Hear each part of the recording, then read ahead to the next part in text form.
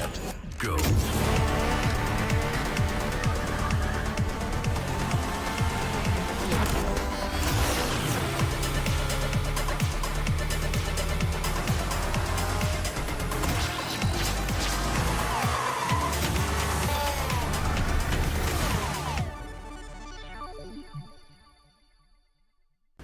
لحظات البداية عاشت معنا، كنا نحسبها وقت للتسلية بس، نحسبها بس ذكريات.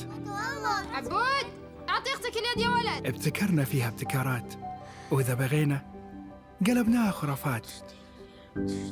كنا نحسبها بس لمة وصحبة وسهرات، انتبه نوب ترى نوب. لكن كنا نشوف عالم ما حد يشوفه. ليته يشغل وقته بشيء يفيده. الله عليك على اليد سود. عالم كبر وعاش فينا، عالم الحماس فيه يوصلك كل مرة لحلم أصعب، بس ما يصعب عليك. بارد معك وين ما تروح.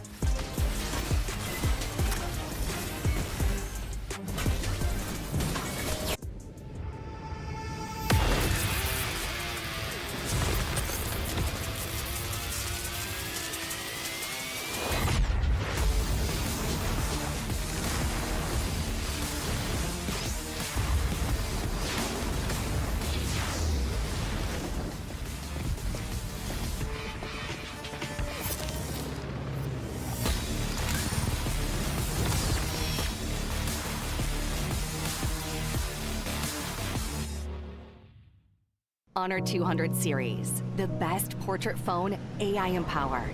Studio level, AI portrait camera, 3 hardcore portrait modes. Color, vibrant and classic to capture portraits that truly stand out. AI empowered magic portal. Snapdragon 8S Gen 3 AI chipset.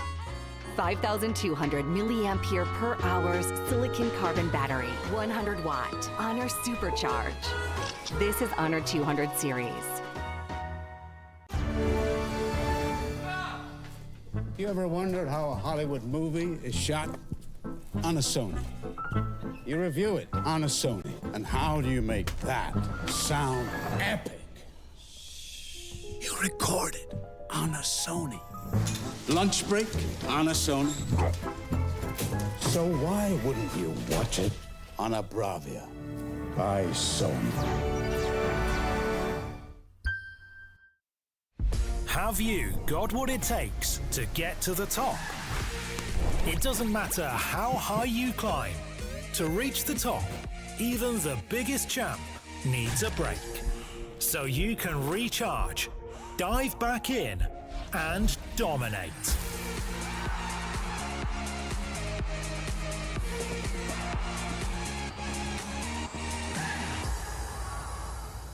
Have a break. Have a Kit Kat.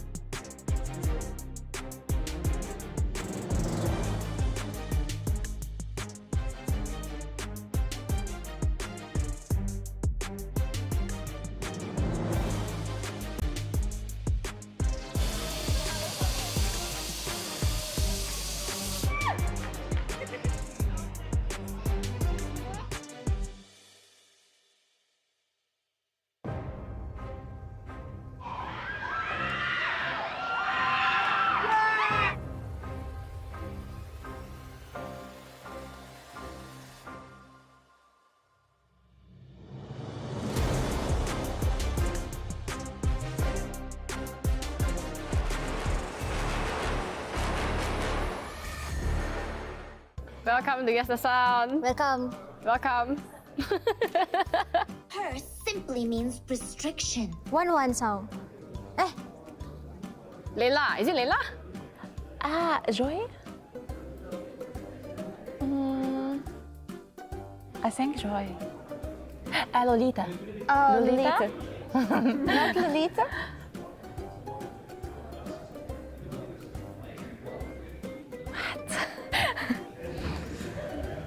I don't know. Ikaw, Chang A yata eh. No, it's not Chang. Ikaw, guess ka.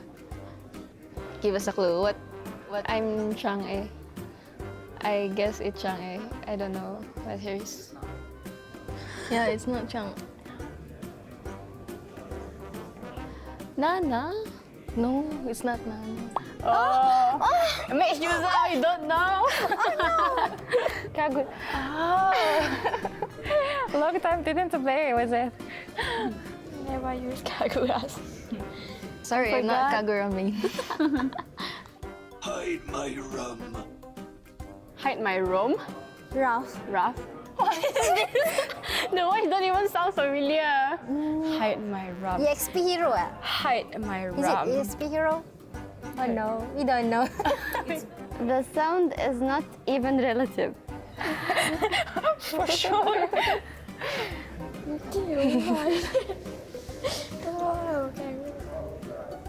Bane.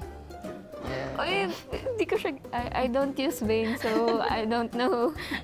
Oh my, I'm bleeding. I thought I know the song, but I forget. I've never heard that voice before. Oh no, I'm bleeding. Cyclops. You got. Cyclops. Oh, yeah, Cyclops. Oh, Cyclops! Yeah, That's why Cyclops it's voice. familiar. Yeah, Cyclops. Cyclops sounds like that. Dude, wrong item choice. And ini Diggy. Diggy. Diggy? Harry? Diggy. Diggy.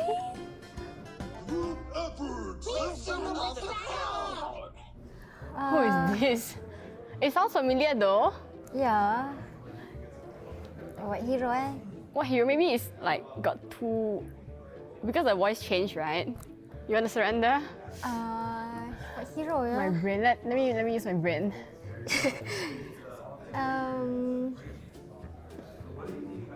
Apa? Jahit. No, Jahit don't sound like that, right? No. Glue. Glue. Glue. Oh, Glue with his babies. Babies. That's it, girls. Thank you so much. I said.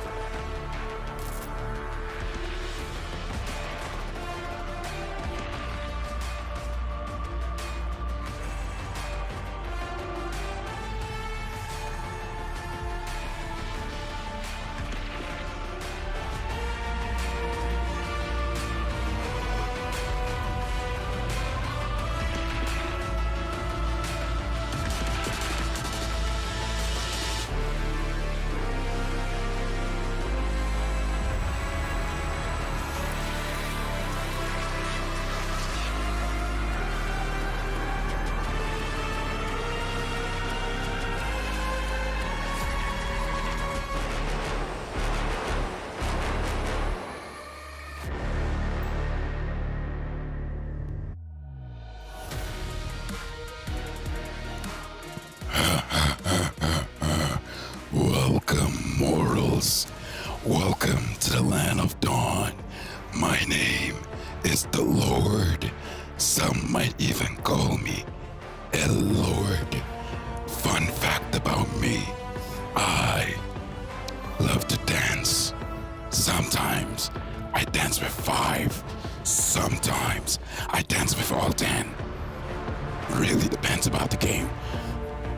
Hopefully for today, we'll have amazing games. Oh, no. A little bit too early. El Lord. They took El Lord a little bit too early. Welcome everyone to the second group stage day of the Mobile Legends Bang Bang Women's Invitational 2024 at the Esports World Cup. My name is Renmar. This is Lafel. And Lafel, how are you feeling, man? We're now into the second day of group stage and it's 2 different groups. I need water. I need whoa. Honestly, it's been great. Like, after seeing day number 1, day number 2 is going to be hype. Of course it's going to be hype. Yeah, we're going to be seeing a lot of new faces today. Yesterday, we got to see the members of Group A, Group D. We said bye to some. We're going to have a few tiebreakers later in the day. But a little bit more on that later. Just so that you're a little bit more aware of what happened yesterday, let's check out yesterday's Aramco highlights.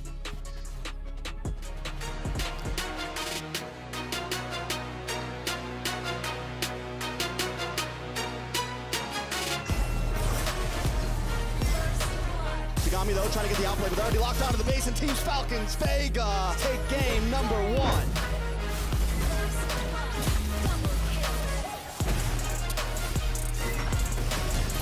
Cloud9 cannot defend. CFU take the win.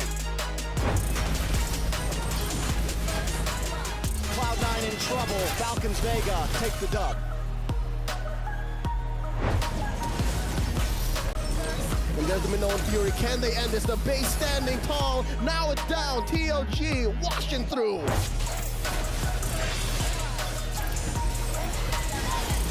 The Queens end at 12:22.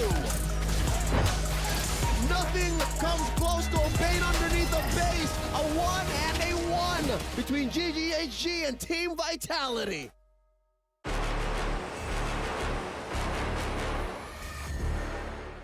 Yep, you saw that right. We had heroes such as Bane, Zushin finally making it into a tournament setting. Group A and Group D definitely showed up yesterday. And as we mentioned earlier, it's going to be Group B and C fighting it out. Lafel, though, you were here joining Eterna. Yes. Anything that stood out for you that you really want to point out about day 1 in the group stage? I mean, one of the things is that we have to say, even though we saw TLG got eliminated, amazing plays coming in from TLG. I feel like they got promised, so perhaps the next MWI, they will show up. And Team Vitality, as strong as they are, even they face defeat against Gaming Gladiators Homegirls. Yeah, and I'm pretty sure you're happy about that. As the Malaysian between, do a little jig. You deserve that. Gaming Gladiators Homegirls of Malaysia. It was surprising to many that they were able to take a point away from Team Vitality, the longtime queens of MLBB. Seems like they're losing a little bit of that grip on the kingdom that they've reigned over for 3 years. What did you like about GGHG and what they showed yesterday? I like that they were willing to experiment because we saw the Bane in the jungle, but for Gaming Gladiators Homegirls, they were like, you know what? The meta, why do we have to follow it? We create it, we shape it to our enemies. And it looks like going up against Team Vitality, having a fighter in the gold lead, making sure that Shell doesn't have a good time there. Perhaps that's the key to victory. Yeah, maybe that will be the key to victory. And for us to understand a little bit more of the landscape of our groups right now, let's bring up the updated standings heading into the second day of the group stages. In Group A, Team Falcons Vega dominated, no other way to put it. CFU, Serendipity, and Cloud9. So that is why we're going to be seeing CFU and Cloud9 face off in a tiebreaker later today. And in Group D, Lafel, you mentioned it, Team Vitality lording over the group, but Gaming Gladiators and Homegirls brought up a good fight, are going to be going there, but of course, unfortunately, we're going to have to be saying goodbye to TLG. Just so for the viewers who weren't able to watch TLG yesterday, what was your favorite quality of them, and why do you say that they showed a lot of promise? Oh, for me, definitely when it comes to the draft as well as how they play the draft. Because again, you got to put this into context, right? In their region, they don't have the same hero or the same patch when it comes to the other countries outside of the China region. So the fact that they're able to adapt very fast, they have like what, 1 month of training? Oh yeah. Imagine if they had like 6. They're gonna be crazy. They're gonna be intense because again, the mechanics is good. Their mid laner, Vermoth, was amazing. Like, Justin is a new hero, but she looked like she's been using this hero for a few years now.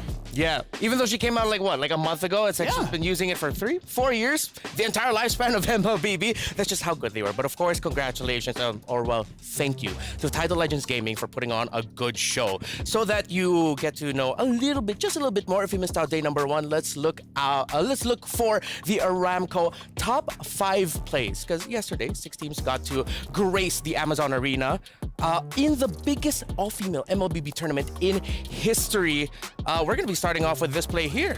I would say, looking at the highlights here, right, you can see in a sense of how they're playing the team fights. Actually, most of the teams are playing it very, very cleanly. And I believe in the highlights we're gonna see here, we're gonna start seeing a few Zask even to the point where Homegirls first picked it, right? This is the pocket meta of MWI. Looking at the highlights here, a lot of crazy engages coming in from all the teams from Group A as well as D. Yeah, one of my favorite things really about what we saw from the action yesterday was just how teams, especially here in MWI, they got to show off the different kind of fun that we see for MLBB esports, and a lot more innovation on the women's side. Now let's look at the number 1 play of the game. This was the wipeout, if I'm not mistaken. Exactly. The defense. This was an amazing defense coming in, and this is where I feel like if you're a Homegirls fans, you're like, yes, no. Yeah, exactly. That was my same reaction too. I wouldn't say like I'm a Homegirls fan, even though they do have a special place in my heart. But there were some people, and I was even thinking, is this endable? But of course, that was the same game that a Gaming Gladiators Homegirls was able to take that point away from Team Vitality, putting them in a good spot. Well, they're going to be making it into the knockouts because of that performance. Any other plays that stood out for you that maybe we weren't able to show in the top 5 plays? Do you remember any? Honestly, there was a lot when it comes to TLG going up against Homegirls where you see fatal links over fatal links. So we like, I believe the casters call it like a bouncing house fun kind of thing. I forgot the exact term. Bouncy house. The bouncy house. It was like jumping here, jumping there, jumping. It's a lot of dynamics when it comes to the team fights where, you know, we usually see like, oh, kiting, like dash here, dash there. Like, no, let's all jump. Yeah, let's all jump. There's a lot of Okay, do we at the same time? All right. 1, 2, 3. Yeah, there you go. My knees were not ready for that. Speaking of dynamics, let's look at the dynamic reactions from the players yesterday. Because the social media pages were releasing some pretty cool stuff. It was a lot of intensity, but even some cute reactions coming from the players. A lot of heart hands, a lot of like air fist bumps across the stage. I'm waiting for someone to stand on their chair. Are we actually going to get that? I hope we can get that. Listen, I feel like it's one of those things where we have to caution everyone, don't try it at home. Please, do not. And almost definitely don't try it at MWI. Again, these are our top reactions. And one of the favorite things that I saw yesterday was TLG. It looked like no matter what was happening, they were just having a great time. They would get wiped out. You'd see them laughing like, all right, no worries, guys. Even though I don't understand what they're saying. You can clearly tell them all of them were just like consoling each other, like, don't worry, we'll bounce back. I'm not jumping again. You're not? Yeah, no. Did that do it? Can you still walk? Not recommended. But still, yeah, looking at the reactions, honestly, that's great. We only had 1 key crush yesterday. Today, we're gonna see 3. 3? We're gonna be seeing, right. Group B, Group C, and Group A. All right. 3 keys gonna get crushed today, folks. Yeah. And over there at the end, you saw the key of Tidal Legends Gaming from China getting crushed. Again, I am on the same boat as you. I wish we got to see more of TLG, but of course, kudos to them. It's unanimous. A lot of people were really impressed by what they showed off, so hopefully we get to see them more in future tournaments. Now, let's see what we're going to be expecting from today. The second day of the group stages, starting things off with Falcons Vega from MENA different from the Indonesian team, up against VSG of EECA. Then the men's squad will face off against Zeno Zenith Lilies this time for the second series of the day. And VSG versus Zero Zenith will close out our matches from that group. But then later in the day, we're also going to be seeing the team from Vietnam, the Philippines, and LATAM. Is there a specific match, Lafel, that you're watching out for? Nah. No? Nah. No? Does that mean that you are watching out for all of them the same amount? Exacto. Correcto. Yeah. You understand how I think. Yeah, of course. See, here's the thing. When all the matches are good, we kind of don't care because honestly, after yesterday, it set the expectations pretty high, Remar, right? So I'm feeling for today, if we reach what happened yesterday, if today there's only like maybe just one sweep, hey, you know what? It's great MLBB. I'm a fan. Like, I do this for a job, sure, but trust me, I'll do it for free. But don't pay me. Thank you very much. Please do. I mean, we're fine. We're fine. And I'm pretty sure you at home is fine right now because I'm about to tell you what our Jamil Motorsport match of the day will be. Let's show it up on your screen. It is gonna be, ooh, this I like. All right, this is where a little bit of my bias is gonna be showing up. Omega Empress from the Philippines is gonna be facing off against DreamMax from Latin America. That is our match of the day. Match 5 later on. And I'm gonna spend this time to just tell you a little bit more about Smart Omega Empress. They are, well, impressive. If there's a team vitality for Indonesia, there's a Smart Omega Empress for the Philippines. Oh. Yeah. Well, let me tell you something then.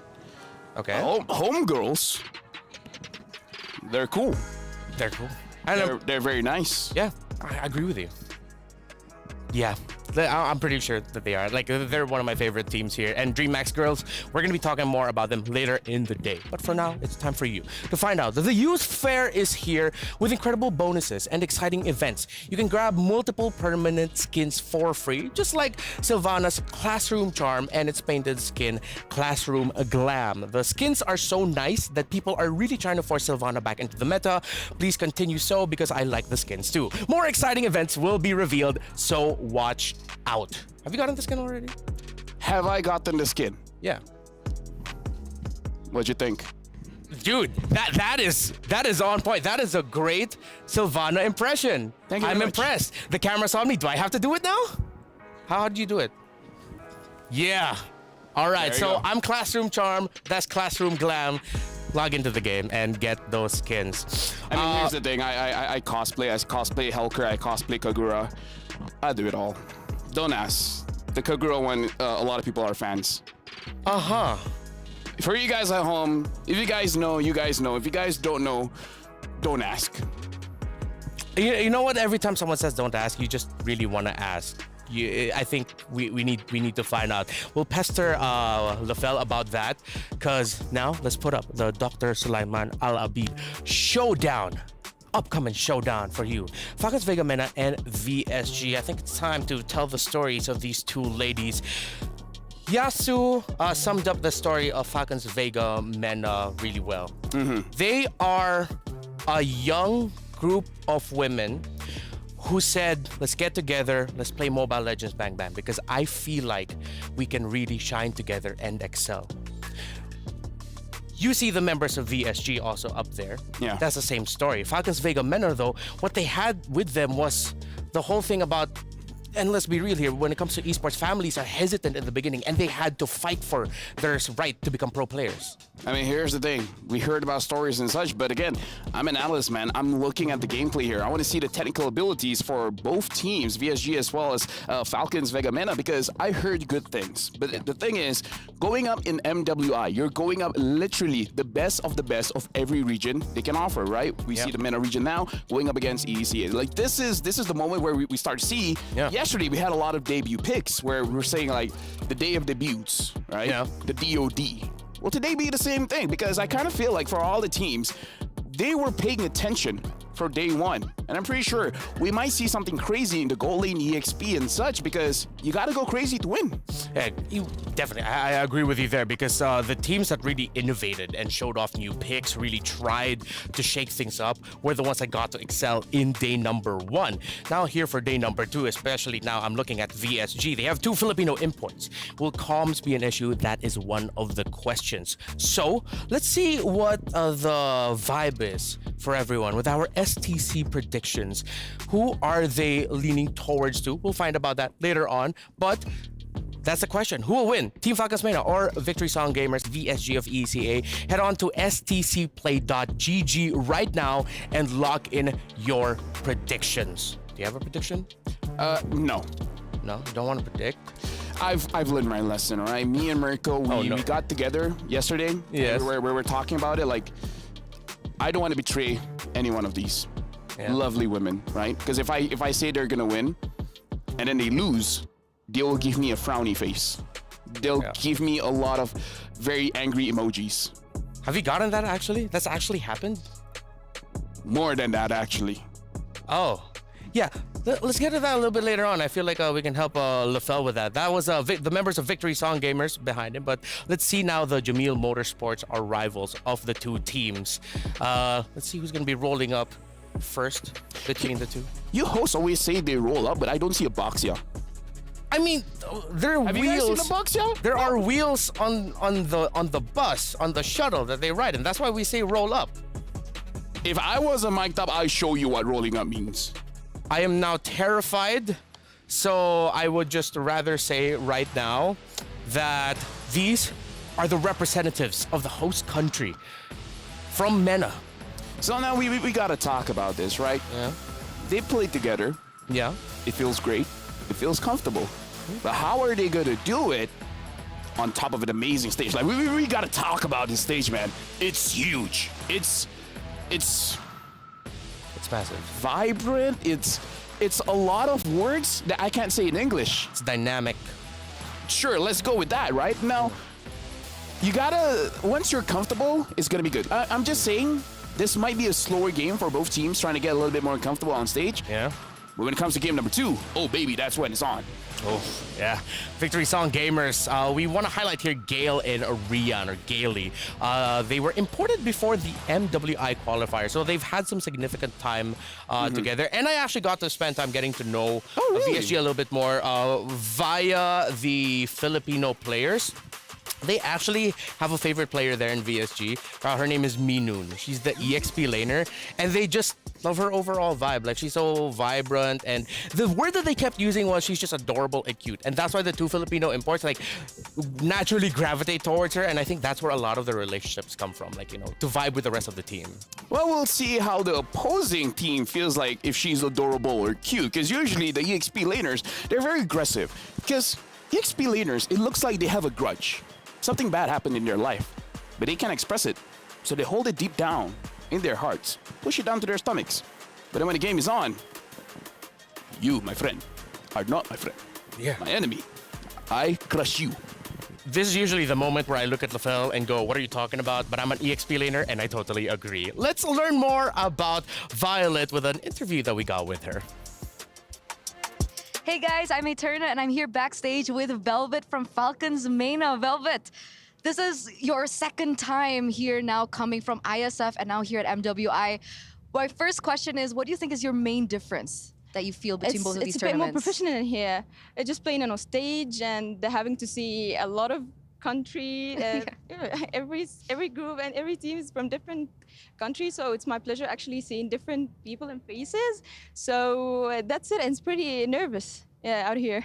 It's never was that in ISF. It was just chill. We played in our homes, so we never get the chance to see faces or stuff, or even get interviewed. So it's my first time getting interviewed here. It's pretty much nervous. Is it okay? Am I making you nervous? No, everything's okay, right? Yeah. Okay, Velvet, don't be nervous. You're I'll try becoming my a superstar. best. You have to get used to this. Okay. Okay. And you know, I was wondering, in your group right now, you're going to be paired in with VSG as well as Xeno Lilies. How do you feel about these 2 teams? They're just good. And I'm not underestimating any of those. Those are actually good teams, and they've played many tournaments so far. and they've done so great in each of them. I've watched most of the games, and they actually have done pretty much good. That's it. Okay. Are you nervous going against them? I Or don't are you know. I'm confident? just nervous. Just In general? In general, yeah, exactly. It's nothing. It doesn't have to do anything with the teams. It's just me, you know. But we're excited for you guys to be here. Well, are you? We are. We all are. I'm just happy that you guys are feeling the same And way. they're so excited to actually see you on stage after this. Really? And they're wondering where Velvet came from. Where did you get your IGN? Oh, so it was actually pretty awkward. So I played a different game than this. It was called, should I say the name of it? It's okay, just skip it. It just got deleted anyway, so it's good. It's pretty good. It was Creative Destruction, and I have my real name in it, so it pretty much was boring, and I wanted to try something new.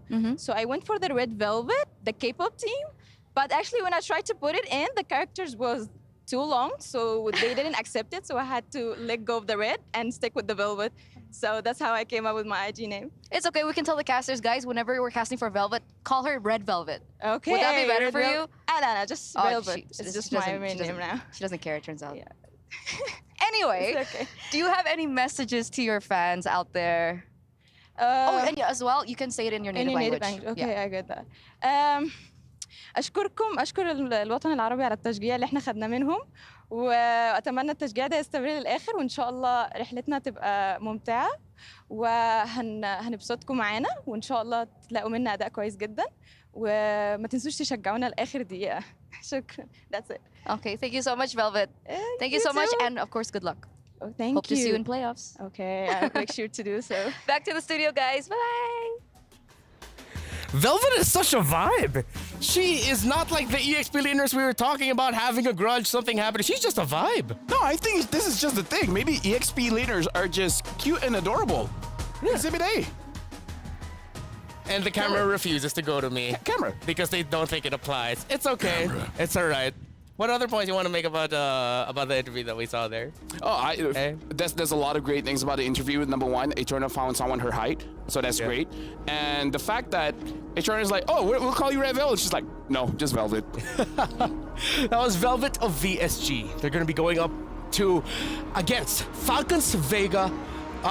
Velvet of Falcons Vega Mena. They're going to be going up against VSG. Let's go to the stage.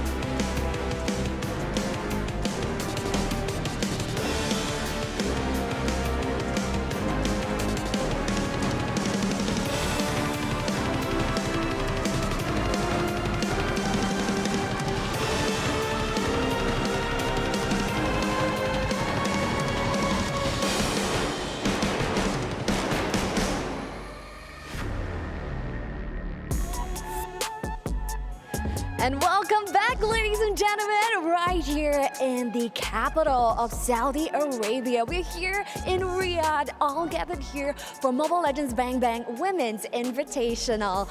And of course, now we're here at day 2. My name is Cheryl, and alongside me, I have my partner. Thank you very much, Queen. أعزائنا الحضور والمشاهدين من أنحاء العالم، نرحب بكم معنا هنا بكأس العالم للرياضات الإلكترونية مع بطولة the MWI Mobile Legends Bang Bang Women's Invitational. Assalamu alaikum, Cheryl. How are you? Salam indeed. Now, this is a long time running joke that's gonna be. But of course, being right here at Riyadh, I'm just so honored because I've learned so much about Saudi Arabia's culture. And of course, with Bara as my guide, I am so honored.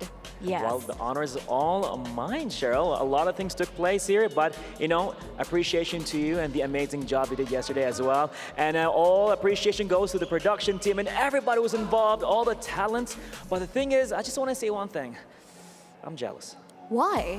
Because like yesterday was my first day, right? With the MWI, and got in with the MLBB family, and there is so much a build-up to the story. But, you know, luckily enough, yesterday we saw the debut of TLG. It resonated with me. So the debut for the new team with Cloud9, and I'm sure all the history in the making, there's more history to be made today.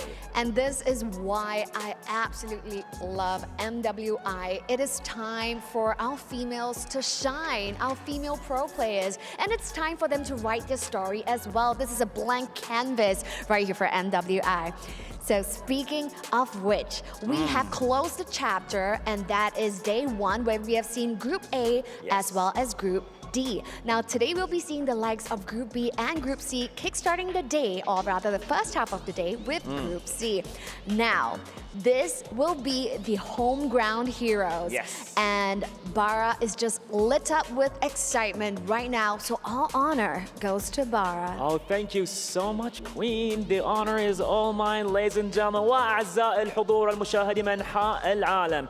الآن للمباراة الأولى لليوم هنا بكأس العالم للرياضات الإلكترونية لبطولة MWI. And ladies and gentlemen, as coming all the way from Egypt, beating all the teams to be qualified right here for MWI 2024. وأعزائي الحضور معنا هنا اليوم من مصر، بس فوزوا معنا بكل مباراة وتأهلوا معنا هنا اليوم. Not only that, they're here not only alone, with their families, people watching back in Egypt and all the Middle East, the pride of the Arab nation, وفخر العرب. Ladies and gentlemen, let's hear it for Team Falcons Vega.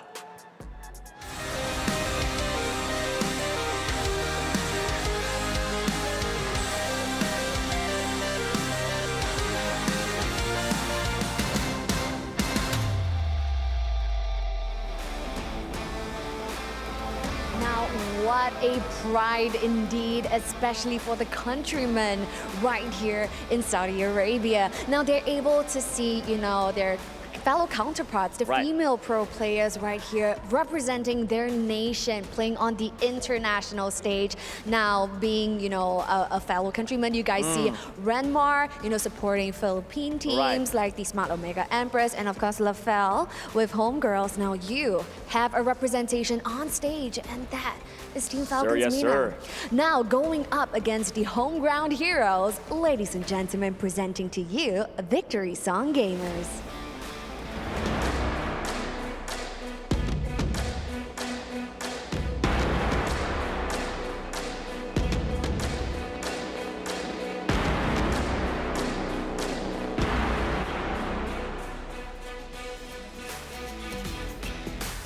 Now hailing all the way from EECA, now we have Victory Song Gamers. Now these are not just beauties, but absolute beasts that will be over at the Land of Dawn. So we're very excited. Pretty much, yeah. Second day. Yes, let's go. But same amount of excitement. So stick around and join us and let us know who you guys are rooting for in the comment section. So without further ado, we're no experts. We're just here to watch the show. True so that. without further ado, we're gonna hand it over to the studio. Yalla. Cheryl, Bara, what do you mean? You guys are experts in your own right. We talk about the games, we talk about MLBB, Falcons Vega, VSSG, first match of the day. And you know, LaFell, it's perfect that we were talking about EXP laners. Because looking back at the stats, the most picked heroes in group stage day 1, let me run them down for you. Terizla, Ruby, Arlott, all playable and flexible into the EXP. We haven't seen the Yuzong just yet. Yeah, I'm just saying. Right. Oh, you're right. We haven't seen the Yuzong. That is surprising. But the Terizla, though, I gotta say, is a big problem, right? It's an enabler, and I would say it's able to stop any kind of aggressions as well. So it's definitely gonna be something that both teams have to look forward to, either banning it out or prioritize it. Yeah, he's like the gateway now for assassin jungles. Like, if you want to play an assassin jungle really well, you gotta have something like a Terizla with you in the EXP lane. Welcome to our draft. Angela will get taken away. Roger is the ban of Falcons Vega. Yeah, right now VSG banning out the Angela. I feel like this is a very good ban, and they're banning out the Ling as well. So perhaps they want to make sure that the tempo isn't that fast coming in from Falcons Mena. The fact that Falcons Mena, they banned Roger, perhaps the same kind of idea. Again, like I said, both teams are probably equally nervous. We heard from Velvet where she said it's not really about the team, it's just the entire vibe, because again, playing on stage is much different than playing at home. So I feel like game number one, go for something comfortable. Yeah.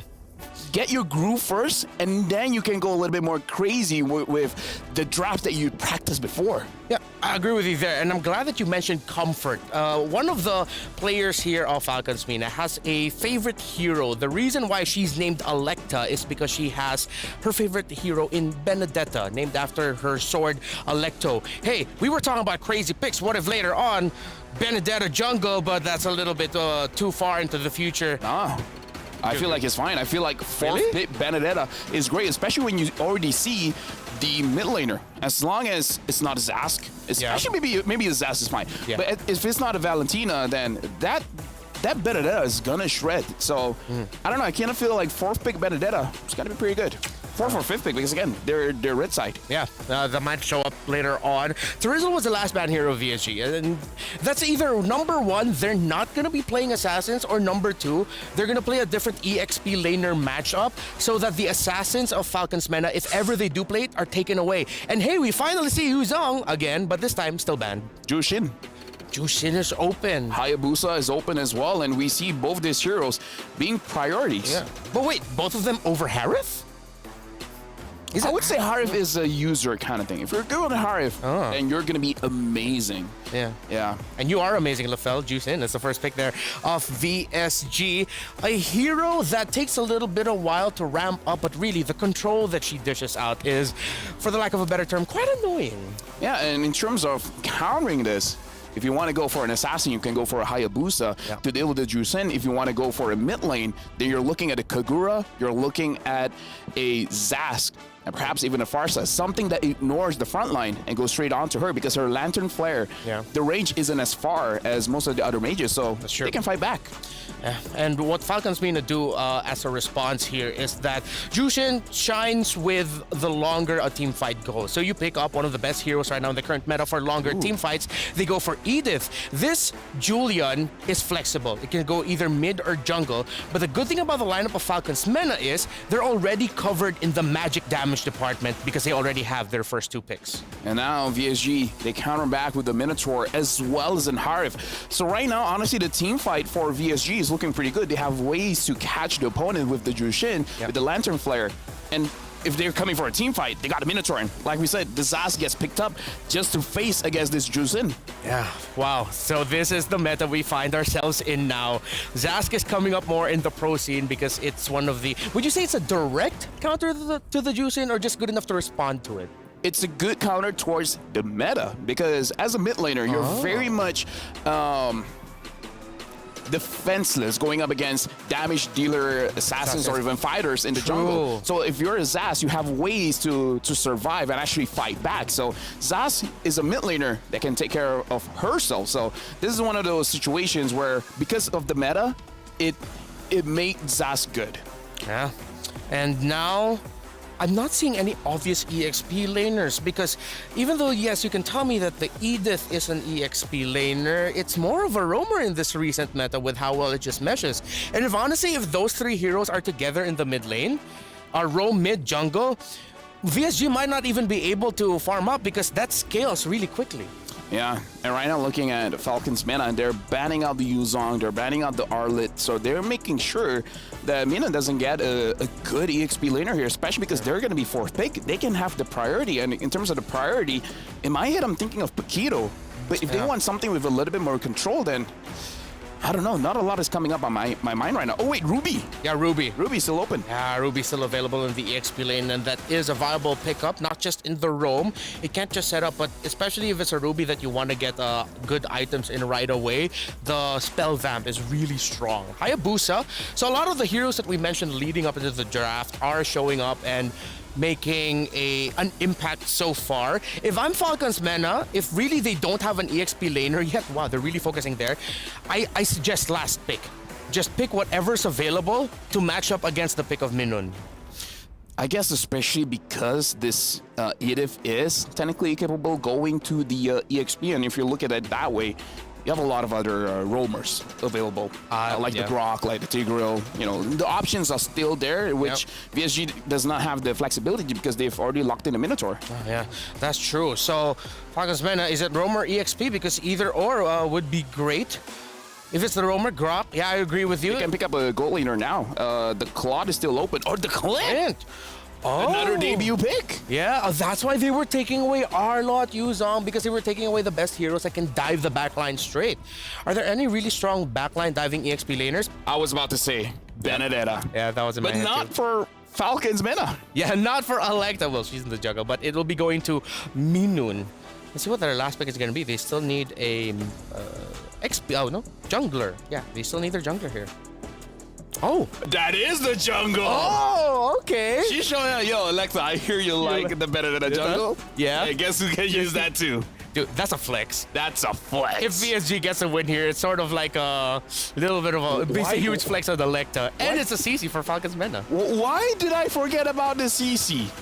But again, looking at the lineup here for Falcons Vega, if the Julian is going for a Holy Crystal, it might take too long. So I'm looking for a Genius 1 because both side lanes are scaling heroes, so they need a little bit of time. A little bit more time, but who can make time come faster for them? We're going to be seeing Clint make his debut here on the MWI stage. He has a lot of work cut out for him to go up against that Benedetta. Good thing, though, for the lineup of Falcons Vega, you know what I see? Calculated chaos, man. A lot of things could go wrong here for VSG if they are not careful. This is the first series of the day in the second day of our group stage. The home ground heroes, Falcons Vega, up against EEC Ace VSG. Who will be able to take it? Let's go to our casters. What's up, guys? Thanks for the throw. We're entering the land of dawn. This is day number 2 of the MWI. This is Trex here along with Mirko on the desk. And so far, the picks have not disappointed, Mirko. Right now, we got a jungle Benedetta on the side of VSG. Yeah, a debut pick onto Benedetta. Something that we were expecting kinda yesterday. Maybe it's gonna show up, but definitely not as a jungler, right? So this is already something new that's technically old too, because back in the day when Benedetta got released, we saw a whole lot of the Benedetta jungle, and I'm glad to see that Kyoe is on this Benedetta. We'll get to see exactly how they utilize this. Seems like for Fevin and you in the mid lane, looking to go for the Lethal Wanderer. This is one of the advantages you have on the Zosk. You have so much zoning power, and just like that, they secure the Lethal Wanderer. I mean, the Zosk, we saw it a little bit yesterday. There's been whispers, there's been rumors of it possibly entering into the Lamadan, but a little bit of damage in the mid side. Onward and the Earth Shatter coming down. Synchro trying to deal some damage there with the flare, bringing it back straight into it. UE Blink coming out, but Synchro chases all the way under the turret to pick up first blood. So first blood for VSG. Victory Song Gamer securing a nice early on lead. This is going to send UE back. It's going to give them a little bit of an advantage of the mid lane, possibly able to rotate a little bit faster around. We got 30 seconds on the clock until Turtle. Taking a look at some of these compositions, I like what Victory Song Gamers is bringing for game number 1. You spice it up a little bit with the Benedetta. You have some quick rotations. You still have that bulky front line with the Minotaur and the Ruby in the EXP lane. So just a lot of possibilities from this composition. My concern early on the Benedetta is the fact that, how fast does the Benedetta clear in the jungle? And so far, he's actually doing a really good job. Able to clear it as fast as Electa on the Julian. They're both technically on very similar levels here, but up top, again, thrown back there. Pops the Vengeance. Velvet still able to survive for a bit, but will not have a big research. Now brought back again straight into Minion, who's going to be able to dish out some damage. Don't run Wolfgang, another CC back into the I'm Offended. Juicin is juicing right now. Getting everything out of these first few minutes. It's only 2.5 in. It's 3 kills for VSG. Sheesh. And not to mention 2 of those kills going to the Ruby, who sometimes has a bit of a slow start, but in the EXP lane, this Ruby's going to be so... Oh my god, another one. Again, pulled back. She might be able to get another. But Fevin is able to space out in time. Neutral objective number 1 taken for free. And it seems like, at least for Team Falcons Vega, they have a way to actually trade it out. Right? Electa was able to go into the bottom side again. Can get caught, forced to use the sword to escape. And Now we really get to see the power of this Jusin pick. Yeah, I feel like no one's played it this aggressive just yet. The way the Synchro's playing it almost like a Lilia, just in their face, zoning them back with that skill. Synchro really showing how it's done right now. And it's exciting to see because we kind of questioned this hero. We wondered how it was going to be able to be played. And I think it's going to work also well against the composition that Team Falcons Mena has brought. Seeing the Julian, yes, there's some dashes away, but still it is not an extreme, like it's mobile in team fights, but when it comes to just moving around the map, as long as Synchro has this lead, can definitely use it to zone away some of these heroes. No, I think we heard earlier from the analysts, right? Because from what we've seen, yeah, Jusin does get, needs some time. Gaily with a flicker forward. Minus Fury names able to displace himself, but look at that. The chain CC straight into the Zaman Force and the Synchro Vision. Rian able to pick up the kill under the turret. 4-0 VSG. The rotations right now, they're just going from top to bottom, clearing mid, keeping it simple, never too, they're not just staying in mid lane, right? Synchro is all over the place. Her and Gaily right now are everywhere, and more damage on the bot. Velvet gonna go down. That is 5-0, already a 2,000 gold lead. I don't think Minden even got an assist there. Did she get an assist? It almost seems like Hyoe was able to burst Velvet down all alone, even with the Vengeance. So the lethal ignition on the Benedetta bottom lane. Still, Rian able to pick up that gold crab here. His name's on the Clint. You expect the Clint to actually be able to shot some damage. You can see again just how much pressure Synchro can put on to Yui. Minden rotating forward to Wolf King, and I'm offended, but Yui is able to flicker out in time now. Earth Shadow flicker combo straight into the Primal Wrap, but it's under the turret. No, Zaman Force to play with the quick draw. Rian still able to escape. Gaily rotating forward, able to disengage and save Rian. Beautiful timing from Gaily there.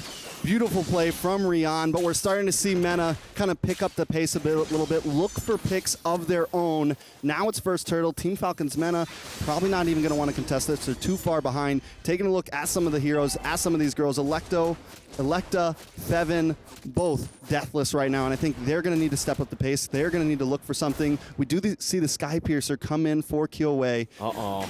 No flicker. Minus Fury knocking, straight into the blades. Kyoe able to take the kill, now going in with a final blow as well. Knocking him down, Kyoe picking up the execute on the Sky Piercer. Dominator's Ascent to try to chase him down, but really for Yui, they can't really go for the chase, not at all. Perfect timing for a gank like that. Right when she gets the Sky Piercer, let's go in, pick up a couple kills, get some stacks on there, get under the tower, super aggressive to get the knockup. You get the ultimate with Synchro. I mean, just the way that VSG is moving around the map right now as a group, looking for their picks, but still controlling their lane, still making sure they're getting their minions. They look like pros right now. They are, right? I mean, just looking at how they're able to path around the map. Gaily again, just trying to sandwich names. It's very hard for Clint now. If Clint falls behind the early game, now again, Rian just jumping forward into the knockup now. Names forced to flicker just as she gets it back up. And she loses a turret. Tier 1 in the bottom lane. No trades for now. They were able to get a turret down below before, so technically it's now back to equal on turrets. But if you take a look at the gold lead, yeah, tells you a whole different story. Okay, so we've been talking a lot about VSG because of how well they have been doing.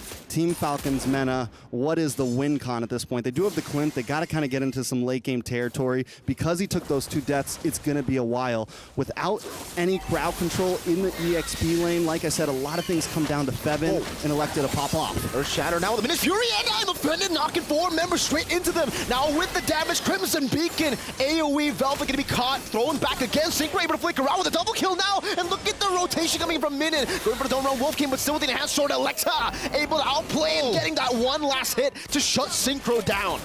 The tables have turned. Falcon Mena back into the game, and as I said, Electa being deathless, it's at some point you gotta hit the power spike. At some point you gotta roll the dice, and Electa did it and came out on top. They're gonna be able to get a tower out of this. They're gonna be able to get some movement out of this, and look at names as well, keeping a good position back. And at some point Electa knows, okay, they're low, I have the skills, I can make the full engage. Cinco should have probably tucked tail and run here, but the engage, the chains, they get it. He even forces it in, and before he gets tossed up and thrown away, he gets the final shot to lock in that final kill. So now, top tier 3 down for VSG, but in the boss side, we have seen VSG take the whole bot lane, which is going to be huge for them. You see the reaction though. Straight up. I mean, you saw Synchro. She was like, all right, we got a double, we got a few kills, but that's definitely what they did not expect that for sure. Kyoe taking a whole lot of punishment, and now you can really see that power spike for Names on the Clint mid-game. When you get some of these items for the Clint, I think it's like 2-3 items, that's when you really start to deal damage. On top of that, there's going to be problems for VSG when they try to dive. That's an interesting interaction. I did not know that was a thing. You can actually pick up the little Johnny boy of Zask, throw it away. And throw it. Yeah, you can throw it away. So pick up Johnny boy. Exactly. Oh, right here. Vengeance used up already. Baits out a massive ability onward. Don't bring Synchro back again. But Miss Fury comes down. That's a 3-man knockup. Straight into damage. Just able from mid and straight into the final blow. Well played, VSG. Picks up the fight, and now it's just Names who gets obliterated by Kyoe as she picks up a triple. That's a 5-man knockout. Now you see him, now you don't. Victory Song Gamers.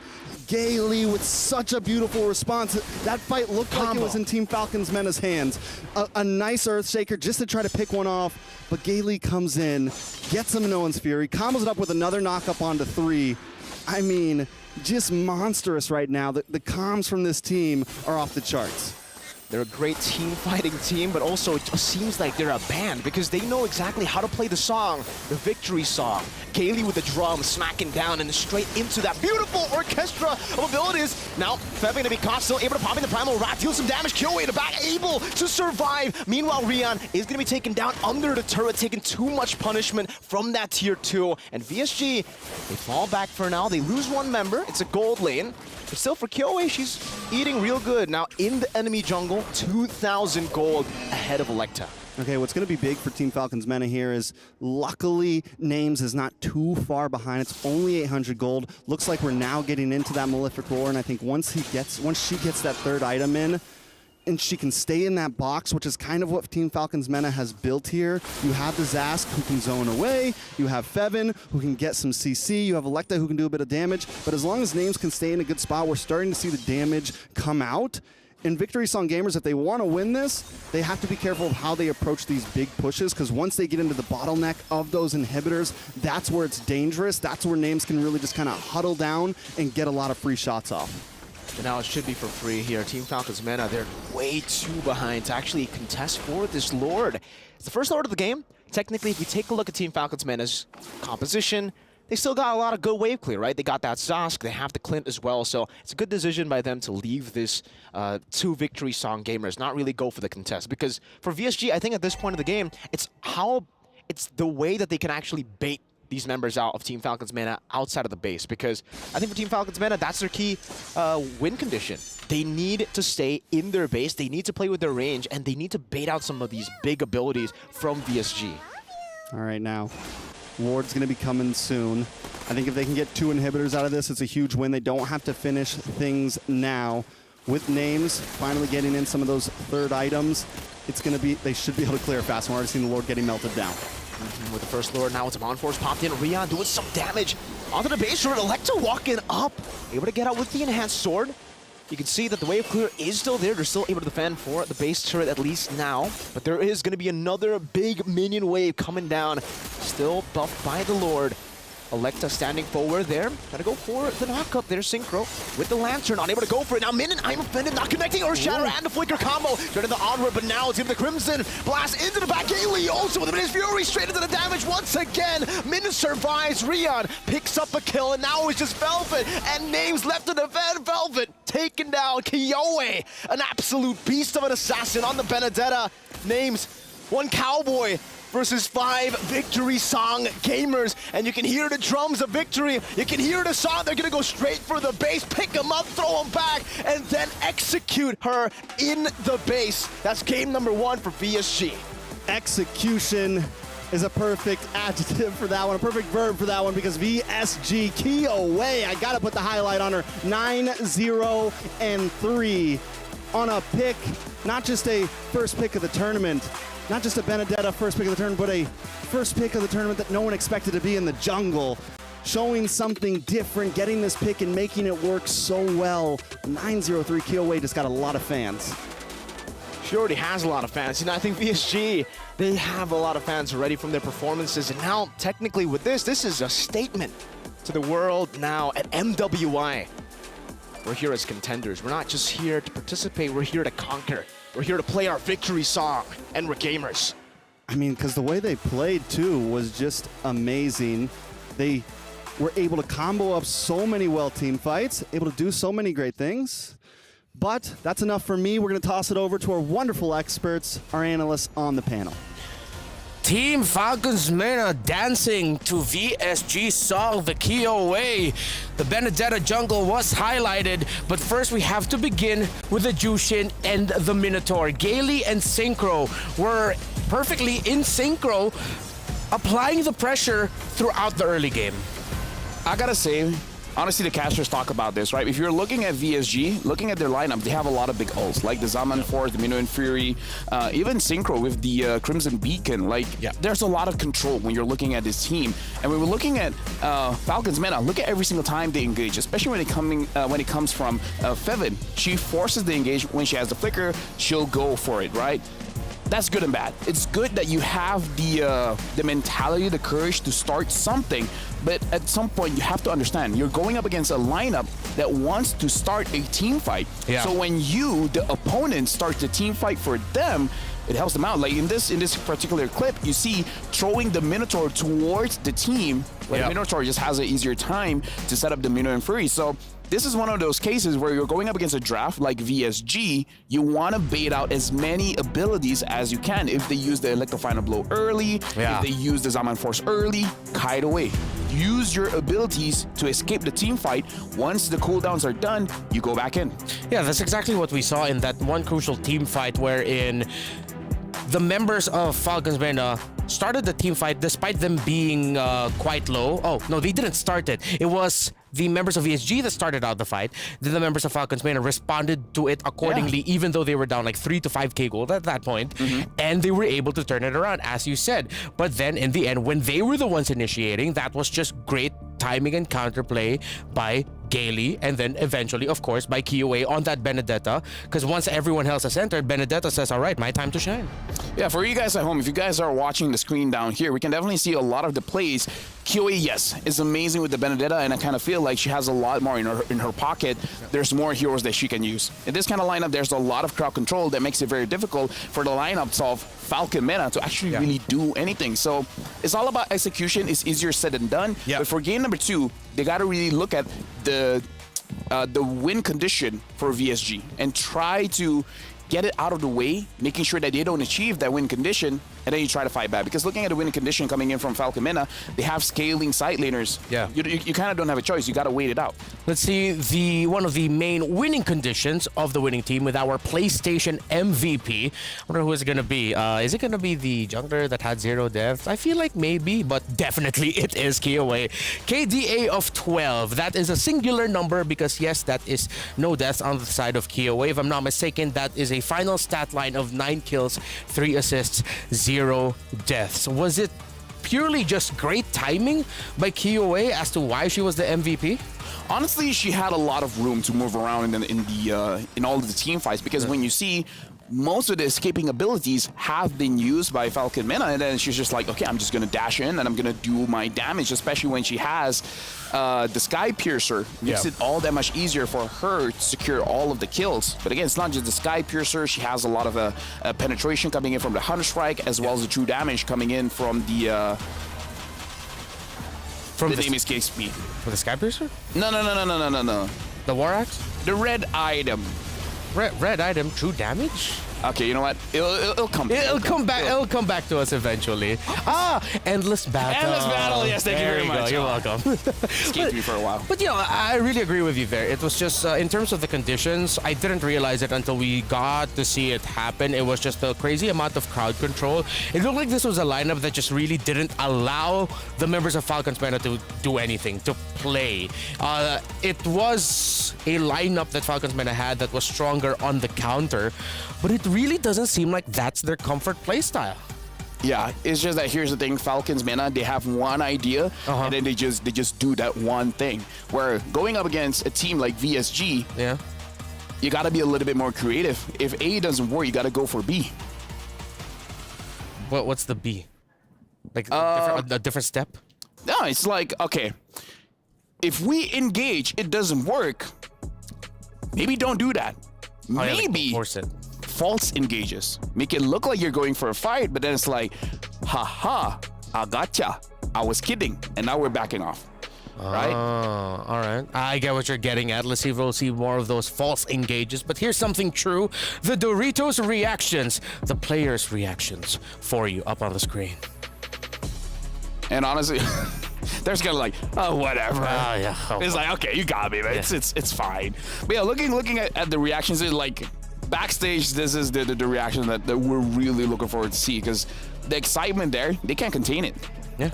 And I mean, I don't think like someone who reacts in that way, it's you're hyped for your team, but at the same time I feel like it's half, whoa, I didn't expect us to even just be like that as well. Well, Cheryl mentioned that they are beasts, and now I do not doubt it. With how they played that, with how they did not allow Falcons Vega to play their game, it is that was terrifying to look at. And now VSG definitely, as our casters mentioned, have made a statement, a grand introduction for themselves in the very first series of the day here in day number 2. We have gave a lot of glowing commendations for VSG. Falcons Vega, other than what you mentioned with maybe instead of just going all in, go a little bit more false engages, is there something maybe that they would want to adjust in the draft? I feel like when it comes to the draft, it's a little bit tricky because we are not entirely sure the kind of picks that they're used to, because we saw the Clint, and the Clint was, in theory, is an amazing pick because you have a lot of burst damage once you complete 4 items, right? At that point, you can have the possibility of one-shotting people, but again, it takes a little bit of time. And looking at how the trend is for MWI, the mid-game is very important. Transitioning from the turtle all the way to the Lord, that very small time frame is where you're able to set your presence on the map, and then once you set it, then you have a big advantage when it comes to controlling the Lord and then eventually winning the game.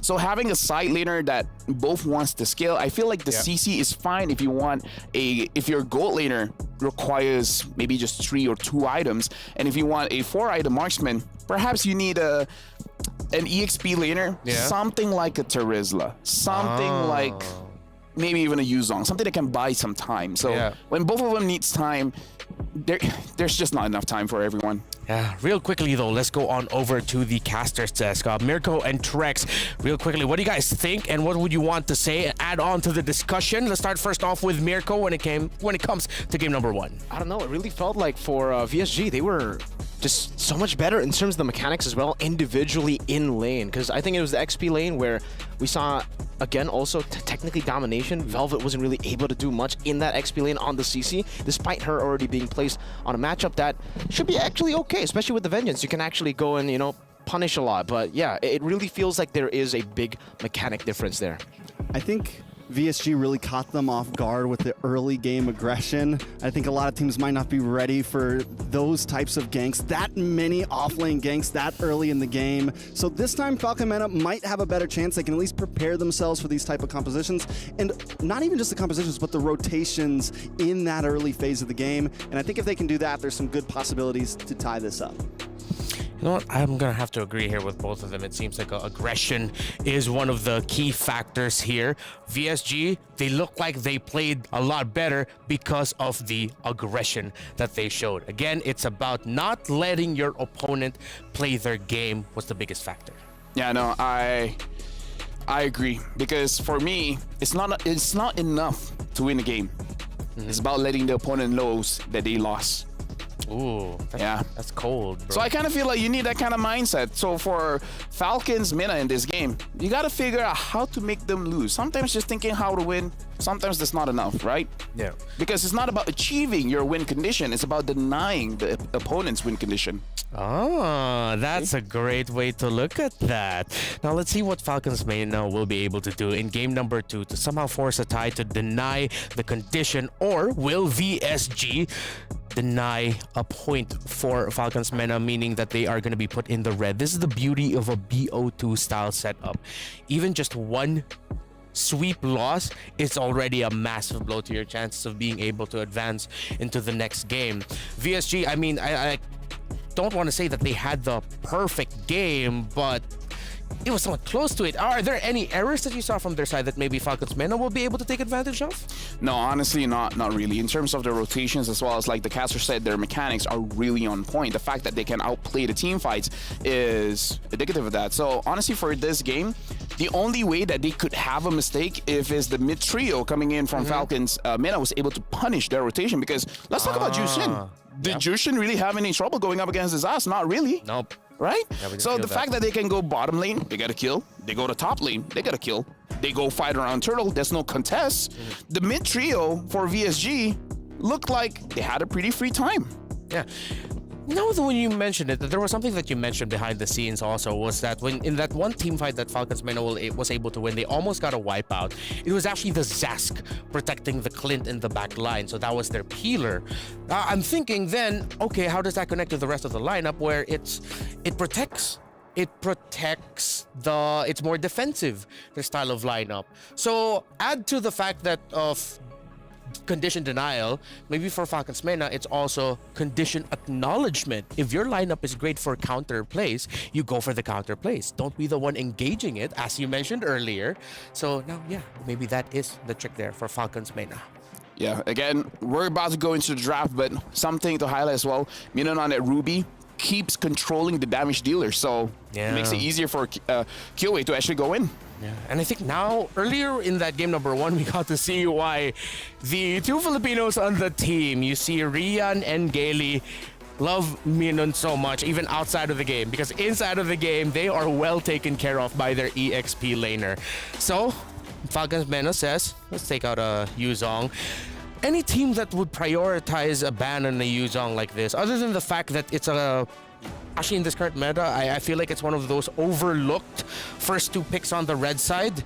But that's also a sign of, hey, we're going to build another lineup that it's more static on the back line, maybe? That, or they just know that Minon on the Yuzong is not a fun time. Yeah, just respect it. Right, maybe it's like, okay, you know, if Minon has this Yuzong... Yeah.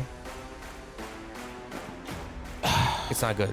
Let's just wait for 15 minutes and then see what happens next, right? Yeah. It's like it's one of those things where Yuzong controls the turtle so well that you're basically not playing the game for the first 7 minutes, right? So maybe that's the kind of player Minon is on the Yuzong. So they're like, okay, we're gonna deny that. Jushin gets banned out as well, which is good and bad. It's good because you're not giving it over to VSG, but it's kind of bad because you're not using it yourself. Yeah. So in a way, you're telling people, it's like, yeah, I don't have time to train this hero. Ooh, like it's not yet in or I train, but I have no idea how this works. Maybe. Or they're saving it. There's a lot of questions there. But yeah, Jushin's not going to be a first pick. First pickables, the Rogers and the Hariths and the Low Yis of the world are still up for the taking. I would say Roger, because Roger is solid going up against the Harith, as well as the Lu Yi.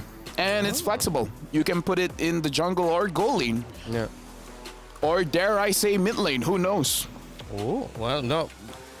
I hope that's not a Roger mid lane. Yeah, it's a bit too high concept for my taste. Here's the thing, right? We can say whatever we want, just don't take our word for it, okay? Yeah.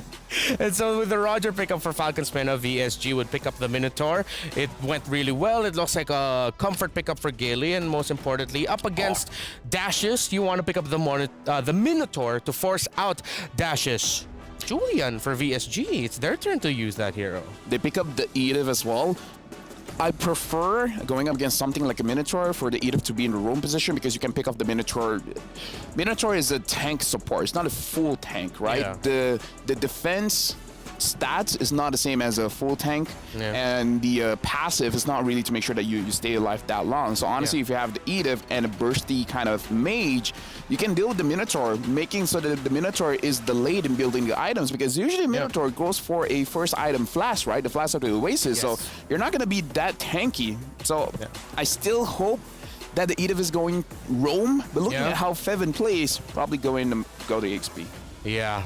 Earlier we did see it go into Roam. Roam. Yeah, it was the Roam. And we saw that interaction that you mentioned earlier, that if you toss the Minotaur and you're not careful, you're actually helping the Minotaur to come closer to your teammates. But the thing with the lineups for Falcons Mena is this is not a backline focused lineup.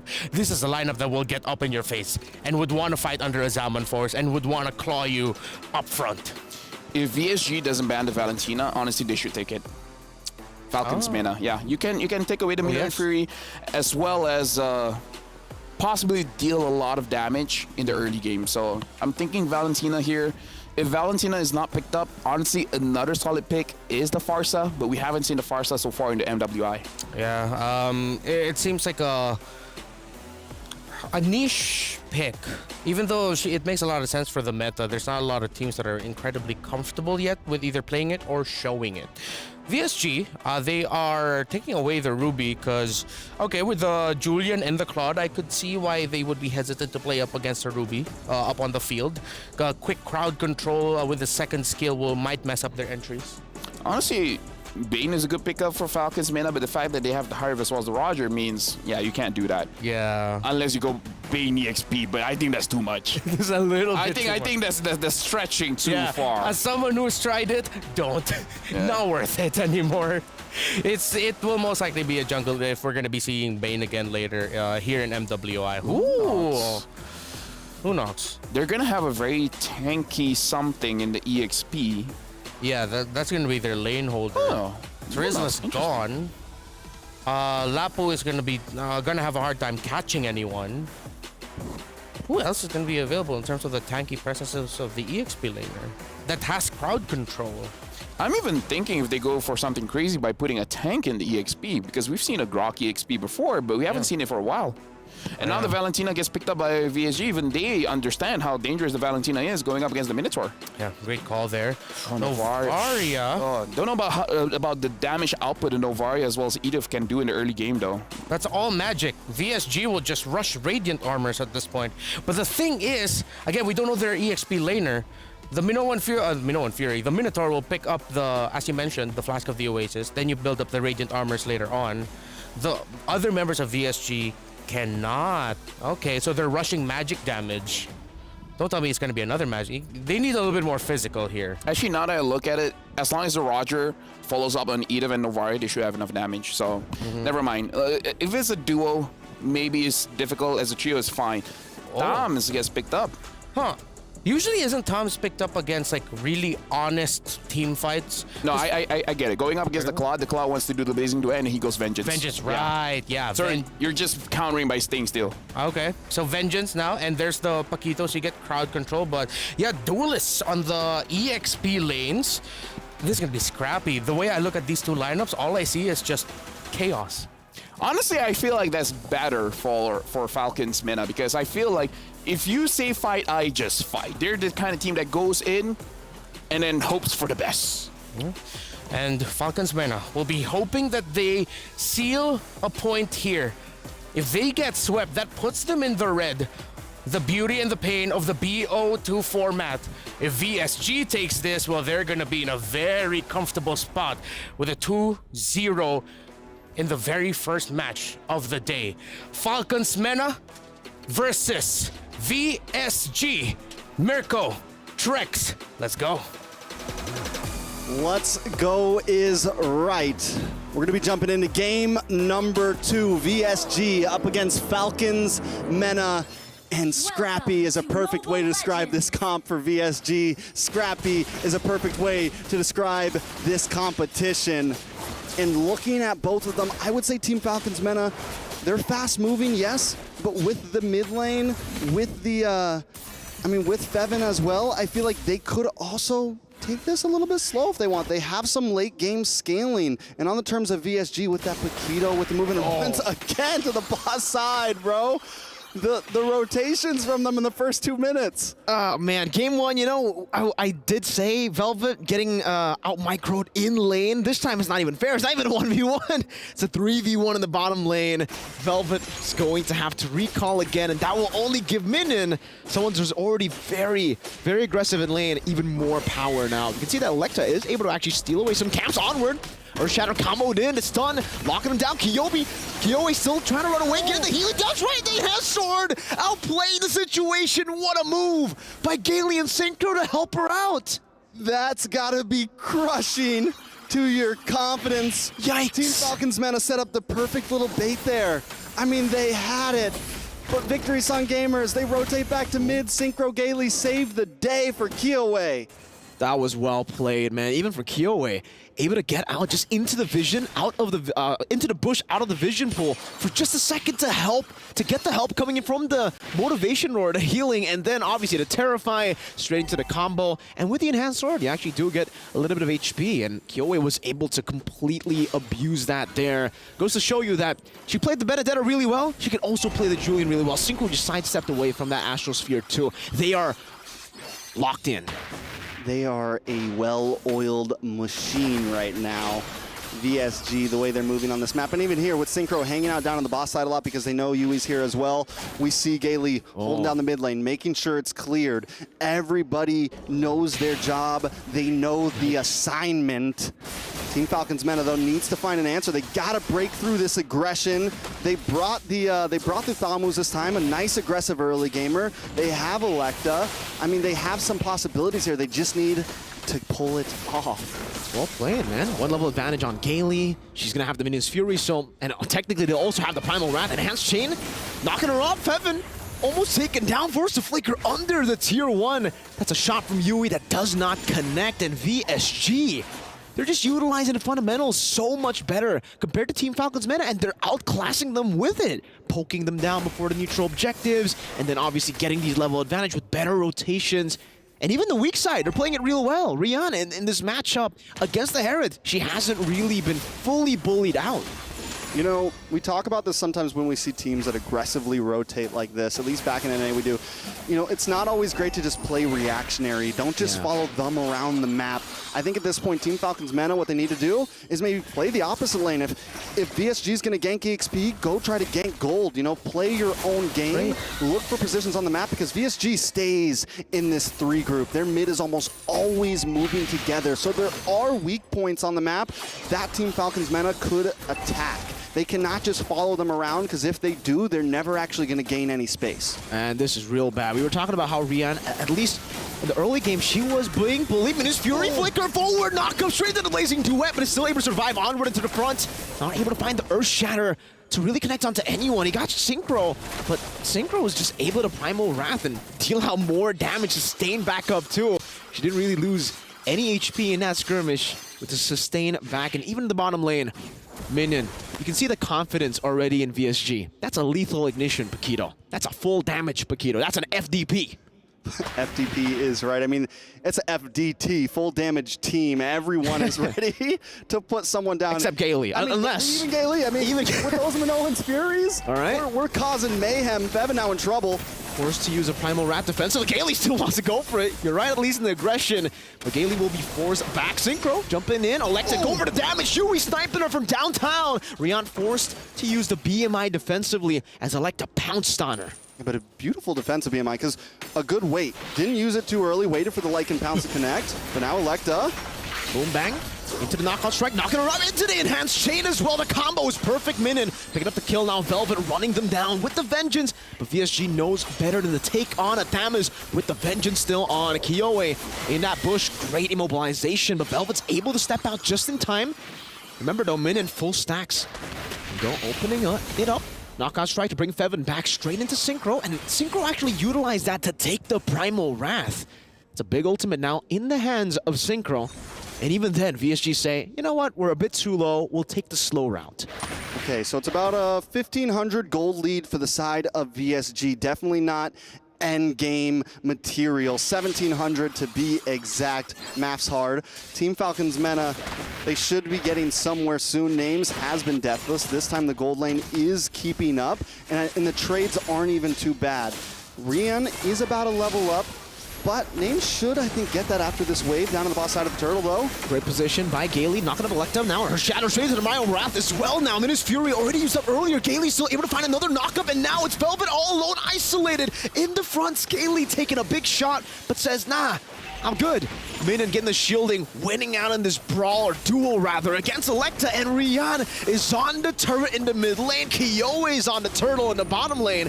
There's a trade in objectives at least for Team Falcons Mena, but still, it's so much better for VSG. It's extremely better. Getting a mid lane tower at 6 minutes in is huge. I would trade an off lane tier 3 for that mid lane tier 3 any day, because what's this gonna do is open the door even more for VSG to be as aggressive as they want, because now they're not just rotating through the bottleneck of the mid lane, they're rotating through your jungle if they want to. They're able to invade and escape easily. Gaylee maybe in a little bit of trouble here though. Lycan pounds as well. Gaylee's still able to survive, and just like that, she's brought in enough attention to give Rion space. Up top, enhanced sword by Kiowe.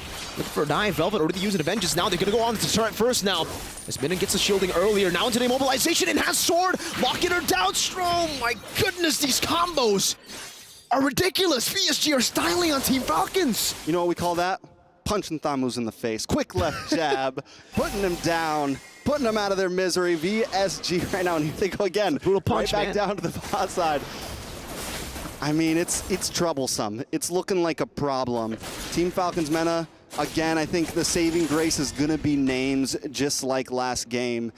Names has got to do something here. Needs to hit a power spike. Got to start taking names, man. Got to start, you know, punching the clock a little bit, doing something, because if they don't get it together, and at this point, it might be time for Team Falcons Mena to just stay grouped up. Even if they lose one of these tier 2s in the top or bottom, they need to be a bit more grouped up, because the game that Victory Song Gamers is bringing is we're going to run around, we're going to find picks here and there, we're going to guerrilla warfare you, we're going to run 3-1, 3-2, 4-1, we're going to be all over and always coming at you. So if Team Falcons Mena isn't together as a team, VSG is going to pick them apart. Oh, Minion up top. Oh no.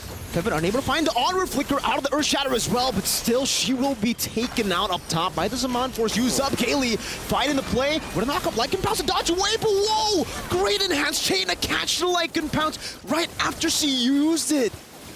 That's Even a kill. if the Minoan's Fury doesn't get you, we got something else in the pocket. Yeah, there's an elephant that comes out of nowhere. We got another skill in the clip, ready to pop off. VSG just always has a plan right now. Team Falcons Mena. What do they do here, Mirko, right? It's First Lord. You definitely don't contest this, I think, at this point. They're about, it's 5,000 gold lead at this point. We're right back to the same story as game 1. Yui this time, they do have some possibility with some, we saw some nice snipe shots early on, but they need to not take any fights. Even this, maybe give up the purple. Yeah, I mean, for Names, she's still able to secure it with the Synchro Vision. That's a big plus. They didn't really want to go for, you know, the full contest, but as long as you can secure it on one of your members, this is actually the best case scenario for them. They give it over to Names. Like you said, she's probably the last hope, technically, for Team Falcons Mena here. Now VSG, though, they already have the Lord, right? They're coming down in the bottom lane now. Rion has the Golden Staff. It's a big power spike, too, for this Claude. I wonder if she went for a different path. I wonder if she went for the Corrosion Scythe into the DHS and then the Golden Staff, because 3 items in the 8th minute would be quite ridiculous. I don't think so. I think she's still on the second item, right? 9 minutes now. Yeah. We're breaking on 9 minutes. That will be insane, though. If she actually does have 3 items in for the Claude at 9 minutes, that's... I don't know. Crazy timers. This was 0-0-1. I don't think so. Exactly. Maybe if there was like a bunch of kills. But wait a second. Nice pick off. Away goes down, and that's going to be huge. That's going to be a shutdown right there. 3-1 and 3. Team Falcons Mena now. Kill goes over to Yui. So it's a little something. Should be able to clear this ward safely and just lose the tier 2 here. Velvet's trying her best to actually try to defend this here in the mid lane. She actually built the Thunderbolt. 3 items in. She has 3 items in 9 minutes with 1 assist. That's why, you know, I looked at the assist and I'm like, there's no way, right? Yeah, there is a way. If you are Rion, there is a way to farm up that fast with only 1 assist through the map. And technically, she has been taking the mid wave too, right? So that explains it. She's been farming up a storm. Yeah, farming 2 lanes at once. Maybe even 3. She goes bot, or even the jungle, lanes. Right? And now she's getting the purple buff. She's everywhere. All right, let's take a look at Team Falcons Mena. We did see Names working on the 3rd item, almost to 3rd item, had Feather of Heaven, had Starlium Scythe. So getting there, we know the type of damage a Harith can do and how much dancing. I think if there's a hero that they want to be able to scale towards the end, it could definitely be this Harith. You have possibility to dance around Kiowe, win those chains in. If you have the mechanical gifts, you need to be able to dance around these fights, get out of range of these Minoan's Fury, and not get cut off like that. Fevin, a bad spot. Ow, she got knocked up and she still went onward. But then she found 4 members of Victory Song Gamers standing there menacingly. obliterating the HP bar of Feven. She wasn't even able to pop the Primal Rash. She wasn't even able to react to the 4 members in the bush. That's how much damage they have. Minin, Synchro, Rihanna on Claude with 3 items in 9 minutes. That's kind of crazy. And then now she's probably going to go for the Melphic Roar. But honestly, if I were in that spot, right, 3 items in the first 9 minutes, I would just go for even more damage. Or Wind Talker. We've seen a lot of those Wind Talkers. Considering you're that far ahead. This is the problem, though, technically for them, right? If they're just so squishy, Minin can take a whole lot of punishment. They all can take a lot of punishment from the poke from Yui. I mean, Yui's been definitely packing a punch, but at this point, it's even there. The heal comes back from Gailey immediately. They got to find their target. Fiven needs to be the one to be able to find these targets, but as we just saw, Fiven can't even face check bushes right now. There we go, though. Possible play. Earth Shatter catching Synchro, still able to pop in the Primal Rod. Minute Fury's knocking them up now in the backline. Minute still doing some damage. Placing to it for Riyadh. Able to demolish them all. The damage is enough, and Kyoe cleans them up. She shot the Astral Sphere. Now she's back to normal form. She can't fly anymore. Rihanna and Kyoe looking for the end. They have a mini wave here. Get shot down with the Astral Sphere, but it's not enough to really take the mini wave down. Rihanna on a Kyoe as well. They can go for the straight dive right now as Yui pops in. The Astral Recall shoots it down, gets the wave out. Oh, Kyoe taking down the last shot from the turret. All right, maybe a little too scrappy. Maybe a little too scrappy, but VSG still, it's a huge win there. And that's what 3, maybe even 4 items at this point does. And especially when you have this much of a gold lead in the tanks. Let's take a look at the items. Rion does get the Wind Talker in. Taking a look at the side of Team Falcons, Mena. Just, I mean, practically no defense there. We've got the Dominance Ice. We've got the Dreadnought armor. A little something, but still it is a problem. Electa now, though, going to start working. I'm surprised they're going to be the ones to start this. Don't know if it's the right plan. Velvet all alone. Didn't even pop the Vengeance Gaily, getting a 2-man knockup.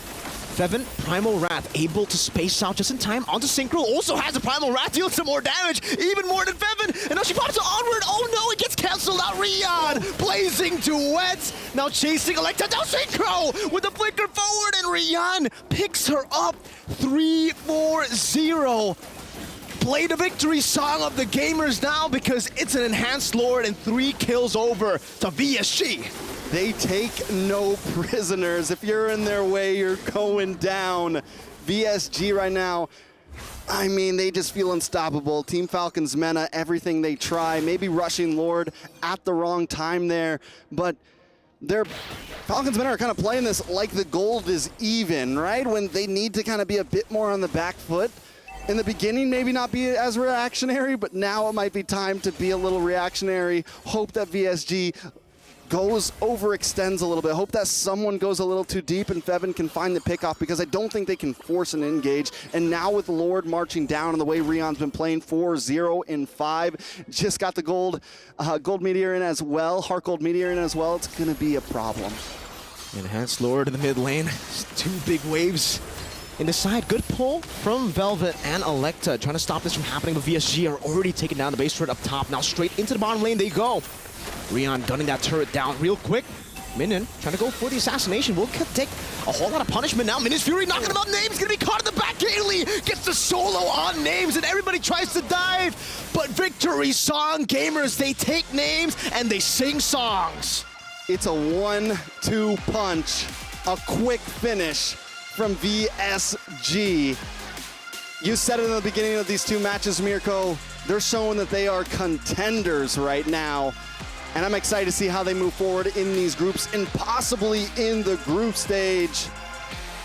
Team Falcons Mena, they got to go back. They got to regroup. They got to figure something out, because we're going to run through this whole group today. And you are on the pace, right? You don't have a whole nother day to think about your strategy. Nah. So they got to get back to that drawing room and figure out how they're going to fix these mistakes. VSG, on the other hand, just needs to keep figuring out how they're going to keep up this aggression. That wasn't even just a 1-2, right? It was 1-2 was a boom bang, but it was a boom bang bada bing, man. That was boom, a 1-2 uppercut straight into the knockout. That was brutal. Bing boom bada boom. Boom, yeah, exactly what Trek said. And what was great as well from VSG is we got to see all the players kind of have some star moments. In Game 1, a lot of it was Kyoe, Gaily. In Game 2, we got to see Rion really pop off I mean, just the whole team seems to be bringing their A game. Synchro always on point. That final flicker in that last fight, just to really make sure you're not getting away from us. Yeah. I mean, no hesitation at all from VSG right now. They're on point. They played it so well. Now that's absolutely amazing. Thank you so much, Ranmar, as well as Lavelle. Now, earlier on, you guys mentioned the grudge in the EXP lane. Now we do have our EXP laner right here with us, Minan. All right, so now we have our translator right here to answer some of our questions. Now, in the EXP lane, Minan, can you tell us who is the EXP laner you are super excited to go up against here in MWI? С кем тебе из эксплайнеров некомфортнее всего будет вообще стоять играть? Да, против кого? Дариус. И а если про игроков? Про игроков? Я не знаю. Ну, тогда Вообще никого. Дариус. Darius. Darius. It's in English, Dairot. Diroth. Yeah. But the player in She doesn't know MW. about any players. Okay. But she's excited to face off any player playing Diroth. Okay. All right. Interesting. So, pretty much a lot's going on over here. So I think going to even another question taking place here. How did you prepare for the MWI 2024? Как вы готовились к турниру? К этому? Да. Мы... Ну, конечно. Oh. Yeah, you can translate. Oh, 2 mics. Wow, that's a lot, man. Thank you. So pretty much like we would like to know, like, you were preparing for the MWI 2024 before, you had a lot of strategies, a lot of practice. How did you do that? Ну, у нас был буткемп в Азии, потом мы прилетели сюда, очень много готовились, буквально чуть ли не 2 часа сна. Ты можешь туда смотреть. Ну, Okay, she said that we were in Indonesia, in boot camp. We were practicing a lot there, maybe for some 10 days. Okay, wow. Yeah, we especially come there from Moscow. Okay. And then we had a lot of practice here versus some teams. Okay. You know, it was difficult because they slept bad, slept little bit, you know, just 4-3 hours. But now we see that practice was good, and we are ready to show the best game. Amazing, they are wow, ready. with a 2-0 clean sweep, best bet you guys will be sleeping super well tonight. All right, so congratulations once again, our amazing friends right here from VSG. Once again, congratulations on this superb 2-0. Yeah, 2-0 Let's win. go. So yes, moving on to the next match, we're very excited. But before that, let's head it over to the studio to break it out for us. Yalla! Well, okay, that explains it. They spent significant time in Indonesia to boot camp, practice, and they got a lot of practice here. And yeah, the practice is paying off by a lot, Lafel. Yeah, because we definitely see that they have a very good understanding of how to approach the fights, right? Because we've seen that, okay, they made one crucial mistake where they tried to force the end with one minion and then Kiwi died, but you know, it's neither here or there. We gotta talk about how, look at this, the timings where they understand, all right, the Lycan Pounce is coming up, the iframe is gonna be there, we know where you're gonna land, and we're gonna execute you. And here's the thing, looking at how they play as a team, it does show that they have trust with each other. Yeah. So making sure that when Falcons, Mena engage, everyone was ready to fight back. Yeah, it'll be really interesting to talk more about VSG or find out more about really how they communicate in-game, because they have been open about it that the in-game comms might be one of their biggest hurdles, with majority of the players from EECA not that comfortable with English, and then Rian and Gailey being very comfortable with English. With how it looks like, it seems like VSG just have members that innately understand their individual jobs and what they're supposed to do come any sequence. Here's the thing, Raymar. You don't need to talk to communicate. Just express your emotions with the various voices that you make in game. It's like, go. You understand what's going on, you know? I get you. Right, you get me? And here's the thing. Looking at Synchro, she's an amazing player. Casual 400 stars, something mythic. Casual 400. Yeah, casual 400 it's something. a casual 400, not just 2400. Yeah, so it's pretty good. Pretty good. Yeah, and really, seeing VSG not just for game number 2, but even for this entire series, it's just a full understanding. As we go to the reactions of the players, we see the intensity of it all. I really wanted to pay close attention to the player cams, and really it's like they don't talk until there's something happening. It's like everyone's just minding their own business until here, go, exactly as you mentioned it. Just say the hero's name and they're like, we got you. Yeah. It's like Edith. We know what you mean. Destroy the Edith, or be careful of the Edith. Like either way, just like up, down, here, there, go in, exit, go back in. Yeah. With Falcons Vega here, it's the same story as game number 1, because game number 1 we saw that they couldn't play a nice early rotation to set themselves up for the mid game because of the aggression of the Jushin and the Minotaur. In this game number 2, it's VSG it wasn't even just an overly aggressive rotation, it was just a rotation. A simple EXP first rotation into the EXP lane, pressuring, almost getting a kill, and then just snowballing from there because her EXP laner has advantage. Little things like that, those aren't easily taught. Yeah. And again, honestly, looking at how Falcons Vega was playing, they just got to understand the timing. When to fight, when to not fight, how do you engage and how do you disengage? Because again, for them, it looks like one press and go. Yeah. Like when you move forward, you don't move back. Yeah. You got to look at the map as a wider scope of POV, right? You have a lot of avenues. You have many different ways to start a fight. For example, picking where you fight. Sometimes you want to fight at an open space. Yeah. Sometimes you want to fight at a little bit cramped space, right? Try to figure out which one is the best. And understanding that when you're going up against a Minotaur, engaging against the Minotaur is not a good idea unless you can burst the Minotaur down super fast that he can't use this Minoan Fury. Yep. Honestly, looking at how they play going up against VSG, I feel like it's easy to force the Minotaur to use the Minoan Fury because the trigger finger is very fast. So it just like a pounds in and then get ready to dash back out. True. Once the Minotaur's Fury is over, then you can fight if you want to fight. Yeah, the most valuable analysis from LaFell. Time to find out the PlayStation most valuable player for that game number 2 with how well they played together around their Claude. Rian, low-key for majority of it until eventually, boom, pops off out of nowhere. 13 KDA, an immortal performance as a Claude, and even though a little bit early on we didn't really feel her, it's just she knew her condition. Again, the difference between Falcons Vega and VSG, they know their conditions, they know their timings, and they respect their rotations around that. Yeah, like we heard the casters talk about how fast she farms. 856 gold per minute is still very fast in the game, and honestly fast movement as well. Like when she has full stacks, she's just like, oh, Claude's not that tall. Yeah. He's alright. That's not accurate. Yeah, they just made Claude a little bit taller because I'm here. Very, very funny. But, wow, Dexter's huge. That's a big monkey. That's quite terrifying. Let's look at the results of the STC prediction as we try to move on from how massive Dexter was. But the audience predictions, of course, I'm not surprised because it's the home team. Yeah. Falcons Vega 88% over VSG's 12%. Going back to what the casters mentioned earlier, statement, man, pure statement. You, after what you saw from VSG, what would be like your sales pitch for them? If you're gonna tell people about VSG, how are you gonna pump them up to other people? Look at the predictions and just post a picture of you like, ooh, yeah.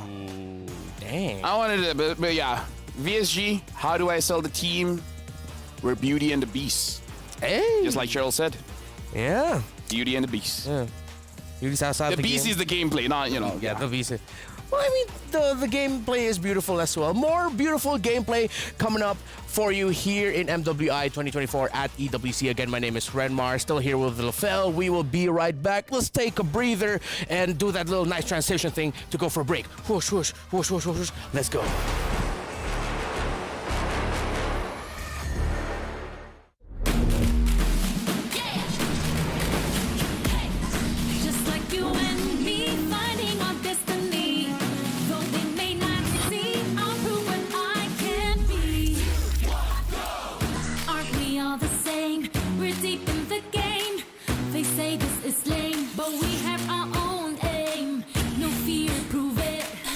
rise up and don't quit. Chasing the same dream, we all are on the same team. Let's go! It's our time to shine, lift up far behind. It's our time to show how far we can go. Though they may not see, we show what we can be. It's on you and me, just wait and you'll see. It's our time to show the world who we are. It's our time to shine, we are the rising stars. Our time to shine it. Yeah!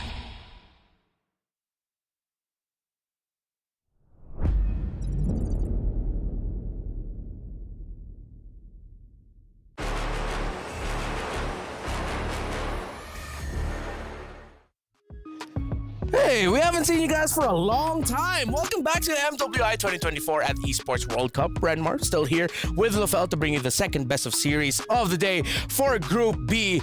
It is our, great matchup coming up next. It is the Dr. Sulaiman Al Habib upcoming showdown. Team Falcons MENA. Not a lot of time to refocus and re-strategize, but they have to. Up against Zeno Lilies of Vietnam. You've had experience with pro teams before in the past. How massive is this that right away you're gonna have to now fight for tournament life? Have you ever heard or been part of that? Honestly, I kind of prefer it.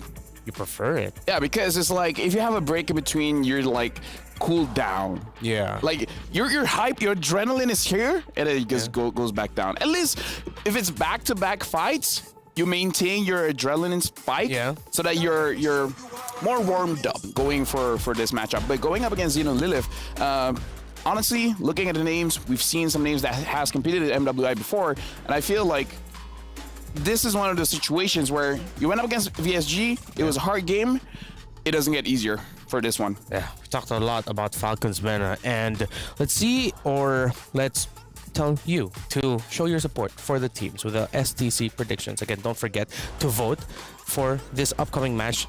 www.stcplay.gg. That's where you can send in your predictions. I wouldn't be surprised if the hometown heroes, it even goes up from 88% now closer to 100. Energy ball of everyone to give them all of the love. As we look at the Jamil Motorsport player arrival.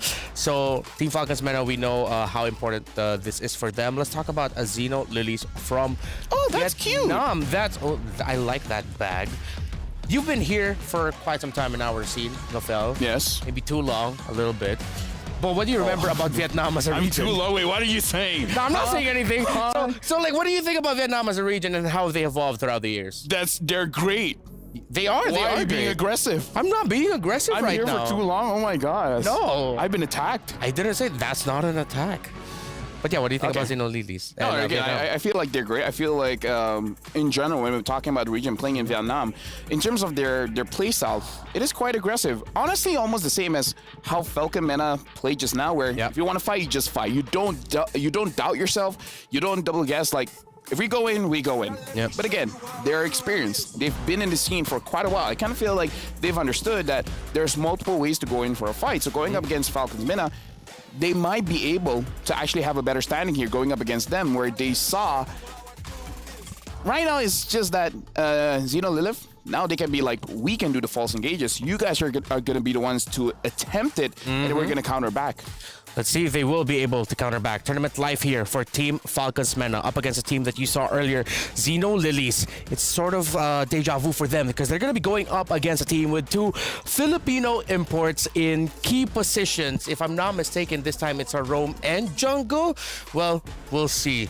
Zeno Lilies, Team Falcons MENA, two regions that are not quite familiar with each other again, but they have a little bit of history. The stakes are high for the hometown heroes, while for Zeno Lilies, there's going to be a lot to show off here. 2PH imports, their performances. Vietnam, will they be the dream breakers? For MENA, for Team Falcons. Let's bring in Bara and Cheryl to introduce our teams. And welcome back أعزائنا الحضور والمشاهدين من أنحاء العالم. نرحب بكم معنا مرة أخرى بكأس العالم للرياضات الإلكترونية، وخاصة هنا بفعالية وبطولة MWI مع Mobile Legends Women's Invitational Bang Bang. And we are here with another bang. Cheryl, how you doing? I'm super good. And of course, you know, I want to ask, how are you feeling instead?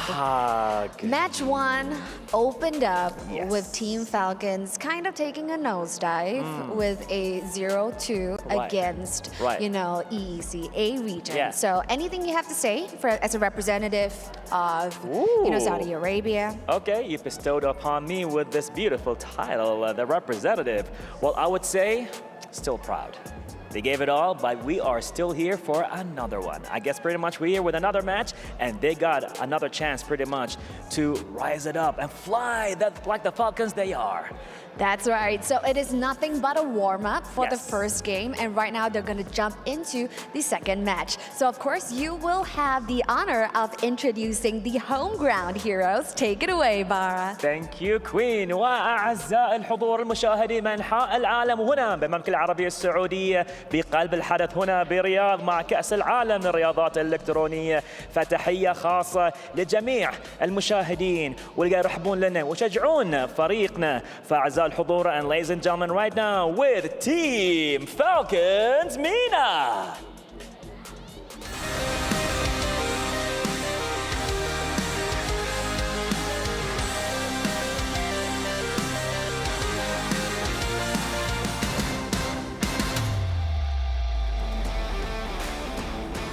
Absolutely amazing. Even though facing their defeat earlier of a 0-2 clean sweep, you know, against the ECA region. Now, what we know about pro players is their high adaptability and their ability to come back. But are they able to come back against their next opponent? Going up against Falcons MENA, we see the Vietnam representatives. So coming all the way from Vietnam, presenting to you the wonderful faces of Zeno Lilies.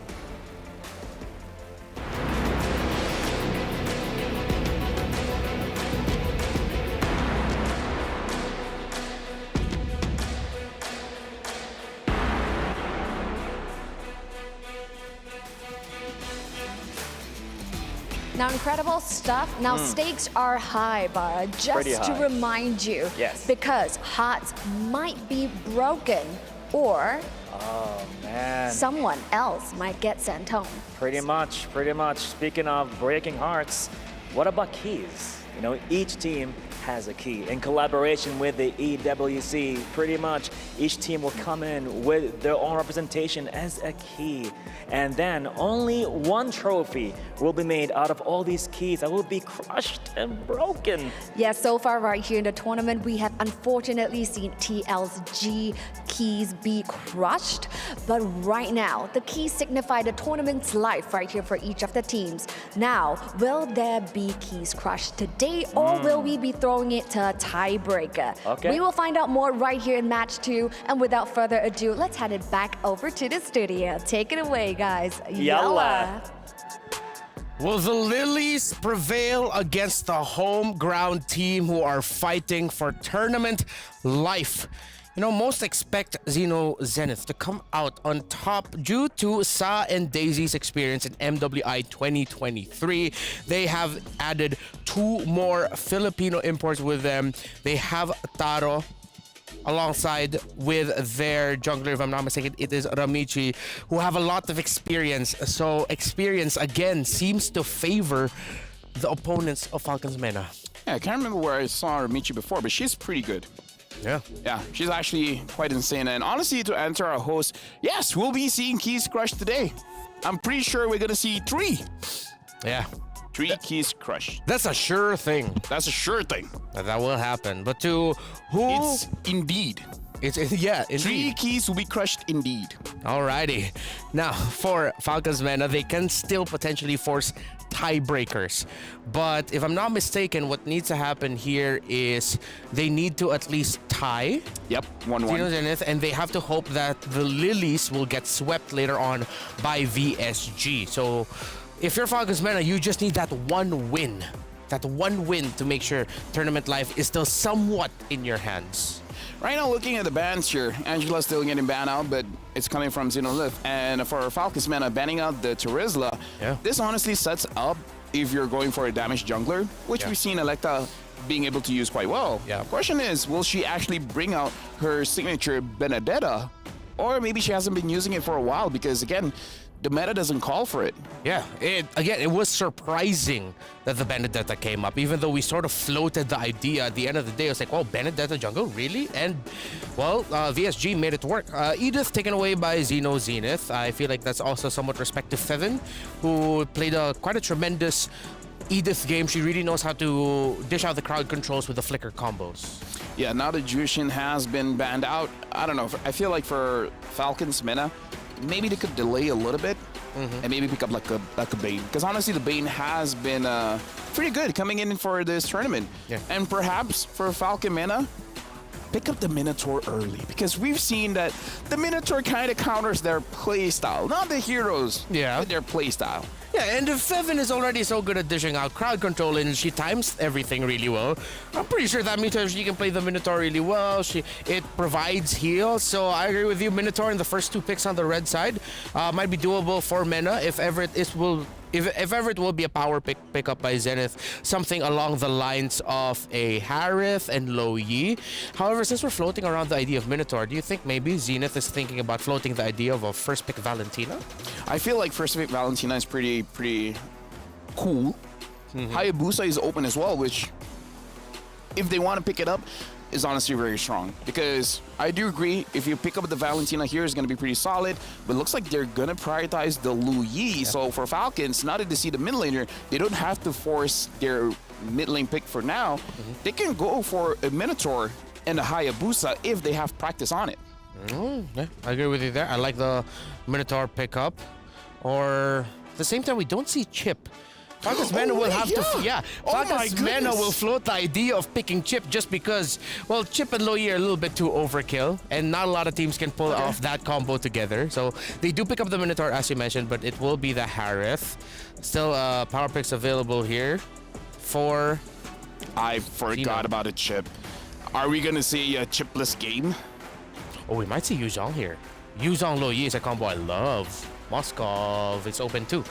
And they need to pick up a gold laner now because it's definitely going to get banned out. The question is, what do they want here going up against the Harith? Moskov, man, just go for a little bit more macro. I mean, if they're not going to focus too much on like how it happens in the laning in the 1v1. Oh, okay, they go for Claude. Oh, they go for Chip. Okay, yeah. So it's that big macro play thing where you leave Dexter. Honestly, this is a good game for a Bane. On Mena?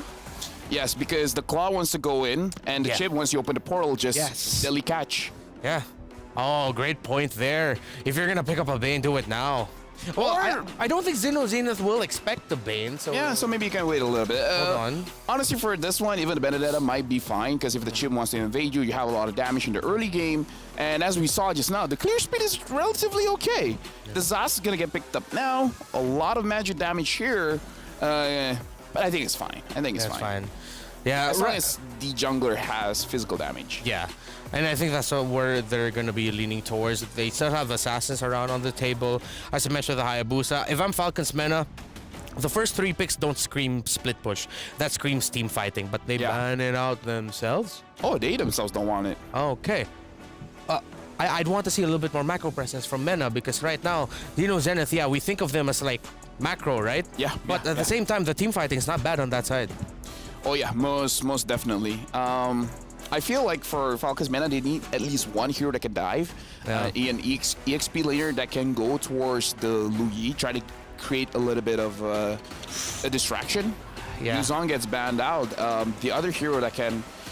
The meta one is Ruby. Lapu as well as Benedetta can dive to the back line. Yeah. Lapu's not really meta though. Like the damage isn't there, the tankiness isn't there anymore. Yeah, it's here or there for Lapu Lapu. It's very rare that we see like a pop-off Lapu Lapu game a la Sanford of Team Liquid Philippines. So assassins are really the focus of Falcons. What are they gonna play in the jungle? They took away the big 3. What? You're not gonna Lancelot here. Because I'm thinking, going up against a chip, the jungle is going to be very dangerous, right? Because all of a sudden, after minute 2, between the first and second turtle, you might get ganked. Yep. The Julian gets banned as well, so now a lot of the assassins are out, so maybe we're going to see a fighter. Or finally, the Benedetta. Yeah, Benedetta jungle for Electa. Get her namesake in. If it's not, then we're gonna... Is it gonna be a return to what we veered away from? The Bakshas? Alpha is still open. Yeah, Alpha would be great. I would not be mad at an Alpha pick here for Falcons Mena. They, as you mentioned, they need that physical damage, and at the same time, the true damage will help greatly. Especially since Loyi can sustain herself so well with she. No, we always forget. We always forget the Nolan. I mean, here's the thing. Nolan, he's an absent father, so yeah. He forgot about Layla. Yeah, he forgot about Layla, so we forget about you. Who forgets about Layla, Nolan? But yeah, who's Layla again? Are you serious? His daughter. All right. Yes. Want to continue talking about the draft? Sure. Yeah, I'd love to. EXP laner and maybe pick up a Ruby here. Jungler. Oh yeah, Ruby up against Nolan Harris. Or Xborg. Xborg is good against the Minotaur. Don't they need a little bit more control? Control. If you have more damage, doesn't matter. Yeah. The best defense is true damage. Yep. That's a true. That's what my grandfather used to say. Oh, he played MLBB too? Yeah. Oh. Alice? Okay, now that's... Okay. You're right about the Ruby, but... I'm right about Ruby, but Alice, woo! Okay. Alice jungle. Okay. Without an Angela is surprising to me. Because usually that's a combo, right? Angela, Alice, yeah, and now the Arlet. So, okay, this time, Falcons Mena, they have more crowd control, right? So if they want to force a fight, they definitely can. But it's Alice, though, like... I don't know. Yeah. Because here's my thing. I feel like she doesn't deal enough damage and she's not tanky enough. Yeah. I want to be proven wrong. I want to see when will this Alice be strong. After the first item with no items, what's going on? You know what? I like the Alice because now I realize Falcons Mena fight around a lot of things. They fight around the Zaz, they fight around the Minoan Fury, they fight around the Zaman Force as well. Maybe that's the line of thinking there, but I'm on the same boat as you. A lot of questions about this Alice pick. Tournament live for Falcons Mena. Xeno Lilies, Zenith. They are making their first showing here in MWI 2024. Let's see what happens. Mirko, Trex, it's your time to shine. Mena on match point right now, on final life. They gotta get a game here, and let me say, once again, the picks have not disappointed. Ramichi with the jungle Alice. Last time we saw the jungle Benedetta and it performed, catching Falcons Mena off guard. Do we think Xeno Lilies is gonna do the same thing here? I don't know. Honestly, I don't know how the Alice is gonna play out. Last time I saw an Alice, it was always paired up with an Angela. You always need some more sustain on top of the sustain that you already have. But technically, if you get a snowball in the early game, that definitely does put you in a better spot, right? So I think for them, definitely, they are going to be looking for that early game snowball. And Chip Loyi fits the description really, really well to actually get the Alice into a spot where she's very, very comfortable. But the thing is, it's going to be really tough if Yui continues to use these laser beams. Shiromi already taken very low, forced to run back. And Sa can't even get a single skill landed on Yui. Yeah, I mean, don't get me wrong, Xeno Lilies has some potential here. Look at that. In the early game, but I think their real moment to shine is once those Lords start coming around, right? Once they can really capitalize on the chip, using those portals around the map and everything, getting vision in multiple spots, they can send chip to the long lane, to the off lane, and just kind of hang out, make sure things are controlled, and he pops up any minute he wants. Also, giving them vision throughout the whole map as long as he's checking those portals periodically. So it's definitely an interesting composition from the side of Xeno Lilies. And also, I can already see the possible, you know, teleport with a diversion, Alice right behind you, blood flow in, get the eye. I mean, lots of possibilities. Team Falcons Mena, though, trying to take it aggressive early on, which I think is the right route. Great maneuver from Saab, getting the diversion up top and then bursting names down. Again, this matchup, Harith versus Claude, it's very one-sided. It should be very one-sided. It should be the Harith win in the lane, but the fact that Taro was able to outplay also the Flicker, by the way. Shout out to Donor Wolf King onto Velvet, making her take 2 turret shots, and Kao will still be able to take level 4 now as Shiromi zones Fevin away. Ramichi gets the turtle for free.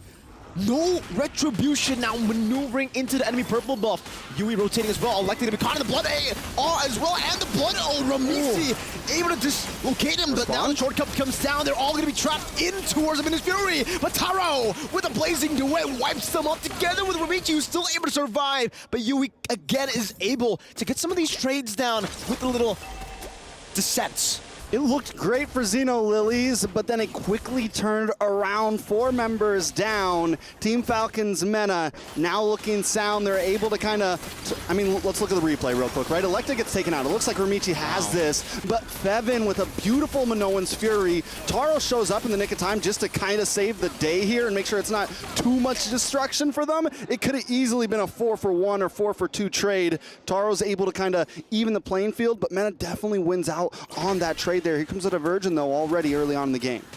Spots Pevin up, out in that bush. Taro will continue to push here on the Claude. Having a bit of a lead here on names. Able to use the BMI to get a few good shots onto the turret. And you can see this is what you do on the Alice. This is good and bad in a way. Hiromi going to be poked out. Even the Red Tree committed with the Fracture too. Electa really disliking the fact that Hiromi was roaming around in her jungle. But yeah, back again to the point. Alice. You want the Alice to clear out a whole lot of the waves, and sometimes in your team, especially if you have someone like a Lo Yi, it'll be kind of tough because Lo Yi does need a few of those resources in the early game at least to get into the mid game. But now that it's all given to Ramichi, they're really going to have to rely on her to carry the game as we get into the mid stage. Ramichi just locks in Clock of Destiny. We see the Corrosion Scythe coming in onto Taro. So a little bit of something to get things started. We're 4 minutes in.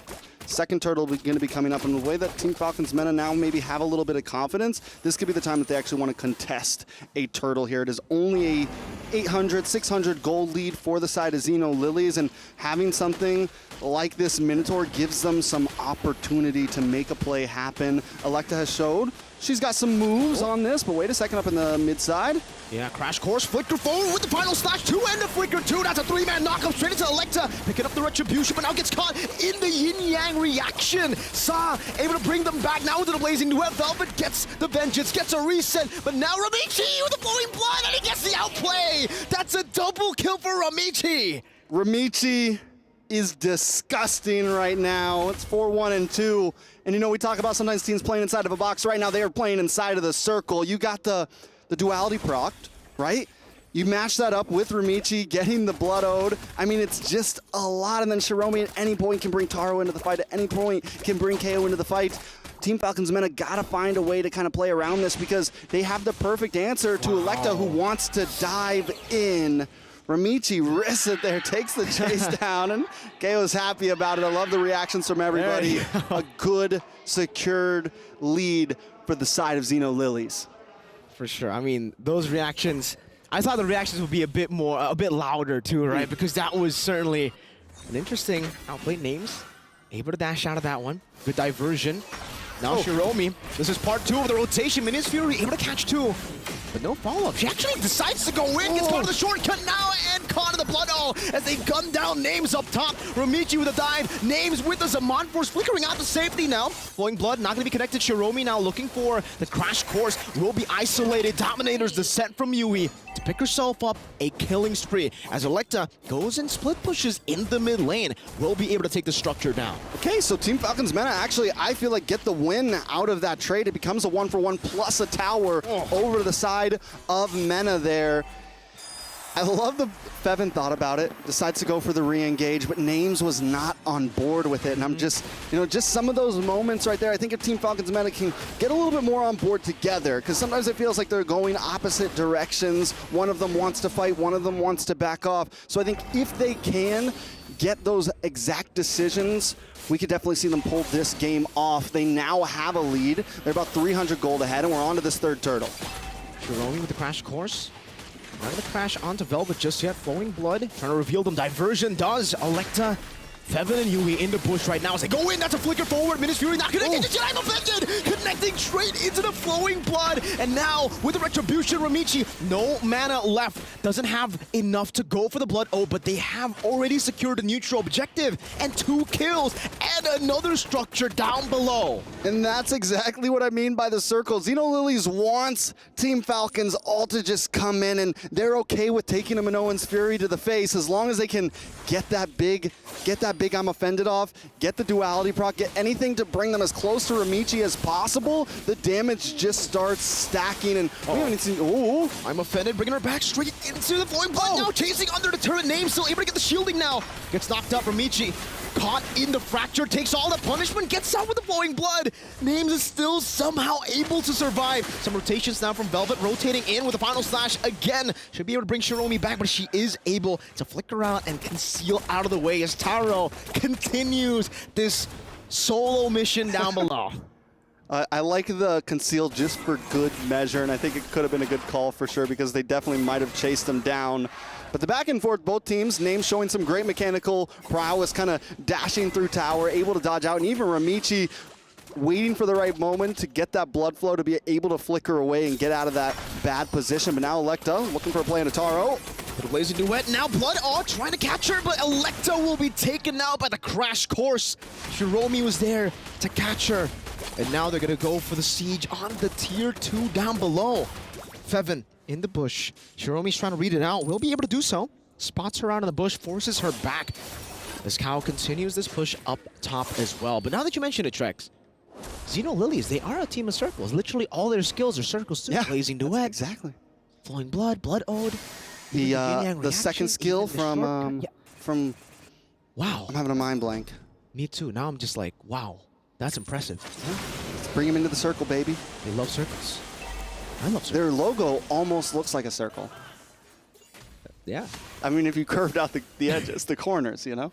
That's a hexagon, right? And since Feven's ult, the Minoan's Fury, is a circle, could we say it's working with Xenolilies? Oh, I think it has been working really good for Team Falcons. The Velvet. She's hovering over right now. Shiromi's in that bush. That's a scary bush for Team Falcons meta. If they don't know the chip was there, but Shiromi decides to rotate back, and they're just going to play with the Lord Dance. Remember, the Lord acts a bit different. Diversion up top. No one's going to take it. Feven reads it out really well. Shiromi zoning the front now, trying to bait out some of these abilities. They'll be able to do so. But just onto Villa Crabs. I don't know about this Lord Dance, man. It's going to be really tough. Oh, final flash into the stun now. Blazing Duet was canceled. Now Taro going to be taken down. Minute Fury knocking Kao up. And now it's Xenolilies who lose it out. Ramichi, though, still in the midst of it all earlier. Able to get the flowing blood to disengage. And now we see the power of the Lord. That's why you don't Lord Dance. That's very true. That's exactly why you don't Lord Dance. But I really want to point out Electa here, because Electa was able to maneuver, dance through that fight a little bit. And even with Ramichi, I mean, amazing positioning, getting to the backside, hitting the Blood Ode, and just kind of sitting there waiting for the Lord to come down at the same time. Doesn't have to click a lot of buttons. Electa, on the other hand, is moving, still gets the retry off in time. So very well done from the side of Team Falcons Mena. Let's take a look at some of the in-game equipment, at some of these items right now. Someone that I do see falling behind here is Yui on the Zax. Just got the Crystalline, got the Glowing Wand in, but I think needs a little bit more in terms of gold lane, though. Names definitely has a little bit of lead. We're talking about 700 gold, has got the Blood Feathers in, third item, working on the fourth. I mean, definitely going to be a huge member. We didn't get to see Names pop off last game, and even in some of the previous games, but this might finally be the time for Names to shine. And that's interesting, considering the fact that Taro has been the one alone in these lanes just farming up a storm, right? But still, for Taro, she isn't able to replicate what Rian did on the Claude. 9 minutes, 3 items. She's still on the way to that third item now in the 11th minutes still. So this is the normal timing, by the way, to get the 3 items. That's why I was pretty shocked. I was like, whoa, 9 minutes?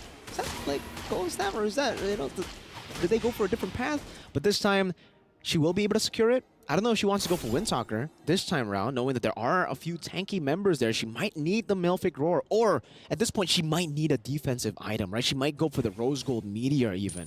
And what do we think about Ramichi here? We got Clock of Destiny and we have Dominance Ice. We have Oracle getting tankier, getting more sustainable, and that's only going to become more and more of a problem as this game moves forward. So I think Team Falcons meta kind of got to find an answer to that at some point. They don't have a Shredder exactly. They don't have a Claude, right? They have this Harith who, yes, can burst and may be able to help, but Ramichi is just going to get tougher and tougher to kill, and with the possibilities of Taro being able to get free shots off because of that, it could be Xeno Lily's answer. Even though they're starting to fall behind a little bit, they still have some, you know, they got some options in the trunk ready to fire back on. We'll see how they utilize this 1,000 gold lead, because technically, yeah, it is still Team Falcons meta who are holding on to it despite the early aggression, and the early stage of the game is really being held down by Xeno Lilies. Scaling-wise, Taro's going to scale up really well. Ramichi's going to scale up really well. I don't know about Sa, though, on the low E, right? You do see a bit of a fall-off when it comes to that burst damage. You aren't able to really 100-0 burst people down in the later stage of the game, especially if Velvet, Fevin, and even technically Names now. She already has a the Bloodwing, so she'll be able to take a lot of that punishment that she wasn't able to take before. Enhanced Lord spawning in the Land of Dawn 12 minutes in. This is the good thing, I guess, for this composition. With the low E, with the chip, you can always just play in the side lanes because you have that global presence. But still, that control is going to be really tough. And maybe that's why we're seeing a bit of a fall-off when it comes to the low E's and the chips here.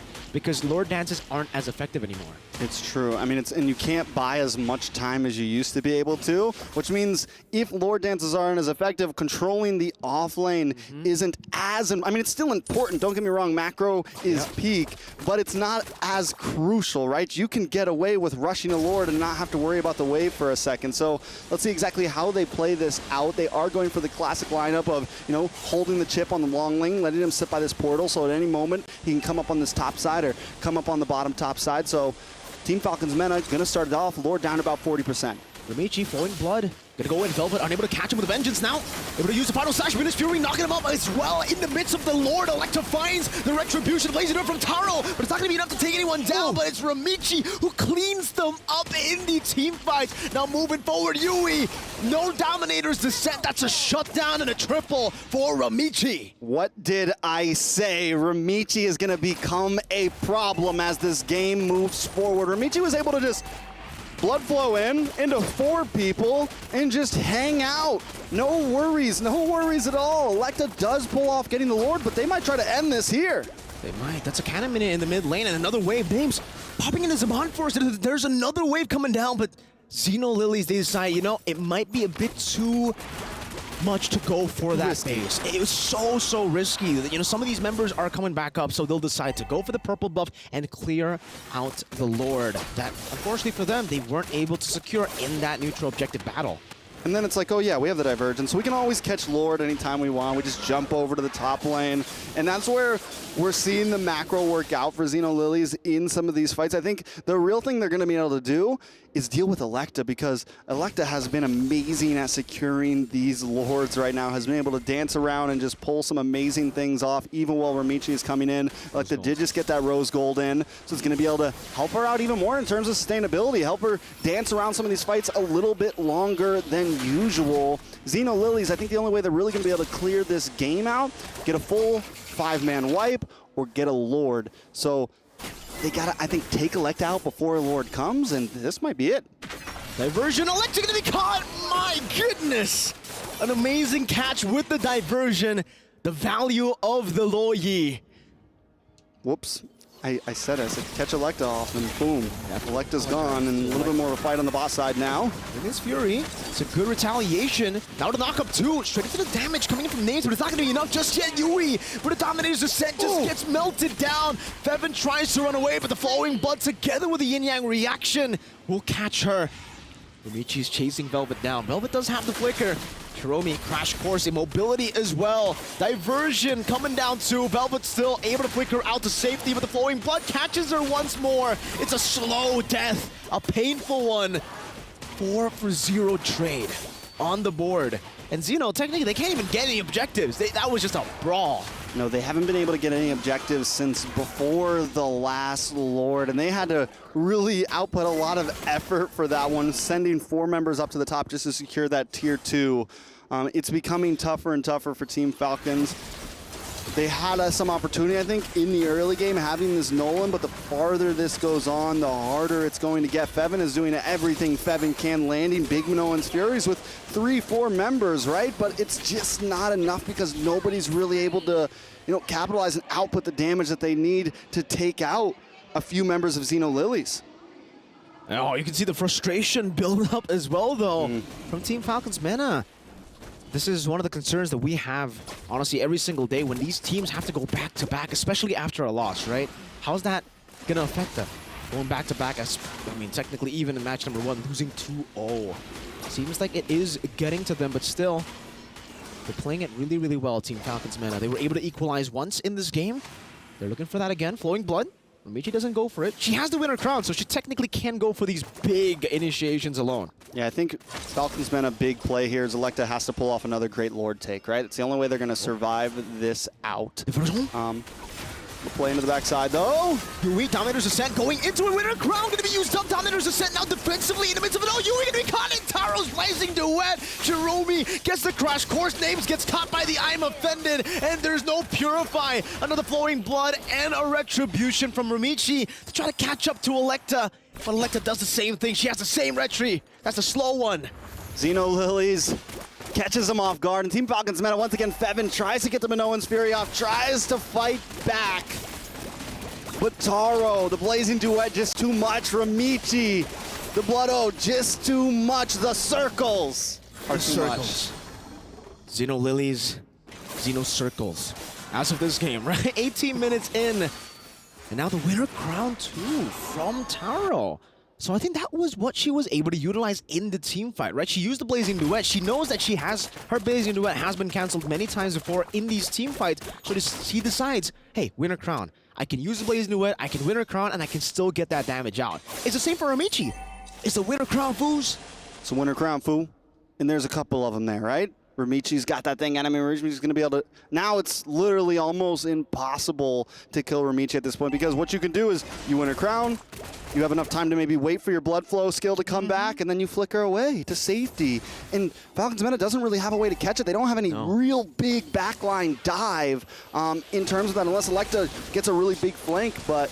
It's going to be hard. Lord now coming in. Can they finish this here? Oh. Now I'm offended. Electa, final flash flicker combo from Velvet, trying to save Electa, and she does so. But Velvet's going to be caught, buys the immortality.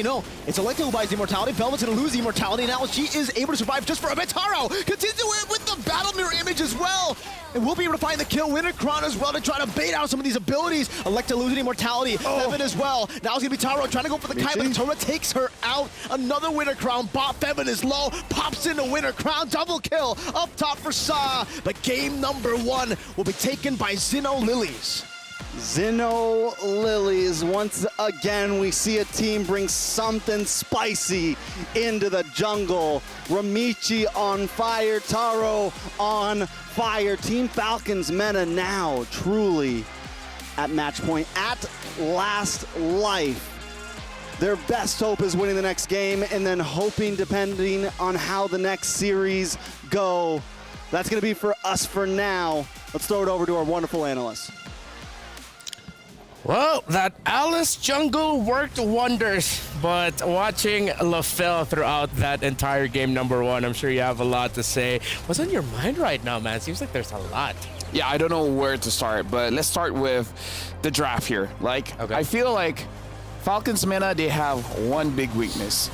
Crowd control, man. Because Ruby is good going up against the Hive, a lot of crowd control, Names couldn't do much, right?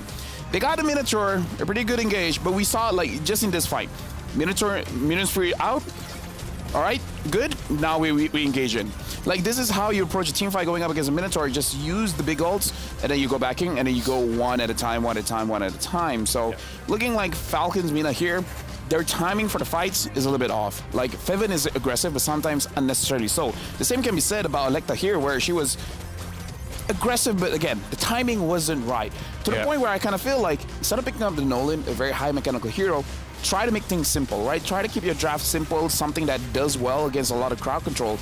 Again, pick up something like a Bane, where you just have to aim your first kill and then just chunk the enemy down bit by bit, and then if they want to engage, just use your deadly catch or something. Try to keep the draft a little bit simple and try to figure out how to fight against a lot of crowd control. Yeah, and usually that's the response when you're going up against a lot of teams, a lot of players who like to bring out high concept stuff where you go back to the basics, you go back to the fundamentals and lineups that are easier to pull off, can respond to an Alice jungle of all pickups, different kinds of varying playstyles. So instead of, we'll take a quick little pause on telling Falcons Mena or suggesting Falcons Mena things that they need to adjust on. Let's look at Xeno Lilies this time around. Impressive showing from them in the beginning. The Alice stood out, but you also mentioned to me that you were quite impressed with Taro's entries as the Con. Yeah, honestly, like, all of them are pretty solid. There was one fight, I believe it was around the Lord, where I believe Ventrex was saying, like, this is not a good time to go for the Lord. Mirko was saying the Lord dance now is very, very dangerous. Yeah. But the Winter Crown on the Alice is legit, is very good, because we saw that both teams are fighting for the Lord. The Lord was particularly low, even though at the end of the day, Electa was able to get the Lord. But the fact that they were able to stay in the fight, Winter Crown not absorbing any damage from the Lord. And again, like I said, Falcons Mena, go big or go home. They're gonna, I think it was this point here.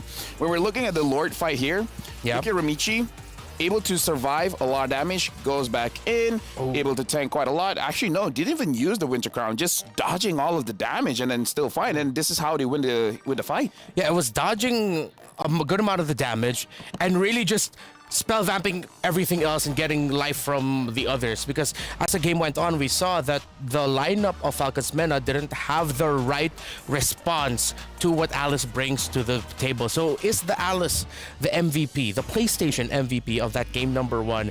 Another one of our unique picks for MWI 2024, and it is Aramichi 24 on the KDA. And the build is very defensive. Having the Clock of Destiny afterwards, it's all about defense. Having the Oracle as well as the Queen Wings to make sure that you have a lot of spell vamp, you have a lot of sustain. Yeah. I still feel like this Alice pick is very niche. It's not something you can force though. Yeah. So in a way, it's sort of like, okay, the performance here of this Alice, not taking away Ramichi the player, but looking at the hero itself, sort of deceptive. Yeah. It's niche because now looking back at it, one of our points earlier was that the lineup of Falcons Mena like to play around their own things. Their Minoan Fury, their Zaman Force, the Nightmaric Spawn of the Zask, they're around an area clumped up. It just so happened to be that Xeno Lilies was like, oh, we have a hero that we like to use in the jungle. We have the Alice, and it is still a very niche pick. And I also agree with what Mirko said earlier. Usually when you see this hero with... Sorry, let me just... Yeah. When you see this hero with you, I don't want to get hit by her wings, you have the Angela paired up with it. Yeah. So... I don't know. Looking at this game, it looks like it's fine. Able to dance around the team fights, making sure that you're avoiding a lot of damage. And we got to talk about this. Harif, third item, not Holy Crystal. Right? The damage is not going to be there. Yeah, this is something that LFL brought up behind the scenes while we were watching the series, and as we were watching the reactions of the players, is that the Hariths that we've seen so far seem to prioritize the Bloodwings first, and then Holy Crystal. But then you're sacrificing the damage. I feel like when your composition kind of have a lot of ways to protect the Harith, just go for the Holy Crystal. Your composition needs that damage. It needs that intense power spike to surprise your opponent. So I kind of feel like it's just wasted opportunity. You have a chance, it's going to be a little bit late because yes, the item is expensive, but it's worth the wait. As we see the frustration though on the members and the worry on the members of Falcons Mena, we see joy, happiness, and let's give a little bit more focus this time on Xeno Lilies. We know because we are in Riyadh, Saudi Arabia, the main characters of our narrative right now, Falcons Mena, but we need to give a little bit more focus as well for the members of Xeno Lilies. There's one member there who has been a long time professional player in the Filipino MLBB women's scene. Her name is Taro, and she was with Eterna. Hey everyone, we're backstage. My name is Eterna, and with me right now is Taro from Xeno Lilies. By the way, Taro, the last time I saw your name, you were with Onyx Zol. And apparently coming to Xeno Lilies, you've only been together for a month. Now, a lot of people are wondering, how has that been? And how do you strengthen your bond in only a month? First of all, Coach persuaded the Xeno management to get me to fly in the Vietnam so we can practice more effectively, even if Ramis is not there because she has school, and we go there. Then in my perspective, I wanna close them so the chemistry is not only inside the game, it's also outside the game. So I like teasing them like, oh, I like imitating them like that. Yeah. Oh, what about what else do you like to do together? Do you like to watch things together, TV shows maybe? Sadly, they don't like to watch horror movies. Every time I and coach ask them to watch horror movie, they always say no, we want Doraemon. They want Doraemon, so they don't like horror movies. Yeah, but it's okay. I love horror movies. We can watch together, right? Maybe Can. after the game, Can. right? Okay. So this is gonna be your third consecutive MWI. You've been here 3 times, 2 times before.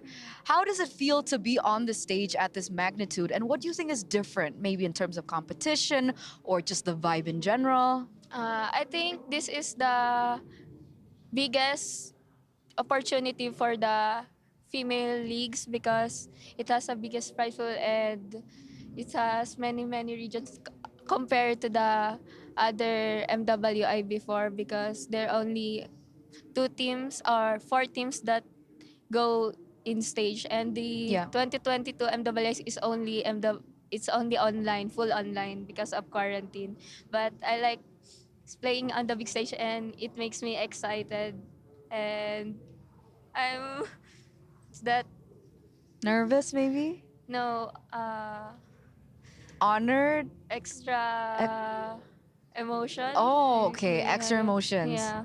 Okay, it's very understandable. Yeah. Now, Taro, before I let you go for your next match, what do you have to say to your fans? And you can also speak in Tagalog. Okay. Thank you sa mga nanonood and yung mga sumusuporta sa akin simula pa nung brand days ako.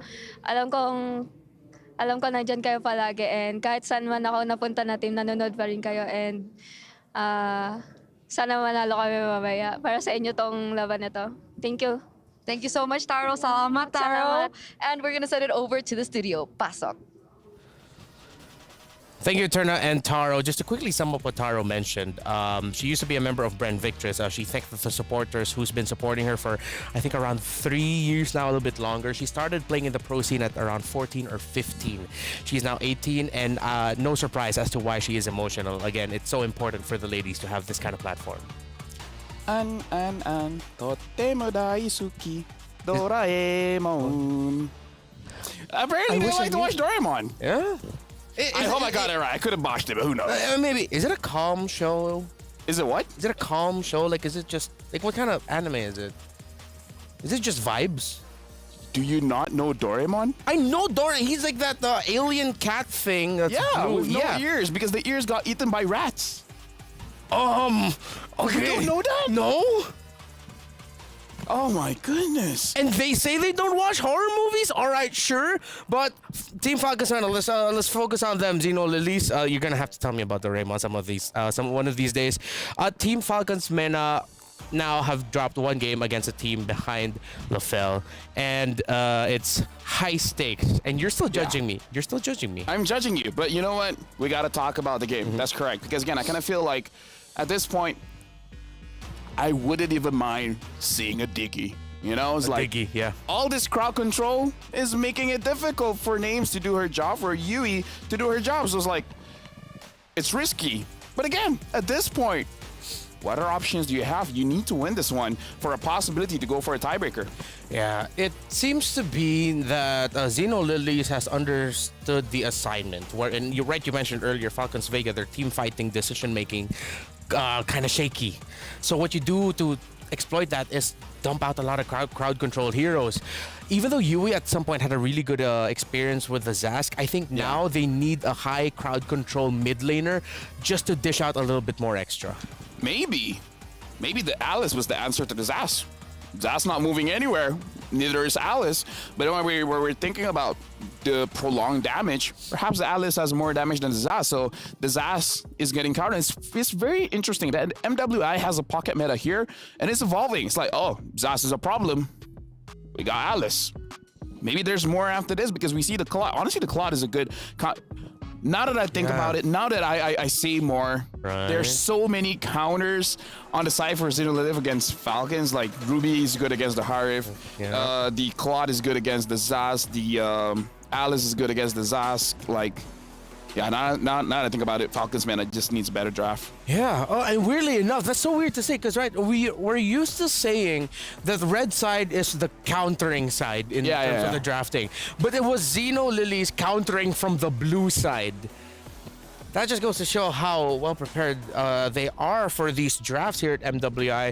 Of course, shout out to their head coach and, well, analyst or one of their coaches who's a fellow Filipino as well. Angela is the band here for Xeno Lilies, and Jusin, I feel like it's a good start for Falcons Men in terms of bans. If they can't play it, then take it out because, again, the crowd control's been messing them up. The question is, who do you want to play for, right, for this game? Yes. You want to play around Velvet, Electa, Yui, or Names? Because I feel like, again, I am a core believer of keeping it simple. The more you're trying to overthink this whole process, you're going to sabotage yourself. That's all I'm going to say about this. Yeah, I agree with you there. So for Falcons Men, let's use that as our framing for this draft. Who will they be playing for? Who will be the focus of their draft? Which hero or which role? Which position? They take away the Ling, so no strong assassin combinations here. Let's see what they're going to be prioritizing. The Harith was given difficulty, popped off eventually, and is now much more attractive for the first pick since the Loyi is gone. It's so weird for me not to see a chip ban, and perhaps it's going to be open here as well. Right now, Falcons Men, they are going to be first pick. If the Trizla is open, might as well pick that up. Because the Trizla hasn't been banned so far. Could be banned here, though. Chip ban. Trizla, kind of good first pick. Yep. They have the crowd control, a strong tanky presence. Yep. It means one lane is safe. If the others will be put at risk and Trizla will honestly just be okay, you're going to have an anchor. Still have the power picks available, and what a prediction, LaFell. Amazing. I would say here, the Hayabusa is up if they want to pick that up. If they don't, they can go for a Harif and maybe even a Valentina. Okay. Oh, wait, whoa. All right, so if this team don't overthink for Xeno Zenith, let's overthink everything. No. I think when you see the Selena, it's like, oh, wait, it forces you to overthink. Yeah. Out of every, Selena could be 4th or 5th pick. Yeah. I never thought it'd be first pick. And I'm not turning off the idea that this could be one of those... Okay, I was just about to say Selena roams, but okay, it's Minotaur roams, Selena. Mid or jungle? Selena jungle? Has it been popping up in scrims? No. But? You said I've been here for too long. I've seen Selena jungle before. Oh, okay. It's not the best, but... She used an Alice jungle. Can you really say that there's no way the Selena is going to the mid? Going jungle, I mean. Yeah, you get that point. I can't completely shut off the idea with everything that we've seen so far in this tournament. So I feel like this was purely reactionary with picking up the Novaria, just so that you can equalize the vision. I wonder if they still want the Harif, because again, the lane, the Holy Crystal, I don't know.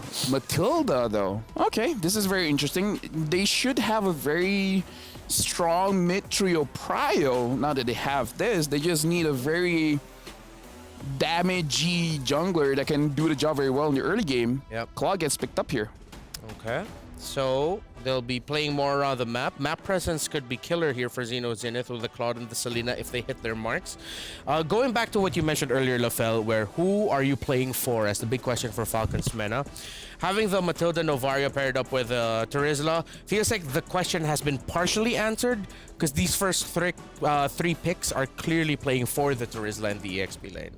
Yeah, I feel like going for that angle is pretty good, but honestly the meta is around the jungler. I hope that Electa is able to have her best hero. Whether it fits the draft or not, doesn't matter. If that's what you're most confident with, just use it. Because again, having the Matilda means that you have a faster rotation in the mid. Yep. Use that to your advantage. Now, in terms of the bans here, because of the Selena pick, it's going to be a little bit iffy about what to ban, but it looks like they're thinking the Selena is going to the mid, which, again, higher chance of the Selena going to mid, betting out the junglers is a good idea. Betting out the Hayabusa here. Yeah, but we can't turn off the idea of that. Not gonna lie, jungle. I don't mind if Falcons Mena, they even pick up a Boxia and then just have a very strong gold laner, but again, I don't know. Yeah, maybe that's something that Zenith was floating the idea of, which is why they took out the Claude. Because if you go back to that thinking, a little bit more 6 months ago meta, but I feel like could still work depending on the circumstances. If those three on the side of Falcons Meta were paired up with a Baksha and it had the Claude, that's a good well-rounded lineup.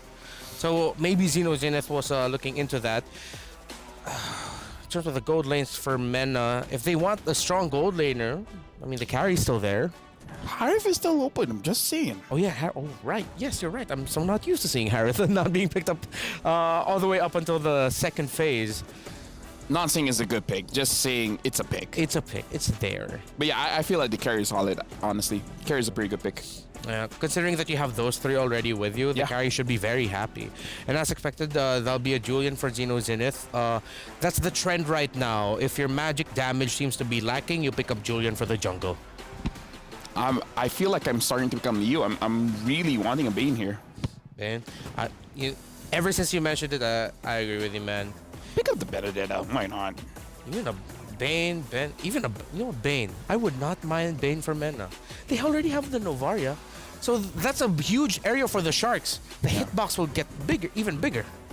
Again, I feel like even the Boxia is going to be okay here, having a fast tempo as well as being able to have basically the life bin effect. Yeah. Without having the items, you can deal with the Minotaur, and the passive is going to be good. Oh! Okay. Okay, Whoa. not a Boxia, but a Fredrin. Okay. I'm on the right track here. But the Natan here, the Natan needs time. Yeah. So this draft, honestly, is playing around names. I hope she goes for a third item, Holy Crystal. Yeah, gotta rush that damage. Hopefully she doesn't overthink the idea that Zenith has a lot of threats for that Nathan in the early game. Because you can't delay your late game. You need to rush the process if you're Falcons Mena. Last pick? Yuzong is still open. Oh, that would mess up the Nathan. The Nathan, the Novaria. Honestly, it messes up a lot. Yeah. If not, you can pick up an X-Borg. It's like a easier thing to handle the Fredrin as well as the Terizla. X-Borg into a Fredrin, you're right. Fredrin don't do not like that, but yeah, it's best possible. Ooh, a little bit of a throwback for Falcons Mena to 5 to 7 months ago in our meta. Zenith showing what it means to play MLBB now in this current stage. So it's a battle of styles and a battle of 2 goals. On the right side for Zenith, just secure the 2-0. For Falcons Mena, make sure that you do not get eliminated here. It's a best of 2. It's tournament point for the hometown heroes. Xeno Lilies will still have a match later on. That's it for me and LaFell.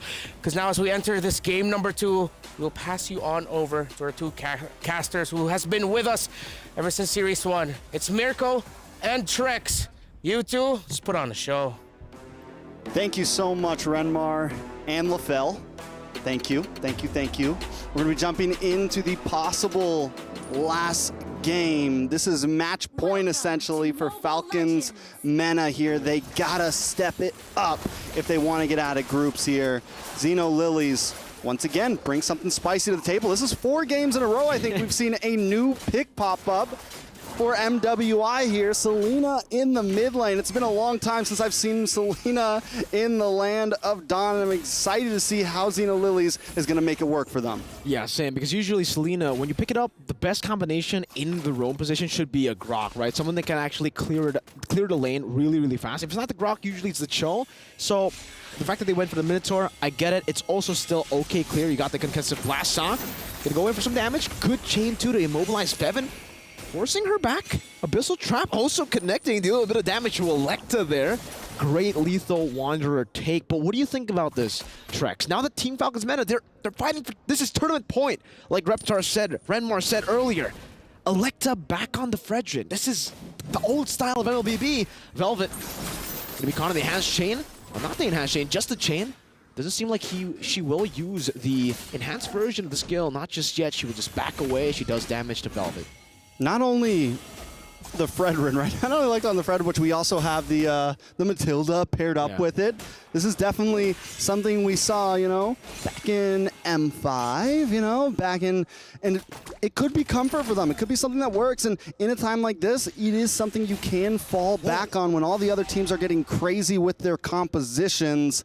This could be the answer here. They did secure some late game possibilities as well, right? They have some decent early game aggression with Velvet in the XP lane when it comes to some of these first turtles having the Terizla.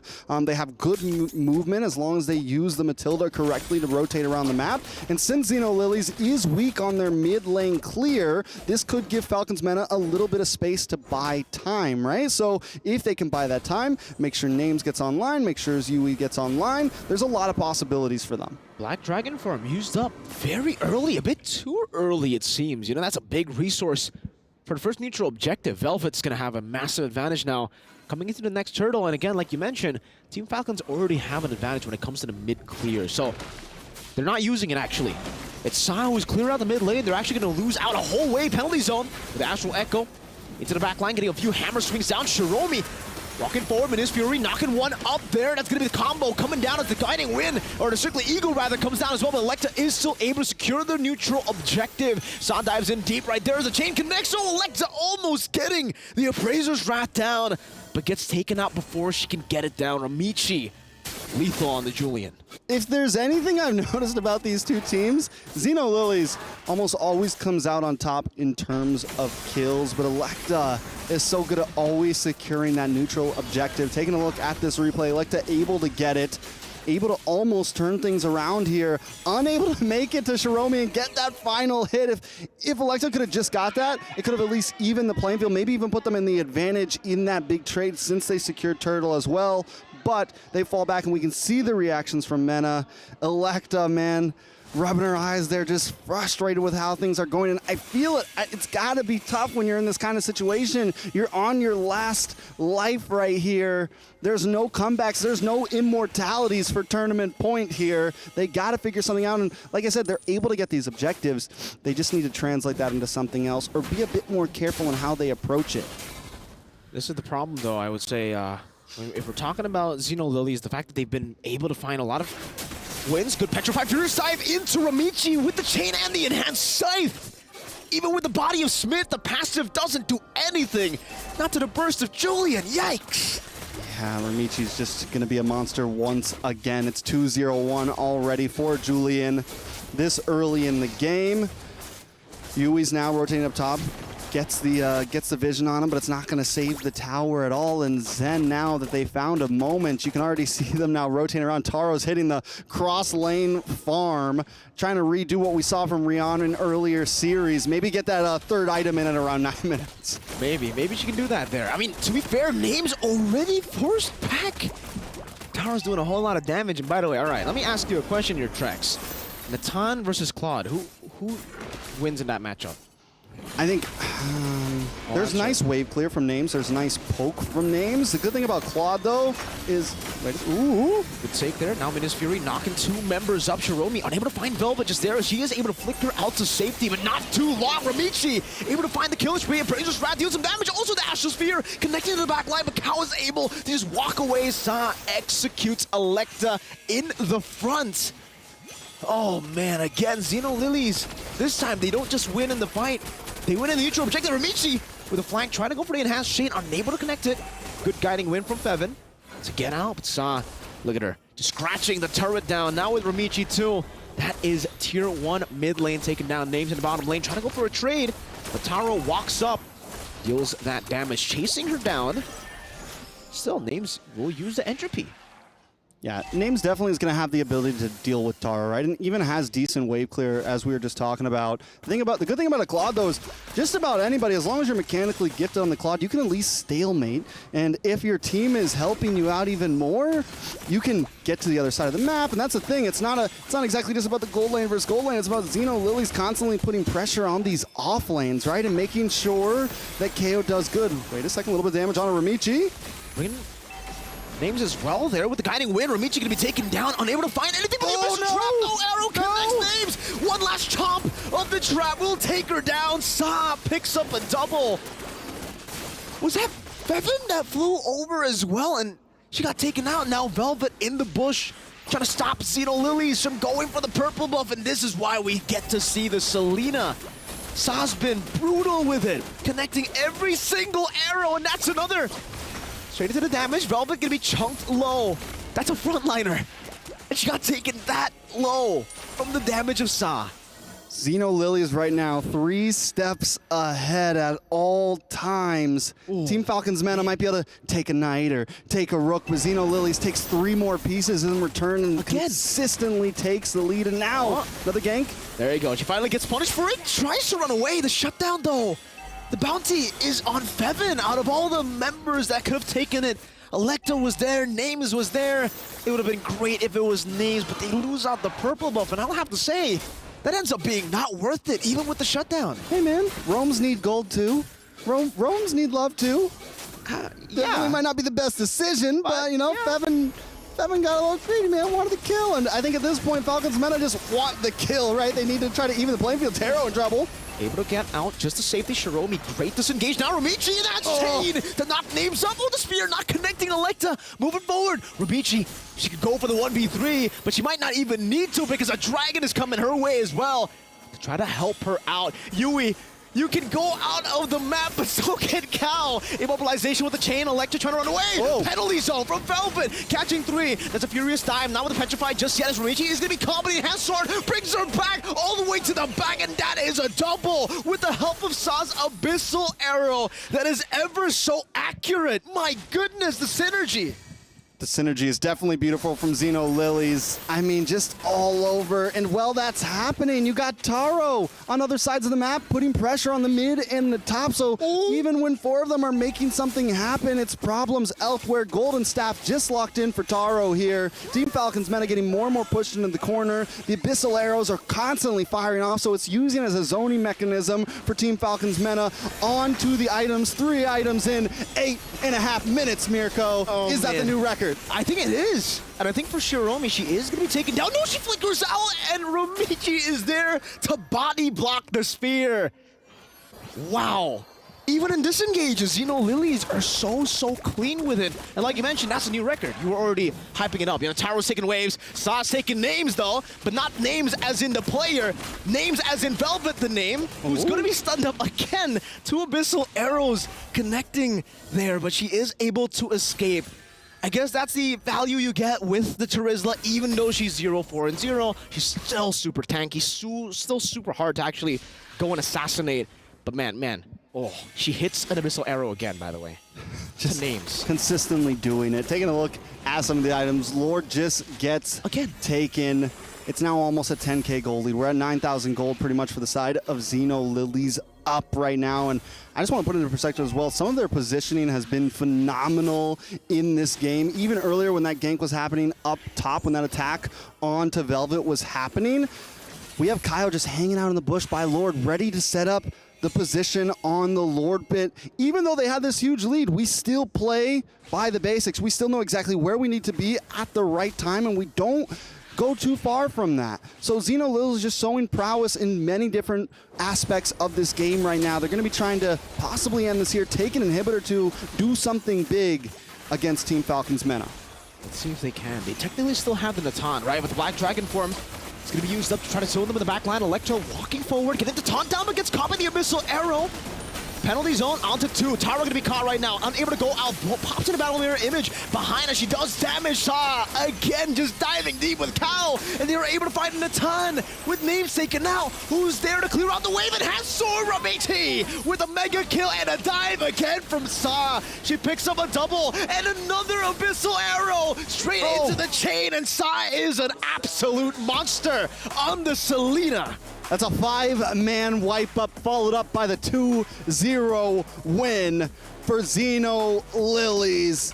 Showing dominance with multiple different heroes, showing dominance with multiple different styles of play. Sadly, do you know what this means though, Mirko? I know what it means, man. That Abyssal Arrow will just shoot them down. Not exactly where I was going. Oh, Team Falcons Mena is going somewhere, and it is not to the bracket, sadly. Team Falcons Mena will be taking their exit there. They had a good effort. They were able to put it up, but Xeno Lilies were just a little bit too strong. Xeno Lilies just monsters on the field and playing aggressive just like VSG did. It was just such a dominant display. I think even more so than game number 1, right? The fact that Falcons Mena, they tried their best to go back to what works. The fundamentals, utilizing the Fredrin, trying to play the calculated move, the safe, take the safe route. And it still wasn't enough. They get shot down by the Abyssal Arrow, down to elimination. Down to elimination, and Xeno Lilies tie up the scoreboard with VSG, and we're going to get to see that tiebreaker in the next series. And that's something I'm excited for because there are two very aggressive playstyles from these two teams. Xeno Lilies just being extremely dominant all around. For sure. Every single step of the way, I think for Xeno Lilies, they were able to just control even the aggression. And it's definitely going to be a very interesting matchup now that we know how Xeno Lilies play, how VSG play. Both of them love playing these assassin junglers, damage output all the way, even in the roams. So I'm really excited to see exactly how they utilize that. By the way, Taro has been amazing with the items. Most definitely, and that's going to be it. Let's send it over to our interviewees. They got somebody on stage. Thank you so much, guys. Now, xin chào, right here from our friends all the way from Vietnam, and congratulations on that 2-0 win. First up, is this a result that you guys are expecting to sweep Falcons Mena 2-0? And also, did you guys expect to pick up that Luo Yi as well as that chip, which is usually banned right here in the tournament?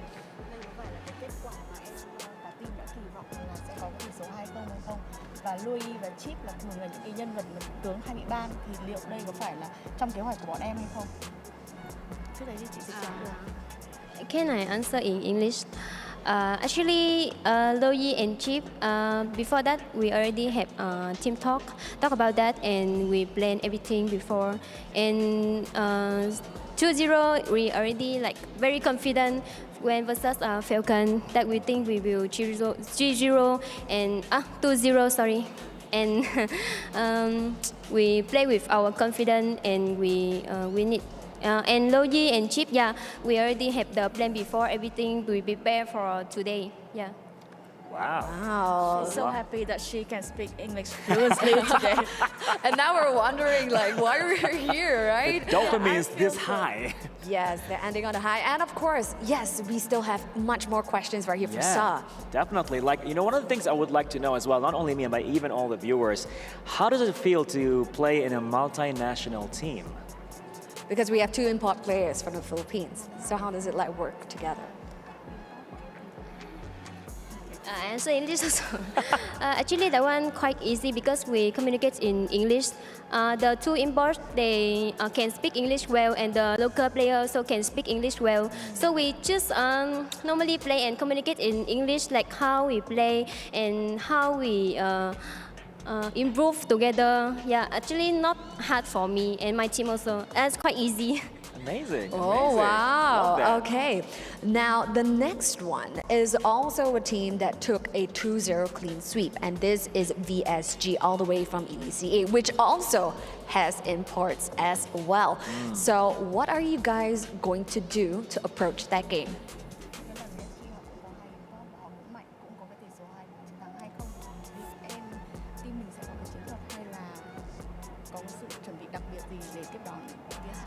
Of course, we have preparing for VSG when versus VSG, but can I see it now?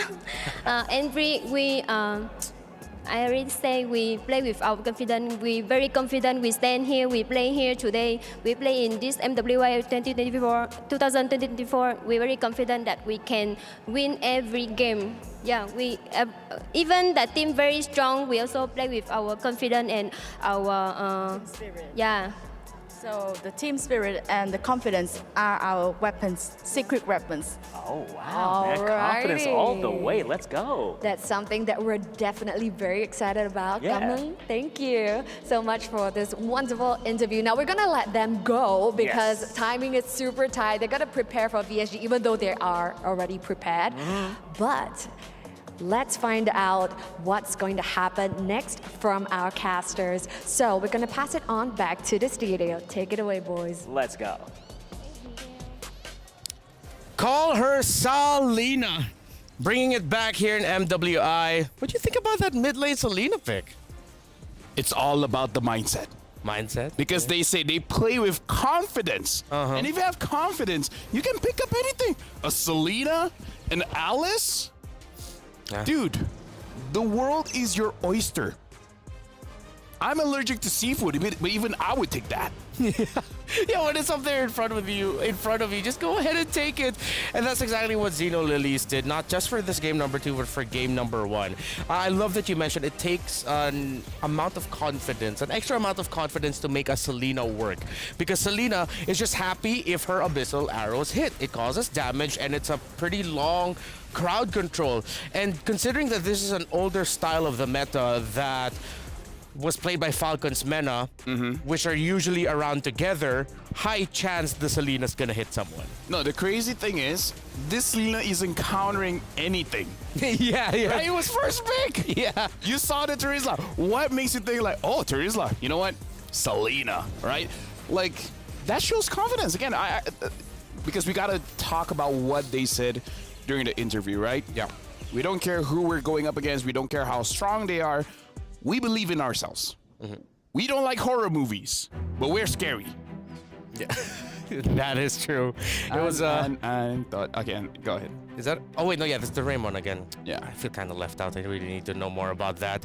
But what we do know is, yes, as confirmed by the casters, we'll have to bid farewell to Falcons Mena. Again, relatively newer roster just coming up. They're just slowly starting to build more of a name for themselves. They are also the national team for Egypt, if I'm not mistaken. Yes. So thank you, Falcons Mena, for everything that you showed off here, and we wish you the best. Go back to Xeno. Oh, is there something you want to say? No, I'm just saying, like, we heard during the interview how Xeno Lilith, technically they played with this roster for 1 month, right? Yeah. And honestly, with this new patch, I feel like most of the teams, they only have 1 month to prepare. And it's amazing to me to see how quickly all the female teams here in MWI, they're adjusting to the new patch. They understand it's a new meta, it's a new landscape for MLBB. And the execution, honestly, fantastic. Yeah, fantastic execution. And let's see who will be the PlayStation MVP for Xeno Lilies. It's none other than that Salina with a rush on the Talisman and then the Starlium Scythe. Oh, yeah. That a lot of just damage. 2 items? 2 full items? And she was that shows like how that. fast the game was. Yeah. This is one of those games, if you go to the toilet, you come back, you're not going to see the game. It's the end of everything. And again, I like that this is more or less them showing the world. We don't care what's the S tier picks, A tier picks, B tier picks. It's our picks, right? Because again, showing the Alice, showing the Selena, they might have much more. Oh, okay. You got the pose down. As we try to do our best Selena impressions, let's see the STC predictions results that we mentioned at the top of the series. I cannot get my legs like that, man. I've had practice. You've really? Cool. That's great. I wish I could stand like that. Wonder how many of the viewers supported Falcons men earlier. It was 88%. See, it did go up. It did go up. It went up. As I mentioned earlier, it went 91% to 9%. Just goes to show how much this meant for this region. Pretty sure they would have loved to see the win, but well, you know what I love is that I hear a lot of support, especially from a lot of the locals of the teams here, especially even in MSC. So now we are going to be heading into our third match of the day. That's going to be happening in just a bit. More MLBB action will come your way after a short break. Don't go anywhere. MWI 2024 at the Esports World Cup. We'll be right back. Hello everybody, Quick Shot here, host of EWC Central. I wanted to take a look at how the Mobile Legends Bang Bang Women's Invitational will impact the standings in the EWC Club Championship update, brought to you by SDC.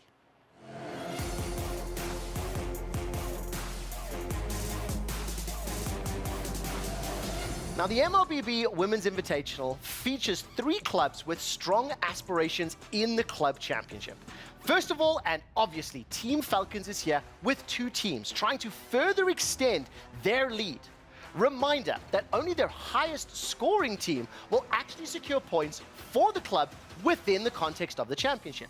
So in the events Falcons would place first and second, they would only gain 1,000 points for that first place finish. The thing is, it's going to be hard to come out on top of Team Vitality because they are clear favorites coming into the MLBB Women's Invitational.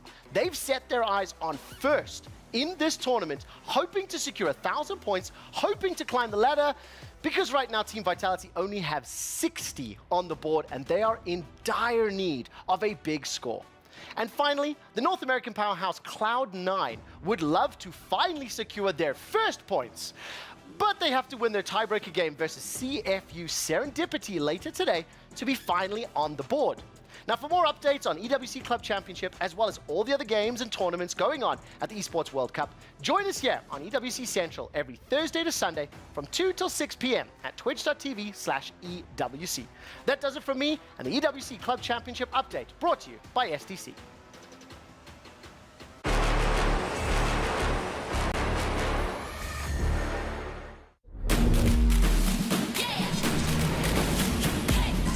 Just like you and me, finding our destiny. Though they may not see, I'll prove what I can be. Aren't we all the same? We're deep in the game. They say this is lame, but we have our own aim. No fear, prove it. Rise up and don't quit. Chasing the same dream, we all are on the same team. Let's go! It's our time to shine, lift up far behind. It's our time to show how far we can go. Though they may not see, we show what we can be. It's on you and me, just wait and you'll see. It's our time to show the world who we are. It's our time to shine, we are the rising stars. Our time to shine it. Yeah!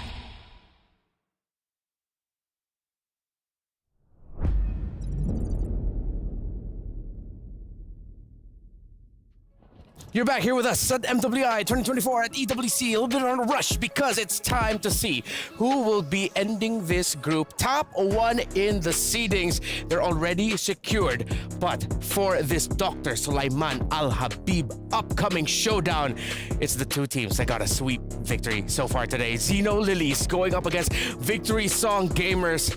Hype is what I'm feeling for this matchup. Oh yeah, hype actually describes it quite well, you know? Yeah, that's good. Thank you so much. Yeah, it's hype. Speaking of hype, VSG, Xenolive, again, both coming with a 2-0. And again, we're looking at both teams that have really showed up different picks when it comes to the jungle. VSG bringing up that Benedetta really shows that in terms of mechanics, VSG has a lot of it. And something that we do have to remember is that VSG, they've been boot camping in Indonesia. So they've been having a lot of experience in the Southeast Asia region.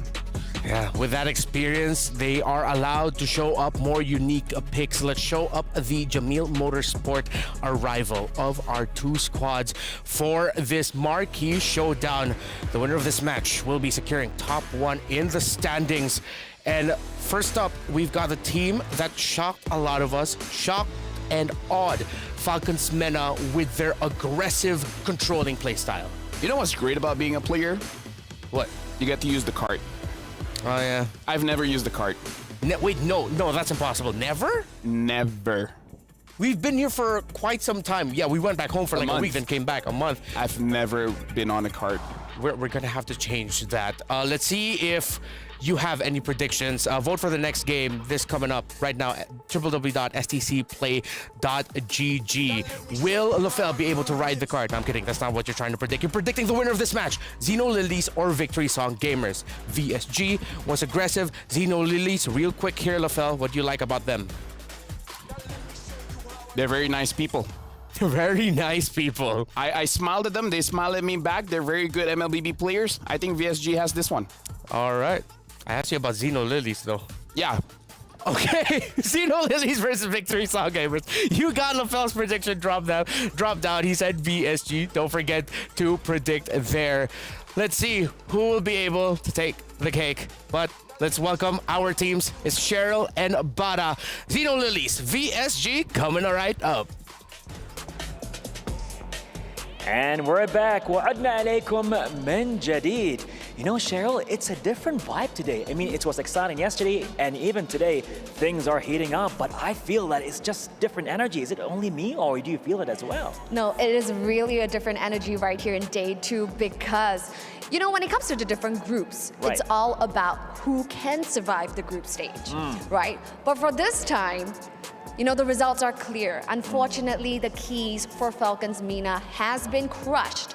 But for this upcoming game, they're not playing to survive, they're playing to flex. Let's go. Who will come up top of the table for Group C? And this is what's gonna happen right here for match 3. Starting off, let's take a look at the wonderful faces from our ECA region, Victory Song Gamers.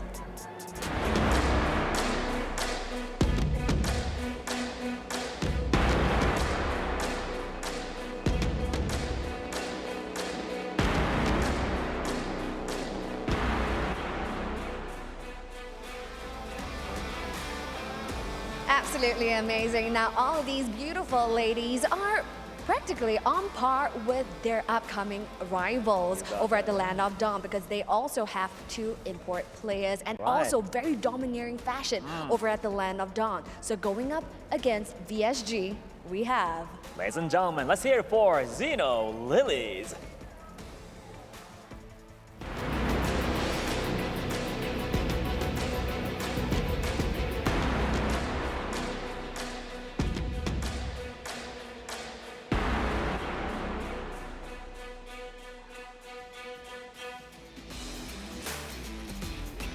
And it is really happening over here. They're warmed up. They're ready to go. Let's see who's gonna make it happen. And all that details and hype, of course, with our beautiful and amazing talents. Take it away over at the studio. Yalla wal'uha. Thank you so much, Cheryl and Bada. You know, when you said VSG earlier for your prediction, LaFell, yes. I've been thinking about it during the intros. I realized there are certain aspects of VSG's game, a little bit more cleaner in the execution, I feel like, that would give them that edge over Xeno Lilies. I don't know right now, though, how big that edge is, but VSG in their series look a little bit more polished. Here's the thing, Remar. I'm gonna ask you a question, serious one. Sure. Look me in the eye. I'm looking at you. Tell me honestly. Okay. Have I ever been wrong in my predictions? Is this a trick question? Yeah. No. See? So, hop on board the VSG train, but let's go. Honestly, Xeno Lilith, again, I feel like going up against teams that have established a power standard, right? Yep. All you gotta do is sweep the rug right under their feet. Use something different. What's gonna be different? Use on goalie. Well, okay, maybe that's a bit much. Yeah, that's a little bit much. But Paquito is fine. Yeah, but I mean, though if any of them are gonna decide to go for that, double fighter side to speed up something like a Granger in the jungle, which I've been hearing that people are trying out again. With the new temporal rain, makes it so that you can actually use your rondo and everything very, very fast. So you can zigzag inside of team fights, but let's be real, probably not. Going back into the draft here, Ling as well as Lee has been banned out, same as Roger as well as Jusin. So here, again, it's all about QA, whether you want to pick up your jungler early because the Hayabusa is still up, wonder if she wants to go for that, or sway a little bit, see what the mid laner is going to pick up, and then go for that Benedetta again. Yeah, what I can tell from these two is that they like to prioritize two things, the Roam and the EXP, which actually shows their Filipino coach DNA. For the longest time, that's always been something about Filipino teams, the priorities in the EXP and the Roamer matchups. First pickup without the Roger. Terizla. Yeah, now I'm starting to get why teams aren't always rushing to first pick the Harith. Yeah. I'm okay with the Terizla pickup, especially with how Minun plays. How it seems like her nature is to heal and take care. Ah, yes. You mentioned that earlier. Oh, Yuzong. We have to remember, this has been banned. I think we're about to see why. Yeah, we're about to see why. But this is a give. Zenith decide to give this to them. They gave the Yuzong, meaning there's a response coming up. I would honestly say go for the Terizla. And the thing is, you kind of want to pick up an assassin, but it's kind of not good going up against the Yuzong. It's hard for you to position yourself, especially during those neutral objectives. It's hard for an assassin to go for a turtle or lord fight in the first place, but having Yuzong, much more difficult. So since the Yuzong is picked up, oh, Angela! Okay, Angela's okay. The claw's a bit early for me, though. Yeah. I honestly thought that they'd go for their assassin show already, because we are in that meta where you can show your cards early, like your main condition, and it's fine. Because usually those power picks control the early game so well. So now VSG, they're going to be thinking, ooh, what are they going to be pairing with that Angela? Because an Alpha will be open, so they go for full crowd control. That will give Alpha a difficult time, if ever that was the idea. Zenith is floating. It's Edith and Vexana. Think about it, perhaps they pick up the Claw because the Claw can actually survive against the Yuzong. So now that I think about it, it's alright. It's alright. It's cool. So they immediately went for the safest gold lane in the matchup. Before he gets banned or picked up? Good call. Good call. I agree. So now I feel like, yeah, Assassin is going to be quite difficult here. The Benedetta could be okay because it's hard to catch in the Electro Final Blow. Yeah. You can dodge the Onward and the Earth Shatter. They're going to pick up the Terizla before it gets banned out and still hiding where this Angela is going. Could be mid, could be Rome. Okay. So with the Terizla pickup, a part of me was thinking maybe CC, but then earlier... Oh yeah, Julian in the jungle is possible.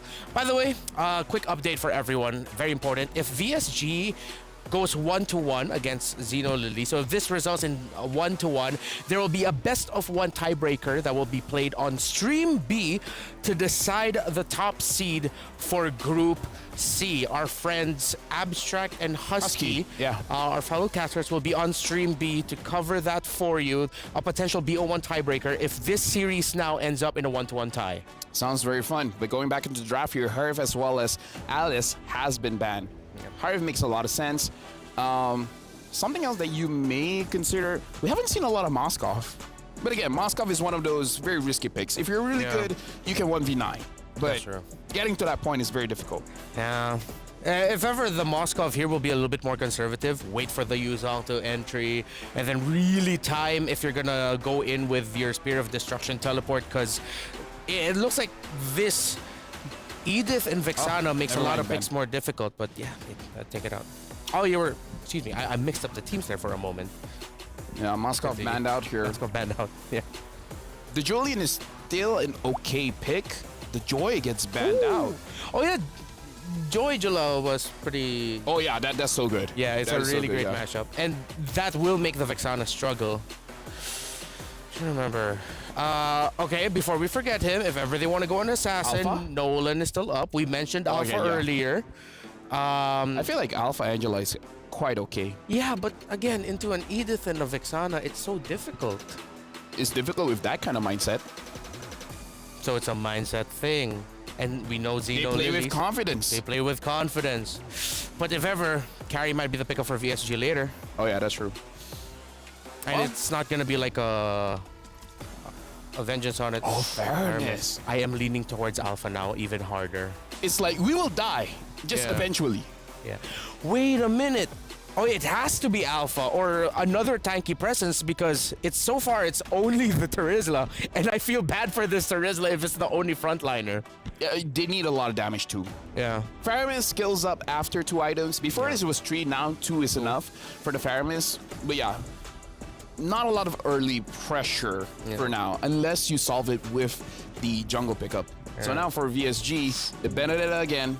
Again, Benedetta 4th pick is pretty strong. Yep. And the Beatrix. The Beatrix will do well against the Faramis. Yeah, she has the Bennett's Rage to take out, and well, even the Nibiru's Passion to take out the ultimate of the Faramis quickly. The effects of that. The Co-Altar. Netherrealm. Netherrealm. Netherrealm. I've been in this scene for so long. I remember the old names. It's Oh, okay. No, that was stuck in my head too. That's why Right, I was Cult-Altar. pausing. It's like, wait, it's not Cult Altar anymore. So it's like you heard what I was thinking. Alpha makes sense. Barrett's too difficult and will just get poked down like crazy. Nothing's gonna happen. They need to match the damage and they need an extra front line. I think Alpha's the last pick. If they go anything else, it's such a risky composition. Nolan Hayabusa is up, but then it's like, what's the Angelus going to be using? Martis! Right, there's another one too. Yeah, but we haven't seen this for ever. Yeah, Martis jungle. We've seen Martis mid. Martis, yeah, but not jungle. That's crazy. We've seen Martis mid more than Martis jungle. Yeah. Oh, how is this going to fare? This is old school MLBB. Yeah, for Look at the draft. Zenith? Yeah. Yeah. Yeah, that is old school. Old school. That is the same time frame earlier. Season 10? Season 11 or 12. 11, yeah. Yeah. It's a bit of a throwback with the lineup here for the Lilies. Let's see if they'll be enough to go up against VSG and get that win early on in this BO2. Mirko, Trex, what y'all thinking? Well, I'll tell you what, it's me, Naisu, with Mirko. Wait, you're not Trex? I'm not Trex, man. Trex is on the rest.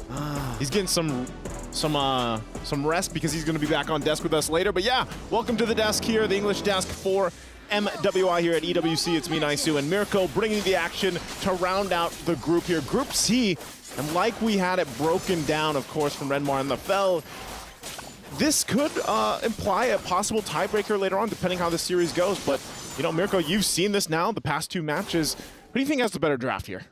Oh, man, it's really tough to say that, but honestly, I'll have to go with Victory Song Gamers. I feel like, especially with the Benedetta, Kyoe was able to perform so well, Kaylee as well, and you can see the mid-prio already.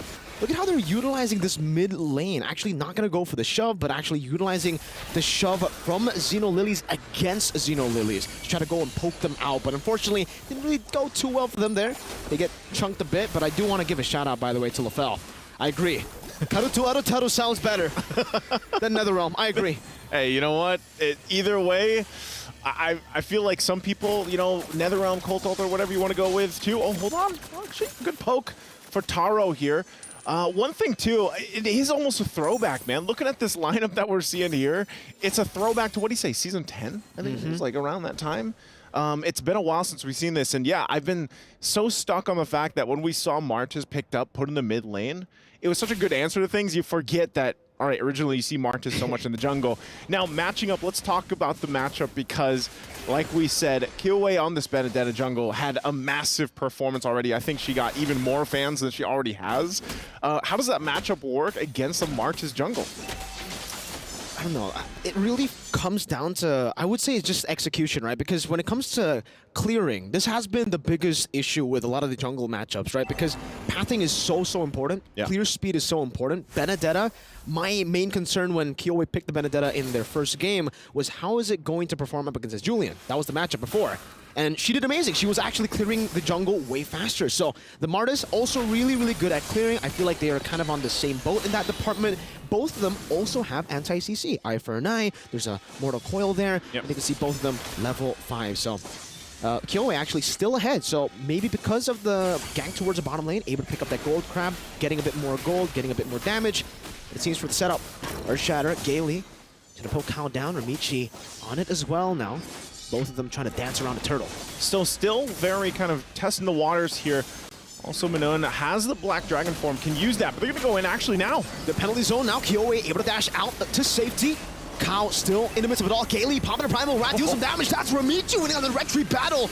Good disengage with the final blow. Ramichi, one decimate, looking for another now with a Mortal Coil too. Shiromi with the sustained synchro, gonna be caught. Flickers out to safety, but gets tied up as Kao finds the kill. Saw in the mid lane, able to dash out. Meanwhile, bottom lane, Blazing Duet, Taro winning on the trade, but Rian will still be able to survive. Xeno Lily's just got everything on that whole exchange, and they might still go for another kill here on the bottom side, but man, talk about the power of this Angela pick and how it fits so well into the lineup that Xeno Lily's brought to the table. You saw how strong that hard guard can be. Even the focusing mark, you know, that's a little extra boost. That's 6% that helps with that.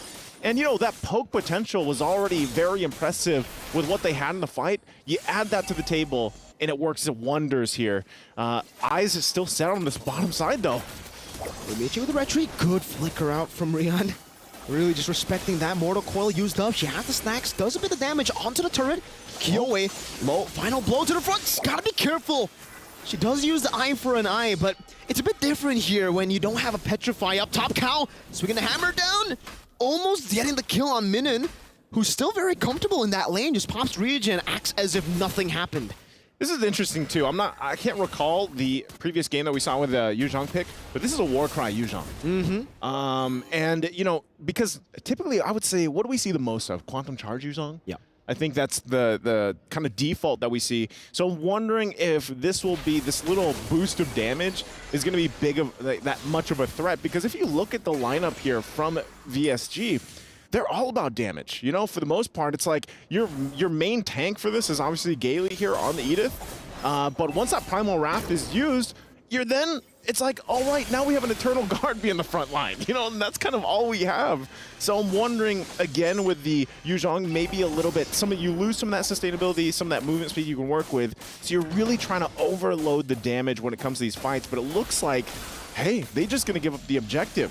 You know, they don't want to fall further behind than they already are, as Ramichi gets the turtle. Clean, and this is usually why the Martis is used up in the jungle.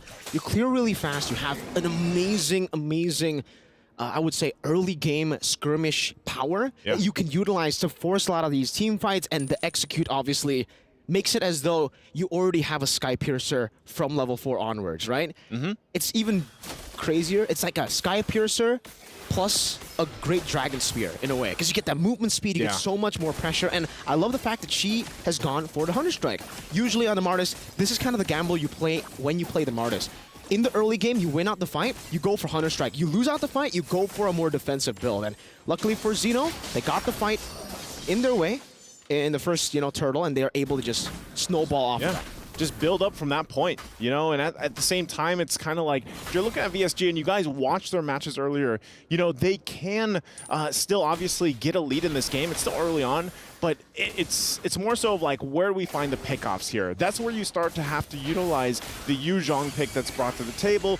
Gailey has to land those combinations that we see these Ediths do all the time. And then even to round it out, I mean, for the most part, Beatrix, we haven't seen her too often. She's still a great pick, I would say, you know, for most gold laners, but it's almost in a sense where you see so much Claude's picked up, the Harith's picked up, that Beatrix has been slept on a little bit. So I think for even for Rian, you want to have that gold lane experience. Farm up, get the items that you need, lock those in, and then contribute to these fights. So I think for VSG too, that might be where we see them again, just give up an objective, give up the next turtle even. But look at this, Ramichi goes up top. It's a flicker. It's always a flicker, the response to any sort of gank, and that's why the Beatrix is so vulnerable. Yeah. And, you know, I'll take your point there. It's very tough. As a gold lane player myself, this is why I personally don't like the Beatrix pick. Even in MSC, when it's picked up, not a fan of it, because especially up against the Claude, there's so many more ways for the Claude to outplay you. Yeah. But like at some point, you get that spike, you try to turn the tide. They're on the fight for the turtle, though. Penalties on. Oh, Ramichi again winning it out now with a good Petrify down. Eternal Guard connecting on a Cal, still able to flicker out to safety. The final blow does some damage, but Kyoe is going to be caught by Taro, who slows her down for the Decimate. Gailey, Primal Wrath on a turret, another Decimate. Ramichi finds it again. Might be looking for more. Oh, he finds the Maniac. Ramichi dives under tier 2. Oh, Pro, man, again, you know, when you saw this Martis picked up, this might not be what we expected, because for so long now we've seen Martez in the mid, but this is what you have to remember. The Decimate is such a big threat. The resets after reset. And this is, yes, it's so fitting. It's the Levi Ackerman. Boom. Boom, the triple, and goes in. And you know what? Why not take the Maniac? Worth. I don't know. It's worth. It definitely is worth when we're talking about the numbers here, right? Because that's for one, technically. They also got the neutral objective. But that's a big shutdown. That's a massive shutdown. 5-0 she was before getting shut down, and that goal is going to go. I think if it went to Rian, then we would be a bit more concerned. But even to Synchro, that's actually going to help her quite a bit. She was way more behind than only 1,000 compared to Sa. She's still down, 1,000 gold here, but yeah, that is going to help out a little bit. Still working on that second item too. You also saw, at least now Gailey's a little bit more tanky. She's got Dominance Ice working on the next, but that's also a Thunderbelt picked up now for Kyoei.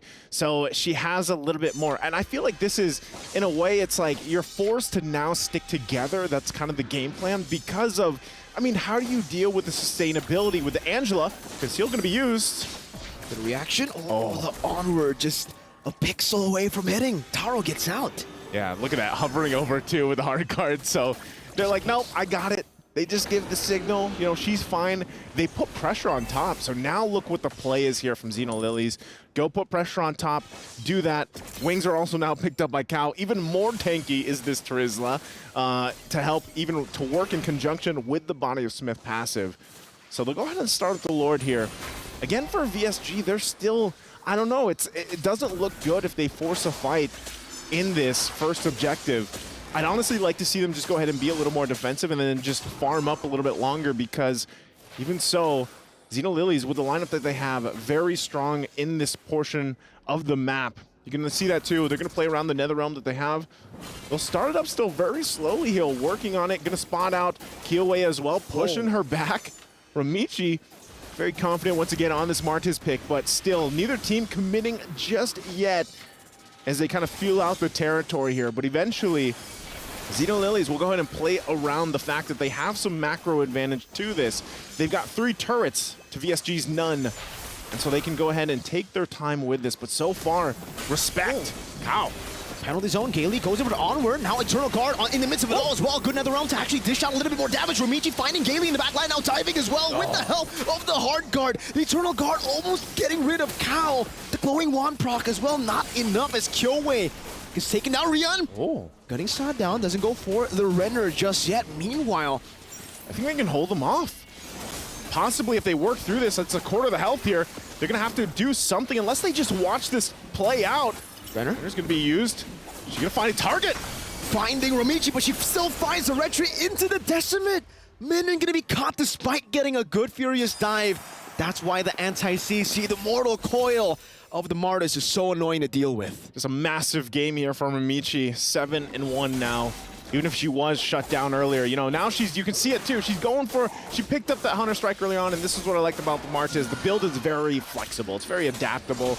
She is now going that tanky, because now she is, even with the Heart Guard, or without the Heart Guard, her alone is tanky enough as a frontliner, and the Mortal Coil, the way that it works, it's kind of finicky. You really, it's almost a feint in a way to deal with that. But look at this damage. Wow, the damage dealt here. This is still, it's crazy to see Fairmist still do this kind of damage.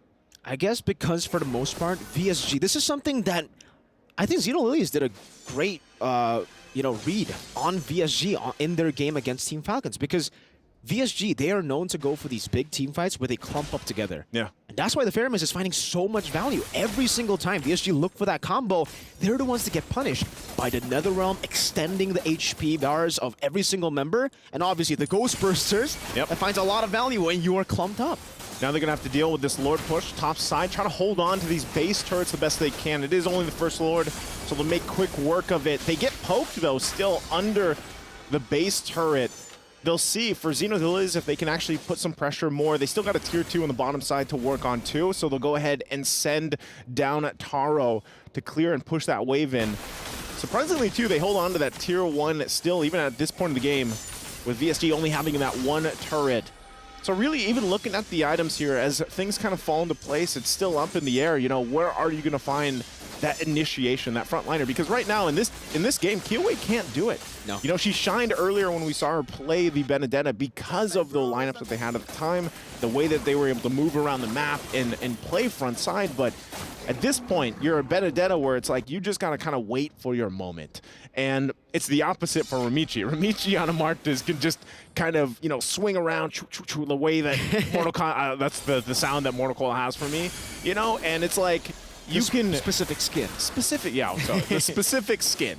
If only, you know, Levi was flying around too, but unfortunately that doesn't happen. So buffs are going to be choked out, of course, but really this is the downtime until this next Lord. And I don't know, Miracle. I think even now, VSG isn't really capable unless somehow they get a setup of a lifetime to go ahead and contest this next objective. It's really hard to, I mean, like, say what VSG really need to do, because technically the easy way would be, yeah, bait out some of these resources, but it's way easier said than done. You need to bait out Netherrealm, you need to bait out the hard guard, and while you're trying to go back and forth, there's a Martis chasing you down. There's Taro, who can constantly put down some utility with the slows from the corrosion side as well. So it's really hard for you to even kite back. It's way easier said than done, and even then, I don't know. It almost feels like this is why. Oh, Kaylee! Goes over to Onward, doesn't find it, gets the Earth Shatter, but Sai just walks out of the Bennett's rage.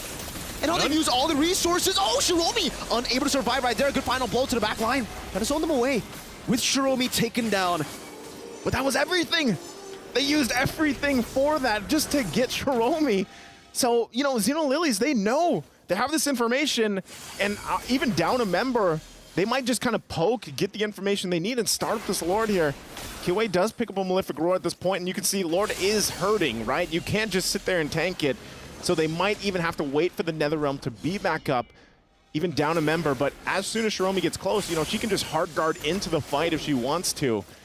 Still respecting the damage here too. You know, interesting maneuvers earlier from Gailey as well. Yeah. Utilizing that flicker, goes in again. Trying to get that Netherrealm out. Not going to happen though. Eternal Guard drops though too. You can see hard guard being held on top here for Taro. This might be the time. I mean, they're very disciplined, very taking their time with this.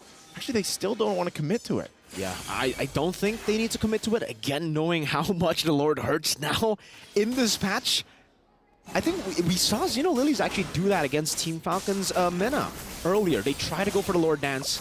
The Lord new passive kicks in. They start getting melted down by the Lord, and then they lose the fight. So obviously for Xeno Lilies, they definitely want to utilize the advantage they have in the side lane. They have an Angela that's going to be constantly pushing these waves towards VSG. Yeah. And yeah, I mean, it's just really tough. They were able to bait out Sauce Purify, though. So that's already a really good setup for Kaylee. So perhaps go for something. Conceal, onward, Earth Shatter, into the Terrify, into the Eternal Guard. The combo is massive, but Sa comes in with the Netherrealm. Mortal Coil from Ramichi. Kaylee gonna be taken down. No, just immortality. Kao losing her life. Now Kiyoe jumping in the midst of it all. Good knockup from the Lord Rian. Guns are down. Taro with a crown. Straight into the nature of Rian. Looking for some damage. Taro able to use the BMI backwards. Rian going for the chase down. Trying to look for the read as to where they are. Ramichi. Oh, they're gonna find her. Goes for it now with the Mortal Coil 2. Doesn't want to go for the Decimate. Sa comes back up, almost gets rid of Rian and Minim. But now 5 and 11. VSG, they found a way. They found a way. That's what I was going to say. You know, I was like, man, I don't know if they can contest it, but hey, they actually just played the tune that Xeno Lily set. They didn't commit to the Lord just yet. They were waiting earlier before that whole fight broke out. They used all their ultimates. They waited for them to be back online. And then, in a very similar fashion, they started the fight up after Xeno Lily started the Lord and end up winning. And that's also just because the positioning of Rian was on point here. And again, this is where, you know, Beatrix, she takes a while to get to this point. She's got 4 arms now, make it 5, just gets the Blade of Hepsees, has that, picked up the Wind of Nature earlier. Oh, and they're actually gonna go run it down mid a little bit further. Black Dragon form, great zoning, just to enable the charge to happen from the Lord. Mortal Coil gonna be used up. Gailey forced to use the Primal Wrath, bottom lane though. This is why the Benedetta gets a lot of value when you are ahead. When you have the proactive maneuvers, no Purify to Terrify connects onto Sa. She actually already has a Purify, and that's some crazy patience to have knowing that everybody could collapse, Sa still holds on to the Purify, which is great for her. Hey, man, I would say, you know, this is that extra inning that VSG needed in this game. They waited, you know, quite some time. They were down quite a bit. They had some pretty bad team fights earlier on in the game, but through their discipline, they've managed to get this point, which is essentially it's even now. Like, it's an even ball game. They've got the items that they needed. They're locked in now. And so all that does, yeah, they got some turrets that they desperately needed to be able to move around the map, but really what that does is allow them to be on even footing for the next Lord, which is usually most likely going to be a game-winning Lord, depending on how both teams kind of play that out. Also an Immortality being picked up, a couple more defensive items here locked in too, because again, Killway also has to be, you know, it's different in the sense of when you are this Benedetta, you have to be very careful in your placements or how you enter those objective dance-offs. And with this, all she has to do for now is push these side lanes, you know, and you're going to see them respond. Oh, top side. DPZ, flicker backwards too. Hard card. Hard card was used up in the bottom lane. That's a 1v1. Ramichi versus Kyowe, who still has the Immortality. Can actually look for it. Let's see how this 1v1 goes. Good eye for an eye. Another dash, perhaps. Ramichi knows that there will be a lot of ways for Kyowe to outplay. Good Stampede.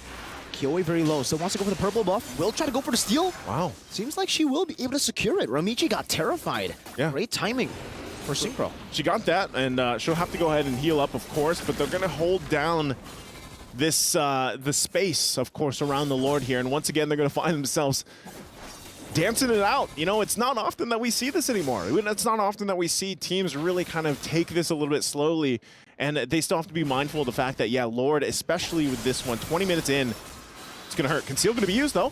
Good Stampede, Gaily. Waiting for the Onward. Doesn't find Onward, but does get the Earth Shatter. Ramichi already using the Mortal Coil earlier, waiting for that cooldown for the anti-CC to be back. Xeno Lily is doing a good job with the sustain. This is the Angela's value. Long team fights. Keep on poking, because we can keep on healing. And they still go ahead and dance this one off. Hardguard just hovering over Ramichi. Gaily, though, already using that Primal Wrath, so she's not going to have that just yet. They've got the information for Xeno's Lily, so they'll go ahead and start this up. Not sure if they can fully commit to it yet because of the Immortalities. I mean, we're looking at, what, 3 Immortalities for VSG. But still Saw also holding down that front side. The poke is there. Look at the damage from this Paramis. It's 100,000. Oh, there you go again. And that's why a lot of it is just going ahead and using those bursters to the potential that they're meant for.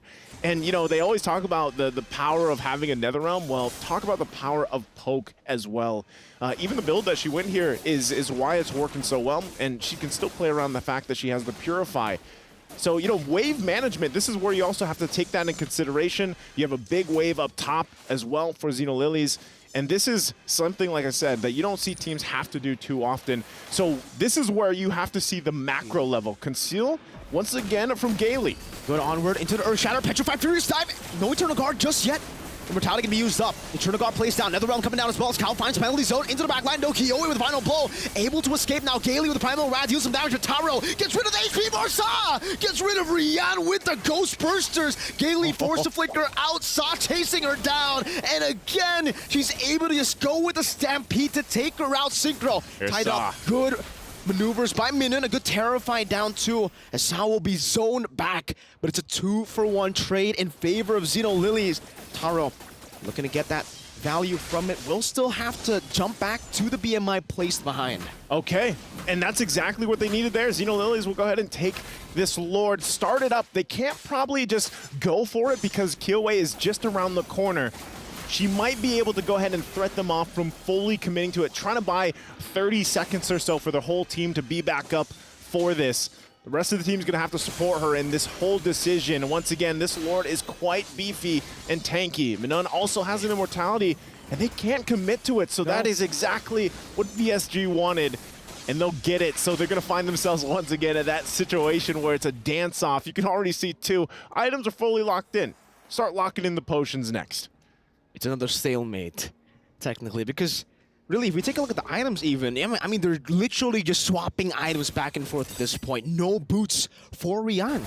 She's going to go for the Rose Gold Meteor instead, but the main problem is, I think where Victory Song gamers find an advantage, Xeno Lilies can use another advantage, right? Yeah. Xeno Lilies, the sustain has been helping them so much in these skirmishes. Every single time, you know, VSG win out on the poke battle, they get healed back up. Meanwhile, for VSG, they don't have the same sustain. But what they do have is good wave clear, good side pressure. Yeah. Every time they do that, Angela's there too. So you got the healing to counter the poke coming in from VSG. Got the Angela to counter in the side lane pressure coming in from VSG. And it's the same. Every single time Xeno wants to initiate, there's a lot of good in disengage tools from VSG too. It almost seems like it's a stalemate. They're going to have to find a way where they team fight and they need to get 3 or more members. Even then, it'll be tough. It'll be tough, you know. It's an evolved Lord. It is, and in the meantime, they can have a break, they can have a Kit Kat while they figure this out to prep up for this because, yeah, man, it's not often. I mean, even back when we were watching the games and going through the games of MSC, like, it's not often that you see these games get to this point where they're, you know, 20+ minutes in. And also the unique part of this is the lineup that they have. Very interesting lineups that they're both playing around that you already kind of hinted at the strengths of them. And I think that's why I was saying, you know, especially your sustainability is going to help you a lot here, but really either team can put pressure on the side lanes. And part of that has to do with, like, if you can play around putting pressure on the side lanes, and that means even an Angela. Like, an Angela is almost enough to just go ahead and manage the wave, push it in. And the same can be said, like, on the other side. Like, who do you send if you're VSG?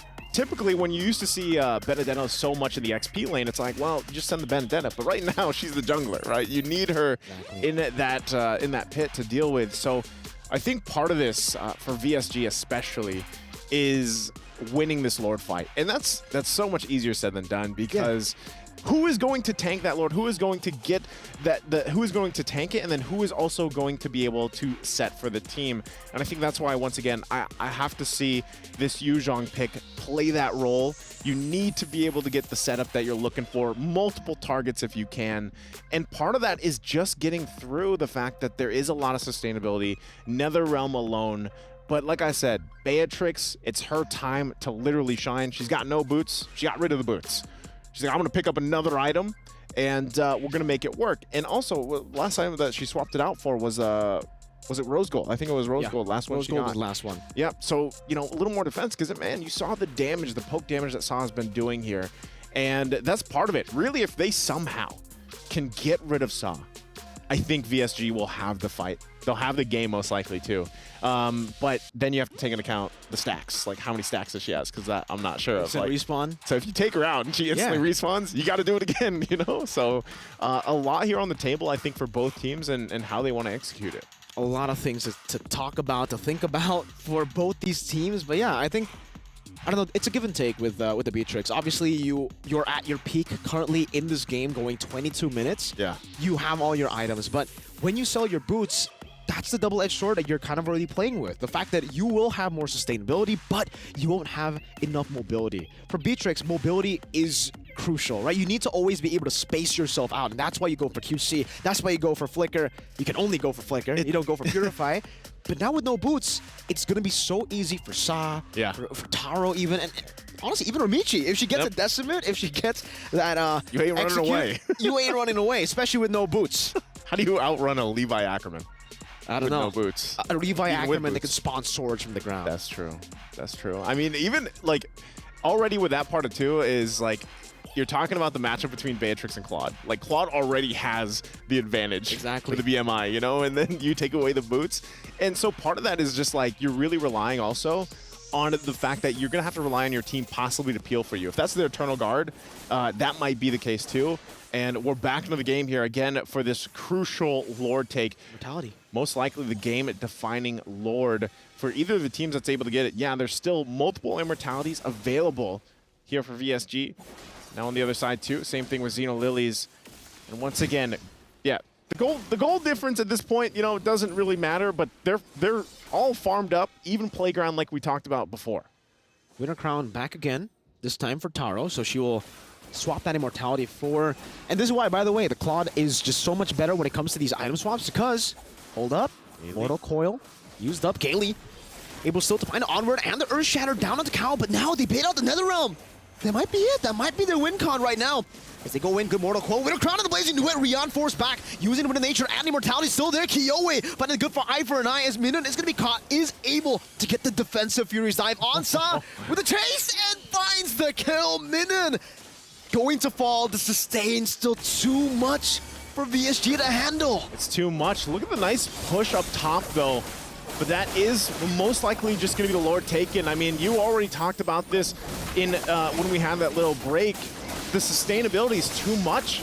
I mean, interesting the way that Winter Crown's been played in the hands of Taro here, because she goes, she pops the Blazing Duet, and then she Winter Crowns. And she just sits there, and then eventually the Heart Guard comes through too.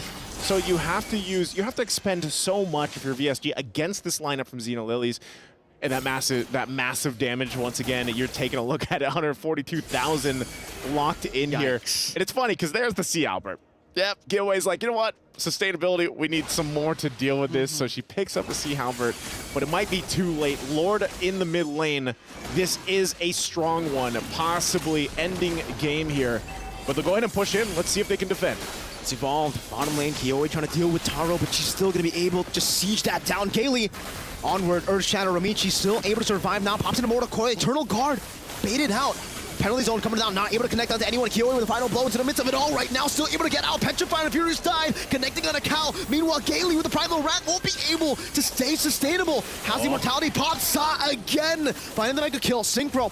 Getting the Terrified down. Glowing Wand tick onto Cow is burning her down. But she's still able to survive. Synchro. Getting the Ghost Burst. She's down the Glowing Wand, but she gets the healing. Now Eye for an Eye. Kiowe still able to run away. Ramichi with the help of the Hard Guard goes into the base vicinity. Looking for the damage. Rion. Gunsaw down. Picking up a shutdown. Now as a Black Dragon form charges into the midst of it all. Once again, Taro has the Immortality. That's Min and no Petrified to be used up just yet as the Blazing Duel will come through. Eye for an Eye and the Thunderbell proc coming down as the final blow will be used up by Kiowe. Ramichi disengages for the team, but 3 base turrets have been taken down. Hey, VSG, they stay in the game. I would say what a successful defense against, it's not often that you see that Lord, that push, what is it, the third one, being able to defend here. And as you take a look at the STC replay, this is, I thought it would almost end, but they cleared out the minions enough to keep that one Canyon minion just outside of the range and able to work around it. So VSG, they've bought themselves time in this game. Again, we're going to see some item swapping going on. Earlier, we saw 2 Winter Crowns picked up for VSG. And even then, also switched in for Xenolilies. Now that Cal picks one up as well. So given how that whole situation went, I mean, Xenolilies couldn't cap out the game just yet. They're going to go back. I mean, it's going to be exactly what we saw previously, where it all comes down to the next Lord dance. I mean, we're talking 3 Lords we've gone through. This is rare, I would say. We don't often, like I said, we don't often see the Lords get to this point. So all that means too is once that 4th one comes up at nearly we'll be close to the 27-minute mark or the 28-minute mark, this is going to be even more crucial on how they approach the fight. Juggling the items even, if you will, is going to play a big part of it because, as you see, Rion earlier had the Immortality, doesn't have it now. Might switch for it later once that cooldown does come available. But I'm not sure if it will for the fight. So far, they're going to kind of just wait things out. You can already see that territory established here for Xenolilies. And maybe this is a time to make a cheeky play from VSG. You can see them already kind of setting things up here. Multiple times we've seen Gaily use the Conceal, try to set something up. And if that means just baiting out the Netherrealm, that could be a part of that. Because look at this. I mean, wow, look at the massive damage taken as well. This game is breaking numbers here, I'd say. Absolutely it is, man. This is why the Terizla is just so much more valuable. This is why usually we always see the Terizla picked even more than the Yuzong, right? Yeah. Because even though Yuzong technically can make more plays happen, Terizla's just so consistent with it.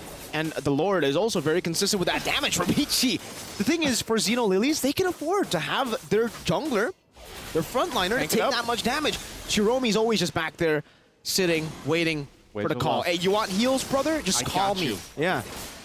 At that point, too, Satu walks up. I was going to say, you can do that. And this is the Lord. Like, if I envisioned a Lord, this would be the voice line that we heard earlier from LaFell. Yeah. L. Sometimes it's 5, sometimes it's 10. Sometimes. I like dancing. even with the sustainability they have, you can see that they still don't want to fully just kind of sit there. They are still going to respect the fact that VSG can pull something off, but one thing that VSG has to do that's tough for them is managing the waves. All 3 waves pushing into the base is an extra kind of chore that they have to take care of before they can actually do this. So they might... Oh, hold on. Gailey, though. Eternal Guard already going to be dropped. And the armor and Earth Shatter now, penalty zone, locking them down. Is that going to be Taro again, jumping to the back line, able to get minions so low. Meanwhile, Kiowe isolated in the back, all alone. That's the jungler, and it's an amazing execution from Xeno Lilies. 70 seconds. That is a long death timer for Kiowe. It looked like, they wanted to start a fight. They wanted to do something. Gailey went in. They dropped the Eternal Guard. But ultimately, Kiowe gets trapped in a position she doesn't want to be in. And that is Lord going to be taken by Ramichi. The desperate attempt to go for the Lord. Ramichi just decimates through Gailey. And now with another member having to deal with a 70-second death timer. An involved Lord. 2 members down. Only Synchro Rian. Technically no frontliners. No frontliners here. Minona might be the only one. She doesn't have Dragon Form. Now she does. She has it available. They could try to buy as much time as possible, but even 50 seconds on Gailey, 30 away for Kiowe. VSG is going to find themselves at a numbers disadvantage for this push. Lord makes its way down the mid. The pokes from Saw alone will send them back to the fountain to heal up. It's looking grim. It's looking dire. It's been 30 minutes, and Xeno Lilies will go push it. Even with the dragon, she's getting gunned down from the sky. Saw again with the Ghost Bursters. Good Petrify and the Furious Dive. They've done it so many times this game, but not anymore. That miraculous defense will come to a halt. Whew. That was a long one. I think that so far that has to be our longest game. 30 minutes. Yeah, 30 minutes. Just a little bit longer than the 30-minute mark there, but man, just great discipline. That's an endurance test right there, but I know our analysts are going to have something to say about this too. Let's go ahead and throw it to them in the studio. Over 160,000 gold split between the two. 30+ minutes, and the clincher of it all, no other way to put it, it's Saw, dude. It's a Faramis. Saw, dude. I mean, like, the damage, the sustain, she will protect, but she will also attack. Yeah, she protect, she attack, she got your back. The damage, everything brought out by the mid laner. Here's the crazy thing. She dealt over 100,000 damage before completing the Holy Crystal. That was before the Holy Crystal? That was before the Holy Crystal. Ooh.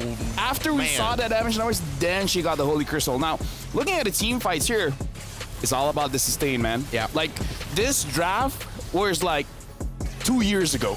Yes. And 2 years ago, the problem is, how are you going to kill them, right? And now with the addition of the Winter Crown as well, Taro can set up her Taro Tori.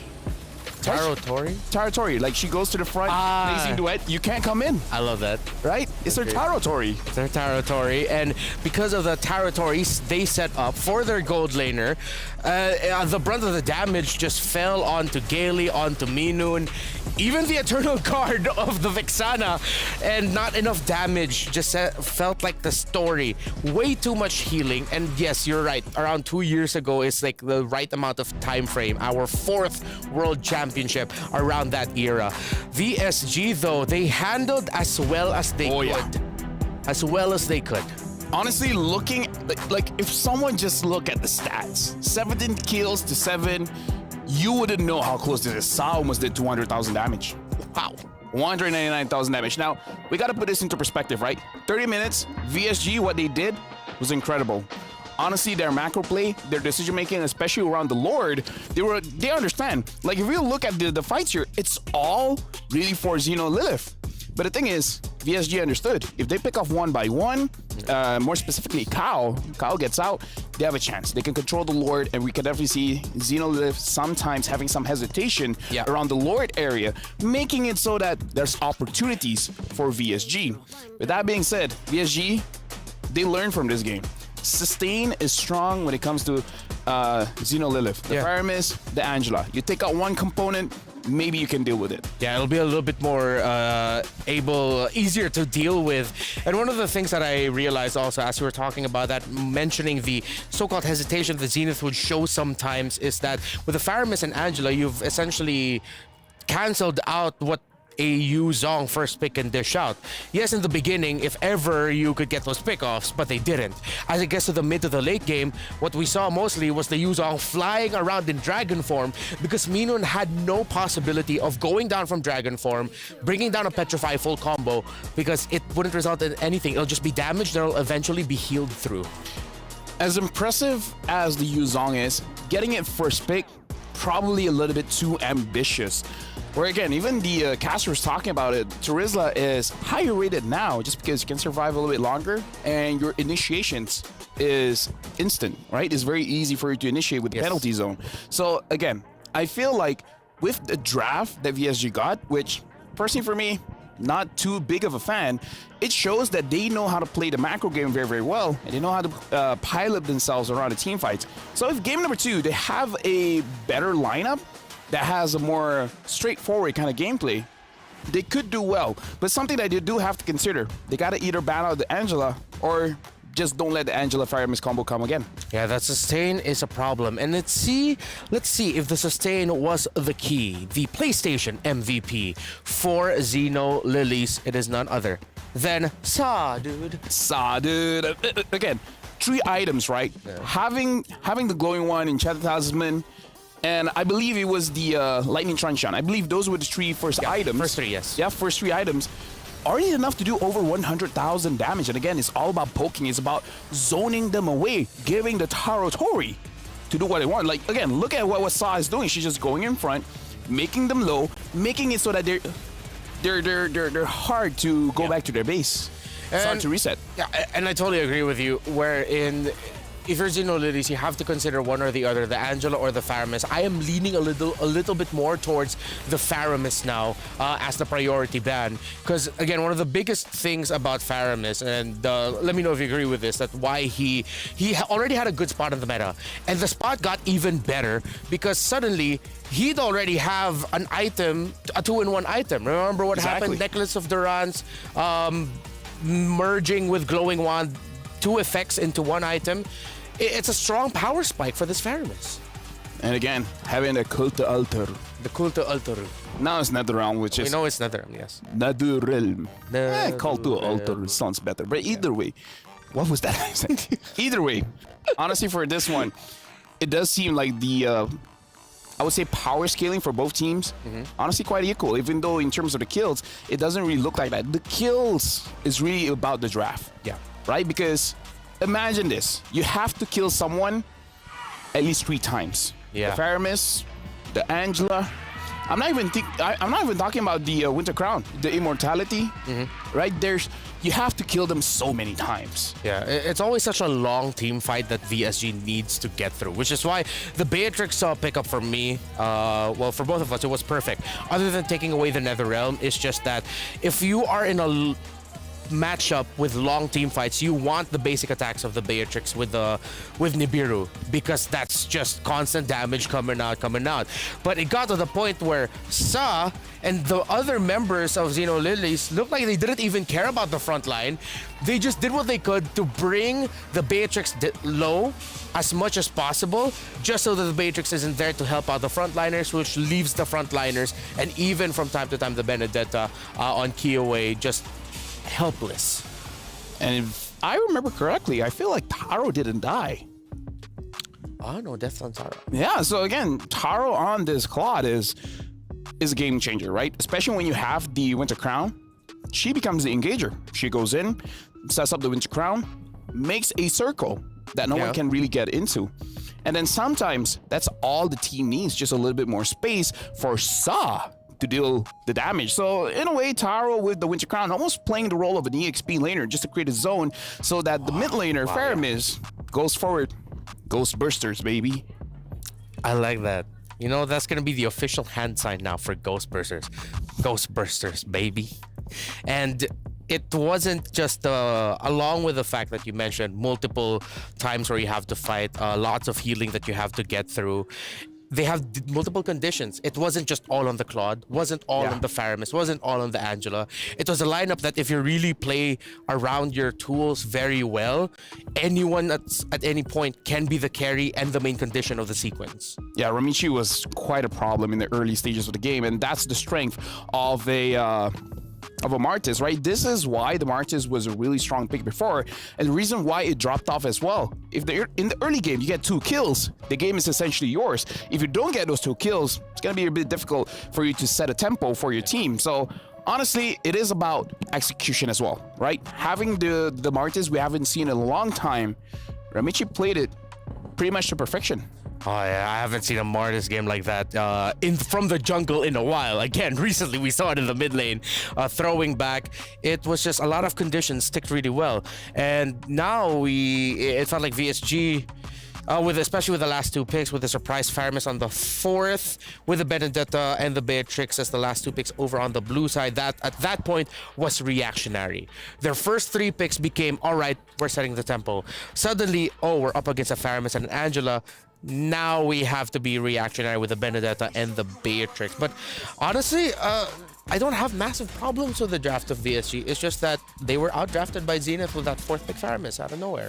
So game number 2 here, we got to remember it was a 30-minute game. So it's going to be mentally exhausting. For game number 2, both teams have to reset very, very fast. Yep. Usually my experience, after a very long game, the next one, not going to be as long. Yeah, I'm looking at sub 15 minutes kind of game. Oh, that's true. That's almost always actually no, I'll just say it's a sure thing when it comes to MLBB esports. When you have one really long game, the next game is most likely just gonna be half of that time frame. So let's see if that will be the case, as a VSG will try to force Xeno Lilies into a tiebreaker later into the day, because these 2 teams, again, they're already secured for the knockouts phase. However, they are going to be fighting for the number 1 spot, number 1 seeding in this group. And so far this series, this matchup has not disappointed. With how they dominated Falcons Vega earlier, we expected, this is going to be a close one. And so far it is a close one. It's a very entertaining series so far. Let me just say, we lied. It's not a best of 2. It's a best of 3. First team to win 2 times, they come out as victors. That's true, yeah. It's a best of 3. Yeah, if you reframe it that way, this series is a best of 3. Yeah. No other way to put it, man. You're right. Thank you very much. So it's really on VSG right now to really push Xeno Lilith, because again, it's one of those cheese strats. Yeah. Doesn't work all the time. Though we have to say, Xeno Lilith, every single game, they really change things up. Yeah. So they might prepare, I don't know, 8 strats just for today. Ooh. I'm really hoping that they continue their trend of surprising with the picks. Because in terms of surprise, so far it's Xeno Lilies with the advantage there. The only surprise we've seen from VSG, other than how aggressive they are with the Jushin, is the Benedetta jungle. Now it becomes a question of, is VSG a team that has a lot of surprises up their sleeve, or are they the type to draft a little bit more towards strong picks that they're used to? And now we're jumping into draft. VSG is going to be blue side. Xeno Lilith is going to be on the red side. Louis banned out here. I believe looking at both games, it's really on VSG to have the respect ban. Yeah. Either take out the Turizla or try to first pick it, or take out the Angela, or even ban out the Faramis, because I believe after that game, Saw might be comfortable just to have a first pick Faramis. Yeah, I agree with you there. VSG, I'd want to see them also redistribute their priorities instead of prioritizing Minon right away on the Yuzong, considering that they know what Xeno Lilies can draft. I think it'll be better if they change their focus towards the mid lane, the roam, and the jungle, and getting their priorities there locked down. They got the Roman mid earlier, but there are power picks in the jungle that they could have picked up earlier instead of that Yuzong. Just a little adjustment from VSG. So right now, looking at the bans here, VSG banning out the Ling, and Xeno Lilith banning out the Jushin. Again, I don't know. I kind of feel like for VSG, try to set up so that you have either a first pick Angela or first pick Turizla, because I think they really botched the first pick, that's all. Like, a lot of options were open, and they picked up the Yuzong, which might not even be contested, right? So I feel like as long as you get a good first pick, you're actually using the blue side well, because we have to think about the advantage of a blue side. You got prior on the strongest hero. Yeah. I wonder if VSG, now that they've banned out the Angela, as we were talking about priorities, how about they shake up the priorities in Surprise? There have been some teams that considered picking up Faramis early on in the first phase now, in recent months. The thing is, you can counter it. Like, the likes of the Lapu Lapu, the likes of the Claude, is able to deal... Minotaur first pick. Strong hero, for sure. But again, VSG, I feel like there's a lot of priority heroes. Yeah. And they're giving up the Faramis. Valentina? Faramis? I'm okay with that. Because yeah, honestly, Valentina would be great. You get the ultimate of the Minotaur. If VSG does decide to pick up the Faramis, or Terizla, you're going to take it. Or the Terizla. A lot of good options for Xeno. Yeah. I mean, it's not completely out there to see a Minotaur first pick, although it is very selective when you go for that. So this Terizla Claude, as you pointed out. And then they can just pick the mid in the third pick, because if VSG picks up the Faramis, hello, Valentina. Answer it. Yeah. There goes the Julian for VSG. This is safe to say it is a jungle. I'd want to see them consider floating the idea of putting it in the mid, though. However, if that is going to be a mid Julian, they will need reach. And reach right now is not that available in terms of the gold laners. They pick up the Valentina, so they're really trying to ask, Lilith, do you want to pick up the Faramis now? But they could easily just pick up a Farsa. Oh, yeah? This time Zenith will have the reach. Because it's very divey on the side of VSG. Okay, they pick up the Hayabusa. Which, somewhat makes sense. Even though VSG are going to be playing around the Minnow and Fury, right? The Hayabusa might be able to find a straggler or two. But right now, this roamer pickup for Xeno Lilies later on is going to be crucial. And one of the best things that you can pair up with the Hayabusa, I guess, in this scenario to amp up the process of it being able to farm and be aggressive is something like a Grok, something like a Cho. But the problem is VSG has the Valentina, which sort of makes you think, do we really want to pick those two up? Because we're giving away two really good ultimates. I like where your mind is at, picking a very aggressive roamer.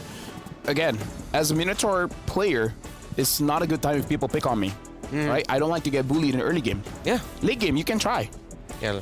So if Xeno Liz gets a very good mid trio, they could punish this Minotaur. And we've seen when we're watching Falcons Mina, if the Minotaur is not having a good time, the entire team will not have a good time. It's gonna struggle. See if that'll be option. Edith gets taken away. Good ban. Very good. Very good ban. A lack of magic damage right now on the Lilies. If ever, they're gonna be stuck with one magic damage. What if they pick up a Zask? Two singular. I'd want to see AoE instead. But then, again, my mind keeps going back to Valentina will be happy with whose ultimate you get. And if ever a mid lane can go last, I'd want to see a roamer picked up already. Honestly, even the Ruby is fine-ish. They still respect the Faramis, though. Yeah, I feel like for Rome, there are a lot of options where you want to go a little bit more aggressive. I like the Grok shout-out, but maybe they want a little bit more crowd control here. Yeah. Yeah, I'm thinking of Ruby. Grok is solid as well, but again, you're going to give a pretty big ultimate. Oh, wait, a Tigreal. Ah, yes. Yeah, Tigreal. But then again, Valen will just steal that. I mean, it's not always that if ever Valentina's there, you don't pick up a hero with a big ultimate. At some point, you're going to have to decide. This Valentina is a problem. Yeah. And then if it's Purify on the side of the Valentina, then oof. Yeah. Ruby, yeah. Ruby. There you Great call, man. On point right now. The Terizla earlier, now the Ruby. So that should make things a little bit more difficult for the Julian and the Valentina. I feel carry should be pretty okay here if they want it. They just need something like with really strong, fast basic attacks to lock down. Earlier was the Beatrix, so yes, I agree with you. The carry would be really good. Because you already have two sources of magic damage. You go physical, good call. Come on, try it. Try to get it. Try to get the last one. Go for it, man. The U-Zone is still open. Okay. Let's see. Just saying, the U-Zone is still open. If they want to get it, they can. If not, maybe something like an X-Borg. All right, that's your two calls. U-Zone and X-Borg. Hold it be. What? Oh, Arlet. Okay, Forgot about Yuzong, Arlott. Xborg, Arlott. Pick one, real quick. Yuzong. Oh, let's go, bro. I'm thinking maybe Lilia? Oh! Kagura! It's okay. I wish they went for a bit of a longer. No, I feel teamfight like it's because of the Valentina, right? Oh yes. Yeah, it's because of the Valentina. You're running out of options. So it's like maybe your job is just to handle the carry. Ooh. All right, LaFell on fire with the predictions today. But has VSG found the right fire to make sure that they will be going into the tiebreakers later again for a chance to secure top 1 in the seed? Or are the Lilies from Vietnam gonna say, nah, it ends here, no tiebreaker later, and we're gonna secure that top 1 spot in Group C? My name is Renmar. Again, LaFell is the analyst here. But we're now going to be going to our casters, and let's see if I'll get it right this time. It's Mirko and Naisu. Let's go, boys. There you go. You got it. You got it, Renmar. Thank you so much, guys, breaking it down. The draft here at LaFell as well. Great calls, man. I feel like, you know, there's a part of, too, LaFell that's happy that Kagura's back on the table. A lot of times we've seen her pop up many times now for these games. And I like what you guys did earlier, too. You know, dude. Dude. The game that she had earlier was a huge component to that damage potential that we saw earlier. And I think that's also what warranted the ban that we saw against that Faramis. But taking a look at it this time with the lineup here for VSG, we know that, you know, if they can get the 1-1 in this series, then we're going to have, of course, that tiebreaker potential there for later on.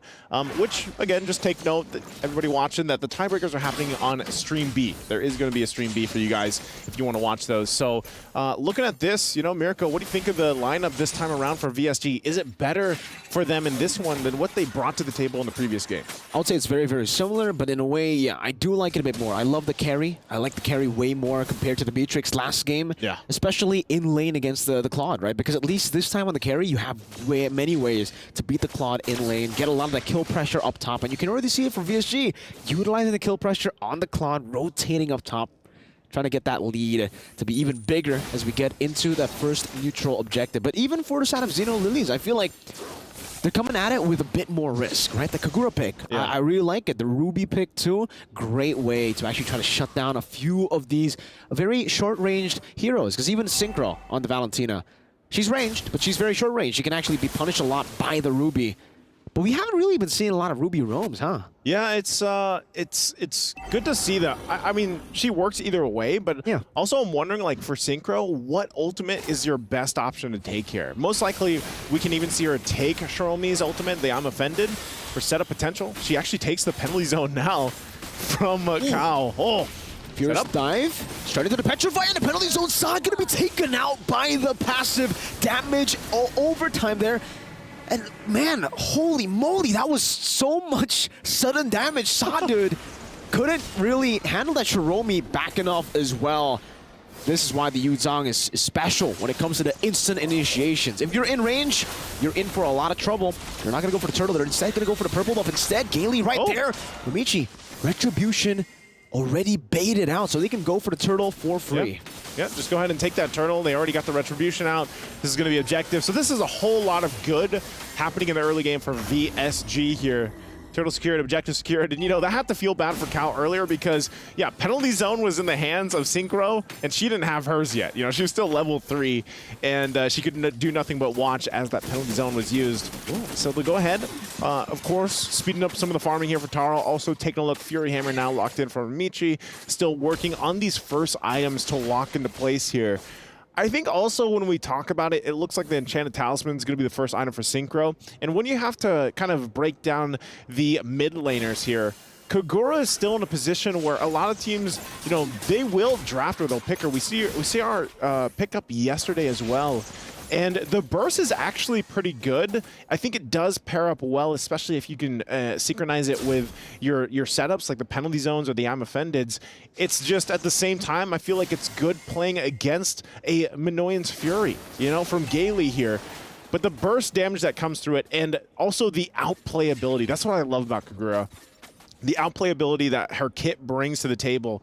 might be enough for Xenolilies to kind of rely on, or going back to the question, for Synchro, best ultimates to take. She's got a couple options here across. I'm not sure if she'll ever take the, of course, the Kagura ultimate, but for the most part, the I'm Offended, the penalty zone will be her go-to. And so once again, the focus on this purple buff, the resources, they want to choke it out. Oh, that I'm Offended is not going to land. So, but penalty zone is held on from Synchro. And this could just be VSG. Again, leading now almost, 1,500 up, and Channel Talisman locked in, waiting for the objective to pop up here. Yeah, slowly but surely. Gold difference, you can see right now, it's being held by VSG, and even in the bottom lane, it's completely different from what we saw previously. Previously, it was Kao getting the better of Minion here in the lane constantly, but even in the mid lane, Synchro, you can definitely see how much more comfortable she is on the Valentina compared to the Vexana, because she is a playmaker. She wants to dash back and forth. Yin Yang overturn. Going to be used up by Sa there, actually, in the mid-bush. So a resource already spent, and Synchro can just regen back up. VSG on the turtle, holding it down. Gailey's trying to zone them away. Shiromi looks for an angle. Black Dragon going to be used up right now as Kyoe secures the turtle with a retribution. That's a penalty zone from Kao, but now gets caught in the penalty zone as well. Good petrify. Shiromi able to flicker around. Kao not able to do the same thing. Just a few more hits for a minute to get the passive down, but Shiromi will be able to walk away. Ramichi, though, up top. Zoned away from the team. Has the quad shadow. She goes for the farm. Shadow kill even used up. Goes back to the quad shadow. Still sandwiched. She's sandwiched. I don't think can they actually get a kill under the turret here? Oh, it's scary. And has Shane knocking her up now into the Yuzong damage, and Kyoe picks her up top. Good juggle. Yes, she can. Yeah, good juggle. Utilizing the lineup that they had. Wow, okay, Sanko's in again. Not going to be able to get kill on Synchro. She is still going to spot them out, but here comes Kyoe. Okay, she just forces her back. But Shiromi. Good chain. Really good enhanced chain right there to stop anything from happening. Yeah. Conceal use as well in the exchange. Purple buff is back up, and I think you just see VSG do the same thing. Put pressure there. They're looking to get that tier 1 now on the bottom side.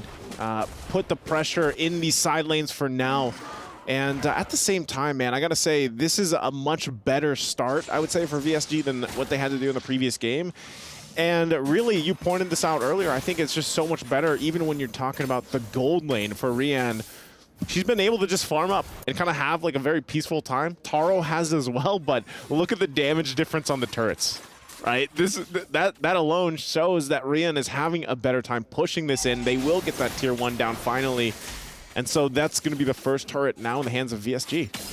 Well played. Utilizing the siege, utilizing the winning lane so well in game number 2. Now into the mid lane they go. Interesting, Yin Yang overturn now.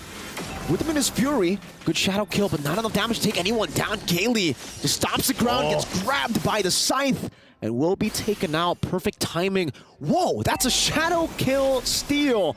Synchro is looking for the kills now. Oh, petrify! And the Furious Ivy then has chain knockup, and the fadeaway kill with a damage overtime minion. Now with the Black Dragon form, stunning Shiromi, forcing to flicker out. Synchro shadow kill! That's what she was waiting for. Kao getting obliterated in the splash together with the last few hits from Rian.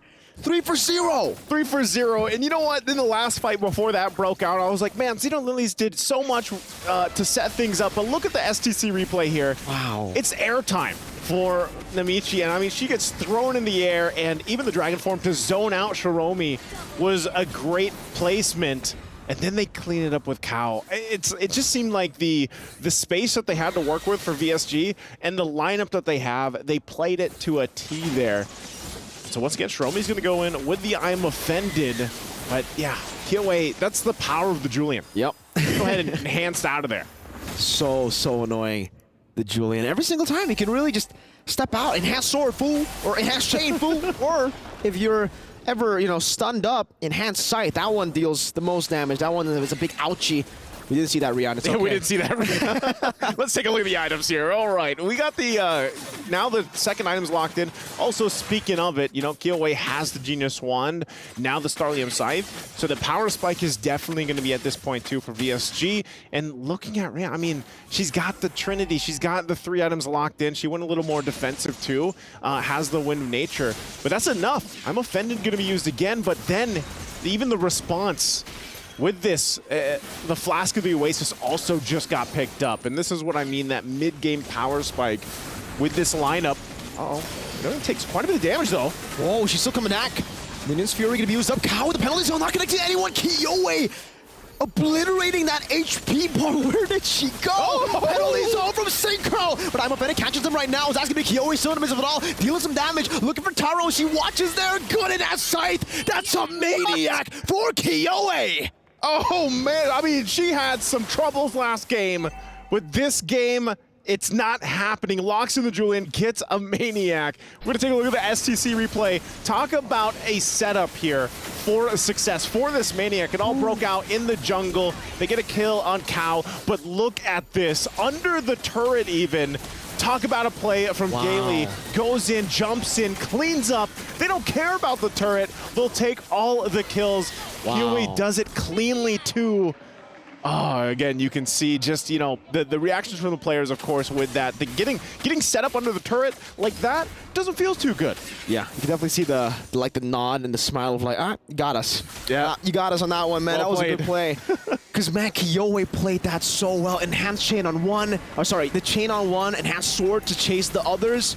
That was beautifully done by Kiyoe. And you can see now Rian just reaping the benefits of all of those kills.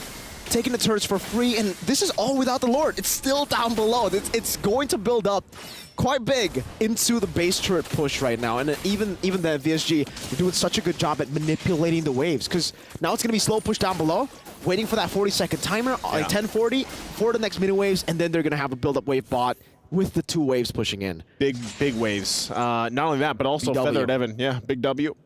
Feather of Heaven picked up. You thought you got the enhanced locked in more, but now it's going to happen even faster. Oh, man. So this is very tough for Xenolilies. I know, you know, last game we saw, what, 4 Lords go through, but with this lead that we're seeing from VSG in the lineup that they have, they can actually force a fight here under the turret, and they might actually do just that, depending. Keep an eye on Gailey. How they go in Cal. Oh, Synchro. Synchro with penalty zone, gets caught by Amphina. Taro able to demolish her in the backline. Gailey with Minions Fury right now. Kiyoe still dealing so much damage. Rian is free, hitting in the back. Taro able to escape with the BMI. Ramichi taking a whole lot of punishment just from a fadeaway basic attack of Rian, and that passive ticking down on them. Base turret taken down with the first Lord. Okay, Xenolilies pretty successful. You know, they only lose that 1 turret despite being down by 6,000 gold when that fight broke out. Now down 8,000.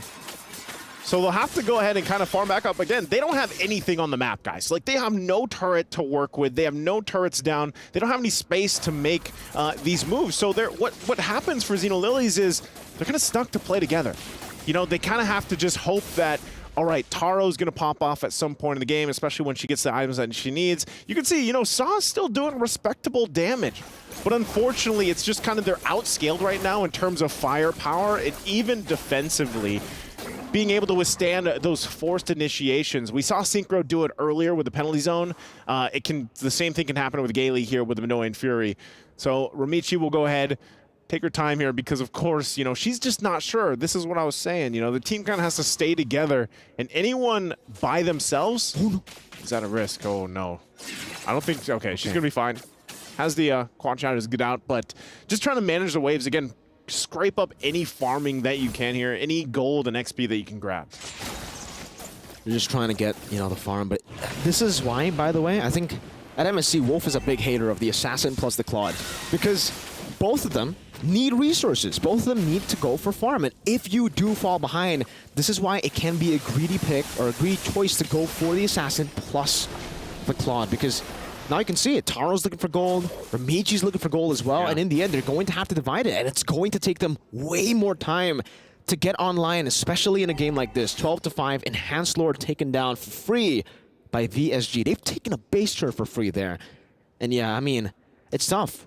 At this point of the game, 13 minutes, she has the 3-item power spikes. Usually it's like 10 minutes, right? Yeah, definitely. I mean, even this Saw, like, she gets the Holy Crystal. I was going to say, is she going to lock in another item before this defense? Because right now, she's just got the boots, she's got the Lightning Truncheon, and then she's got Holy Crystal now. So I'm wondering if that's enough even burst to help with this fight, as now the eyes are set here on the top side. They're just forced back, though. Once again, they still have to deal with the Lord. The push there on the bottom side, waiting for these waves to push in. Xenolilies will go ahead and work it down. It is half health. This might be enough for them to hold on, but the waves now come in. Keep an eye. Dragon Form going to be used.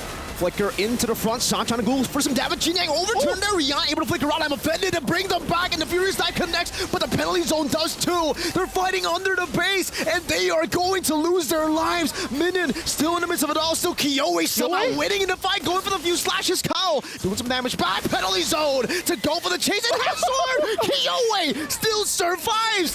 Rian going for the damage, now with the win of nature as well. Forced to back off. There's a quad shadow there, but she doesn't take it. They got 3 base threats. VSG won that.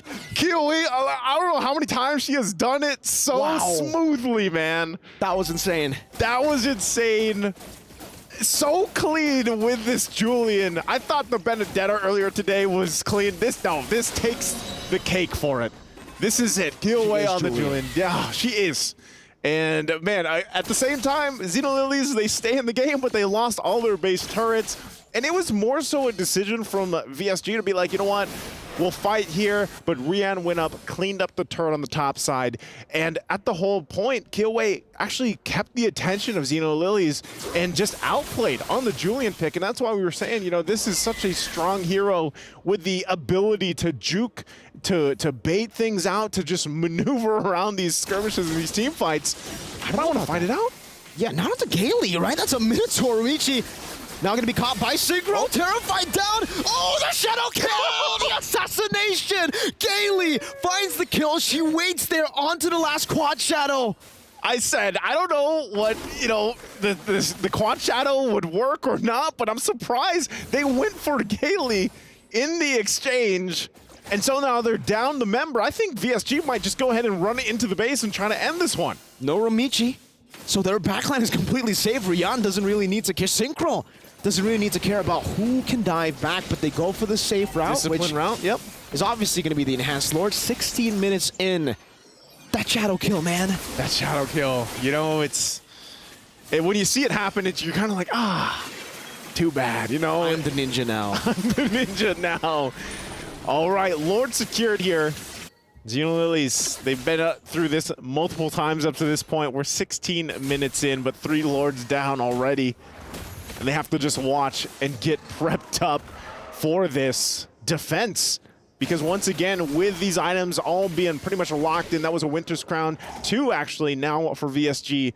They're once again going to go for the outplay and just try to punch this one in. It's 4,000 ahead in terms of gold between the junglers here. Absolutely massive game for Kyoe. Picks up the potion as well. And so they actually still might try to make a play here. Wow, Synchro. Okay, she didn't get the one she wanted, right? No. Lord, though, mid lane, Xenolilies, are they going to be able to defend this? Can they stay in the game a little bit further? 17 minutes in, Dragon forming to go down. Great waves as well, placed down. Kao gonna be terrified, taking down a quarter of his HP now. Midas Fury knocking up 3 members there. That's gonna be Grumichi completely taken out of the board. Victory Song Gamers equalize. And now there's gonna be a tiebreaker for first place. The victory song plays loudly in this game at number 2 here. 1-1. Man, what a just adjustment. Wow. That we saw from VSG here. What a performance again from Kyoe, and just the team as a whole, very synced up, very synchronized in this. It was phenomenal to see, right? I mean, those individual mechanics really shining. Naisu, that outplay against a Terizla penalty zone while you were so low. Unlike a certain fraud on the Julian, she didn't even need Maharaga. She didn't need it. She is she. She is her. She is her. You know, at this point, very impressive from VSG, especially opening up today, day number 2 here. They're very looking very good for contenders even, I would say, you know, as they go through here. So interestingly enough, yes, this will lead us to another tiebreaker match to fall through. And even for Xenolilies, man, their performance overall has been good. It's just they couldn't actually go against this very interesting lineup that we saw here brought to the table from VSG. So again, great game here, great matchup. We're going to be throwing it over to the stage, though, to have a breakdown of the game. Again, I'm Naisu. That's Mirko. Let's throw it to the stage. And ladies and gentlemen, what an intense match that was, especially right here, ladies and gentlemen, with Taro. So, just want to know, how do you feel about the second game, especially that the first one went up to 30 minutes? Because I'm not scared that we're gonna lose because we have scaling hero and coach said it's okay to scale, just don't die on the early game. Okay. That's right. So another question that we have for Taro is in terms of VSG's composition, it's pretty similar in terms of the players. We also have imports over on the other side. So question is, going up against another gold laner, which is also Filipina, and after all, in the Philippines, they always say, Pinas ang malakas. Oh, wow. How do you approach this game here today? I'm sorry. Yeah, so it's also a Filipino gold laner. So, is it difficult? Is it something that you expected? I already expected it, and I matched up with the gold lane many times, and we're teammates in Onyxol. So you know her inside out. Yeah. Interesting. Definitely, I can always feel like, I know how you think, and you know how I think. Let's match. Okay, so what's gonna happen is it's going to be a tiebreaker game. All right, so how are you going to approach this game? Tease us a little bit without leaking too much information because we're on the broadcast live. But what are you going to do different? I think just think positive. Don't be scared to lose because the pressure will affect your gameplay. Just play it like a scream. Just play it like a scream right here on the international stage. Let's go. That's what coach saying. It's upgraded scream. Upgraded scream. It's all in the mentality right there. So yes, ladies and gents, right here we have heard from Taro herself, and this is going to be a fight for pride, a tiebreaker match to see who will be graduating to the knockout stage, to the top of the table right here for these two teams. So we're gonna hand it back over to the studio. So guys, we wanna ask you back at the studio, who do you think is gonna graduate top of the table right here for this group? Let's hear it from you. Who's gonna be? Let's go. I don't know. These two have broken expectations and any preconceived notions of what female MLBB esports is. What a showing. VSG has forced game number 3. You said it earlier, it's a BO3 between these two.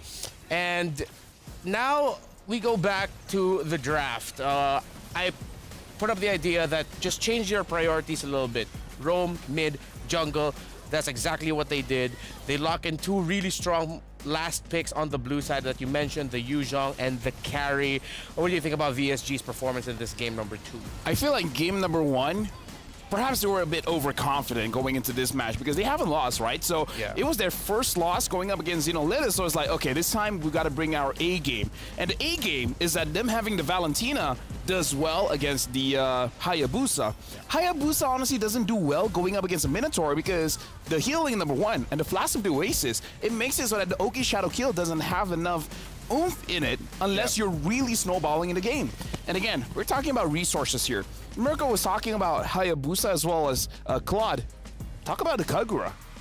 When Valentina had 3 items, Kagura had 1. Oh. Because your second item was going to be the Holy Crystal, so it's not 2 people that requires items. It was 3. And speaking of the numbers as well, at one point when Minon on this Yuzong has 5.4k gold lead, right? The opposing EXP laner only had 3,000.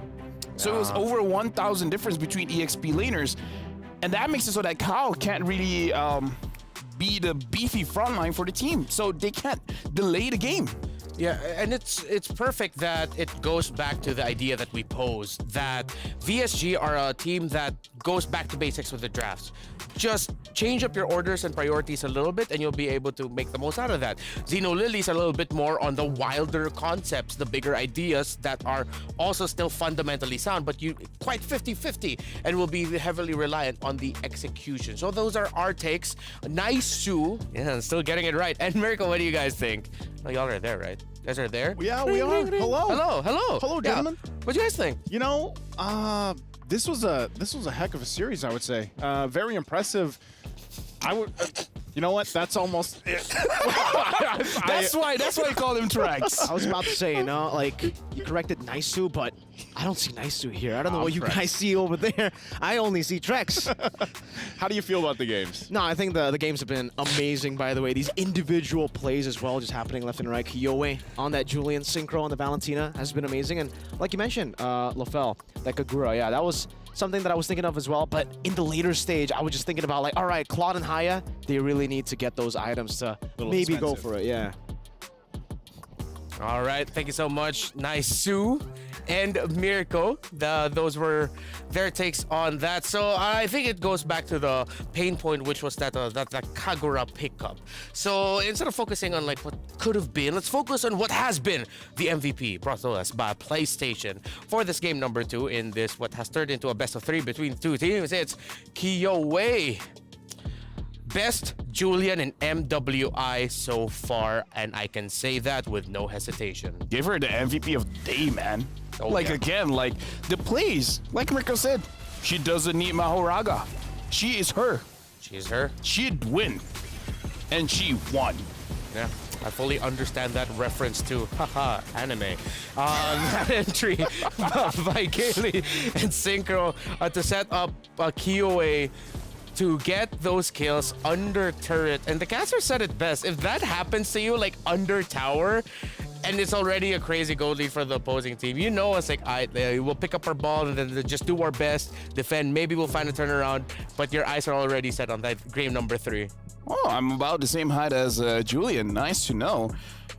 And here's the thing, man. The thing about the Julian, the changes coming in, making it so that the passive is a little bit more usable, having a longer duration to make sure that when you're doing your basic attacks, you're actually pulling the opponents closer to you, and having that reliable heal makes it so that the Julian feels like a fighter inside of the jungle. And if I'm not mistaken, it is a fighter.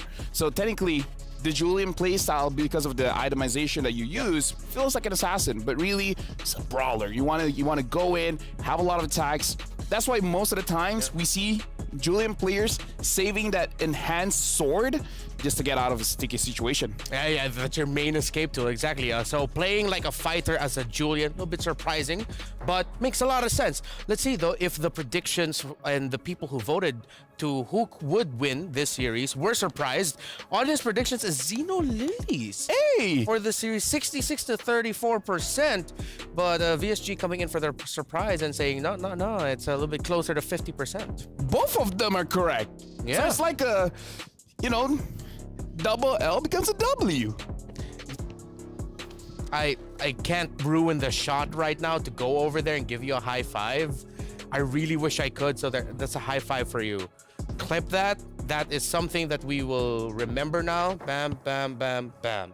By the way, the Group A tiebreaker match between CFU Serendipity and Cloud9 is now live. You can check it out on Stream B with Abstract and Husky. So go ahead, leave us. No, don't, please. I mean, like, give us a little bit more time. There's 2 tiebreakers now. There's 2 tiebreakers. It's so easy right now with modern day technologies. You just whoop, whoop, two windows, 2 screens. You can have both of us. You can buy 2 Honor phones. Exactly, you can do that too. So again, it's the tiebreaker match in Group A between CFU and Cloud9. Wow, what a start to this day 2 of the group stages.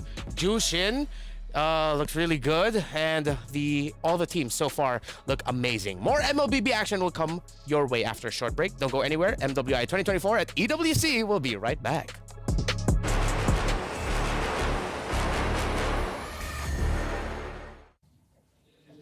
Hi guys, backstage again with me, Eterna, and this time I'm joined with Kyoe alongside with Oleg, and he will be helping with the translation right now. So Kyoe, earlier on you guys displayed a magnificent game, and apparently people are saying that you guys were boot camping in Bali, Indonesia.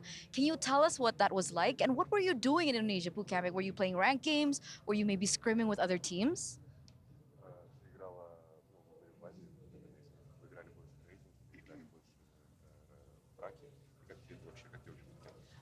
В Индонезии мы играли и ранг, и скримы, конечно, но в основном мы практиковались в ранге, потому что в этом регионе ранг достаточно сильный.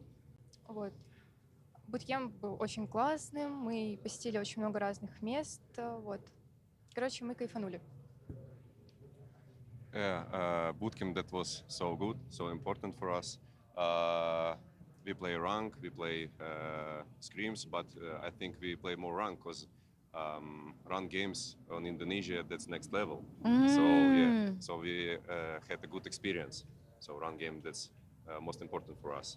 Can we have a little bit of info to who you guys were scrimming against? Is that okay to share? Можем ли мы узнать, против кого вы практиковались? Типа, это ничего страшного, что вы можете сказать. Ну, вспомни, против кого мы практиковались. Ну, мы против МДЛ команд играли. Ну, скорее, против топ МДЛ команд.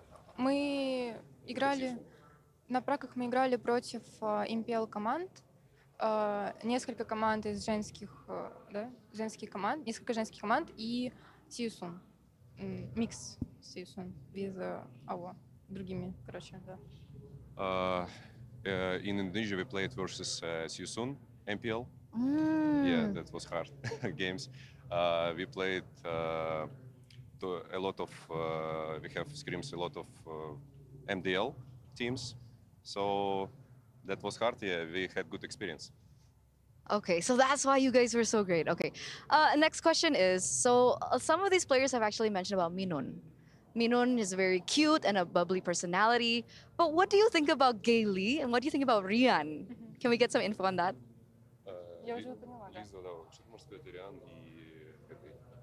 Риана очень взрывная, эмоциональная, вот, очень веселая девушка, я ее очень сильно люблю. Она мне напоминает из мультика «Вверх» бойскаута по ее, как сказать, энергии, вот.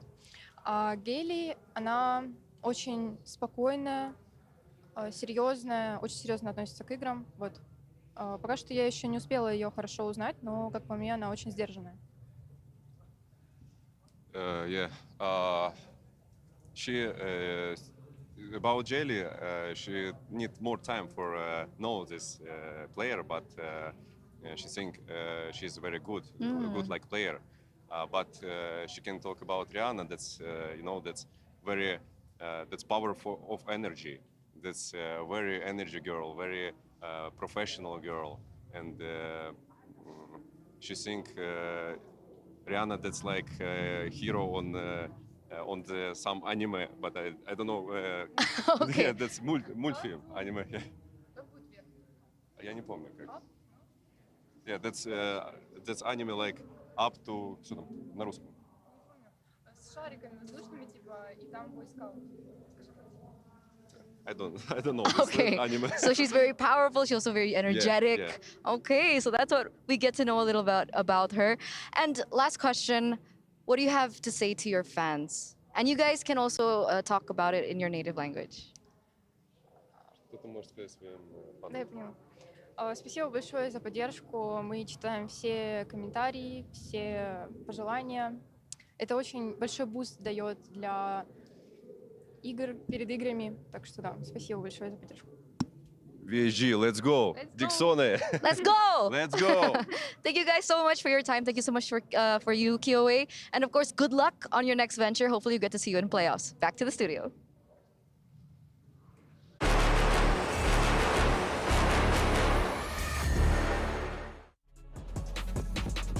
Welcome back, ladies and gentlemen, boys and girls, to MWI x EWC 2024. My name is Reptar. Oh, wait, sorry, I'm not.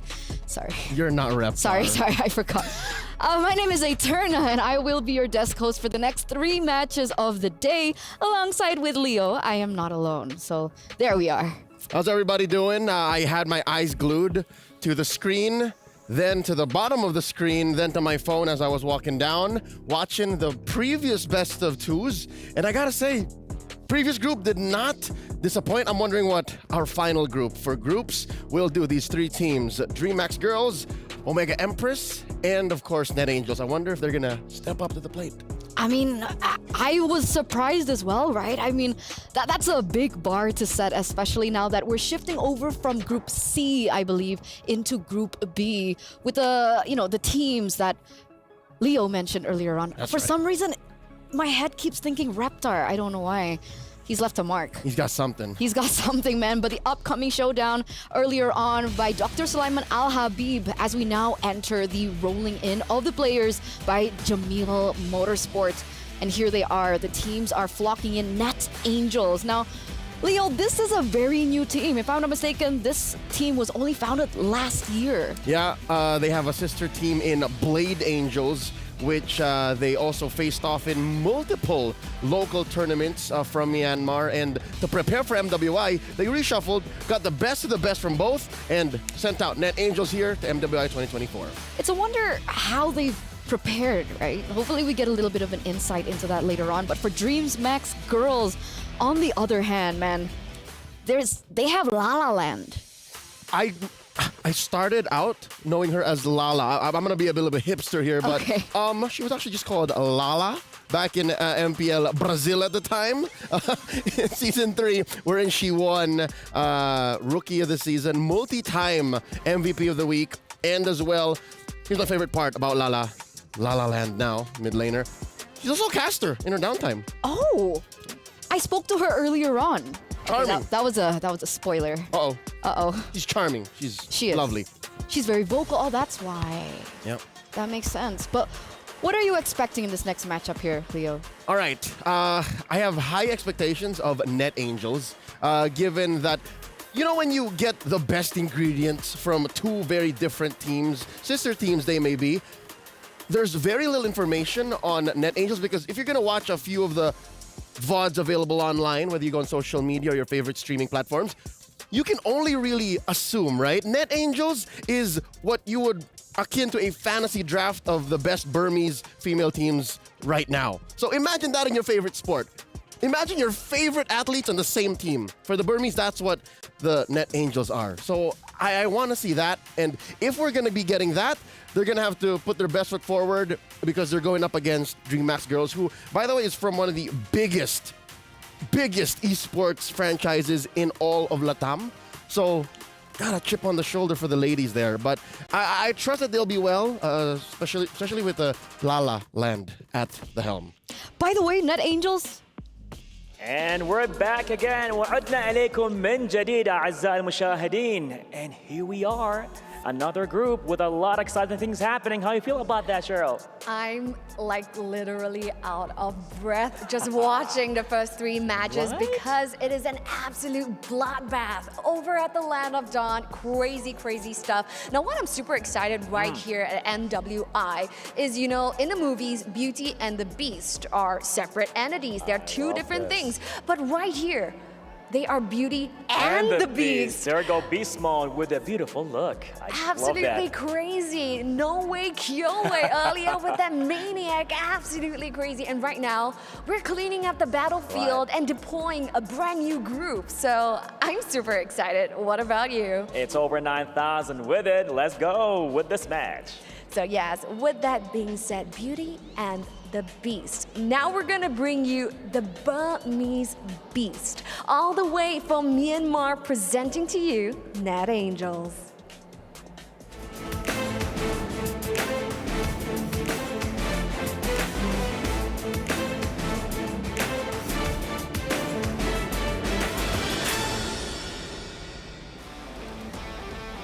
Incredible, incredible stuff. Now what's something that I'm gonna share with you? Do you know what's my favorite flavor of ice cream? Oh, okay, let's go there.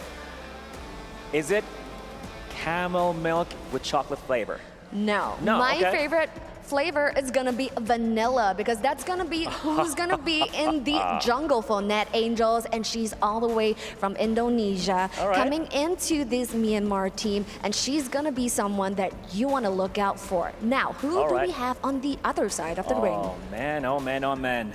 They dream big and all the way to the max. They actually contributed to the MLBB scene in South America. Ladies and gentlemen, here they come right now is Dream Max Girls.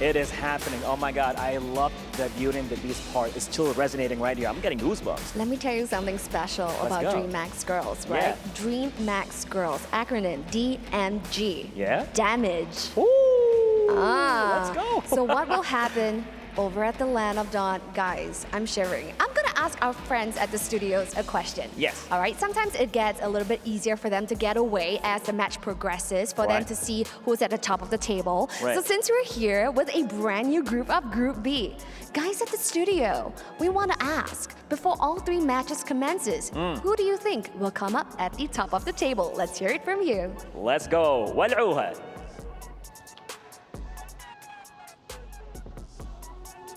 Thank you, Cheryl. Thank you, Bara. I'm gonna, catch that, and I'm gonna throw it over to our analyst here. Wow. Leo, what do you think? Who do you think is gonna come out on top? Yo, just tag team me, really, huh? Eternal, Bara, and Cheryl. It's like that. Okay. That's my role. Okay, put me on the spot, but I'm ready. Again, we talked about what we expect from Net Angels, what we expect from the EMG Dream Max Girls. I like to think both of their ecosystems, the tournament scenes that they come from, are both relatively developed, like to present, right? DMX, they come from parallel to MPL Latam, one of the biggest in the world. You have Net Angels coming from Myanmar. Despite everything that's happened and an MPL pulling out from there just a few years ago, they're still competitive. The Burmese are still very strong and respected in the world of MLBB esports. So with that said, I think it's going to come down to their variety, diversity, how much they prepared, and the influences they're getting from wherever they're getting them from, which now I'm going to bring the answer to Net Angels. Net Angels actually has an import, an Indonesian import in vanilla, and just being Burmese allows for you to have access to more scrimming partners. So with that said, I think I'm on NA. Okay, Leo's for NA. Then I'll play the devil's advocate here. I'm DMG. You DMG. I'm DMG, and we're going into the drafts, ladies and gentlemen. Game number 1 in this best of 2 series as we shift our focus on to Group B, rather. And here it is, Angela, Luo Yi already taken off the bat, Chip and Ling. This is something that we've seen already so commonly. Is this a shift in meta, or is this specific to MWI? Partly it is specific. You still do not want to open up the Ling, one of the most dominant junglers in the game right now. Angela, quite the menace, changes the math involved when you're counting bodies, when you're counting heroes. Chip and Luo Yi actually folds the map in half. Matilda, this is a specific call. I think there is something that Net Angels knows. That's why they're taking that out. And then, of course, the Jushin. The Jushin, which, by the way, about 24 hours ago, I stood here saying, hey, Jushin is a factor. Jushin is showing up. And here she is, about an 80-90% contestation rate. No one believed you. No one named believed Miracle. He said, nah, I don't think the teams are going to, I hate to put you on blast, buddy, but here is Jushin. Yeah, I mean, after yesterday, after we saw the potential that the Zusin could offer, it's uncanny, and it really warrants that first phase ban. She is a force to be reckoned with. A mage unlike any other right now, honestly. She has some level of protection, great CC that's easy to access, and continuous damage. Like an Alice with CC, imagine that. Like an Alice with CC. Opening up the draft, on blue, they're on the play. Net Angels picking the Terizla. I'd say, bar none, number 1 XP laner in the game right now. Great pickup. Put it on Hlang, and that's it. Bob's your uncle, or at least maybe Bet's your aunt.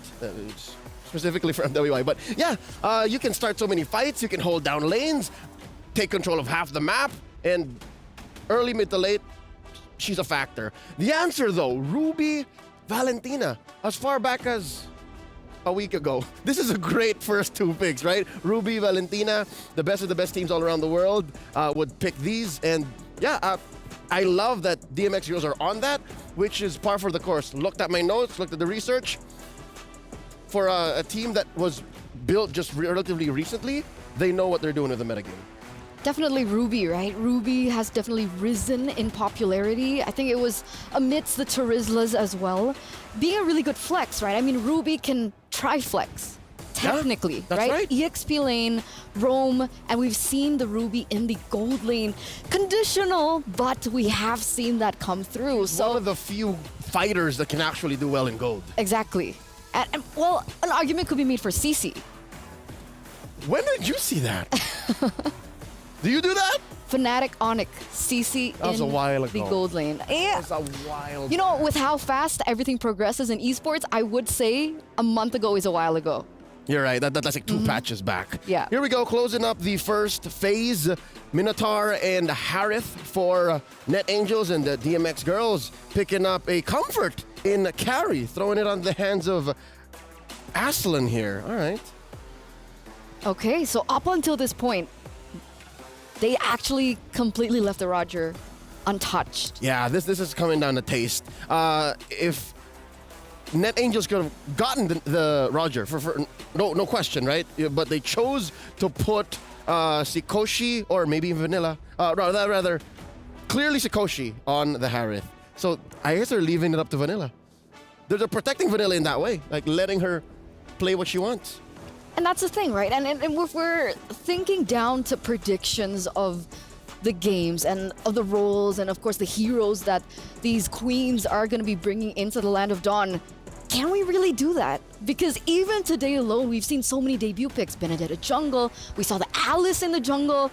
So give us an intuition here, Leo. All right, I think this is a sentiment that Coach Nadia of DMX will share from one coach to another. When you're drafting and when you're playing for a team, you have to respect the fact that, yes, there is a metagame that you have to play to, but also comfort plays a huge role. When you tell a player, hey, this is the right hero for this moment, pick it, chances are that player is going to struggle with it. Not just in the moment, but also in the long run because they're going to have to pick it up. That's why here in MWI 2024 specifically, teams are either comfort or meta.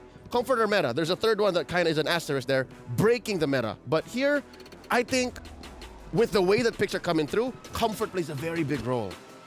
So you listen to the players and you say, okay, if that's what you think we should pick up now to protect you or to have you play a good game, then let's do that. So with the Yuzon being banned out now for DMX, do you think an Arlet could be picked up here? Yeah, you got Arlet. You also have the Ruby still sitting. That might be your XP laner. True. We might see an actual roamer here or the jungler come up. And there you go, locking in the Ruby roam. There's your CC. But I'm pretty sure it's an XP CC. Yeah, no CC gold lane for Eterna today. I mean, luckily so. I'm not really sure how it will fare in this current matchup, but carry on the other side. Who do we have for the gold lane here? Harris. So we're lacking a mid laner up until this point. And a jungler. Julian. Looking at Net Angels, I'd say a physical jungler. So the Roger came through. Look at that. Roger's up? Still open. Yeah. Net Angels, again, we didn't mention it, folks. The Fredrin got banned. They took out the Fredrin. This is something that is curious because usually I would say that's a wasted ban, but there he is. There's a Roger. But DMX did not react. And now to close it up, Net Angels pick up the Nana. So there's your solid mid. A lot of burst there, and then the cleanup from Vanilla. And they close up with another utility jungler. All right. That's looks why. Like DMX, DMG, they're playing to a very specific meta. This is a I wouldn't want to say old meta, but this is a meta that they're comfortable with. So Net Angels, maybe with the Fredrum being banned out and with the Boxia pickup, is Angelus more comfortable on the utility jungle? Yes, they know something. Mm-hmm. Oh, Coach Knight of Net Angels knows something. Had breakfast with him the other day. Such a charming dude. They know something. They definitely do. But there it is, ladies and gentlemen. Both compositions have been set in stone by both of these teams. No debut picks just yet. But of course, that Nana is going to be an interesting mid laner to watch out, especially in her lane with a Valentina. So we're going to ring up our casters. You there? We are. Thank you very much, Eterna, and of course to Leo again. I'm Naisu, and I'm joined on desk here with Mirko. And we're heading on into Group B now. Last group, of course, to get through the group stage. How we feeling, Mirko, about the lineups? I'm feeling good about the lineups, you know. I definitely got to clarify some things here. You know, Liam and Jonathan Green mentioned earlier that, you know, the Juicin has been doing real good. Zucin? Yeah, the Juicin, according to Naisu. But, you know, at this point, I think I've just been playing with the wrong Juicins, right? Because, yeah, the Juicins have been amazing. Not my Juicins on my team, though, for some reason. Hey, you know, I don't know if you got to blame the RGs here for that or what. what. No, I'm not. I was not playing solo. Oh, you know, so whoever you were playing with, that's what. Well, who was that? You know, it wasn't me. But look, I would say this as far as the lineups here that we have for this game number 1 between Net Angels and Dream Max Girls. This is a lineup that we don't typically see often. I mean, Nana from Cassie is here, and you know, you see this pop up once in a while, but it's really for certain lineups. This one can work though, because if you think about it, you've got a great setup potential with this. You play down into the Zaman Force, the Z Force, you drop down the Blitz. Whoa, oh, early aggression already from Vanilla. By the way, Vanilla from Indonesia, an import. I'm surprised with this. I was actually, when I saw that, I was like, man, how did they end up even getting Vanilla, you know, to compete for this? But great to see from Net Angels bring in some import as well. It's really, really cool, definitely, right, to see an Indonesian player playing for Net Angels here from Myanmar. So technically, this is the first time I think that Myanmar has like an import going on for them, right? Because even for the men's team, we don't really see imports from the Myanmar region. So really, really cool to see that already. Net Angels in the early game, though. You can see that aggression. Vanilla definitely has that signature Indonesian aggression as the Roger in this game. And it seems for now, Keria in the mid lane will have a bit of a tough time flying, doing some damage back. Angelus able to get the shield unity. Now with the Poissons, Hybrid going in as well with the current call. Pops in a vengeance penalty, so stolen away. La La Land locks them down. Halang still able to survive. Cassie turns it around. Vanilla scratching them down with the Lycan form. Angelus trying to run away. Vanilla gets it, the fade away. She runs away. Keria trying to go for the pickup. Flicker forward. Dora won't keep with the dog coming. Vanilla with the Lycan pounce gets away. Great response from Koo. Hey, that import's looking pretty good right now, right? What a play. What a just a showcase of the mechanical skills here from Vanilla, as we were talking about. But the team, too, I mean, even from Koo, able to get that knock up there with that jump to keep her alive, basically, and help play that out. We're going to take a look at the STC replay. Look at this. This is masterful. Great setup, though, also, you know, from a DMG. But, man, Vanilla goes in. It's 1 versus 2 here. Cassie's like, I'm going to go back. Never mind. We're going. And then Keria jumps in under the turret. But look at that. That little knock-up was enough to buy some time to go ahead and cap on it. You could see the reaction there from Keria. Now Turtle, though, for the taking. Good Minas Fury by Koo, now with the penalty zone from Lang as well, locking him down for the boomerang to do so much damage. Angelus will just be taken out. And now it's Cassie who gets traded back. Good vengeance there from Hybrid, going for the chase on the Vanilla, who's on the Lycan form. Good disengage again from Koo. Lycan pounce ready up. Domra Wolf King castling it out. La La Land trying to go for it. Lang, one more swing. Oh, Hybrid gets out with the dash in time. Oh, man. I got to give it up to Koo again. Time and time again, she's there. She's playing the part, playing the role. This Minotaur is a nuisance because every single time DMG wants to go for a kill, it's like, man, Koo's in the way. And as they go on from the game, I mean, no one's been able to get the turtle just yet, but they just want to kind of duke it out. You know, they just want to fight for this. Still, both teams kind of waiting for the junglers to get in position here. So Angelus will go ahead and start this up. She's got the Molten Essence too, gonna help damage the turtle just a little bit, you know, very minuscule for now, but still kind of pushing and pulling between the turtle pit. Gonna heal up from here too. I've already joined, so now Curie on the front side. Oh, the full target onto Vanilla. The current call, the penalty zone, but now they're all going to be caught in the Minus Fury. 2 members knocked up. The Turtle going to be secured by Angelus there. As Cassie goes in with a boomerang, picking up a double kill. Carrier running away as Ku and Cassie will disengage, going back into the mid lane, and now maybe go for a few shots on that turret. Gotta respect that damage. You know, you don't see Nana often, but when she does come through, the damage potential is quite surprising this early on even. You know, now the fact that Cassie's got 3 kills in her hands, she's going to scale up pretty well. Starlium Scythe also being picked up here by Sakoshi, has that available. Oh, Cassie able to survive. Flickers, burns the flicker, but that's all right. You avoid pretty much death here. And so with that, again, when you're talking about the objectives and fighting around it, the lineup that Net Angels had gives them the small advantage. So if you are DMG, you really want to play against that. And also for La La Land, you know, great movie, by the way, but La La Land, you want to be able to pick the right ultimates here. And when you're thinking about it, what do you take? Is it a penalty zone? Is it a Minoan Fury? Do you take your own Melina Blitz? I mean, you have a lot of choices here. Definitely a lot of choices to go for. That's true. I think still it's either Minions Fury or Penalty Zone. Great moments to set. Yeah. Unless your team already gets a combo in, and I think right now she actually does have the Melina Blitz. So really trying to hope for Carrier or at least Angelus there. Angelus to really look for a big set or pick. By the way, also love that movie. Ryan Reynolds and Emma Watson, right? Yeah, that's great. You know, check it out if you guys haven't. But, you know, I'm sure that maybe the next person to interview, if they ever get a chance, ask La La Land if that's her favorite movie, right? Going back to the game here, you can already see Melina Blitz is being held on, but I think it's more so like, let's make a play here on the bottom side. They go in. Catching Ku, she's still able to just heal back up. Motivation Roar. Sakoshi, though, in the bottom lane, does get chunked quite a bit, and she has the Vengeance, so going to be very, very susceptible to a lot of the CC, but she's going to be happy taking all that damage from the carry. Technically, for Aslan, she's going to be she has to be very careful when it comes to a lot of the initiations, because even if you get the pick, once she pops into Vengeance, Sakoshi, no one can really go for the all-in instantly. La La Land. Okay, she was actually in a good position there, too. She might still drop it down for this. Oh! Carrier went for I'm offended. Unfortunately, not able to connect Hlang there with the penalty zone, locking Angelus down as the Melina Blitz does a lot of damage. Terrified down Hlang. Gonna be caught in the shred coming down from Aslan. Minus Riku steals it away, gets a 2-man knockup. Now Vanilla walking forward with the Lycan forward and the Lycan pout. Now scratching. Leo would say, grrr. That's right, Vanilla clawing through everything. That's right. Leo would say grr.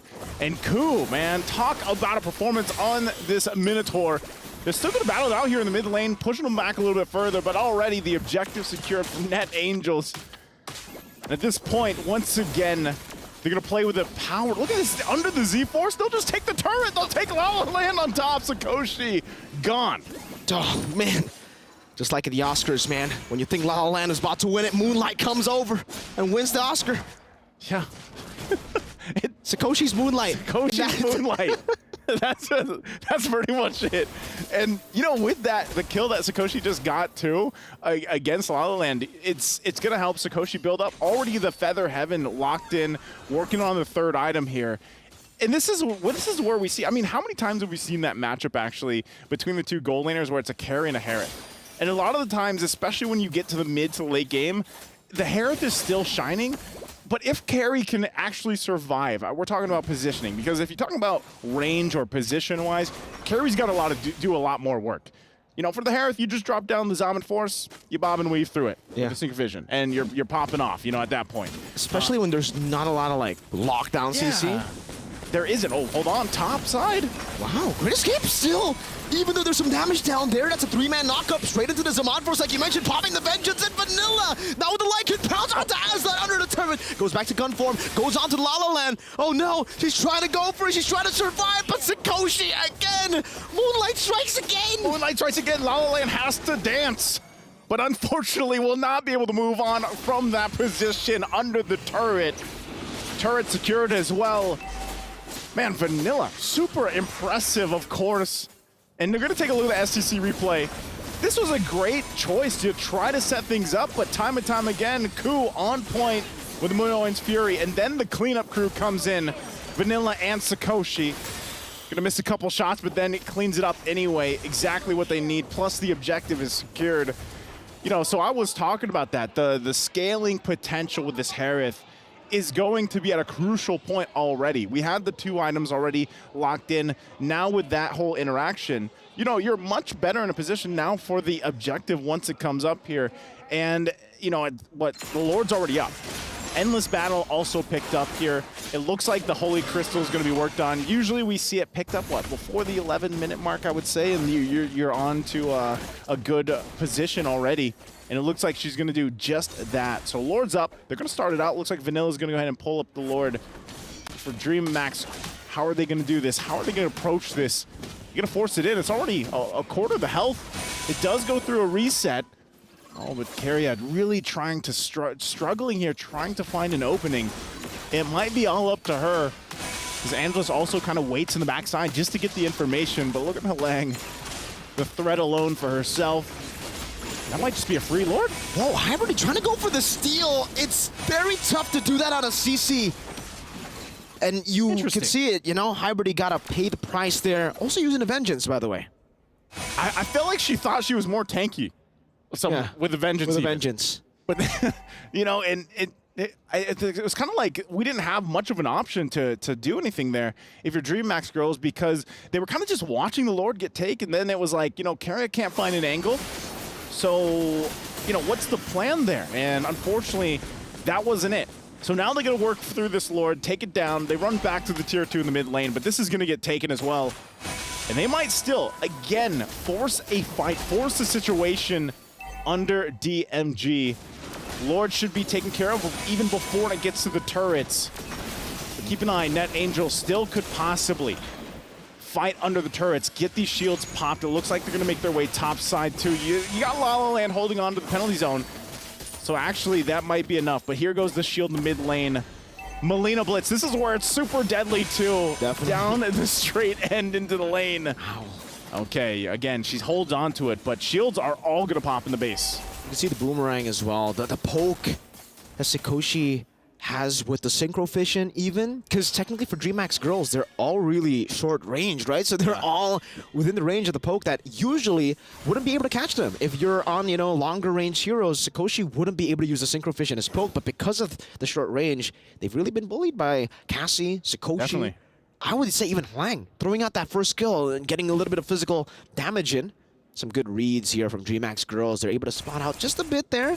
I don't know if they know, but it seems not Angels. They just want to occupy the Kumar bush here, you know, recalling. There's some sorry ooh-woos. There's a rebellion one too. I don't know. Maybe Vanilla also influenced that. They're going to go ahead and go for this. They crashed in though. Vanilla running back to the team right now, gets Terrified down. That's a good penalty zone and the curtain call, but now it's another penalty zone coming in from Hwang, and that's Sikoshi with his Amon Force going back and forth. La La Land still able to dash out of the synchro fission, flickers out too. Meanwhile, Vanilla somehow still surviving, despite her being the first target that DreamHack's girls went for. Hybridy, she wants to go for a trade. Oh no, Vanilla goes in for the clear, onto the wave, now goes in for the chase. Hybridy, can you run away? No vengeance. Now knocked up by the Minotaur, gunned down and scratched down by the Lycan. Is this a tank, Roger? Like, what is going on here? She got crashed in and still managed to be okay enough. She's not. She's damaged, of course. She's only got that War Axe too, but man, talk about just items locked in across the board for Net Angels. Well on their way at 10,000 gold ahead from DMG. And you see that even when DMG tries to make a play, they try to set something up, try to get anything that they can. Ultimately, they can't because they're outgunned, they're out-itemed. You know, and at this point, we're talking about they don't have any space to move around with. They have no turrets down. This objective goes in the hands easily of Net Angels. So DMG, you know, we've seen this before in the past, you know, where teams are behind and they have 10,000 gold to work against. And really, when you have to kind of break it down, like how do they stay in this? How could they possibly turn the tables here against Net Angels and what they've been able to do?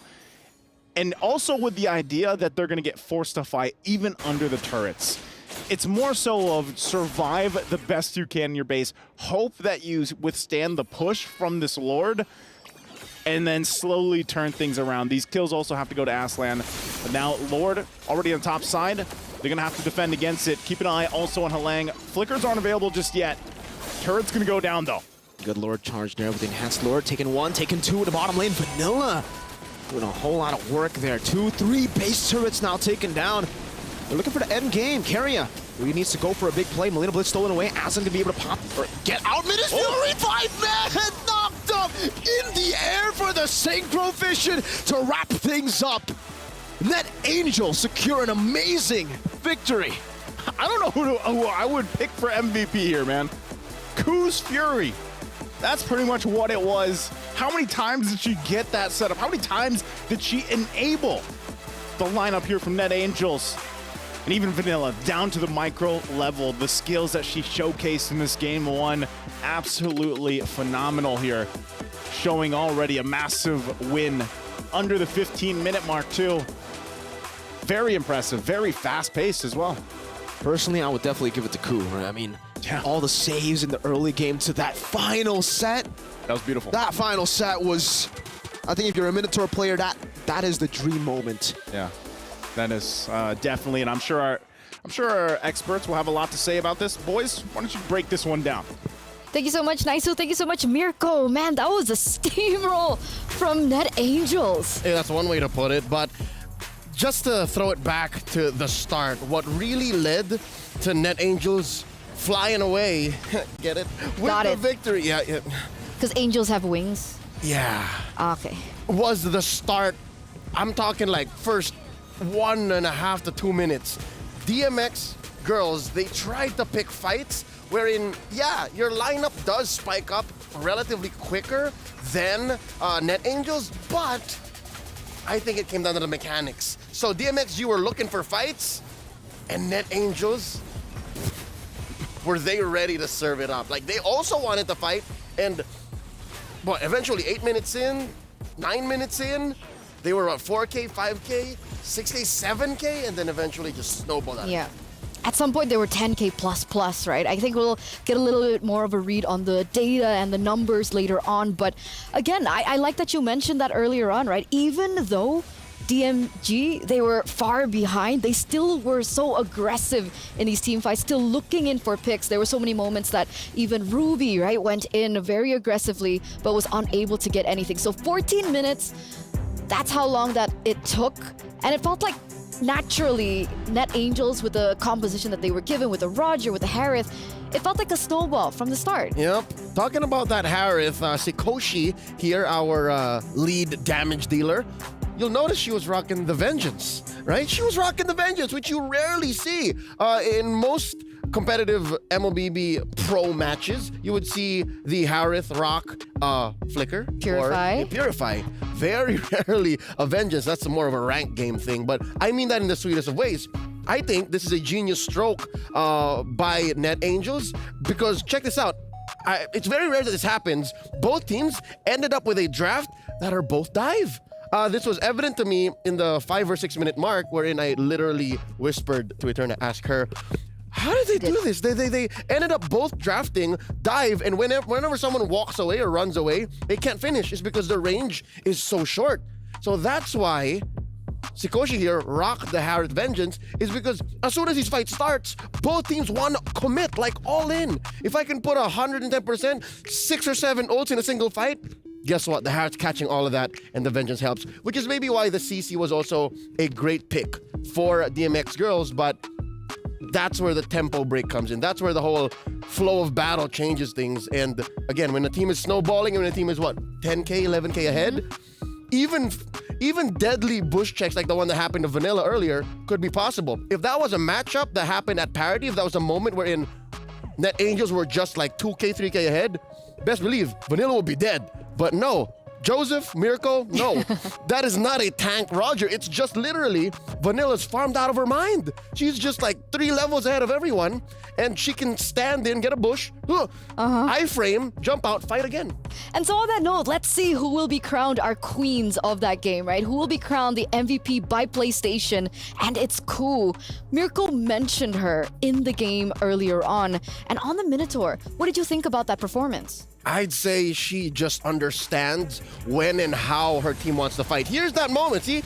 2 minutes, there you go, 2 minutes in, we get the first blood, we get the massive trade, And you see that Ku was just about ready to come in to help out.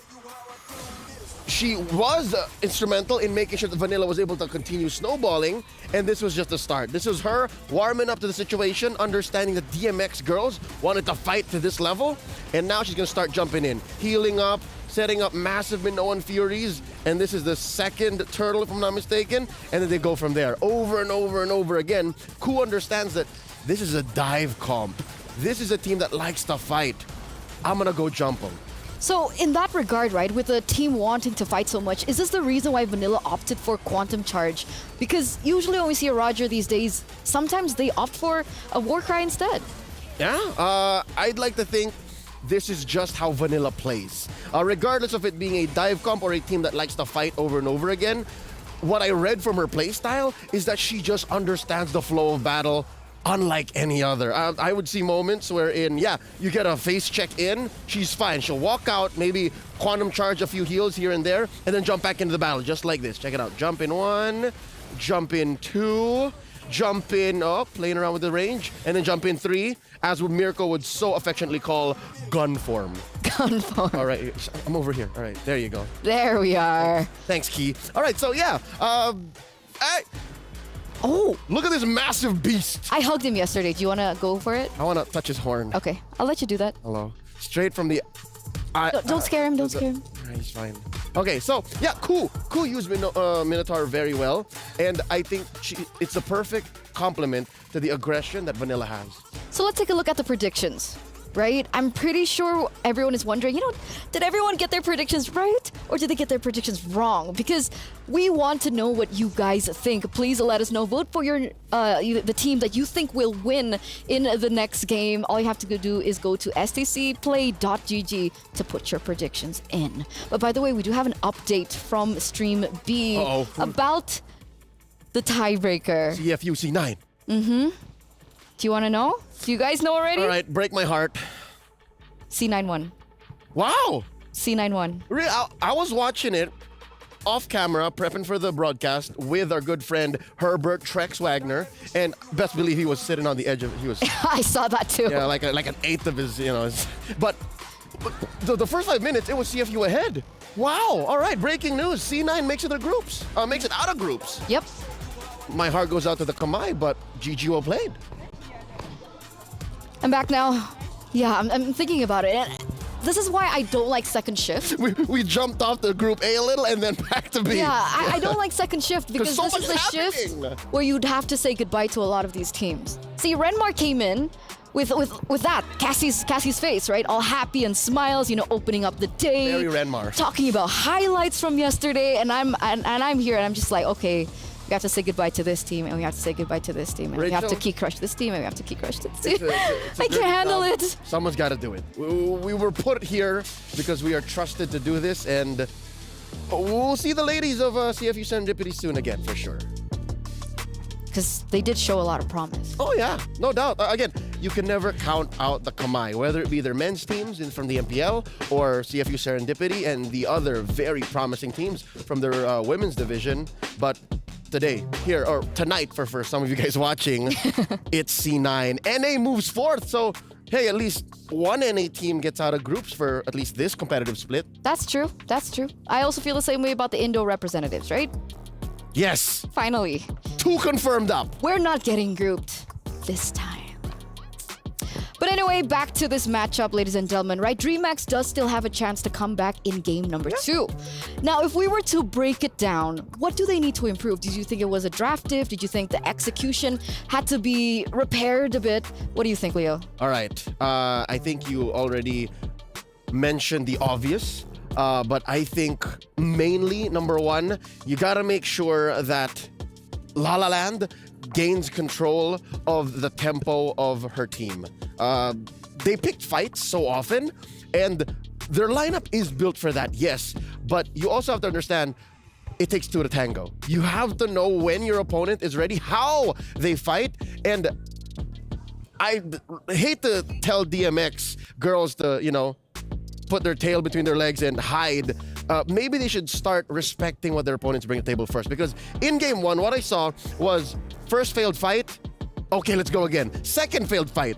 Okay, let's go again. Up until they're down 5K, 6K, 8 kills down the line, and they're still fighting the same way. I think I did see a good amount of hybridity trying that push down bottom after they lost a massive fight. Like they lost 2 or 3 players already, and she's like, I'm gonna take this turret. Maybe it takes more than just a reminder after the game or before the game to always remember your fundamentals. So always remember that. Takes 2 to tango. Temper your aggression, and then maybe we'll see this go 1-1. Okay. Okay. And that makes sense, right? Because, of course, discipline is very important. If we're here at MWI, we're going against regions of the very best, right? The best of the best from every region are stepping through. So when you make small mistakes like that, it eventually becomes a large snowball. And, of course, all these teams and all these queens in their own right, they are fighting for the main prize, which is that trophy. Yeah, all these little decisions you make snowball into the tangible trophy that is the MWI 2024 championship. And with that said, it's not like these girls are a stranger to a victory. It's not like success is something that they never tasted. Again, at the Copa da Freya, which translates to Cup of the Lady, in the qualifier for Latam, they 3-0'd the competition. SDMN girls, if I'm not mistaken. So they know what they're doing. So I think maybe coming in from their league, they can get away with being super aggressive. But now, in the tourney of tourneys, right? In the Copa da Grande, if I'm saying that right. I don't know. But in this big tournament, you can't just be aggressive. You gotta learn how to tank. You gotta just float like water. Like water. Not like a tidal wave. It still hurts, all right? Okay. Don't remind me of what happened to OG. I always bring them up because I miss them, man. I thought they were going to go far in this tournament. It's just overnight romance. I actually fell in love with TLG as well. Me too!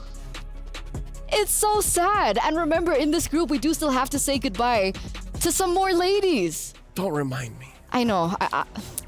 Yeah, okay. Maybe LaFell's right. Maybe I'm a little bit too negative. It's all about mindset. Let's get back to the match. And let's go into the drafts, ladies and gentlemen, for game number 2, the final game in this series. DreamHack now need to figure a way out of the predicament that they are currently in if they still want to grab as many points as they can to move forward to the playoffs. And this time around, both of these teams have actually opted to go for the different side. So now DMX, they have first pick. Yeah, the win rate for blue side is I don't know, approaching unhealthy. It's getting to that point wherein, is blue side really that strong? But we'll see here. Again, Net Angels, I know that they understand the tides of battle a little bit. I said it again. They understand the flow of battle a little better, that they know that aggression can be tempered. But now that DMX has the power of the first pick, we'll see. They take out Vanilla's Roger, they take out the Ling, as you should. Net Angels, they ban out the Angela, they ban out the Loyi. Chip still at large. You have Jushin still out there. I wonder. First pick Jushin, maybe. It's Can definitely they? possible, but do they really want to risk it? Does Lala want to do that? That's the thing. Right? I mean, last time we did see a Matilda being banned out. Minotaur respect now, though, coming through. That's cool. That's cool. That's cool. But now they're facing a certain situation where they have to choose and pick their poison. Unless, of course, they just want to let both of them go and go for the contest, right? Because Wait. Roger, Harith, Terizla. Terizla's still open. Chip's still open. Chip's still open, you're right. Zusin is also still open. Jushin, so there's Harith. 4. Oh. All right, there's a Matilda. There All you right. go. Something tells me they just don't want to give it to Keria. It's like, you're never getting the Matilda. First pick, though we already mentioned the big ones. Let's see. Oh, there it is. Or is it a he? Chip's a he. Angela's pet is a little fox boy. Wait, have we seen Chip being played so far? This might be the debut of Chip at MWI, yes. We'd have to double check that, but he's been for the most constantly part, banned out. Exactly. For the most part, he's always been banned out. So the Chip comes through finally, boys and girls, as we enter the first phase. And now, with the Chip being picked up, what would you go for here? Because technically, Roger, Terizla, they still okay. So there's so much emphasis on this Valentina. Yep. Terizla makes sense. We've been talking about how important and just imperative the Terizla is in that EXP lane with absolutely no counter yet. But why Valentina? This hero just keeps coming through. She's just very reliable. Again, we now know that these two teams have a preference for dive comps. And Valentina, again, much like how Lala showed us in game 1, at least some potential of it, some sliver of it, it's very good in fights. In and out, steal the perfect ult, and this will put DMXG and Coach Nadia in a very specific position where, all right, we have to choose the ults we open up. And I guess that's why Net Angels here go pick it up.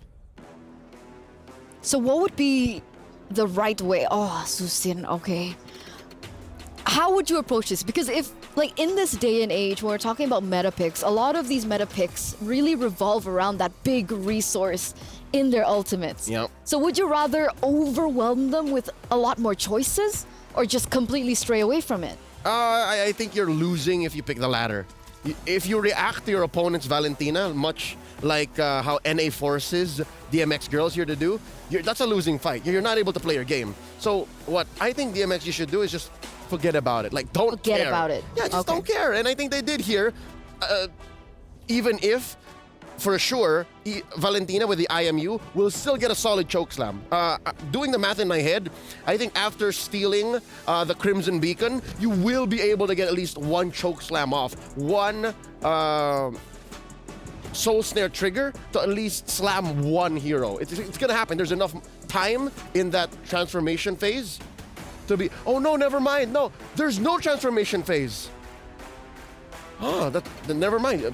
The interaction between IMU and Crimson Beacon, it's a non-starter. So it can't be utilized at all? Nothing. It's a relative waste to steal that ult. Okay. Your stacks do nothing. So then that's definitely more valuable for DMX now. Correct, yes. Right? And for Net Angels coming into the second phase, we do see the Fredrin once again being taken away from DMX. They know. The utility. They know. Yuzong also gets taken off? That Angelis likes utility junglers, and that there's a lot on Hybridi. Because think of how Hybridi plays with CC. She likes diving. She likes just, getting in there. That's what Yuzong does. She's also a big Terizla player, but again, NA is not letting that through. So what else would replicate that? Do you think they're going to go for the CC and the Boxia again? I'm not so sure about the CC. A dive hero, Lapu Lapu? That's the next best. Tams, maybe? Tams seems safe. I'm not so sure if a Hybridi has in here to play the Benedetta. That's another alternative. Doesn't have much CC though, like crowd control. But, okay, right. Technically it could work because I'm thinking about the chip right now, and the chip has so much value, being that it has so much leeway around the map. If they want to go for macro, that's right. It's very difficult to go for that split push. Which is odd because one of DMX's main strengths, at least I'm assuming, is their team fighting. They're really flexing it now if they want to go for macro in game 2. So what's the plan here? Collapse. Just shortcut fight. Shortcut fight. Here we go. This is interesting. This is one of Sikoshi's pocket picks, the old favorite in Benedetta. You notice how you still have the Harith open, you still have the Claude open. Claude's banned. Oh, never mind then. But yes, the Harith. The carry open, but she still goes for the Bea. It's just reliable. And it's interesting, right? Because even if Chip wants to go in for that full 5-man transportation, they have the Carmilla, they have the penalty zone, and they also have the Beatrix to follow it up. So there is a combo that can work, but Akai and Arlet. We were talking about the utility junglers, not the Boxy this time around, but the Akai comes through. Debut Akai for MWI. Hey, we got 2 DODs now. Day 1 and 2. All right, looking at DMXG this time around, something tells me they're overloading on utility. At least they are consistent in the fact that they're very all-in-one. 4 protect 1 is what this is, right? Look at that. Your only source of damage, truly, is Aslan. And then they're just gonna utility fight their way into a victory. But for NA, there's the Julian, the JJ from Vanilla. Very on brand. Roger was left banned out, so she goes to the next best thing. She likes to get in there. I'm thinking, right? Because with the lack of damage from DMX right now, they need to buy a lot of time. Yeah. For the Moscow, for Aslan to get to that power spike. And how much time can they buy for themselves? considering how aggressive the opponents also play, as we saw in game number 1. So with that, we're gonna throw it over to the casters to finalize this best of 2. Naisu, Mirko, it's your time to shine. Hey, Mirko, are you ready to shine? I'm thinking. Hey, let's jump into the game here. Last one for this matchup, this game between DreamHack Girls and Net Angels. I'll tell you what, man, if we had the lineup ratings that we're used to seeing in our regionals, the utility marker for this, I think, would be a max 10. Uh-oh. Oh, the damage mark might be all the way up, man. La La Land on the Juicing. Oh, man, yeah. DreamHack Girls utility. They got Chip. They got Juicing. The Akai is the only thing that really stops them, technically, right? With how bad the Akai was at MSC, I don't know if it's going to be the same. I think this time they have a solid lineup to play with the Akai, also the Arlet as well. So it's going to enable a whole lot of the other picks. But I feel like this is kind of hard because it's kind of like, where do you want to put the enemy team? Where do you want to put Net Angels? Because you can drag them, like we're seeing here with the flare. Boom, boom. You can another one spin them. Oh my God. Oh no. She's forced to flicker out just like that. Ku had to flicker out. Now Cassie as well. Lane Kingdom. That's what Jushin gives you. This is the power of utility. But I'm just wondering, like for Net Angels, once your flickers are down, what do? They try to make a play up top too, and maybe this is a chance once again. Vanilla is going to be utilizing the Julian. Interesting too, the fact that we saw the Julian just do crazy things earlier in the hands of Killway, but now it's Vanilla's time to make this work. Of course, still going here. Good vengeance from Hybridy, able to escape from the enhanced chain, walks out of everything else. You can see Carrier also rotating up top. But this is a matchup that is already very, very scary, by the way, for the Arlet, right? Yeah. Tarizla taking all that damage and can dish out even more. Even more. And so at this point, Turtle's going to be up, still planning themselves up this time in the XP lane, trying to get these level 4s available. Cassie doesn't have it just yet, but they'll go ahead, start this up, and they might get this unless Angelus does something here with the Sakai. Carrier there as well to help them out. Shortcut not available just yet, though. Level 4 still taking some time, but actually they just kind of wait. Oh, she's going to get dragged. Cool. Again, but still, neither team able to actually commit. They just want the level 4s. I think once all the level 4s are available, they'll kind of go for something and... Oh no, cool. It continues there to Vengeance. The Final Slash not connecting, just barely there. Cassie, though, will steal the Final Slash. Gets brought back now straight into the Hybridy's Vengeance. Penalty Zone locking him down. Vanilla going in as well. Carry the flicker forward. That's a good first blood from Vanilla with the enhanced sightless. That's Halang. Brought back with the Lantern. Oh, Aza's here. Takes the shortcut back. Never mind. Never mind. Oh, it's done? I'll go back. So, and that's the thing. I mean, we saw so many times. I mean, how many times was La La Land able to get that proc and bring them back? And that's something that we were saying is going to happen here with the amount of utility that they have. And so far from what we've seen, Jushin that's what she does.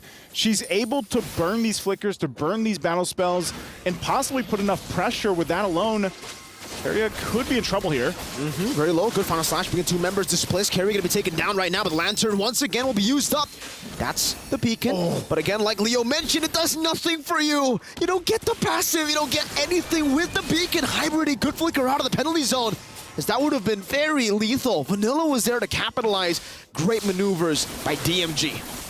So what's the answer against Jushin? You were talking about your RGs, with her, and she hasn't been able to play like this. So like, what is the answer that Net Angels needs to do to deal with the Jushin continuously pulling them away and back? You either outrange her or you burst her down. It's like basic normal control mages, right? I mean, technically you do have a little bit of self-peel once you get level 4, but hold up. Angelus, you're able to go for the heavy spin. Vanilla gets out with the enhanced sword. But yeah, it's all about trying to just poke her down before she can even deal that damage. And when you dive, you really got to try to chain CC her. Unfortunately, this composition, not really built to do that, right? Net Angels, and that's why you can see that the spacing is just perfect every time. Cool, can't lock you down. Cassie can't lock you down. She can go and deal a bit of damage, but now you can see that. Airborne brought back. Carrier's right there. Crash course, another knockup. It could have happened if there was the Terrify again. It happens, La La Land. Able to dash out? Whoa, yeah, just she got out. She got out, and I'm wondering, now that you see Cassie holding on to the ultimate, Like, then does this allow her to also get the procs and then drag them back? No. I mean, this is not going to work the way that they probably want it to. And, you know, you're already seeing, I'm sure you guys, now that you've seen multiple games of Jushin, you're probably feeling like, man, that's a little bit of annoying. I'm trying to get away, but I just keep getting dragged back and forth from that. And so far for La La Land, she's just been having a great time. Again, it's constant. Oh my God. Who's going to get real tired of this real fast? I think she's already tired. She's gone airborne twice, and now into the crash course. She's forced to flicker again. Now the shortcut comes down. The vengeance is enough. Ku's going to be taken down. The final slash not connecting onto anyone. That's a penalty zone. Locking 3 members down. La La Land again still doing some damage. Angela's in the back line. Able to find 2 on the heavy spin, pinning them down. Cassie very low. Pops in a beacon, but gets dome on by Hybridy. Meanwhile, La La Land, she gets the value when she pops the beacon. Vanilla still able to escape with the lantern. The lantern flare again, always just there. The lantern flare is just, that's the perfect way to put it, man. It's always there. Final slash? Again? Look at that. Okay. This is, it's getting ridiculous. The flare is too ridiculous. much. Look at this again! Knock her out her leg! Oh, man, that was brutal! La La Land's making him dance, man. That's what she's doing. She's putting the flare there. She's pulling them back, pulling them everywhere. I wouldn't call that a dance. You know, you're getting slammed to the ground.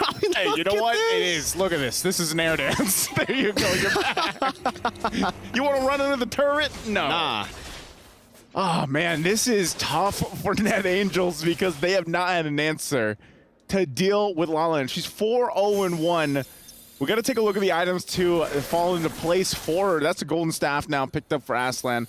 Has that available, but man, you know, this is the thing. This is like, if you want to talk about the overall utility of this lineup, they're able to do that because of what they have. She's only got the Clock of Destiny, working on the next item here, and you know, with that already, this kind of lead, it's like you don't even want to be in lane. From what we've seen her being able to do in the mid lane early on, you don't want to fight against it. See, the way you actually try to bully the Jushin in lane is, again, well, hold up, final slash onto 2 members. Good enhanced chain to try to disengage there. And he will be able to do so, but look at Keria. Already rotating over, no turret there, so they can actually go for a good shortcut into the crash course. The lantern, man. La La just putting the lantern in front of them. That in itself has zoned them away. Look at that, look at that. Oh, Q, no! Stay out of it! Stay out of it. The light is bad. Don't follow the Wishing Lantern. For once, don't follow the light. Don't follow the light. Stay away from it. And, okay, mid lane, they're going to try to keep it together. They actually survived quite a bit down in the bottom. Cassie holding on to the heavy spin herself. And, you know, so this is back to it. Like, Sakoshi, at least Sakoshi's probably just hearing in all the comms. Like, stay away from the lantern. Stay away, man. They're like man. vampires, you know? You cannot get, the light can't touch you. You have to run back. The light, the lantern is lava. The lantern is lava. Oh, the heavy spin actually got them out. Now the 2-man pin down. What a pin down. Who's going to be brought back there? Good penalty zone to lock them down. That's exactly what they need. What a combo from Net Angels. Sakoshi, the perfect. I mean, I was admiring the heavy spin, but then look at the setup they go, and that goes. Oh, Funasash. That's a 1v4. We've seen this before from Hybridy on the CC. Not able to find Vanilla. Now stun down Sakoshi. She got the triple kill. She has a chance to go for the unofficial Maniac. There's a flicker forward from Cassie. Straight into the sun. Hybridy able to get a few of those resets on the Vengeance. She has the stacks properly down. She doesn't have the flicker. But it seems she wants to go for it. Vanilla puts down the field there of the chain to stop that from happening. Hybridy just stopped them from taking the Lord. You know, I mean, she went in with confidence. We're going to look at the STC replay. Look at this. This is perfect. God. Heavy spin, beautiful. Great, but look what happens after. Oh my goodness. That was, if you're a Beatrix as well, that's what you want right there. Right in that pit. Oh, you can see, you know, of course, the frustration because they went in for that. They had a good lead and everything else. But man, talk about the clap back. The answer right there coming out from Net Angels, of course. But still, even after that happened, I still got to give it up. You know, Hybridy, she stopped them from taking the Lord after that. Just going in 1v4 with the final slash. And real quick, taking a look at the items, of course, falling into place once again. You know, at this point in the game, very crucial. You got the Genius Wand starting Scythe already here for Vanilla. You got, whoa, flicker in. And the shortcut. I don't know if you want to take this. It's Aslan in the front. Cassie able to space away from the Lantern Flare. There you go, DMG now going onto the Lord. Still first Lord though, cool. Walking forward, that's a Curse Blast. Onto the back as well, able to find the Curse of Blood there, Halang in the backside, doing some damage, trying to isolate them. Meanwhile, Hybrid going to be caught. Angelus able to find the heavy spin, Sakoshi flickering out now, cutting them down slowly but surely. Lalaland. Oh no, the Lantern Flare resists. Sakoshi's trying to go and stay out. No, she just brought back again. It's a good shutdown. Cassie with the Terrify and the final slash, but Cassie needs to run away. Gets away. Lalaland again with the flicker and the flare. Slowly but surely. Slowly but surely. And no one's going to get the Lord off of that. It was a push and pull for both teams. Uh-oh. Oh, mid lane. Flying. Flickers out. Has the Athena shield popped up there. Aslan just follows through with a few more spears. Talk about this. And I don't know, man. Maybe this is the power of that utility lineup. The fact that they can go ahead, engage, disengage, re-engage, go back, and pull this off is the highlights of the fact that they have so many options to do that. And although they're going to keep Ku here at bay, no one's going to go for the Lord just yet. Oh, that's a good Curse of Blood. Lala going to be very low. Penalties are not connecting though. Meanwhile, Hybridy getting the Vengeance stacks now. Carry going to be taken down. That's a Mirror's fashion now as the shortcut gets deleted. Ku in the midst of it all still able to bait Aslan in with the Abyss Walker. Stepping out, Cassie again, going for the splash of damage, finding the double. Meanwhile, on the bottom side of the map, they will go and not chase Aslan. They're forcing out the heavy spin. Angela's gonna be caught in the knockup, and again, a few shots down. Sakoshi with Nibiru takes her out. It's just Aslan. Lord's gonna be started up. It's most likely gonna be taken. There's not much Aslan could do here. No Spirit of Destruction either, so that's gonna finally be the first Lord of this game after we've seen a whole-on team fight after team fight for this objective. Net Angels will go ahead and take the Lord here. Man, what a fight for that. And again, you know, as I was talking about the utility for DMG, it looks like even in that fight, you know, it almost kind of bit them in the behind there because of, oh, Aslan goes in with the Spirit of Destruction, goes bottom side too, yeah. But the turret's already gone, so they got that tier 1 down in the bottom lane. Ku, though, put some pressure. I'm not sure if they want to fight this. You can see the rotations already happening too. Hybridy makes her way there. But Lord is spawned now. It's making its way down the top side, up the top side, working towards that turret. The eyes are set here on this mid lane as well. They need the space to work around. Net Angels, though, they might. Do they have the answer now for the Wishing Lantern? At this point, right, for DreamHack girls, they have still a lot of ways to clear the waves. They got a Moskov. They still have Lalaland on the Jushin. Aslan taking the whole enhanced sight duration there. Force back Vanilla. Tried to go for the mobility. Lalaland getting a little bit more, getting knock up as well. Onto Ku. Gonna go on the Lord. Ku still in the midst of it all. Now, right now, gonna be airborne. Caught in the pin as well. That's a good penalty zone into the Mirror's Passion. Straight into the beacon, still able to survive. Halang taken down, but so does Angelus. And they get another turret. Slowly but surely now, looking to go for the mid lane. Good enhanced sword to escape. Hybridy unable to go for that final slash. And now DMG, they are able still to... Oh, that was close. Yep. Almost connecting onto Ku. Almost connecting there, but I would say for Net Angels, you know, they're going to have to do the work because if that Lord, what they were able to secure is any depiction, you know, DMG is going to make them work to get into the base. They hold on to the base turrets. Great for them. Items as well. They got 3 Radiant Armors over here to deal with some of that magic burst that we're seeing. Now, the question is, do they have enough to deal with the physical damage? Of course, now, because in this part of the game, Sakoshi, she's exactly on the path she needs to be. She has the BOD, Malefic Roar. She's got a little defense, too. She's even got, you know, a little magic defense to deal with Lalaland, who's been shining with this Jushin pick. Interestingly enough, too, Cassie is holding on to the heavy spin. They might want to go ahead and set things up. Oh, boy. Penalty zone now baiting out the heavy spin. Curse of Blood finding 4! Right there, Lalaland pops in the beacon. The Mirror's Passion gets popped up, but look at the damage bouncing back and forth. Now the airborne bringing Vanilla back. Still great shutdown. Lalaland putting the team on her back, but unfortunately, it's still so value for Net Angels. The flare almost catching Ku, but you saw the 4-man Curse of Blood. You saw how much damage the bounce kept on doing to the rest of the team. Take them to the funhouse at that point. We're going to take a break here and have a Kit Kat while they figure things out. But man, even that last team fight that we saw there, Curse of Blood, pretty deadly, of course. And as I was talking about the Beatrix, and now that that's online, they got to be careful fighting into those like closed areas. Also, before we had this break, La La Land, great pull into the turret, but then she picks up her wishing lantern item. I don't know, maybe there's like a hidden passive when Jushin gets the wishing lantern. It's her lantern. It's her lantern. You know, maybe, and at this point, like, Does she have 2 lanterns? Can she do like 2 flares then with the wishing imagine. lantern? Imagine if there was, I don't know, that'd be too strong. That'll be broken. That would be broken. It's already kind of broken.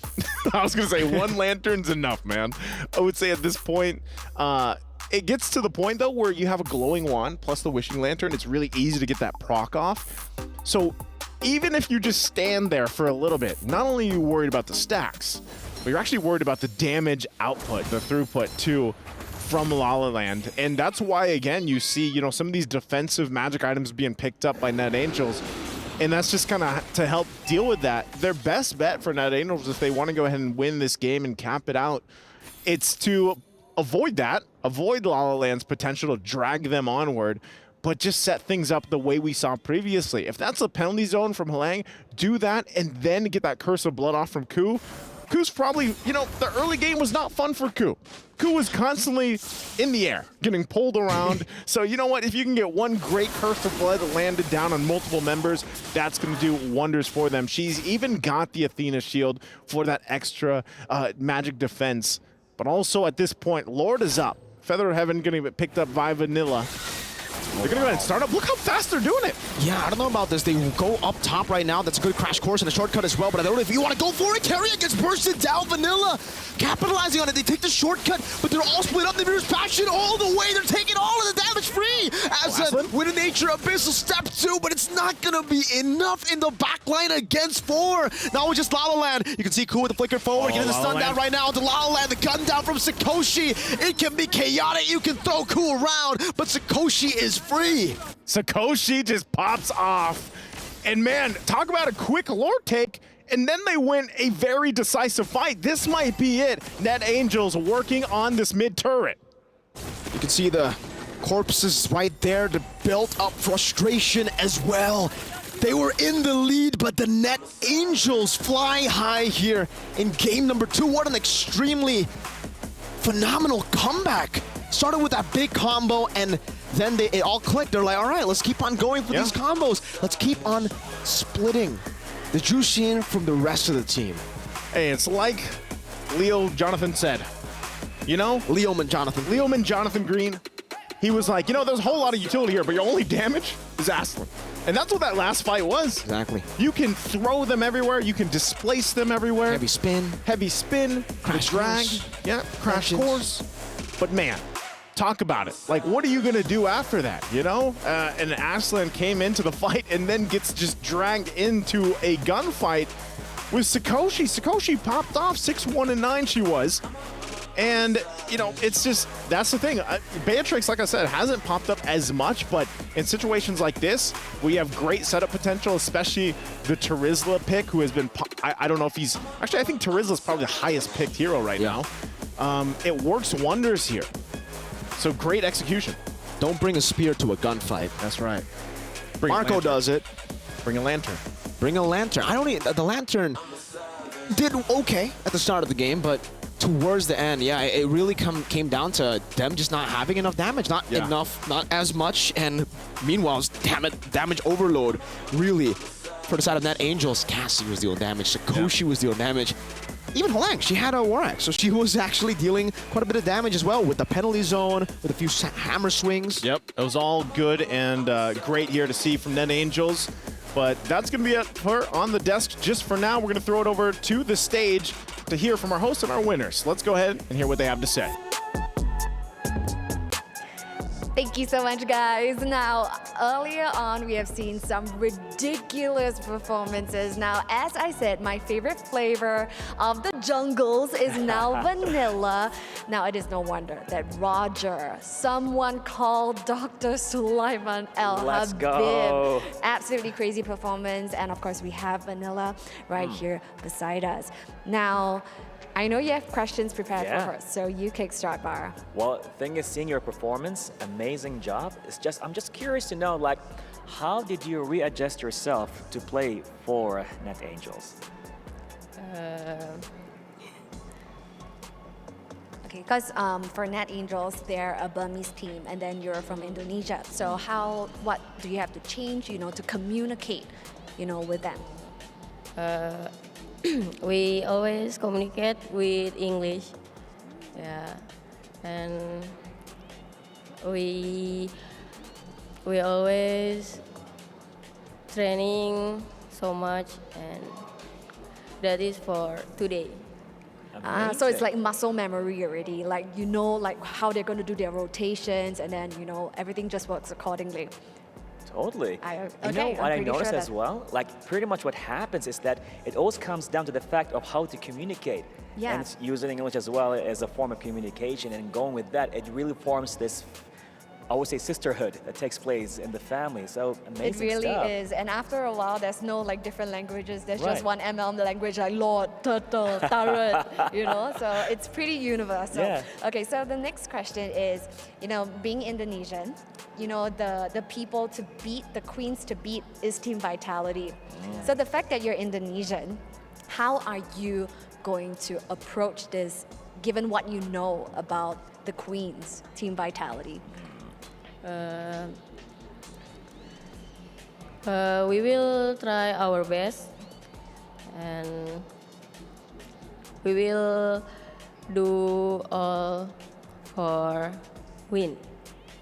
We're very excited as well, and it's no wonder, all right? Even though for game 2, you guys look like you're on the back seat, right? With DreamHack girls really causing a lot of chaos in the early games, you guys come back, and that proves why, they have won the series with a 2-0 clean sweep. Now, we're gonna throw it back to the studio. Was this outcome something you guys thought would happen? Let's hear from you. Yeah, let's hear it. Thank you so much, Cheryl. Thank you so much, Bara, as well. And thank you to Vanilla with that interview. But oh, man. Before we give our flowers over to NA, obviously, for them being able to win that 2-0, I really just want to appreciate La La Land, right? Because for the most part, in the early stage, up until that mid-game, even, getting closer to that late game, she caused so many problems.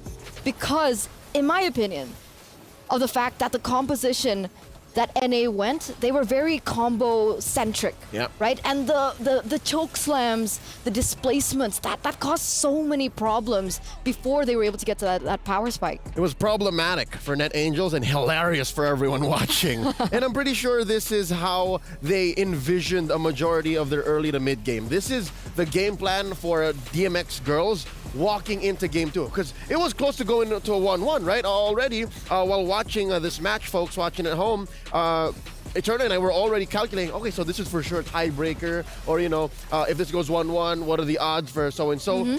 But, yeah, no matter how well DMXG did in the first 7 or 8 minutes, you gotta as well acknowledge the fact that Net Angels know how to get out of these situations. All it took was that one fight in their side of the jungle, in their purple, to turn things around. That, to me, was the creme de la creme of game 2. So, Hein creme de la creme, right? That penalty zone into all the combos and the burst damage coming in from the Nibiru's Passion. Oh, that was peak. Yeah. That was like, okay, this might end up differently to what we were thinking that it might. So with that being said, we're gonna crown our PlayStation MVP, ladies and gentlemen. Let's see, drum roll please.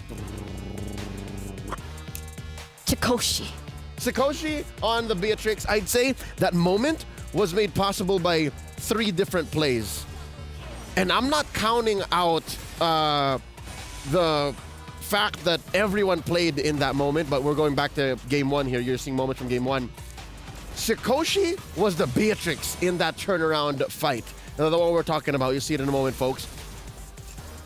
But truthfully, the start was Cassie with the heavy spin, Vanilla with the knock-up, the full combo on the Julian, and then Sakoshi with the wipeout. That was, I'd say, it's accurate to say that if you want to beat Net Angels, you watch out for those 3, and then Hlang. Ku's a role player. Ku just do whatever you need her to do. Yeah, she's very reliable. We've seen it time and time again. This after moment. The first game. This was when we were screaming backstage, and that was like really the big moment that everything turned around for them. Colossal. The start of the end. I like that. And eventually, no matter how you flip it, and let me just make some space for our key here. No matter how you flip it and you think about it, it was gonna come down to this, because unless, and it happened maybe once or twice, unless DreamHack Girls gets to Sikoshi on the Beatrix, it wasn't gonna go well. Because again, their only real damage was Aslan. There were multiple damage dealers for our players in Net Angels. So with that said, it came down to the draft. I think the draft was something that they needed to work on too. So they do still have one more match ahead of them. So let's hope that they have time to, repair, as we are going to throw over to a short break, ladies and gentlemen. So before we get into the second match of Group C, or Group B? B. We're going to go to a short break. Don't go anywhere. Stay tuned.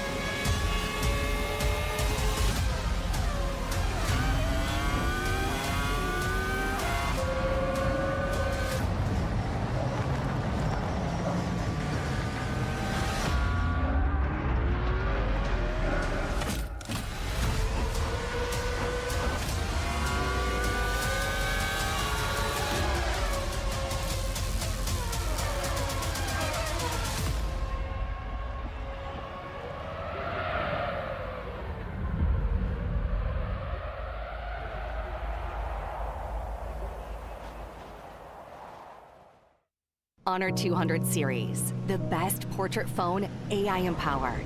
Studio level, AI portrait camera, 3 hardcore portrait modes. Color, vibrant and classic to capture portraits that truly stand out. AI empowered magic portal. Snapdragon 8S Gen 3 AI chipset. 5,200 milliampere per hours silicon carbon battery, 100 watt. Honor Supercharge. This is Honor 200 series.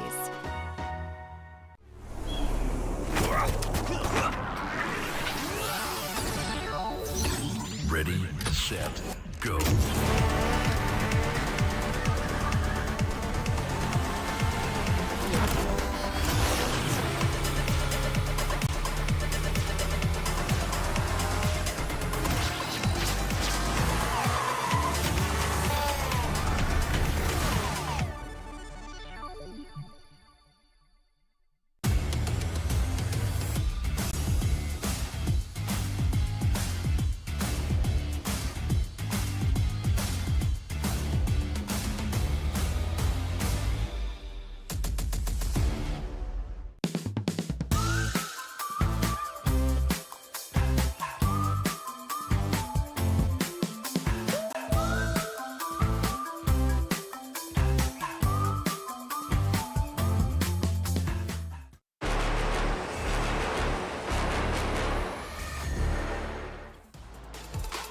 Welcome back, ladies and gentlemen, boys and girls, to MWI x EWC 2024. We have 4 matches done and dusted, but we still have 2 more to break it down.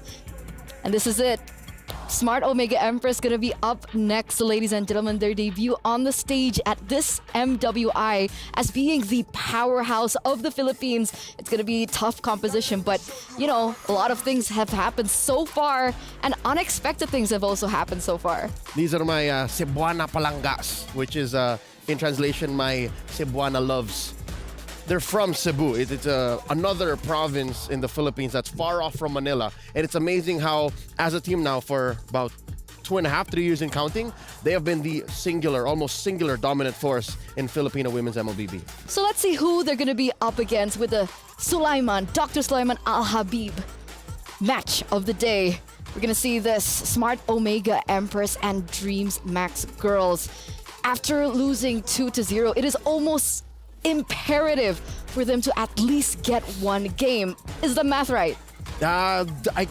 Okay, if that's the case, if they won this, their hope is that maybe Net Angels get swept by Omega. Yeah. Yes. So yes. I think so. It's not over just yet. That's what I'm trying to say. Because 2-0 earlier on, 1-1, still at 0. But then NA have to face Smart Omega Empress as well. Imagine that. We're here figuring out the math, and these ladies have to do not just that, but as well face the Titan, the Colossus that is now decked in pink and that's pretty. I like the jersey that Smart hooked up the Empress squad with. It's pink and white. They have to deal with that after a crippling loss 2-0 to the Burmese squad. That's why. So let's welcome them once again, ladies and gentlemen, as they're arriving here. Hey. Sponsored by Jamil Motorsport. And there it is. I really liked how Reptar put it earlier on when he was on the panel as well. He said, Indonesia has team vitality. The Philippines have Smart Omega Empress. Oh, yeah. And not just. They have at the helm King Salman, a veteran of multiple MPLs, served in MPL PH, served in MPL MY, as well now the coach for Omega Empress. And I'm excited to see what they bring to the table now. It's been a while since we last saw them. They had a tournament or two, if I'm not mistaken, between the qualifier for MWI, C-Lab, and they never missed a beat. Like, if you're talking about just Philippines, right? Might even come close to a number 3 worldwide. That's who Smart Omega Empress is. I mean, they put up a big fight. The last time we saw them was internationally was SPS, right? The qualifiers to MWI That or was the Falcons right Vega. between. Exactly. And they were also proving that time and time again. We've seen them over the course of the years, obviously, but the way that they've developed as a team, and they're definitely big contenders to be able to make it all the way, perhaps, in the grand finals. Yeah, I got eyes on Keishi right now, given the way that the metagame has shifted. In prior years, it was very Amore-centric, and then after that, it was Shinoa. They're going to be doing a lot to challenge La La Land and the rest of DreamHack Girls, which I'm hoping, by the way, here in this matchup, it's not just La La Land working. That's got to be step 1. So I'm actually curious to hear what the audience has to say about this match, right? Obviously, we've talked about it a little bit here. So what do you guys think? Don't forget to vote and put in your predictions to stcplay.gg as we are, ladies and gentlemen, preparing to get into the nitty-gritty. But we'll welcome the stage first. Well, guys, welcome back again to the Amazon Arena. And عدنا إليكم من جديد. This will be another interesting match. How you feel about it? It is indeed. Now, coming into this group, honestly, I didn't think that it would be so close. Even for the first game, even though it was a 2-0 win right here for Nat Angels. Honestly, when it comes to DreamHack Girls, they had a significant sign-off live earlier for game 2. Yes, so we're very excited. Perhaps it was nerves. We can say that perhaps it was nerves and maybe they'll double down, but they're not doubling down on anyone. They're doubling down on the Philippines' best bet. All right. Yes, a full Cebu team all the way from Philippines, and this presenting to you is Smart Omega Empress.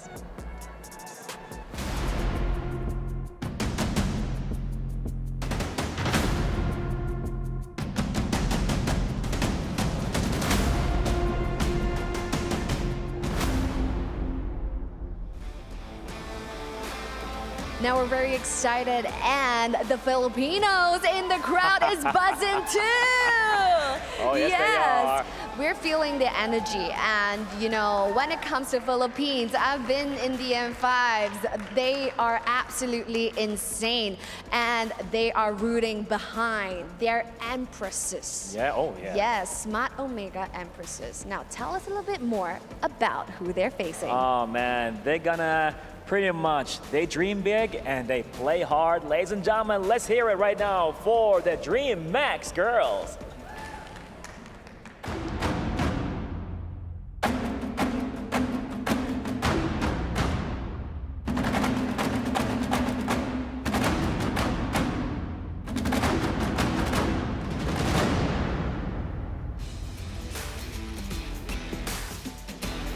This will be a good one. Let's see if they can turn their dream into a victory. And I've seen what's happening even in the last match. You were like so next to the screen and all of that. I'm just learning, taking notes from you. It's like, oh, what's going to happen next?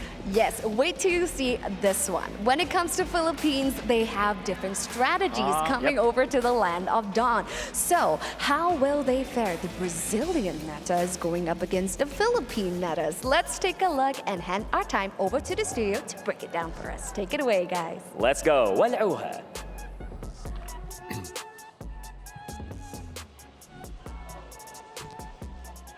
Thank you so much, guys, over at the stage, man.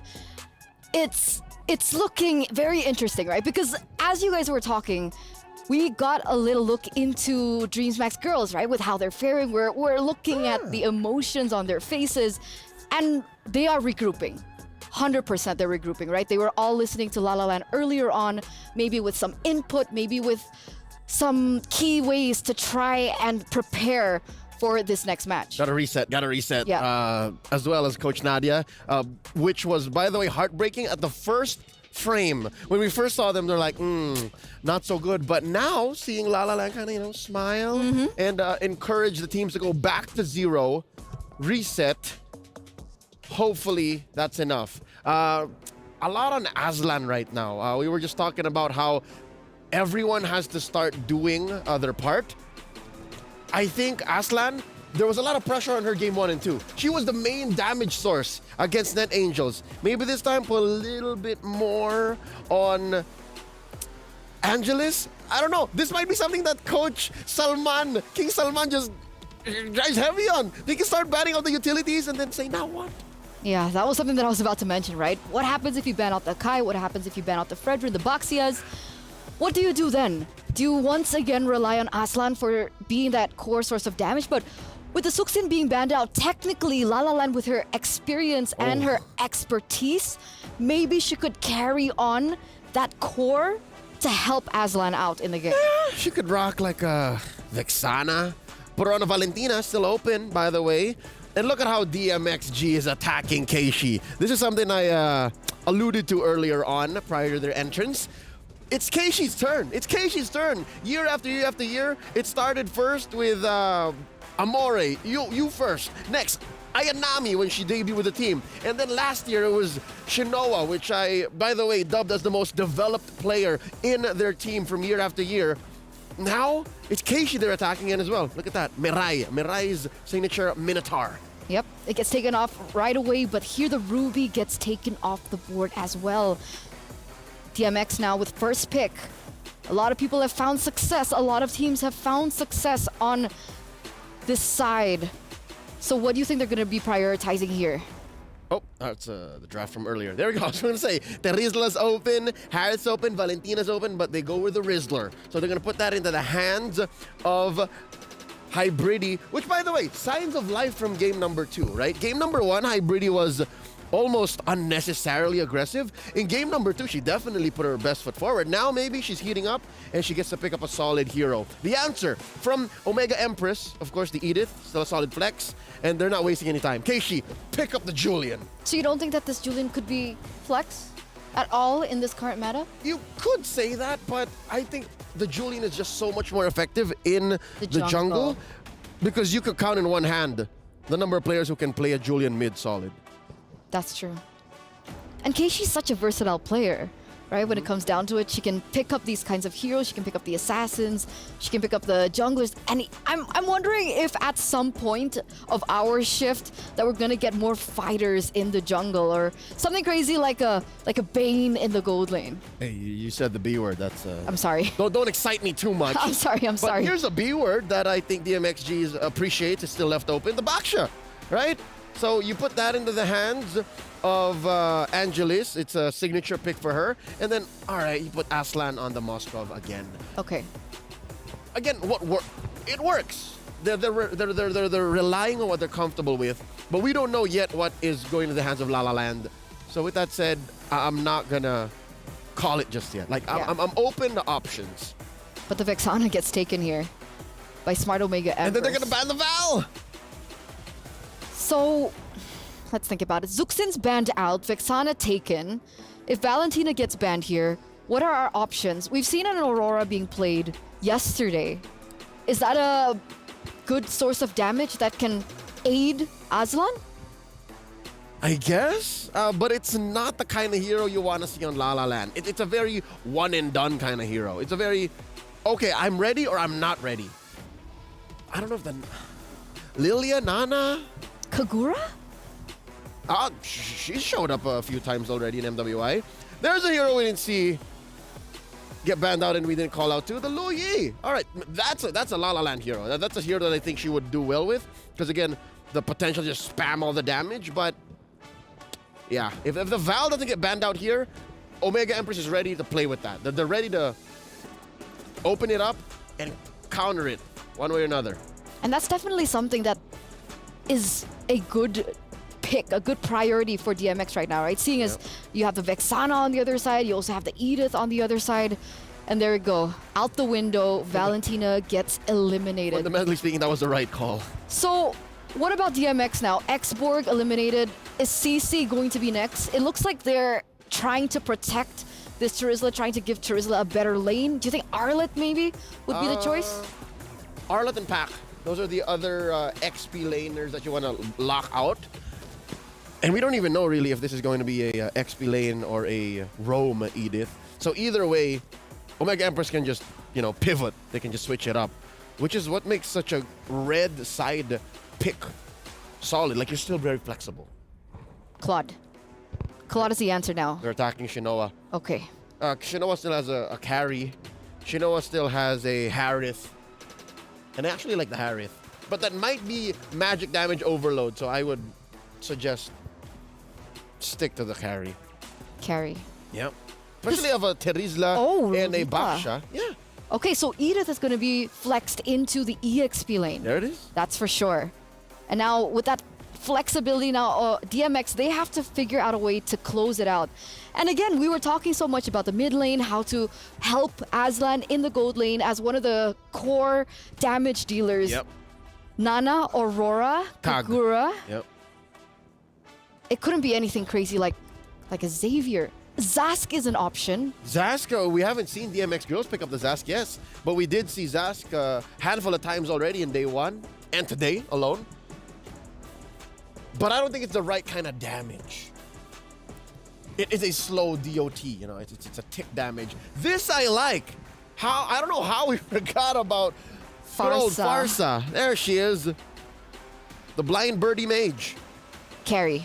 You called it. There it is. Shinoa pickup on the carry, but I understand the importance of that burst damage from DMX with the Farsa pickup, but this Farsa is going to have to deal in with so much CC and dive, right? You have the Julian, you also have the Lolita, you have the Vexana knockups. And the Edith. Earth Shatter. Mm-hmm. What do you think? I like DMX's odds here. The fact that they adjusted and they're doing good homework to have coverage now compared to how dive heavy they were and very 4-1 from their first series. But let's not forget, this is still Smart Omega they're playing. So, ladies and gentlemen, boys and girls, we're going to throw it over to our casters for the opening game in this series. Let's have it. What's up, guys? My name's Mirko. Key-Boy! You mean Chi-Boy? No, Chi-Boy. Chi-Boy's not playing either, but... Just kidding, guys. It's Trex here, along with Leo. Jumping on the desk now for these last two... Jumping on the desk for these last two series. It's been a long day. DreamMax Girls up against Smart Omega Empress. Now Naisu. DreamMax Girls on the edge right now, and it's been so sad. I love how Eterna put it. The longer you stay for these games, the more teams you have to see go home, and right now, they are on the edge. Can they compete against the Filipinos? Well, I think so.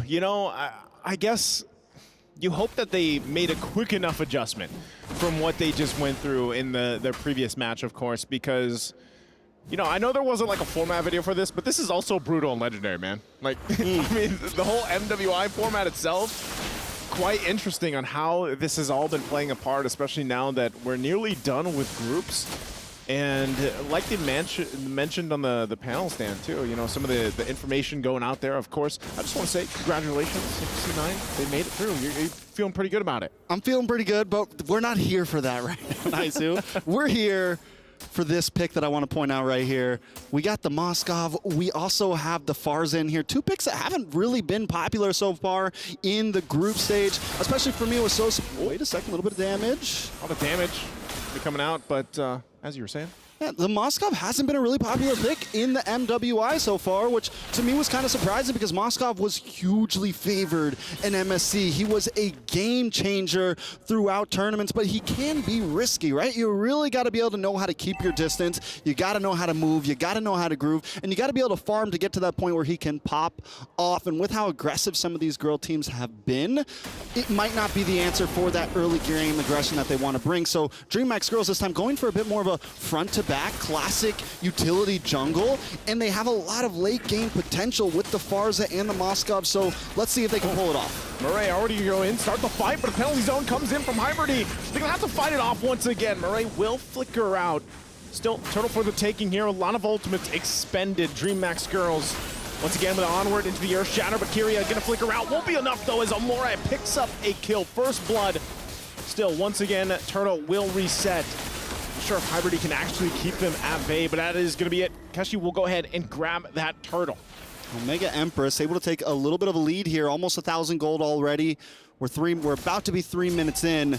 Aslan holding his own though, and I think as long as Aslan can hold her own, things are possible for DreamHack. The game's still in their hands, and we're still early on. We have this, we have the Lolita pick. Here comes Anumion. Angelus, yeah, she's going to roll on out, so she's fine. Feathered Airstrike also from La La Land, but yeah, I think that's the point, you know? Aslan, she's got to go ahead and just farm up because she picked this also in the previous matchup that they had, and, you know, she has some good placements and positioning with the Moskov pick, but I think, you know, the work is still going to be there, especially with the lineup that they have. Hopefully she can land the proper Spear of Destructions. You know, that's part of it. You kind of have to be like an Olympic level spear thrower, javelin thrower when you lock in the Moskov here. Long distance spears. I actually used to compete in that in high school. Did you? No. Let's look at these items though. Moskov falling a little bit below. In the jungle is something I want to point out here. Angelus keeping up right now with the Julian, and this is one of the few utility junglers that we actually see that's essentially still pretty viable, the Basha. And I think having the Farza as this more of backline, stable, feathered airstrike, you know, just stable damage dealer, very positional. It's going to be important to have this utility jungle that can kind of help out with Hybridi. Whoa, bit of a damage. Penalty zone are going to be used, luckily for the body of Smith. Hybridi doesn't go down just yet. Feathered airstrike also. Keshi will go down, and now next on the chopping block, not Ayanami, but she gets taken out by Angelus. What a response from DMG. Beautiful response. I mean, Smart Omega Empress felt like they had it. They are going to be able to get a lot of gold plating here, possibly a tower, but still DreamHack girls showing that maybe they were just, maybe they were just getting some of the rust off in the last series. They're showing that they do still have some mechanics, some things to play. Aslan getting some gold plating for himself in the mid side, and the rest of DMX sitting here helping out. Okay. Again, if it wasn't for that passive with the Therese of the body of Smith, Hybridi would have gone down, but this flips things in their favor, at least for now. A little bit of momentum to work with. Onward in, they go in, and now once again, Carrier going to be taken out now. Hybridi, Angelus will go ahead and get the turtle. They're on the retreat here. Keisha also there, but the damage just isn't enough. Murray gonna jump in, gets the stun on La La Land. Primal Wrath already gonna be used as well, but not Ayanami might be in trouble here. Two tanks unleashing on her, but she gets back into the form and she'll be all right. So once again, 1-1 for the objectives here, the Turtles for both teams. 2-2 in kills, 1-1 in objectives.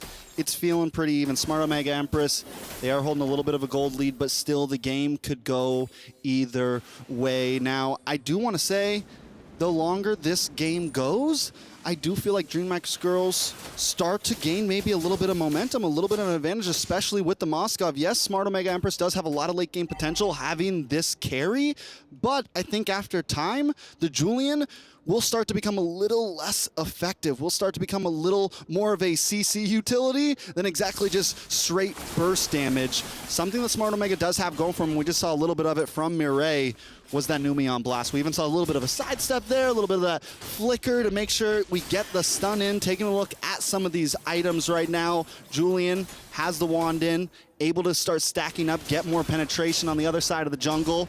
We have the we have a little bit of burn. We have the radiant armor, a little bit of defense to help deal, especially deal with the Edith whenever the primal form comes in. So a little bit of possibilities though. Oh, and we'll talk about the burst. Spear of Destruction going to be used. Aslan joins the fight in the mid lane. Nana Yanomami will go down, and now Eternal Guard going to be dropped. But Keishi gets out. Man, the battle, once again, Murray could be left alone. She's fine, though, quite tanky. And as you were talking about the items, I think she is going with Flask of the Oasis first item, helping out with the shields, of course, for the team. Turtle's going to spawn, though, third one now for the game, but that top turret will be taken out by Hybridy. You know what I just noticed? The lettering for DreamX, it's DMX, man. Are you a DMX fan? Rough Riders? Rough Riders? Rough Riders. And they're going to try to ride on through, try to get this dub. And they're actually, I feel like after seeing some of the moments of the last series, DreamX girls are definitely stepping up their game. We knew that La La Land was going to perform, but now the rest of the team is starting to perform. It feels like the whole team is actually working as a team this time and keeping up with the Pinoys, with the Philippines, with Smart Omega Empress, a favorite, but here we go. Look at the damage. Once again, Keria has no time to even pop the implosion. She's just deleted. And again, this is the interaction with that Julian pick. Already able to just burst people down. Turtle secured here for Smart Omega Empress. And once again, they'll make their way now down the bottom side, looking to get these turrets down, because you already saw, you know, DreamX girls are doing a pretty good job through the macro level, putting pressure on these side lanes, putting pressure even on that tier 2 turret. They got a little bit of damage up here on the top side, so Omega Empress is gonna have to deal with kind of keeping that under control, of course, you know, at this point. But so far, the fact that they've been able to get these objectives, they get themselves a very minor lead ahead. But this is where the items also start to fall in place, you know, once we get to that mid-game. Yeah, Glowing Wand just gets secured for Shanoa. It's going to be huge. Start making sure that passive gets procced quicker and quicker and quicker. And look at Shanoa even. I love the movement across the map now. Oh, wow. What a throw. I'm not sure if Shanoa is going to be able to escape. Aslan will go ahead and get a kill, and now fighting off with not Aniyami. With the rest of the team going to try to get here in time. Aslan running for her life, but she will get taken down by Amore. And now Neural Blast charged up, finds a couple of targets. Amore trying to stay alive, but Angelus will pick up the kill. Eternal Guard there on the front side, but they've lost the damage. But hold on, Keshi looking for another possible. We'll find Hybridy. And that's a pickup. Once again, Smart Omega Empress still going for more. Onward into the air shadow, but the feathered airstrike enough to cover down the line. Murray will fall. And now it's Angelus. A bloodbath here on the top side. So I think that ends up an even 3 for 3. I think it ends up an even 3 for 3 overall. That was a long fight. Aslan with, as you said, the Olympic throw spear to help at least secure the kill and She's got an arm. down Shanoa. She definitely has an arm. And speaking of the marksman, let's take a look at some of these items. Shanoa already has, we got Golden Staff, we have Corrosion Scythe, and it looks like we're going into a possible Rose Gold a little bit early on maybe, or at least building the first half of it, and then maybe switching over to DHS.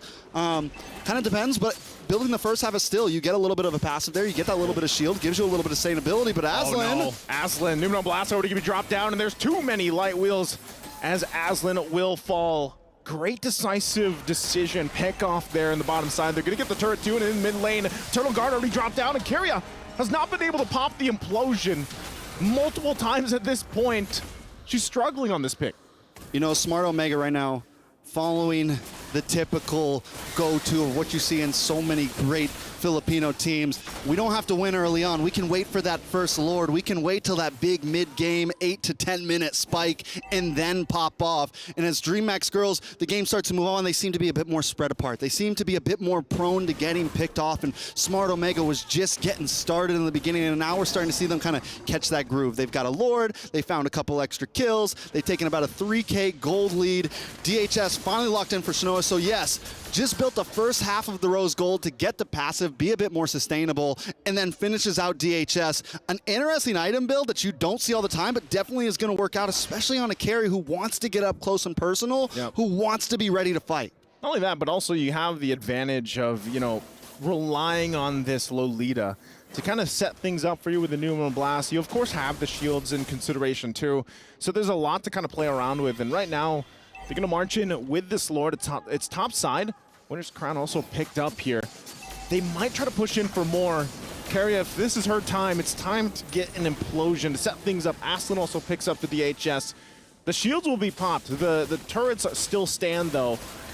Right now, Smart Omega Empress still looking to set their eyes possibly on that tier 2 in the bottom side.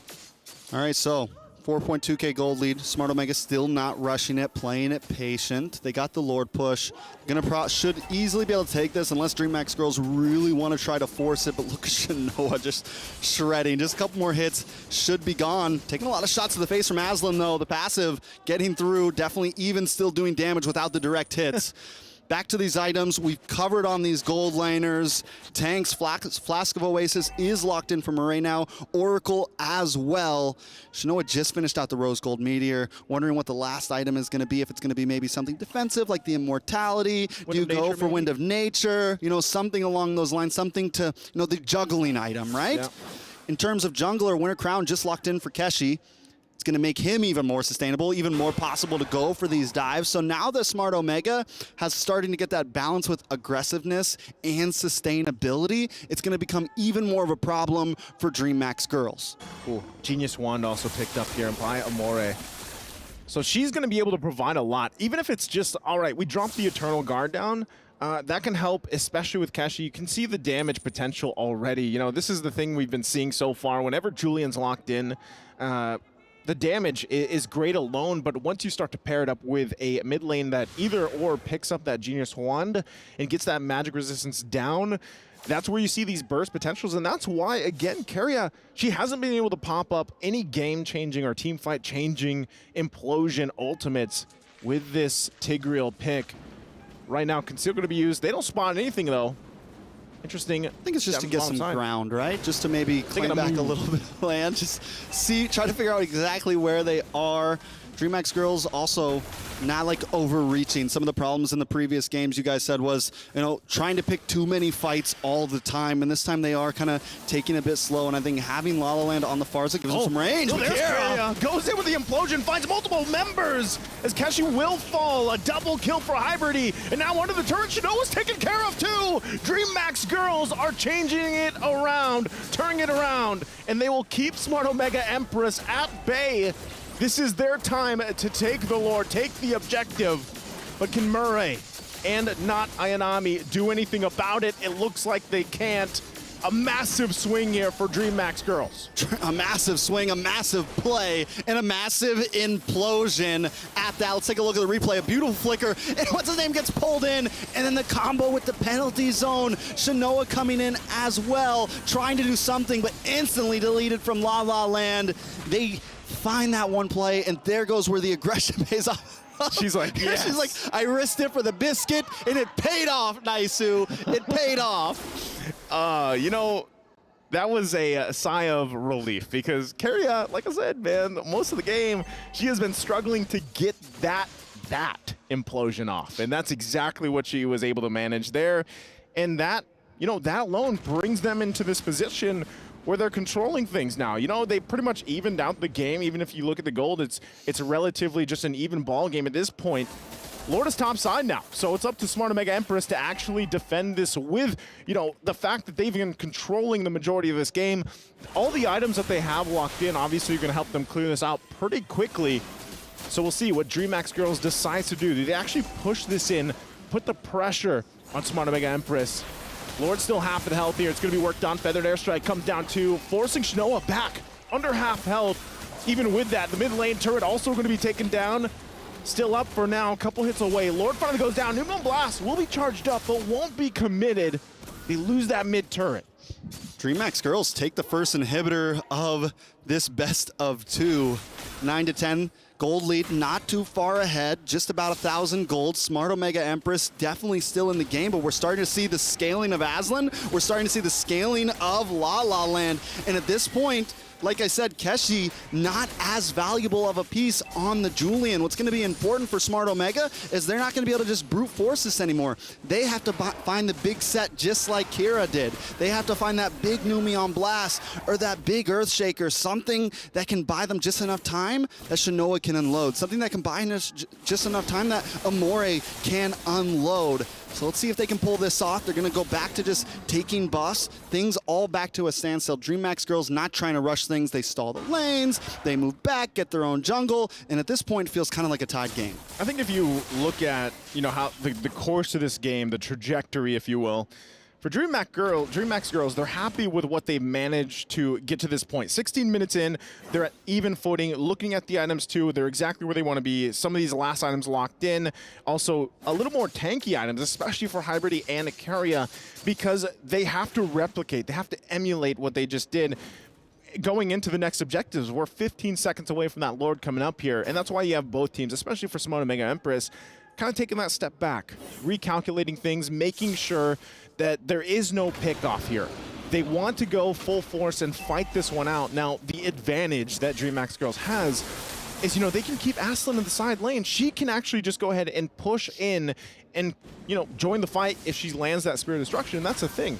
Anytime it's a Lord dance, a Lord take, it's easier to get that Spirit landed, but it looks like she's just going to make her way here for this Lord. And a beautiful macro play. They push in the top lane. Down comes the Feathered Airstrike. A little bit of action. A little bit of action. Flicker already used. Keria doesn't have it this time. They had to clear the wave too, holding on to that top turret just barely. Wow, look at that damage again. So it looks like, even for DreamHack's girls, they're like, yeah, maybe we won't push this one just yet. Let's see what else we can find here. I think losing that Feathered Airstrike that early was a bit of a misplay, kind of. Maybe they thought the real fight was going to happen, but Smart Omega Empress does a great job of just backing off, but still keeping vision, still letting them know, yeah, we're here just watching from outside the Feathered Airstrike. We're ready to jump in on this Lord Pit at any moment. DreamHack's girls knows they don't have a huge lead. Smart Omega knows that they don't have a huge lead. Even though they've taken a little bit of extra gold here, still it is not game-changing, but the big problem that's going to be for Smart Omega is that long lane up top, and Aslan is playing it so well. The macro, and it's like, who do they really send up there? I don't know if Amore is the right choice, because that's a slow mage to have to run back and forth. Yeah, she's got to do the beauty pageant walk back to the Lord Pit pretty much, at this point. But she's clearing the waves. They're keeping it under control. They know part of it, too, for Smart Omega Empress. They can let, DreamHack's girls take this Lord, let it start up. It looks like they're just going to keep Aslan here, to go ahead and bring it down at least below half. This is making me nervous right here. Everyone's sitting in the bush. It is a standoff right now. Aslan, I think, was hoping that he could bait, or hoping she could bait something out there, chipping away at the Lord a bit. But watch for Keshi. Watch for the possible steal here. Okay, resets once again. Aslan's gonna get this. We've seen this. This is like the new tango. Yeah, this is the new evolved Lord Dance. What do we call it? The tango. The tango. And you know who tango's the best, right? Ooh. The Latin Americans. That's true. That's true. If you want to learn, head on over there because right now it's just that's what it is. Smart Omega Empress, they have something in mind as well, and it could just be a surprise play, a surprise pickoff. We always have to consider the situations of having conceals and playing the part, because Keria is also going to be trying to do that herself. And so with this, once again, you're going to see Aslan go ahead and make her move on the top side of these side lanes, putting the pressure there, forcing Amore to pretty much answer the call. Someone's got to answer the wave push. And that's the advantage of even just having that one base turret down in the mid lane that they can work around. But still, it's a stalemate for now, Trex. Man, this game is bringing me back. It's making me feel good inside, because right now it's a slow. I mean, it's a bit of a slow pace right now. It's bringing you back. It's bringing me back to the longer games, the good old days. Hey, we did a 30-minute game earlier. You did, and it was definitely hype. But that's what we're getting right now. Neither team is rushing. Both are very patient. DreamHack's girls playing the macro game. Smart Omega answering back with the macro game. It's not just two teams crashing for a Lord, seeing who comes out on top of the coin flip. I like it. I like the way both these teams are playing right now. Taking a look at some of these items, we did see Shanoa lock in the Wind of Nature. Expect some possible item juggling there. Some possibilities. On the side of Aslan, Aslan does not go for a super defensive item. It's just a gold meteor, I'm pretty sure. I don't think I saw Wind of Nature or an Immortality in there, anything like that. So a bit more aggressive there. And that could be the thing that changes the tide for either direction. Keep an eye. Keria, placement, she's in. Once again, conceal play can be used. And there it is. Conceal already going to be used. Ice set goes in with the implosion. Going to find Keshi. Keshi taken out. That's huge. And now Shanoa trying to run for her life. Pops the Wind of Nature. Lord still a quarter of the health down. They could just take it. DMX is going to go ahead and start it up, and now they get the Lord Aslan. What a play, what a decision, and a shot call from Keria.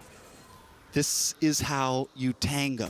This is how you dance. DMX that was a showing up. That was a dance. That was a beautiful dance. But remember, the Pinoys created the Lord dance, and this is definitely not over just yet. A Lord is coming down. They still have Shanoa on the field. Let's take a look at that, though. Keira with some beautiful positioning in that side bush, hits the conceal play, comes in and finds the perfect target. Look at that smile. I love the reaction, and you said it. She was having some problems hitting those sets. Well, now she's on fire. She's on fire, and now the base could possibly be on fire here for Smart Omega Empress. They have to clear out the Lord. The bottom turret's going to fall, and that one hit away from the top. Feathered Airstrike already going to be dropped as well. Trying to clear out the Lord, trying to manage these minions the best they can, and so far the base will be fully exposed. They want to fight back, they find Aslan. Numinum Blast going to be used too. They still have to work through the immortality, but Hybrid goes in once again with the penalty zone. She might just be the sacrifice to keep them alive. The base being worked on, supercharged minions through. They got to clear these out, manage the waves, but they got two from DMX. Smart Omega Empress, don't lose it all that easy. In just a moment, a game could have turned around. If those minions weren't on the base and Smart Omega had the opportunity to chase down DreamHack girls, it could have possibly been GG's. And even now, they're going to try to rush things down. It's a 5v3, Naisu. They still got 30 seconds on Hybrid. Aslan up in 20. They're going to run it down the mid lane. Keria once again, Feathered Airstrike. Keria goes in with the implosion. Going to find a couple members, but Numinum Blast going to stop her in the tracks. Immortality will be popped as she goes down next. Eternal Guard already going to be worked on, but Smart Omega, they're looking to close out the game, but they don't have the minions just yet. Still, Aslan's back up. Hybrid just around the corner. That might be all they can get for Smart Omega Empress. Okay, 23 minutes on the dot. We got us a game. Inhibitor down in the mid side for DMX. 3 inhibitors down for Smart Omega. Lord up in 50 seconds. Taking a look at the items. At this point, everyone is maxed out. The only one that needs one more is going to be Keira. I'm guessing we're going into a...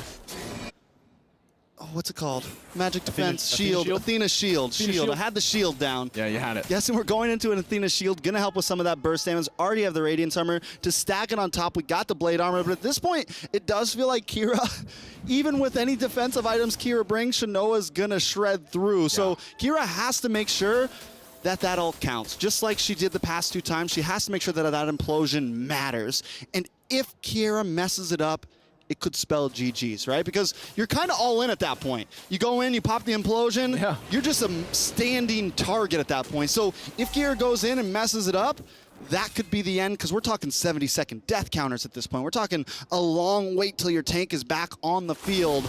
So a lot of it could come down to this Lord. One of the advantages for DMX, though, is going to be that long lane once again. They have the stronger minions there because the inhibitor down for Smart Omega Empress, and they have Aslan consistently checking in on it.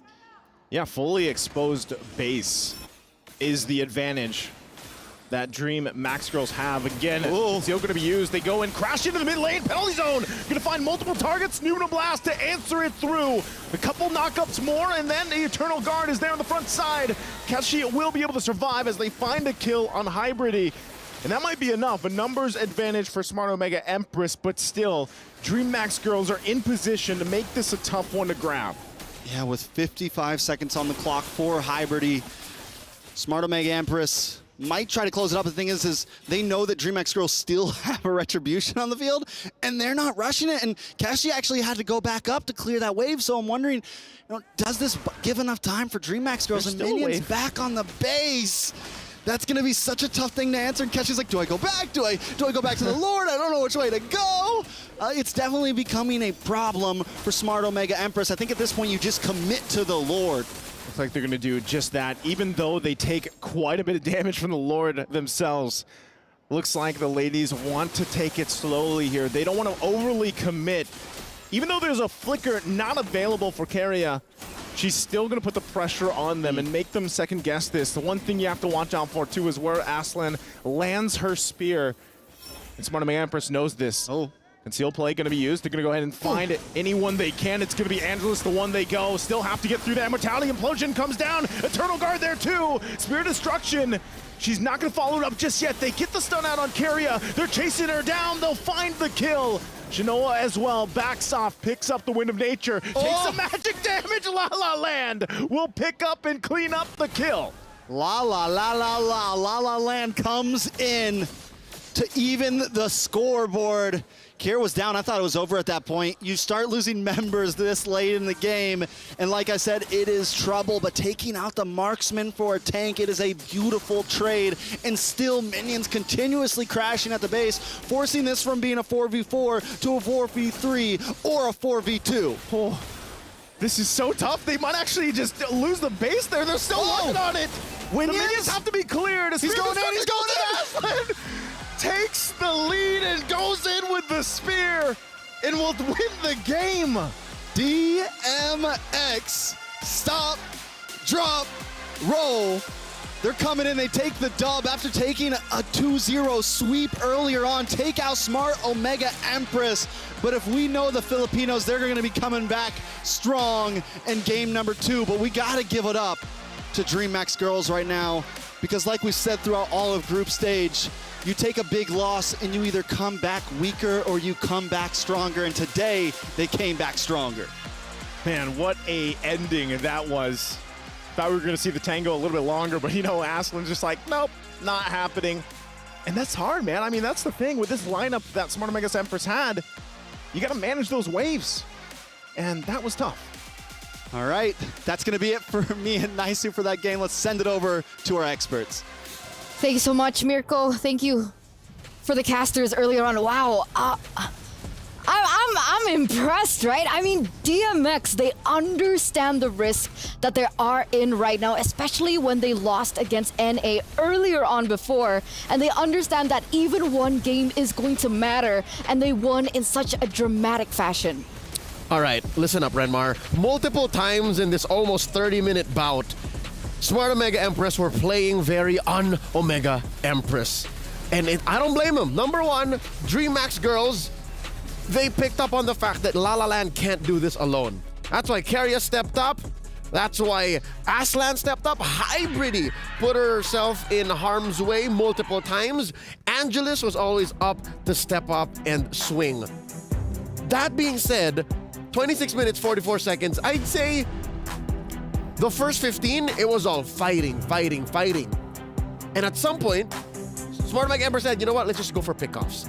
When they started to go for pickoffs, that's when Keria went into straight up menace mode. She started taking up all these little bushes and they're just jumping in. Whenever Keria gets her flicker off of cooldown, and you see that she has the implosion on, best believe at least 2 members of Omega are dying. And that is hard to pull off consistently. I think I remember you off broadcast saying, there's no way Keria gets this done again. No way. No right? way Omega Emperor's gonna fall for it again. But they don't have to. It's because constantly, especially past the 20-minute mark, DreamHack Girls cross the threshold, the point of no return. They were able to clear out the base of inhibitors and put Smart Omega Empress into a very uncomfortable position, wherein we can't fight fully. We have to check all the bushes, and we have to count resources. And I think if you get 2 of those checked off, what happens. They can't defend their base.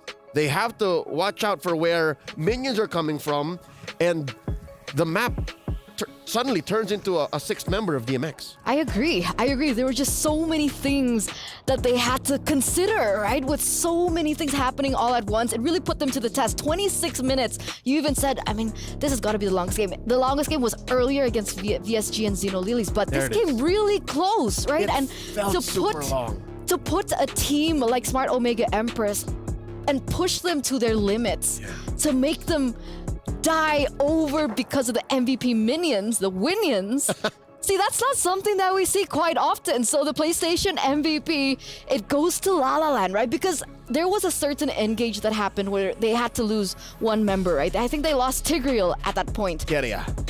And then we were like, okay, no, this is definitely Smart Omega Empress. Smart Omega Empress can definitely take this. But then La La Land came in and she's like, nope, let's take Shinoa down with us. Yep, let's clean house. And again, there were several voices in my head and next to me, that being yours, saying, I don't like this Farsa.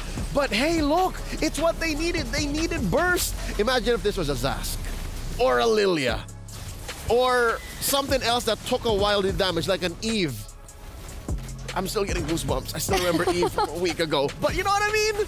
You know what I mean? Like, this is what they needed. They gave the go signal to La La Land to both play a setup and a payoff MVP, which means in the early game, she put up a solid zone. In the late game, she was such a solid burst mage that even Shinoa couldn't walk away. I think you're right. That was the nail in the coffin. When Shinoa died and traded out for carry or hybridy, that's a losing trade. You have a bird. Oh, that's Varys. It's her one true love. That's Farsa's one true love. Aww. Yeah. It wasn't so romantic for Smart Omega Empress though. No. It was romantic though, the moment wherein there you go, Carrie just sighed a sigh of relief. She was so happy. Yeah. And all of Latam was like smiling with her. And you could even see like La La Land, she was already so, so intense.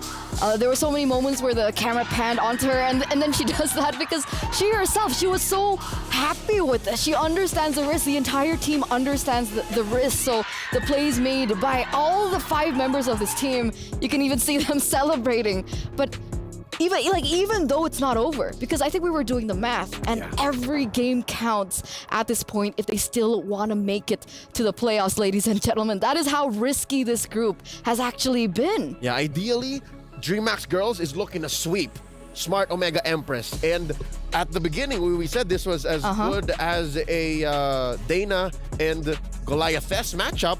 But no, apparently you could out-tempo and force out a flow from Smart Omega that they're not ready for. So now we're just one game away from Smart Omega going to -2 and DreamHack Girls going to 0. And before that, we are going to have a little bit of a background story, maybe interview with Reptar. So we'll take to that before we get into the second game of the series. Hey, Renmar here. I'm currently with Keishi, the jungler for Omega Empress. Now, Keishi, you've had a lot of experience playing on-site, but now you're so far from home. Ang layo mo sa Pilipinas. You're far from the Philippines. How are you feeling? Actually, okay lang po kasi mas gusto ko po yung on-site and makapag-explore sa ibang bansa. Mas gusto ko yun.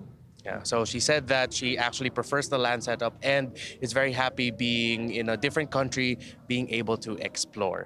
Now, we already know a couple of the knockouts teams. If ever your team makes it to the knockout stage, who do you want to face and why? I want to face the Indonesian team and also other countries. Anyone would do. Oh, anyone. So for you, it's just like, bring on anyone. Yeah. All right, so it's all good for Keishi. So one thing I'm curious about, is there someone who inspired you and motivated you to become an MLBB pro? Actually, no one because I just got bored and it's a trend. So I joined. Yeah, it's a trend. So you picked up the game, you were bored one day and said, I think I can become a professional. Yes. Yeah, but here you are now, here in Riyadh, and you've made it so far. So thank you so much, Keishi. Good luck to Smart Omega Empress. One real quick though, what's your message for the Filipino fans and the fans of Omega Empress? You can do it in Tagalog if you want. Thank you po sa mga sumusuporta sa amin and sana suportahan nyo pa rin kami kahit ano man maging result ng laban namin. Yan lang. Alright, maraming salamat, Keishi. Salamat, Reptar. Salamat means thank you, right? Yes. Salamat, Reptar Po. Do I say Po Reptar or Reptar Po? Salamat Po Reptar. Po Reptar and Keishi. At Keishi. At Keishi. Yeah, at his end. Oh, it's different. Oh, at his end. So at Keishi Po? Yes. Okay, there you go. I understand her, right? Being in an offline event, you guys get to, meet new people and, experience different languages and cultures. So I hope when we come back next time, I'm fluent in Tagalog. We'll work on it. To be fair, it is funny, but just the same charming to hear that her dream come true was a product of just being bored and trying out a game, and I guess slowly and surely falling in love with it and excelling. That's admirable. How did you start being a caster? Good question. crippling debt and the fear of being unemployed?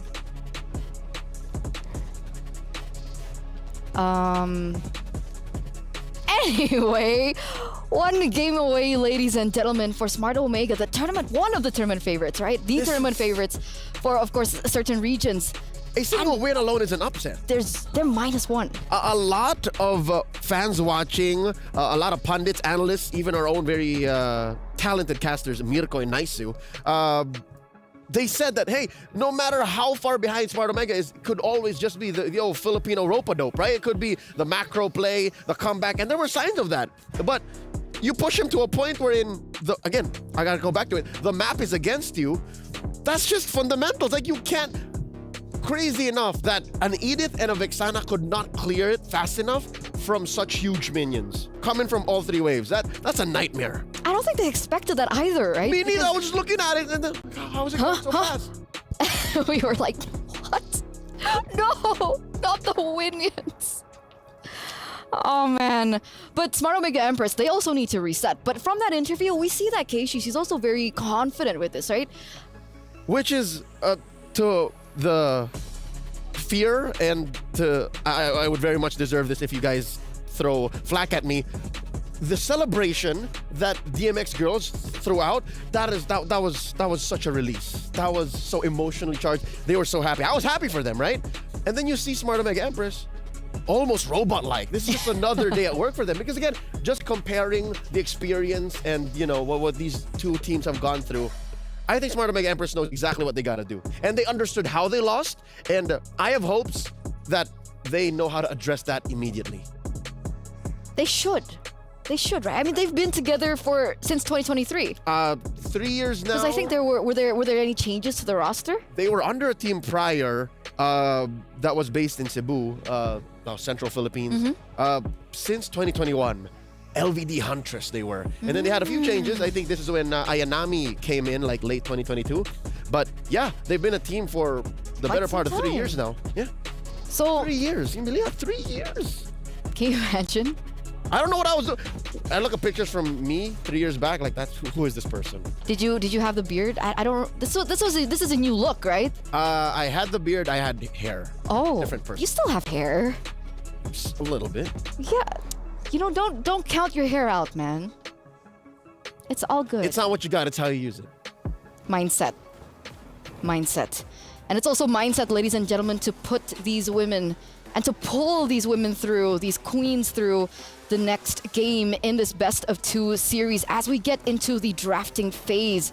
DMX on the same side once again. Angelus dancing? Angelus just vibing. I love it. That's good, right? The morale, they need it. So now Ling, Roger taken out. We have Jusin taken out as well. Are we gonna see similar bands coming through? Because so far it's the same. Yeah, I'd reckon you don't try to block out La La Land. I think it's a losing battle to choke out La La Land's hero pool. She's proven herself to be a threat. That even if you do take out the Valentina, you take out the Lo Yi, you take out the Jushin, maybe even the Vexana, like if it has to come down to it that you have Amore play that Julian, which was an option for them earlier.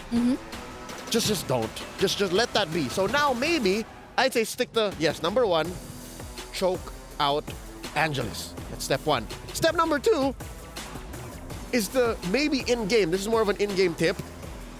Don't fight him early game. Let him come to you. Let him tempo out into the mid.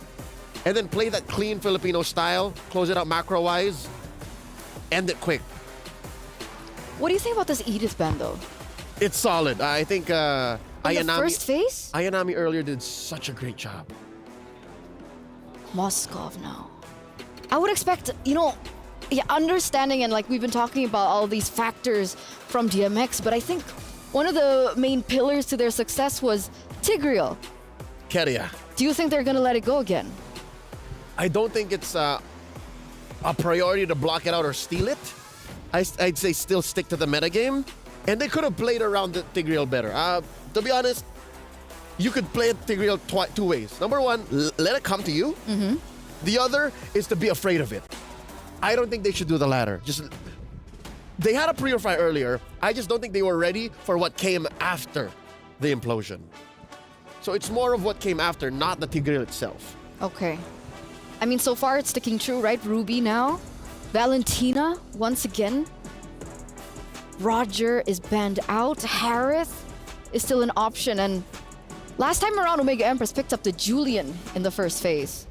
Yeah, that And might technically... that might have come too soon. A little Haya was still open. Okay. I like the Valentina though. The Valentina here being an early pickup is much more to my tempo than the early Vexana earlier. You remember like the Vexana came in first phase too? Yeah. I don't think that was something that they should have rushed. So what's the choice for them? Now with the Claude, do they go carry here? Yeah, I don't think there was anything wrong with Shinoa's carry earlier. You also have the Harith, which I think now you can still pick up. Just put a Purify on. Please, just put a Purify on. No vengeance. No vengeance. No vengeance. Even if DMX is still that same dive fighting comp, take out the vengeance. I like this though. Yeah. Make sure that Ayanami is in a winning lane against Hybridy, which now makes just beat down on Hybridy an option. Yeah, because last time they had the option to ban out the export, right? So they really couldn't figure out a way to control that EXP lane, but with the export now picked in, now we all need to just circle back into the gold lane, right? So they already have one winning lane now for Smart Omega Empress. If they want to look for a comeback, how do they approach this? Tigreal is still left open if they want to go for it, but they're still going to go for the same approach, right? Luo Yi, they're trying to squeeze out La La Land. Yeah. Less about squeezing her out or choking out her hero pool. It's more of just guiding her towards a pick that they're more comfortable So with. picking your poison, essentially. Yeah. Like, we'll let through the Farsa. I don't know if that's a play now. We'll let through the Vexana, but not the Luo. Here we go now, DMX. Addressing the aforementioned Hayabusa. Trex and I were workshopping a Hayabusa trick earlier, and maybe because of the Julian early pick earlier, they blocked this out. Now is Ina's ask. All right. Already I understand. It's because it's a very DOT heavy lineup. Look, you got a Terizla, a Baksha, Claude. Those want the fight to last forever. That's what you get with a Zask. And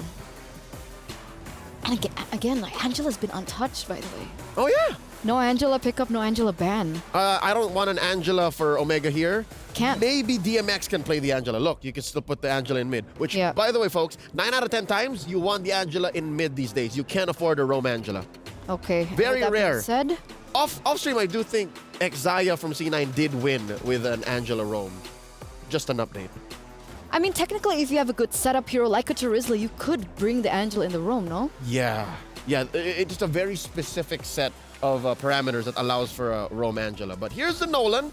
They're all attacking Keishi now. That leaves Keishi with... What else is an assassin in the jungle? Julian. JJ's back. So yeah, I think it's okay. You have a mage in mid, and then you have the Julian, and then you have the carry. In before Bane. Although they're lacking setup for that. I'm just saying.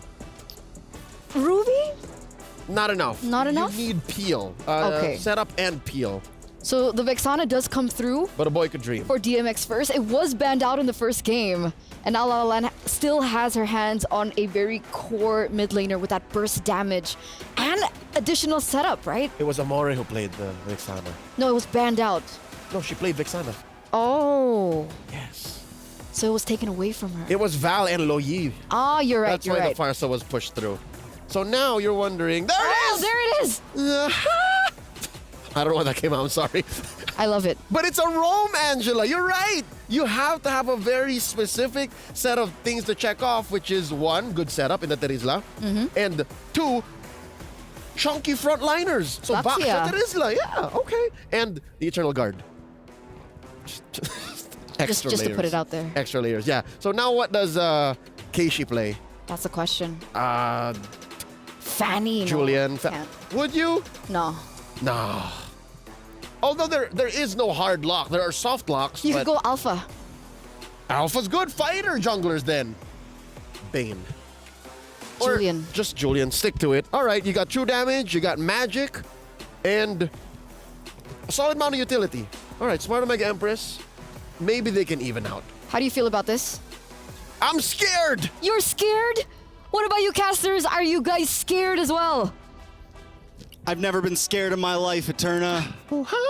Last MSC, I was a little bit scared. Shout out to Leo with the roam. Angela! Nice-oo, are you ready for this game? I'm ready, man. You know, after what we saw from the previous game, I'm rather surprised from DMX or DMG. You know? DMG. Damage. From Damage, yeah, as Cheryl said. But yeah, I don't know. I think there's got to be some readjustments to this to take it to a 1-for-1. But I do feel like, you know, with this lineup from Smart Omega Empress, they've done that. So let's see if the execution is going to be there. All right, let's jump into the land of Dawn. DMX trying to claw their way out of that -2 on the scoreboard and even the playing field. Smart Omega Empress, though, you can never count out the Filipinos. They're okay with taking a slow start to things. They've been coming out on top for a very long time. And even last game, they had the game in the bag for a while there, but it just went a little too far. Will time repeat itself? Will Smart Omega tie this up? You know, even when you look at that previous game, it's like you still got to appreciate and respect the fact that DreamHack girls were able to go ahead and play around the fact that they were at a deficit. They managed to get it back, they evened things out, and then they trumped the Smart Omega Empress team here with a macro play. You know, they exposed the base, they went in and got it, and so maybe there's going to be a lesson learned there already for this, for Smart Omega Empress. But for DreamHack girls, you know, this lineup that they have here, very interesting. Even with the Angela pick, already in the mid lane, you can see the damage potential that they can do early on. I would say, you know, I want to see, especially with Keria here in the Angela, we've seen her run the focusing mark so much. I mean, just Angela players in general. And this time again, she goes in pure rage to work through this. And I think that sustainability might be enough to kind of help this lineup. Now, biggest part of this is Aslan has to farm up. She's got to get this clone online fast as possible because of the timings from Smart Omega Empress for this game. Yeah, I mean, we got the Impure Rage, Concussive Blast as well from Angelus to help kind of stack up some damage from the whole team. It just shows that DreamHack girls want to be aggressive here. Aslan as well, going to be a fast girl moving along this field. But Shanoa seems to always be kind of getting the better, at least in the laning phase, really showing up in terms of just the 1v1. Aslan seems to be doing a little better in terms of the team fights once they're able to group up. But now, first turtle already going over to Smart Omega Empress. It's very similar to last game, just kind of controlling the map in this laning phase. Oh, that's tough. Aslan, okay. She's going to be all right. She gets out. She pops the Purify. Just forced out of the lane, too. Flicker from Keria. Penalty zone 2 to catch Amore. They might be able to get the kill here. She goes out, but she can't get away. Hybridy will get the first blood. Good response there from DreamHack girls to not let Smart Omega Empress push this lane any further. All right, so DreamHack girls make a nice play into the boss side. Push back onto Shanoa here. Still a lot lost. I think a whole wave loss there for Aslan. Gonna give Shanoa a little bit of a lead here. The kill does go over to Hybridy, which is going to be huge. Hybridy rotated all the way from the top side for that. I just noticed, I'm like, wait, taking a journey. The EXP laner came all the way to top side. Gonna need to play catch up a little bit with not Ayanami.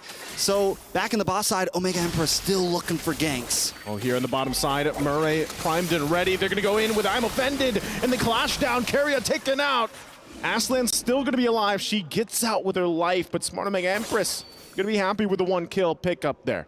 Aslan's good at surviving, man. No matter what Smart Omega Empress brings down to that gold lane, Aslan has been able to slip through the cracks, and as long as Aslan is able to continue doing that, it may be okay. Yes, they're losing a lot of gold, but we've seen that DreamHack girls is okay with bringing it to the late game. But I want to think that, wait a second, a little bit of action on the boss side. Kira gets taken out off camera. Now, Smart Omega Empress, I thought about it before this game started. I think the big goal is we're not going to let this get to the end game. We're going to get this early game lead and capitalize. And look at the big play onto Hybridy. Last Insanity almost takes her out. Okay, they don't pick anything up there, but still, what's happening here, Trex, is they're putting pressure everywhere on the map. I'm Offended going to be used too. Eternal Guard going to be dropped down, but now in the battle for the mid lane, Aslan goes in with the Blazing Duet. will push them back a little bit further. They might still go up and follow up through with this. Multiple members low here from Smart Omega Empress. Turtle's still going to be ignored for now. They're going to go back to base, heal back up, and get ready for that objective. But it looks like, you know, Aslan, this is what I was wondering is, how will she play this Claude? How will she go ahead, scale this up? Because it's a little different. I mean, when you have the Moskov, you can always rely on the fact that, hey, you know what? If you guys are fighting it out, there's a good chance I can join the fight.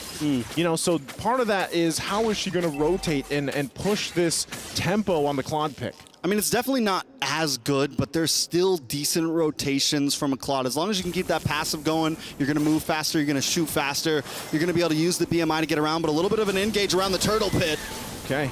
Again, good usage. This is the strength also of having a heart guard, especially on a tanky hero like Angelus. They know that ultimate's down now, though, so I'm not sure if DreamHack girls actually want to go ahead and take the objective. They're just going to focus on these resources for now, get the buffs.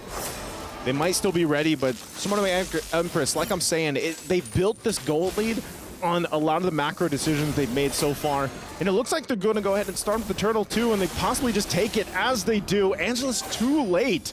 And this is what we're talking about with timings. You know, the timings of the ultimates, the timings, especially when the heart guard is down, you know you have that information for Smart Omega Empress. And Empress are so good at getting maximum value out of everything they do. Even there, they split up. They send 2 members to the mid tower. No, they don't take the mid tower, but they get about 50% damage onto it.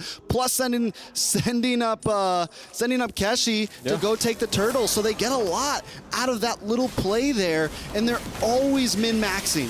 Now they're gonna go for this once again, min-maxing. The damage goes through, and Carrier in trouble too, as it's a double for Shinoa. Hard guard not going to be enough to keep them from going down in the exchange. They get the turret as well. And so this is already the snowball effect that happens here for Smart Omega Empress, now getting themselves a 4,000 gold ahead. They're going to get this mid turret as well. Moving around the map as they please. That's the strength they have. Oh yeah, patience is out the window for Smart Omega Empress. Shinoa 4-0-0. Aslan can't even farm her own waves right now. She's gonna have to go all the way to the bot lane just to get a little bit of gold into her pocket, and that means they gotta sacrifice this tier 2 on the top side, and they're not gonna stop. They're gonna maybe even try to push in onto that inhibitor. DreamHack girls gotta send someone up. This is 7 minutes. Shield's already gonna pop on the base turret. You know, what do you do here if you're DreamHack girls? I feel like they woke the beast with what happened in the previous game, because Smart Omega Empress comes out in this game just full on force. I'm offended. Ooh. Okay. I think they're going to disengage, but again, this is a very dominant early portion of the game. You know, I think right now the record for the 3rd item in on a marksman is about 8 minutes, 8.5 minutes. Shinoa's about to get it in at 7:30 maybe. If we see that 3rd item, I think this time Shinoa's not going for the magic sword or whatever, the first half of Rose Gold Meteor. Rose Gold, yeah. Just going straight into DHS, and I saw most of it already built, so I'm waiting for that item to pop up any second now. All right. I'm not sure if they get this. Oh, they do. They get that shield as well. So DreamHack girls hold on to the 1 turret there with the shield. Bottom side, 3rd turtle of the game is up. Smart Omega Empress complete control so far of anything they want across the map. That Lord is going to spawn now, though. And, you know, given that whole situation, you know, you're talking about 6,000 gold ahead. You already talked about the item lead that Shinoa has, and I mean, you can't do anything if you're DreamHack girls at this point except to get ready for the defense. And now when you're looking at it, how do you defend against this? Aslan, like you said, she has not been able to farm up on this Claude much at all, and it's going to be difficult. You almost have to use your Blazing Duet for the defense to clear the waves and hope that you hold on to what you can for the base. Once that Lord starts coming down, taking a look at the items, I mean, just got a corrosive scythe. That's it. 3,000 gold lead, 3.3 thousand gold lead, 3 level lead at that. Shinoa is just doing everything, and hold on, Keshi's just like, listen, this is min-maxing, man. This is min-maxing. We don't build full items. We take the pieces, get a whole lot of damage. We just go holy crystal. Holy crystal. Usually the timing Holy on that, by the way, moly. yeah, it's holy moly time, because 11 minutes is usually that timing on that holy crystal. Right now, looking to this base, I'm offended, not gonna land on Hybridy, but they're gonna watch the turret get whittled down here. Still, Lord hasn't made it even to the base just yet. So they'll go ahead. Turret still stands for a little bit longer, but Smart Omega Empress, they've done this time and time again. They'll wait for the Lord. They'll wait even possibly to start a fight here. Divine Glaive picked up by La La Land. Is that enough damage? Is that enough penetration to deal with this lineup from Smart Omega Empress? There's the pull in through. Last Insanity going to be used, but already Hybridy going to be taken down. Heartguard goes on top. Aslan there, but what can she do? She doesn't have enough items. Lord still has to be worked on. Turret's already going to be down. Smart Omega Empress might just push it in. They make their way to the bottom turret. Still, Angelus holding down the front side, and La La Land will fire back. That might be all they get for now, unless the next waves, they make their move. Murray has the I'm Offended available. If they can get one pick off here, they might end the game before the 11-minute mark. The charge in goes, but they can't find the connection with the I'm Offended, and that might be a defense for DreamHack girls. That's going to be huge. A good opportunity, but if we take anything from last series, having an open base is a problem. And what makes it even more of a problem this time, Naisu, Smart Omega Empress haven't lost a single tower.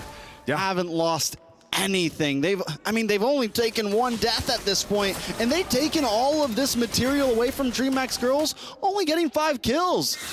I mean, just the macro game, the stepping on the gas here, knowing this is how we got to do this, and they are comfortable with it. They're completely shown. Let's look at the damage dealt. Vexana right now, 22,000. Xborg and Carry falling right behind Shinoa. We give another couple minutes. Shinoa's going to be sitting on top of that board, very likely. Yeah, I mean, you know, even for not Ayanami, the fact that she's second on the damage department, she's able to just kind of pop the last Insanity, get that damage off, the true damage there, and it's such a threat because, you know, typically DreamHack girls with the lineup that they have, they want to kind of bunch up, you know, play around even the penalty zone. We saw it in that base defense. Penalty zone was used, but then, you know, you follow up, and what happens? You pretty much get obliterated. So it looks like DMX is going to go in and try to fight this one out, and look at that, Hybridy. She's gone. She's gone. No more. Au revoir, as the French would say. Yes. Now, DreamHack girls, I don't know if that was the play. I was thinking maybe they go for the cheeky Lord steal here just because you're in a really bad position and you might not be able to survive this Lord. But Hybridy isn't the one with the retribution. Angelus is, and I don't know if that was the right approach. It's 8 seconds on the board. Hybridy will be able to get back up just in time, but Smart Omega Empress might not even wait for the Lord. Couple defensive items picked up here for Smart Omega Empress. They want to go ahead and end the game even without the Lord if they can. They punch it into the base. They're going to go in another penalty zone, but they grab her, and now Heartguard already going to be used too, but Hybridy will fall. Penalty zone from Omore to follow up. Minions still need to be cleared though. Lord is not there. That might be all that Smart Omega Empress gets once again. They wait up. They got the buffs as well from DreamHack girls. They got 18 seconds for Hybridy to be up. Will she make it in time? A couple low health bars here for Smart Omega Empress, but Conceal going to be used. They push back Carria. Lord gets pulled down to the bottom side. They try to keep it there at bay, but Angelus will go down, and Last Insanity once again finds the mark, and Smart Omega Empress will take the game. Smart Omega Empress showing that they are not a team to be tampered with, not a team to be looked down on. DMX with a valiant effort in game number 1, but Smart Omega, the Pinoys come back with the 1-1 tied up. This still leaves some opportunity open for DMX, but it puts the Filipinos in a very secure position. Very good position to be in. Of course, you know, they still have a game ahead of them, but Smart Omega Empress, I mean, if you look from game 1 to game 2, it's kind of like they went back. They had a little short chat, and they're like, all right, game 2, just flip the switch. Hit the gas. That's what it was, man. I mean, they were at one point 12,000 gold ahead. Massive game, massive early game, and with the lineup that they brought to the table, I mean, you know, typically you see the carry needs some time to build up, but yeah, what a game for Shinoa. I think there's a certain time that you have to just throw all of the discipline out the window, right? You just need to be ready. Okay, let's go. It's go time. And just attack. And that has been seeming to work out. It's also something that really works out in the current meta. It's so aggressive. And these girls are showing exactly how they can make it work from the draft to the play style. Omega comes out in a very, very dominant fashion. Excited to see who we got coming up in this future interview. It's Trux and Naisu on the decks. We'll see you guys again soon. Let's see what they got going on stage. What an intense match that was. Kept me on my seat and pretty much on my edge. I'm like, what's gonna happen? So, Shinoa, amazing stuff. Just what happened in the first game and how did you address it in the second one? In the first game, we know it in early game. We're so like, we're in. It was just so hard to decide in late game because there's Moskov. It's a side pusher hero and so difficult to decide. And we're after the game we're not so tilted and we know we got this. Right, it was really coming on all angles. You have the Tigreal coming in on the concealed play, setting up and taking your jungle. And then over on the other end, the minions were attacking the core. It was a very difficult decision. So adding on to that topic, like what did you guys do to reset and come back? Not just coming back, clapping back. Really coming in super strong, taking 1-1 off of Dream Girls, telling them to dream on taking this game from you. We just do a reset and we're not tilted because we know we can win the game and we're so good and early and we just need to maintain it. Confidence. Yeah, You girls know it, all right? It's just one game. We can give it to you. Yeah. All right. So next question is you're going to face off Nat Angels. Now, Nat Angels did a 2-0 sweep against, Dream Girls. How are you going to approach the match? You're just gonna play it calm, no pressure at all. Even if it's 1-1 to North. I mean, Dream Max. Yes. Yeah. No pressure. No pressure. No pressure. Just do your best because you guys know you got it. That's a Buono spirit there. Amazing. Amazing. So Shinoda's name reminds me of a rapper called Mike Shinoda. There Yeah? you go, Linkin Park, So, everybody. There you go. They also had a collaboration. It's 5% luck, 20% skill, 15% concentrated power of will, 5% pleasure, 50% pain, but 100% reason to remember the name. That smart Omega go. Empress. Take it away, guys, at the studio. Let's go. That was awesome. Thank you so much, Cheryl. That really was awesome. That was cool. I vibe with that. It's not Linkin Park. That was Fort Minor. That was okay. Mike Shinoda's side project. Maybe she was being like ironic. No, but she was right. That was Mike Shinoda, yes. Okay. The only remaining member, vocalist of Linkin Park. Long live Chester. But yeah, back to the matchup. The matchup. Yeah, don't take this away from me, all right? Smart Omega Empress clapped back in the most epic way possible. Nay, I agree. legendary, nay, mythic immortal way. Highest rank. I remember, I listened to you yesterday. This is, folks, if you guys are watching this for the first time and you just recently became a fan of MLBB and you're not used to such a low kill count, this is prime Filipino macro. This is the way, as the Mandalorians say. I wouldn't have been surprised if this game ended at 1-3. Like, that's just how comfortable Filipinos are in playing the map, and the ladies bounced back so well. Shinoa was right. Shinoa said, you know what, we weren't so tilted after game one. We knew that it was very difficult to win, but I told you, it's another day in the office, 12 minutes, 43 seconds. Look at the numbers, look at everything they did from the very beginning up until the end was what they needed to do to, even the odds and get back to the position that we were expecting them to be in. It was very difficult as well, even for DreamHack, right, this time around. I think we were talking about it as well. Having very little chance in the early stage of the game and understanding that Smart Omega Empress are a team to follow through with that macro-centric playstyle. They showed their fangs. They were angry. And they came back, ladies and gentlemen, but this does put DreamHack girls in even more a precarious of a position. So the match MVP by PlayStation is going to go to Shinoa. So we heard from her earlier on the stage. I get it. I understand why we're giving it over to Shinoa Perez. It takes a lot as a gold laner, a carry nonetheless, to step on the clutch put it up to high gear immediately and say, we're finishing quick. As a gold laner, you kind of want to have, as Joseph would like to say, a gold lane experience. Yeah, but she didn't have that. She understood that minute 1 up until like the 2nd or 3rd turtle, they're like, yeah, Sheen, we're finishing this. We're ending now. And that's why we ended up with a 12-minute game. And they understood, right? As soon as Claude would have gotten the power spike, things would have been a little bit different. So they pushed the pedal, didn't even allow that timing to happen. And now we get a picture with Carrie. All right. I'm giving her the horns.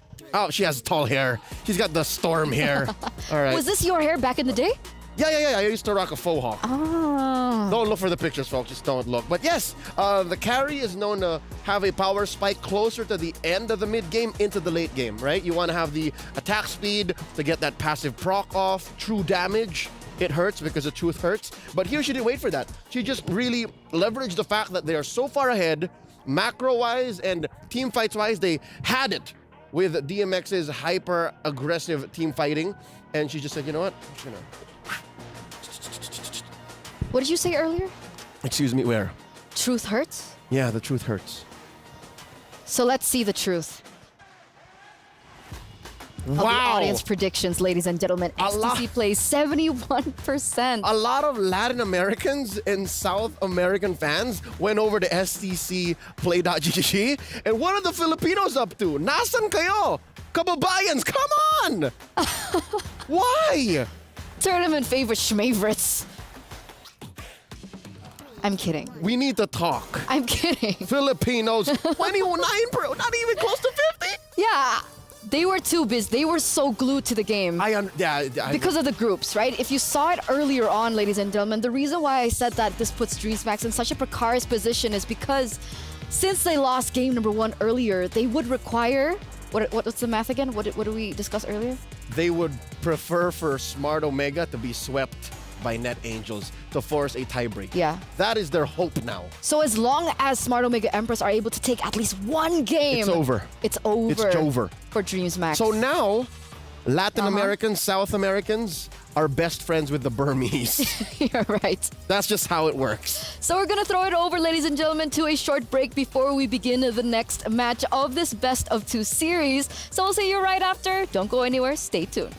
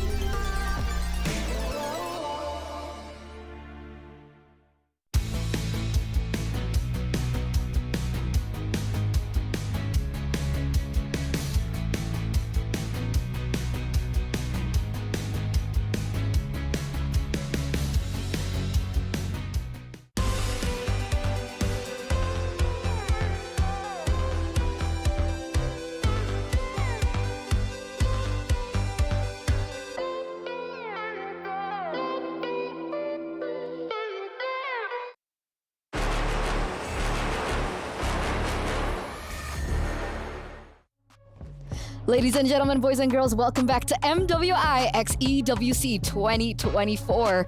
And the final game of not just the day, but the final game possibly of the group stage is upon us, because there could still be a possibility of a tiebreaker if Smart Omega don't win this out in at least one game. Yeah. So even Dream Max girls, after having played their 2 best of 2s, are still glued to their screens and having their fingers warmed up. They still are ready to play. They have to. Again, they're holding on. And now we have the Dr. Slime and Al Habib upcoming showdown. And here it is, the final best of 2 that we'll be seeing. Because even if we do get a tiebreaker, it's going to be a best of 1. So saying final best of 2 is not wrong. You were correct in that sense. Thank you. Thank you. This matchup here is given so much M2 vibes. It's giving M2, Eterna. It's the Filipinos versus the Burmese. Oh, no. The Jamil Motorsport will be aiding us to see how our players are faring as they are walking into the Amazon Arena. And everything is being put to the test right now. So many stakes in this match, and not just for both of these teams that are playing, but of course for DreamHack as well, who are definitely watching in anxiety for the results of this. Imagine that. It's Net Angels and Smart Omega rolling in, or at least re-entering in this case. But DreamHack is still very much invested. Those girls are laser focused. They put up so much of a fight, right? Earlier on, they understood the risk against Smart Omega Empress, but unfortunately in game number 2, there was just too much. It was just too much. I'd like to think it's less of them running out of gas and more of Smart Omega Empress just locking in. Maybe they needed the warm-up. Maybe they're like a diesel engine that needs to, just get into gear, get into peak form. But hey, that's no excuse, all right? Smart Omega Empress lost the game, and that's why we're here. And we're also here for the STC predictions. Ladies and gentlemen, I think earlier on, Leo was a little bit disappointed with how things went. So lock in what you guys think for this, right? STCplay.gg, put in your predictions. Do you think it's going to be Smart Omega Empress or Net Angels that take this best of 2? Or do you think it could sway either way? Can you go for like a 1-1 prediction? Or do you have to choose? But either or, we are going to send it over to the stage to welcome both of these teams. Ladies and gentlemen, pasok. Or yala. It's yala.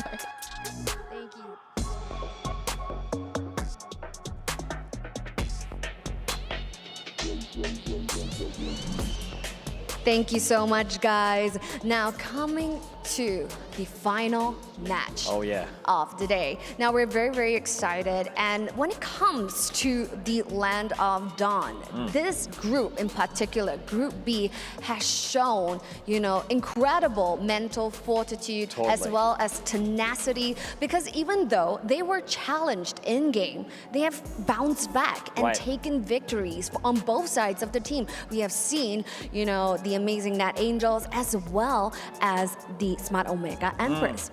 Now, right here in MWI, you have to respect all, but fear none. Okay, yeah. And right here at MWI, fortune favors the fearless. So we're jumping in right here to match 6 of the day, starting off with your Philippine favorites, the Smart Omega Empress.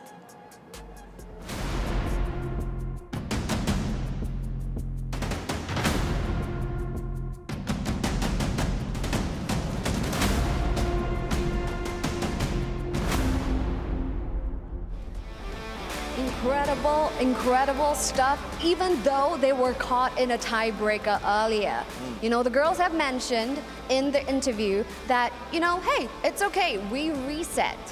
And we double down. So the Empresses are all fired up, ready to take on this game itself.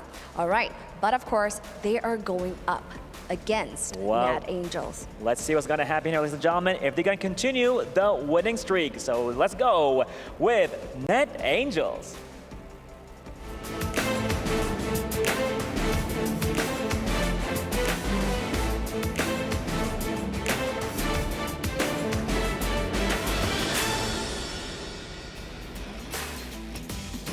So there you have it, the Yeah. wonderful lineups coming up from both sides. Who do you think is going to take this match? Oh man, well, a lot of surprises took place today, right? But you know what? For me and hearing it from you and all the talents, I'm gonna leave it to you guys, pretty much. In the comments and everybody watching right now, who do you think is gonna win? It is the last match, the final one, the best of two.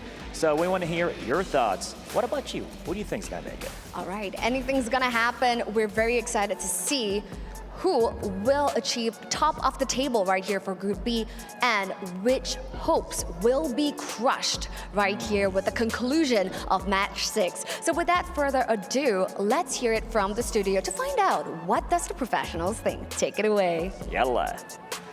Thank you, Cheryl. Thank you, Bara. And I'm gonna, you guys have been like tossing the ball over there about predictions. So I'm gonna toss it over to my good friend, Leo. I love you like a brother. Why would you do this? You were the chosen one.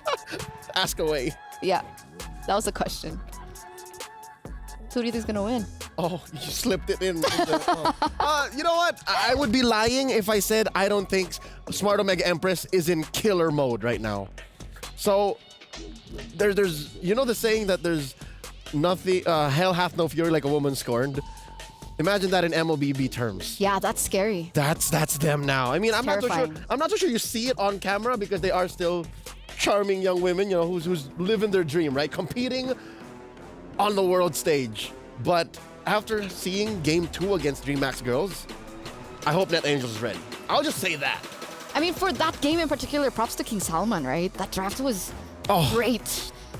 It really helped these girls, these women, these queens. His real name, by the way. Facilitate. Salman is his real name. That's his real first name. So, King Eterna? Oh, that's not my real name. Wait, King Rachel. There you go. Forgetting. I'm sorry. All my focus is on these women right now. Let's go. Let's go, ladies and gentlemen, Yalla. to the drafting phase. Yalla for game number 1 in this best of 2, our final best of 2 for the group stages. Ling Luo Yi has been taken off the board, as well as this carry respect ban in the first phase from NA. They watched those 2 games. They know that Shinoa is lethal with the carry, and they know the truth hurts. So now, Omega Empress closing up their first phase bans with the chip. Mind you, Roger's still open. So if Net Angels don't take care of the Roger here and now, then I'm feeling Omega Empress would be okay with a first pick Roger or a first pick Valentina. What about Suxin? Suxin is open, yeah, you're right. Nope. Okay. It could open after the swing, though. It could open after this. Because the Terizla's still open. You're right. Flying is amazing on the Terizla. Oh, that would be such a lane winner, too. Oh, man. A Hlang winner? A Hlang winner. Yeah. Well, okay, so Terizla?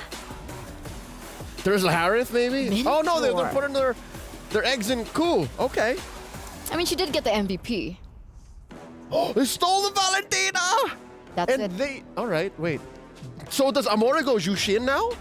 That's the big possibility. Oh, there it is! Analyst Leo. Yeah. Coach Leo. Is there a soundboard somewhere on you? That was you. What do you mean? How did you do it? It just happens. I wish I could control it. Man, I wish Matilda was meta. You and a few others, yes.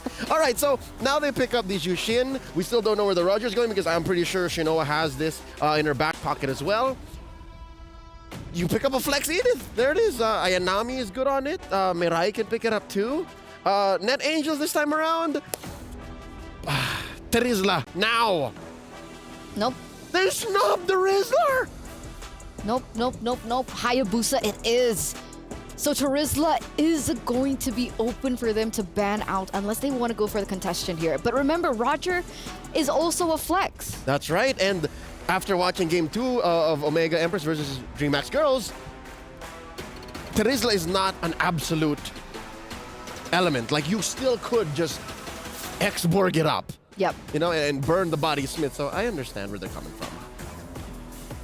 Do you think CC is still an option for the Terizla? Not really. No, CC right now is an acquired taste. I'll put it at that. It's like that it's like that can of basil you put in your kitchen that you just go for every now and then. It's not like butter or eggs that you always just put into everything. And rice. We're Asian. We love rice. Yes. And apparently a lot of these girls also love the Claude, right? The Claude gets banned out here. Claude is very reliable. Harith also. So they're putting these gold laners to the test, right? I mean, technically Omega, again, still can flex this Roger into the gold lane. They technically have a gold laner, yes. And Keishi's signature Julian is still open too, so that's fine. You know, what else we're looking for is an XP laner for Net Angels. Oh. Are they allowing that? Because both teams are already swinging back and forth on their specific angles of attack.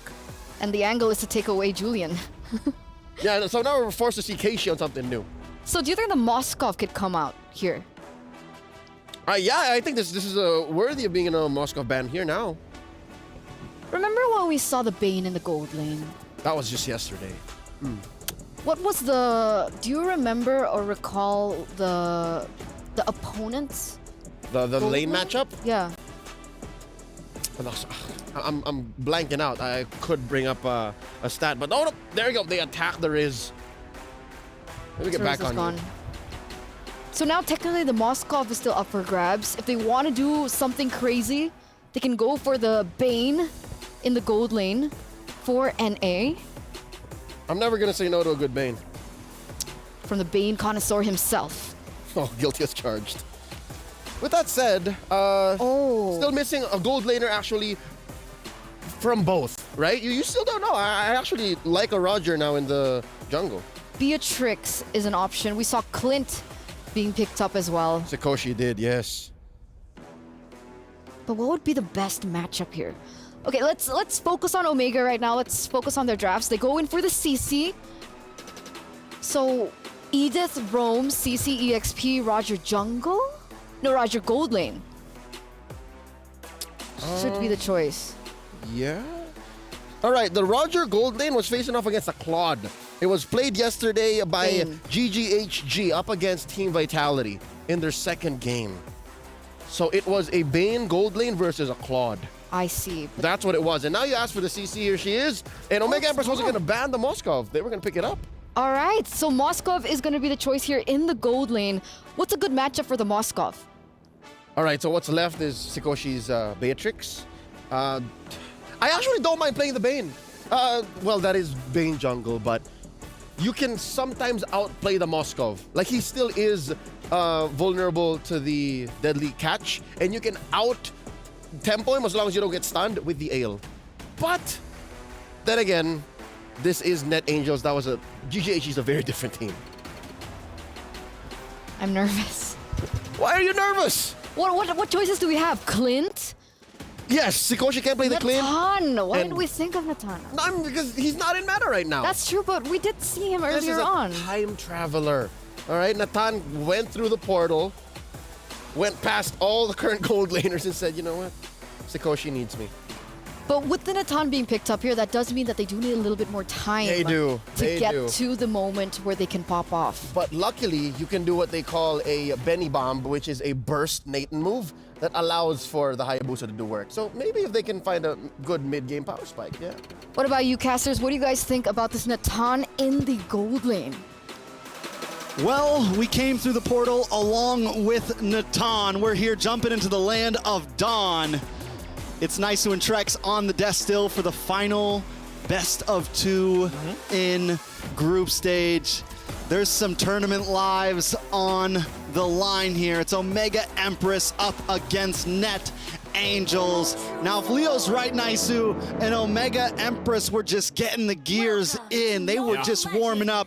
This could be trouble for Net Angels, but we also saw some great things from Net Angels. We saw them meeting aggression with aggression against DMX, so possibilities are open. Taking a look at these lineups. We got the Hayabusa in the jungle, and we have this Juicin pick in the mid, which a lot of us doubted. We wondered if it was going to be meta, and right now, it definitely is. This reminds me of an Angela, the way it's able, I mean, not an Angela, Lilia, the way it's able to zone people, the way it's able to just stay in their faces and keep them at bay. At least the aggressive Juicin players, that's how they've been running it. Yeah, and also, you know, the fact, too, that we have to point out that for Net Angels, you know, it's not Ku. It's not Ku playing, it's Namira, right? So this is also a little bit of a change. If you guys watched their previous match earlier against DMX, wow, already in the mid lane, she's gonna be in trouble. Cassie goes down to Murray, gets the first blood early on under the 2-minute mark. Hey, this is all the Jushin. Honestly, I was talking about this with Miracle a little bit on Desk 2, man. Like, the Jushin in the early game is such a nuisance to deal with. And, oh, hold on. Ku, actually the one to go down. Shadow Kill going to be used. So actually, yeah, let me correct myself. Ku's still there. Ku's still there. Namira comes in, though. Ku's still there. Namira comes into the XP lane, and Net Angels has the space to be able to do that. They got the 2-0 earlier. They're feeling comfortable. They can test some things. Namira brought down to about half health already, but with a 2-0 lead already for Smart Omega, they're showing the aggressive side of what we saw in the last series. And though they maybe lack group crowd control, they still have Mireille on this Edith, something we've been seeing Mireille on a lot, something that Mireille likes to favor. I think it's the only hero we've seen Mireille on so far. Last series, was it Edith twice in a row? Yeah, Edith has been popping up quite a bit. And, you know, with the change here, hold on, in mid lane once again, still duking out. Ku gets dragged in. There's the final slash, and it's a battle in the mid lane already. Goes in one more time, but Keshi, she won't be able to find the kill she's looking for this time. But, you know, going back to it, I think Edith is a mainstay right now in the meta. And I think, you know, like they talked about our experts with Sakoshi, Natan has kind of in a weird place. Like, as a hero, where does he fit in the best, the scaling, the timing? But I will say this, that no matter what, when Natan is picked up, if you can get to the late game against a team like Smart Omega Empress, then that burst damage, I mean, we saw this in MSC a little bit, utilized by, you know, teams like Falcons AP Brand, for example, and they were able to really pop off late game. But so far, I guess, based on the average game time, not many games have hit that mark. You know, we did have a 30-minute game earlier today, but overall, it's just kind of like, how do you get this Natan online? How do you get that to happen quicker, especially when the pace has already been set by Smart Omega Empress? Oh, Namira could be in trouble here. She goes in with a vengeance, gets the stun off, and actually is going to be able to survive the whole exchange with the use of the flicker as well. So still, Net Angel is going to be okay for now. Skypiercer picked up by Vanilla. Yeah, I mean, already, it's going to be huge. We saw earlier they tried to get to the Juicin, was unable to really pull through. Wait a second. Well, Vanilla just taken care of under the turret, and now Ku takes multiple shots. She's going to try her best to stay alive and make something of it. Shinoa will go down. Here's the answer back as Sakoshi falls too. A trade across, and now Amore in trouble. Cassie trying to pick up the kill, but still gets dragged into the turret, has to flick around on the defensive, and Cassie will run, but here's Keshi. Keshi, is she going to chase him down? Goes into wolf form and will go for the pounce, picks up and cleans up the kill. Net Angels just can't find a win right now. They go for the gank up top. It looks good, but Vanilla gets taken out early on in the fight. Let's take a look at the replay. Vanilla got stuck against the wall, unable to even use the shadow kill, gets taken out before the opportunity happens, and Sakoshi crashed up against the partner. I mean, Ku goes down, it becomes a problem, and Cassie tries to pick up the pieces, but Amore is just a huge problem. The Juicin cannot be answered early on, and then just to make matters worse, Keshi comes in for the final Lycan pounce to really just put the nail in the coffin there. Oh, Keshi though in a little bit of trouble. Ooh, able to zone him back. Oh, Murray, she actually stays alive. Vanilla also one hit away. Both teams might have to just kind of back off for this. Keshi trying to get some health back here too, but Eternal will just go ahead and kind of reset. That could have gone way worse there, but Net Angels keeps Smart Omega Empress at bay. And this is something we always have to point out too, the fact that you have this Moskov in the hands of Shinoa. She can show up to the fight anytime that she wants to. We saw that with the Spirit Destruction coming down. So still trying to feel this out, trying to get to the position where they have an advantage. Interesting too. Speed boots, the rapid boots here for Amore. Already using it. There's the final slash, but Keshi will go ahead and get the turtle. And once again, they're going to have to win the fight, forcing Ku back here under the turret. She takes tons of damage, and Keshi comes in, cleaning up the kill. You know, you mentioned the speed boots, and I think it's actually a great item, I think, for the juicing, because you get away from the lantern now. Yeah, you're so good at kiting, and you're so good at backing up if you need to run. And one of the things, back to what I said in the last series, Smart Omega Empress, you know, the queens of min-maxing, even in terms of team fights, they're so good at pushing the limits, getting out of fights before they all die, and now... Look at that. How do you escape it?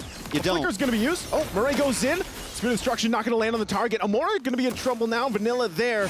The ultimate's going to go down too. So I think that's the rapid boots at work, man. You know, just keep dragging them. You're trying to escape it. The stacks go up pretty quickly. And look at the push down on the bottom as well. You know, I think the answer might not be to escape it. You know what the answer is, right? Run forward? No, yeah, run forward. Run forward. And, you know, give her a quick punch. Put her down. You got to take the Jushin out because break the lantern. Break the lantern. Break the borders. Come through. But it's going to be hard because right now Net Angels don't have the damage, right? And Vanilla's been trying. Vanilla's been trying to Shadow Clone in, get some shurikens off into the Shadow kill. But it's just not really working out. And if they keep getting caught off guard like that right there. That's tough. Again with the lantern. Who's going to be the one dragged? Spirit Destruction comes in. There's a follow through from Shinoa. But they might just go ahead and start up this, doing some damage here to the mid lane turret. Open that up before the next objective. Look at, I mean, alone. This is the power of that lantern. Shadow kill going to be used from Vanilla, but it's a CC. How are you going to take down a CC, especially when the Vengeance is there? Final Slash going to be used as well. They go in with Onward, the Earth Shatter combination, and Namira is taken now in an instant. And they'll force it back once again with the drag through. Minoan Fury going to be used, and now the battle under the second turret. Where is Ku going? Gets dragged again. The power of this Jushin pick continuously showing just how dominant it is. Teams will have to definitely handle this on going forward. They take what they want. Smart Omega Empress going to make their way to that turtle. Goes into the Lord now at this point. 2 for this game.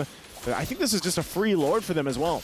Yeah, and this is the aggression we love to see from Smart Omega Empress. This is exactly where they need to be at every single game, I feel.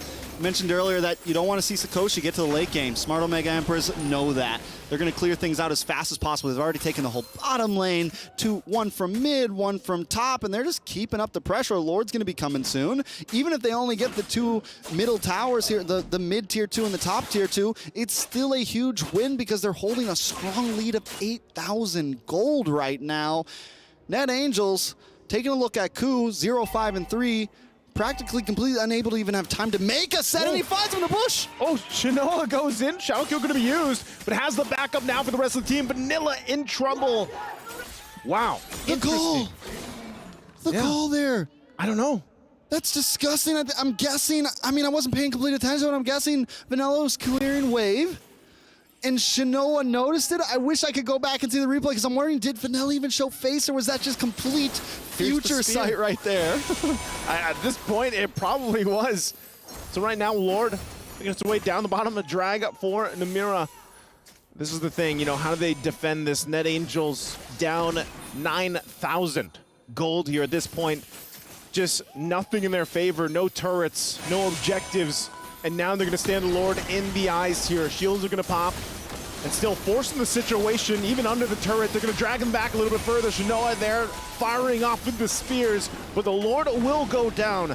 So Net Angels holding on a little bit longer, trying to hold on to this base turret, but it looks like they won't be able to as Shinoa clears it out. Once again, eyes still set on these shields. They want to get all these down from the base. Man, Shinoa, not just an empress, but a goddess right now in the land of Dawn, holding, I mean, we're creeping in on the 2.5K gold lead here, 2.2K gold lead. Already got 3 items in, DHS, Golden Staff, we got the Corrosion Scythe, and now we're gonna be working on to the next one. Taking a look at, Ku. Onward into the Earth Shadow and the drag. Spear of Destruction gonna be used. Shinoa goes in, now joining the fight. Look at the lineup there under the turret. The Lantern's still gonna be dropped, the Flare is there. Primal Wrath as well gonna be utilized. They jump in, but was that the right move? Namira will go down as Vanilla goes back with the Quad Shadows. And now the tier 2 on the top side worked on going down. What more can Smart Omega Empress get here with this push? They're quite low. Still got to respect the fact, but they get the shield, and I think that's all they wanted. What more can Smart Omega Empress do? What more can Net Angels do right now? I mean, everything lined up perfectly with that play. You get the final slash, you bring him into the base, you combo with Vanilla coming in halfway through the fight with the shadow kill. I mean, they got everything they could ask for practically there and still weren't able to even get a kill, and that is the gold diff that we're looking at right now. There's just no damage, and the major problem is Sakoshi is too far behind. Yeah. I don't even think there was a third item on that board for Sakoshi yet. Maybe just getting it in. It was just Starlium Scythe and Feather of Heaven from what we saw in the last item check. And that is trouble. And Sakoshi's only 1-1-1. It's not like Sakoshi's been getting bullied. It's not like Sakoshi's been, you know, taking a bunch of deaths. Sakoshi's just been getting denied the farm that Sakoshi needs. Trying to farm up. Yeah, as long as this keeps going, it's going to be a bad route for Net Angels. Oh no. Again, you know, how do you answer this? That flare, the lantern there, possibly able to drag members even outside of the base. I think that's one thing that Net Angels wants to do. You can see the items, like you were mentioning. Starlium Scythe is only there, plus the Feather of Heaven.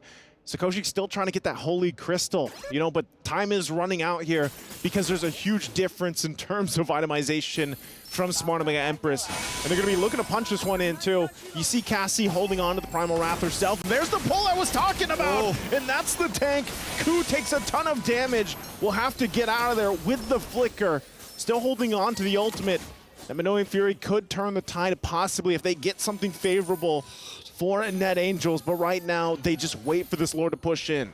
It's so disgusting. Being able to sit outside of your wall and do that. Yep, and there it is. Ku once again going to be the target, has to just Minoan Fury. That's all she has, but she will go down. Shadow Kill going to be used as well, but everybody's still quite healthy. And now Sakoshi in trouble, gets taken down. Lord still up, Vanilla the next target as Keishi gets that, and they'll take also the game in a decisive favor for game one, Smart Omega Empress. Smart Omega Empress showing complete dominance, showing maybe that game one against DMX was just a slight misstep because they came into game one of this series up against Net Angels just showing off.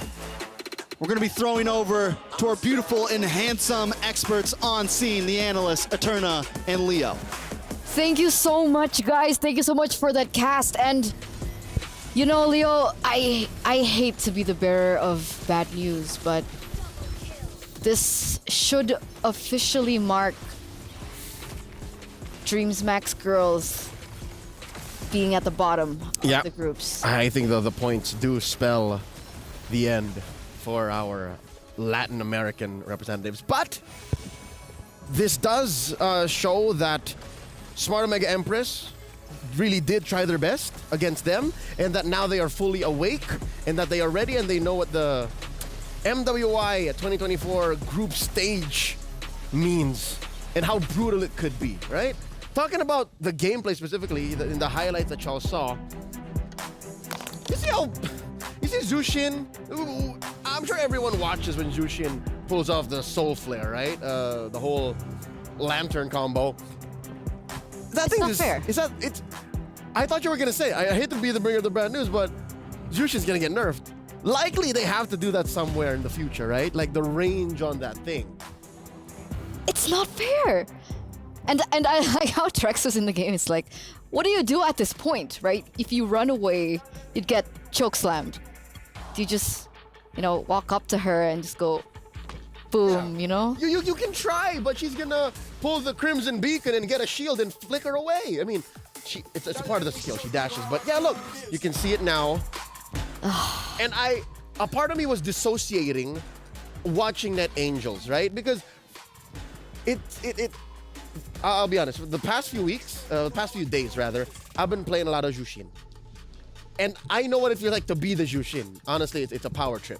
But to be on the receiving end of that skill and to be living in fear, what did it take? Like 3.5 seconds? Almost from 0 to 10 stacks to be hit with a choke slam?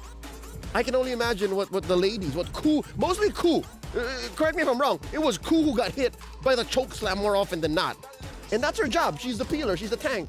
But that's so frustrating, right? Because at certain times, you want to be as cool, the one to try and open up the map and open up the opportunities for all the rest of your teammates to go in. But as you do that, you get chucked to the side and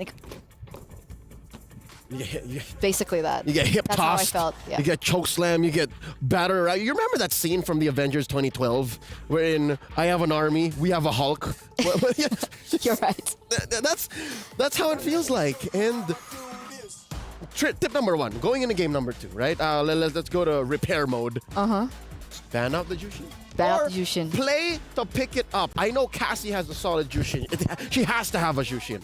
Or ban out this player who won the MVP by PlayStation. That's an idea. Can we ban players? I don't think that's possible. But they can play to choke her out of her hero picks and out of gameplay. Amore here on the Jushin. Check it out. See, again, cool, caught out. Forget about it. And then even when she's not actively part of fights, she's out there, again, zoning them out, checking bushes, and that's cool again. Because like other than the utility that she has, when she has her moments, when she has her stacks, when she gets her items, that DOT damage from the lantern even is also so painful. Yep. I rather treat it not as true damage or like a reliable source of damage. I like to see it as the kind of damage that makes your opponent think, hey, maybe I can get in front of the Roger. Maybe I can get in front of the other core heroes, which then leads to more pain. And that is something new in the current metagame. That's what the Zask brings, and that's what the Jushin brings. Which is always good, because again, we're always evolving the metagame, and I'm here for it. And I'm also here for the interview with Reptar, Leo, so let's get into it. Hey, Redmar here. Hopefully you're not sick of seeing me a turn. I'm here with Sakoshi, the gold laner of Net Angels. I want to ask you, was there a specific player that inspired you to become an MLBB pro? For me, Benny Cutie from Liquid Echo. Oh, okay. So he's like your idol? You look up to him? Of course. Okay. So was there a specific moment or play style of Benny Cutie that you really like? I think it's starting from M4. Oh. Yeah, she's become my idol since M4. Oh, so all the backdoors, the split pushes. Yeah. So, hey, if ever Benny Cutie's watching this right now, do you have a quick message for him that you want to say? Thank you for your best play style, and you are my inspiration that motivates me to play as a pro player. So if I have chance, one day I want to meet you in person. Well, Benny Cutie, Liquid Echo, let's make that happen, all I right? hope this message will come to you. Yeah, Yeah. hopefully it gets to you there, Benny Cutie. All right, real quick, let's talk about your upcoming opponents or your opponents now, Omega Empress. Do you think there's something that your team does better than Omega Empress? Yeah, of course. I trust my teammates very well. Yeah. So I think my team is as strong as Omega. So why not we can beat them? All right, so you're confident that you can beat them. All right. So, do you have any message to the fans of Net Angels? You can deliver it in your native language. Native language? Yeah, that's okay. စီကိုတို့ဒီ MWI ကိုလာဆိုညီမကိုစားပြုအနေနဲ့လာဆိုတာကိုအားပေးနေတဲ့အကုန်တယောက်ချင်းစီတိုင်းကိုကျေးဇူးအများကြီးတင်ပါတယ်ပြီးတော့ဒီမှာပေါ့နိုင်ငံကိုစားပြုအနေနဲ့အကောင်းဆုံးဖြစ်အောင်လို့ကြိုးစားပြီးဆော့ခဲ့ပါမယ်လို့ပြီးတော့ဆက်ပြီးတော့လည်းအားပေးကြပါအောင်လို့ပြောချင်ပါတယ် All right. Thank you so much, Sakoshi, and good luck to Net Angels. Thank you so much.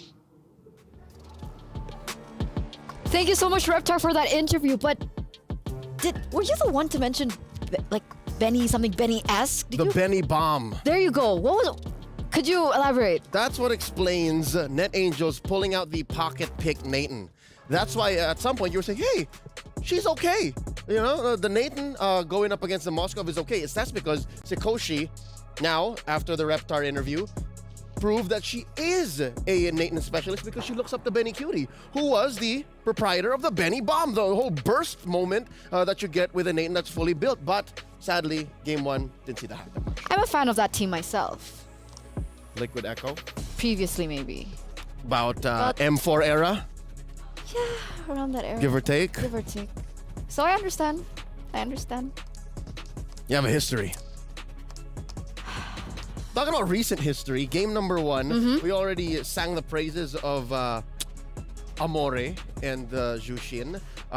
Also, we talked about how it's frustrating. I hate that whole bit just circled around how it's painful for Net Angels. Now I'm wondering how they're going to reset.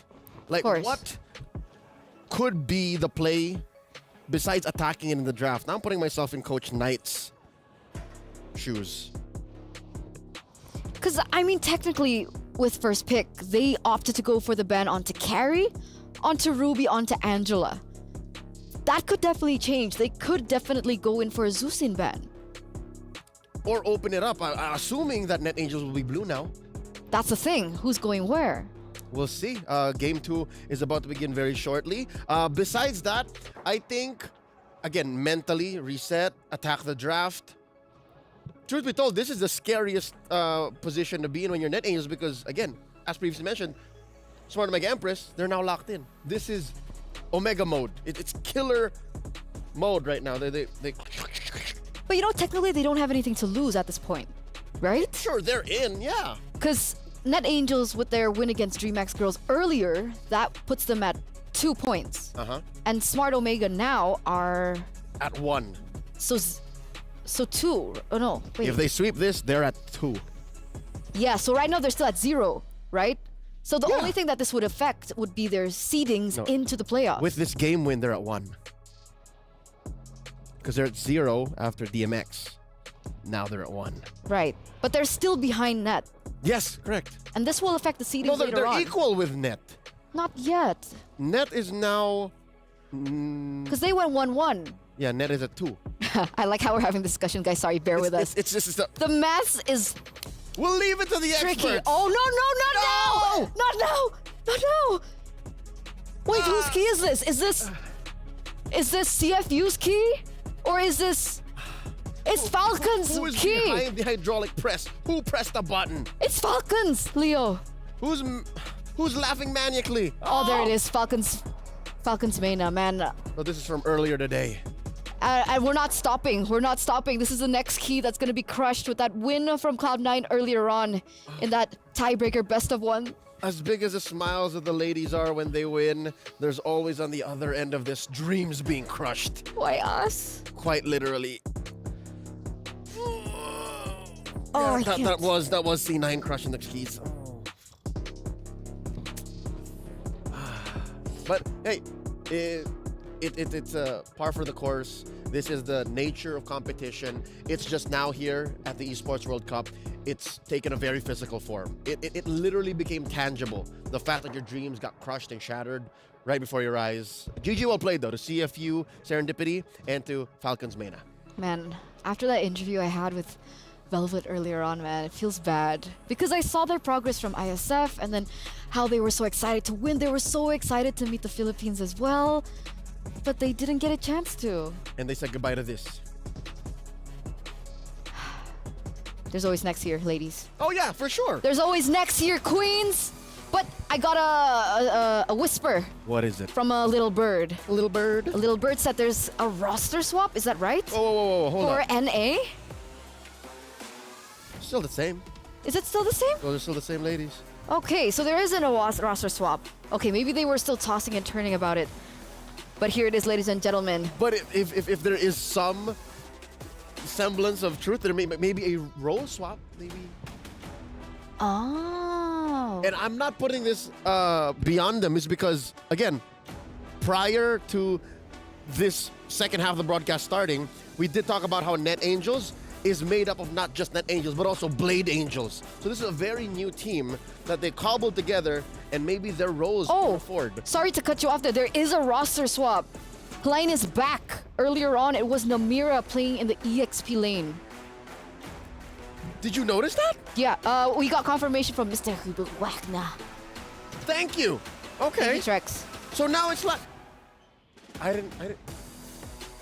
Huh. Okay. Well, with that being said, this is Net Angel saying the gloves are off. For sure. It's for reals now. And Valentina now locked in for Smart Omega Empress. And with the Zuxin banned this time around, the Valentina pickup goes through. NA, Net Angels. Terizla, exactly. Put it on Lang. Maybe that's why the Terizla came through last game. All right, you can go Terizla. Nah, you wouldn't go Terizla, idiot. That's a little too much. Chips bland. Oh. That's good. Roger. Terizla Claude. Terizla. I mean, Net Angels seem to like Mino. Terizla Mino. That's heavy. That's your front line right there. That is a possibility, or if they want to go in for their, well, they kind of danced around their gold laners last time they met, right? Yeah. So do they want to? Oh, we were talking about this. All right, folks, this is. We were talking about this. We kid you not. We were literally talking about Kufra off broadcast, is because we were considering what heroes, when you play well, make you look like $1 million. Kufra's one of them. Yep, I said Kufra. And Kufra does come in. I mean, granted, last time around that we saw the Kufra here at MWI, it didn't do too well. And this now coming through this early, I hate to say it, but this is a sign of panic. You don't pick a Kufra this early, not in this metagame. Unless this is such a coup special. Kufra. Ah. I'm here till Saturday. You're welcome. Hayabusa now gets locked in. How do you feel about this into the Kufra? King Salman said yes. So, you know, if Smart Omega's coach approves of this, then there's very, honestly, if you get the shadow kill in, and then you get the quad shadows out of the way of the bouncing ball, I think you're fine. And I need to go back into the lab, but we haven't really seen Hayabusa and Kufra in the modern metagame in a while. No, we so haven't. I don't know if that interacts any way at all, because that's not really a dash, though, is it? Does that count as a dash, or is that like just displacement? You have to go into the lab. Right, we got to go back in the lab, but why go into the lab when you can see it in just a few moments? Julian, though, picked up now. That's a Keishi special. Take it away now, going into the hands of Vanilla. I love it. This is an assassin battle of different perspectives. Like, You know, back in the day, when we talk about the Hayabusa, I know we were talking about the Hayabusa and Kufra interaction, but back in the day, every time we saw Hayabusa, we'd always see a Ruby. Ruby's open, which was early banned by Net Angels earlier on. Exactly, and technically the Ruby can be placed in the EXP lane, right? Yeah, but don't the Ruby just get kind of stomped by the ball? Like, she is making mini dashes, so she could just bump into the Kufra. Okay. Touche. All right, there's the carry ban. There is no clear pick for Shinoa just yet, so they're closing up their choices. Although her lane mate there, Sikoshi, does have her signature Harith, which, by the way, earlier they rocked the Vengeance. So we know that tricks are not beneath them. There's a Terizla. I guess the Angels just covering their bases, like making sure that the Edith is going where they think it is. Or they want to go for Arlet? Oh, yeah. Arlet's good. I actually like the Arlet.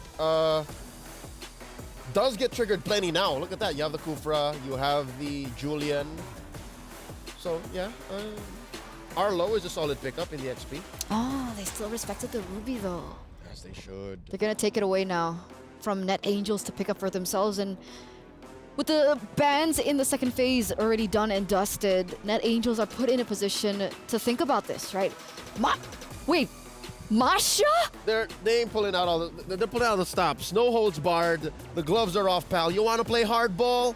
I'm game. This is going to the XP lane. This is Masha debut, right? Have we seen him in MWI? Yeah, I think it's okay. so. I'll rely on Mr. Hubert Wagner to give us the facts, but I'm pretty sure, well, on my rotations at least, never seen a Masha yet.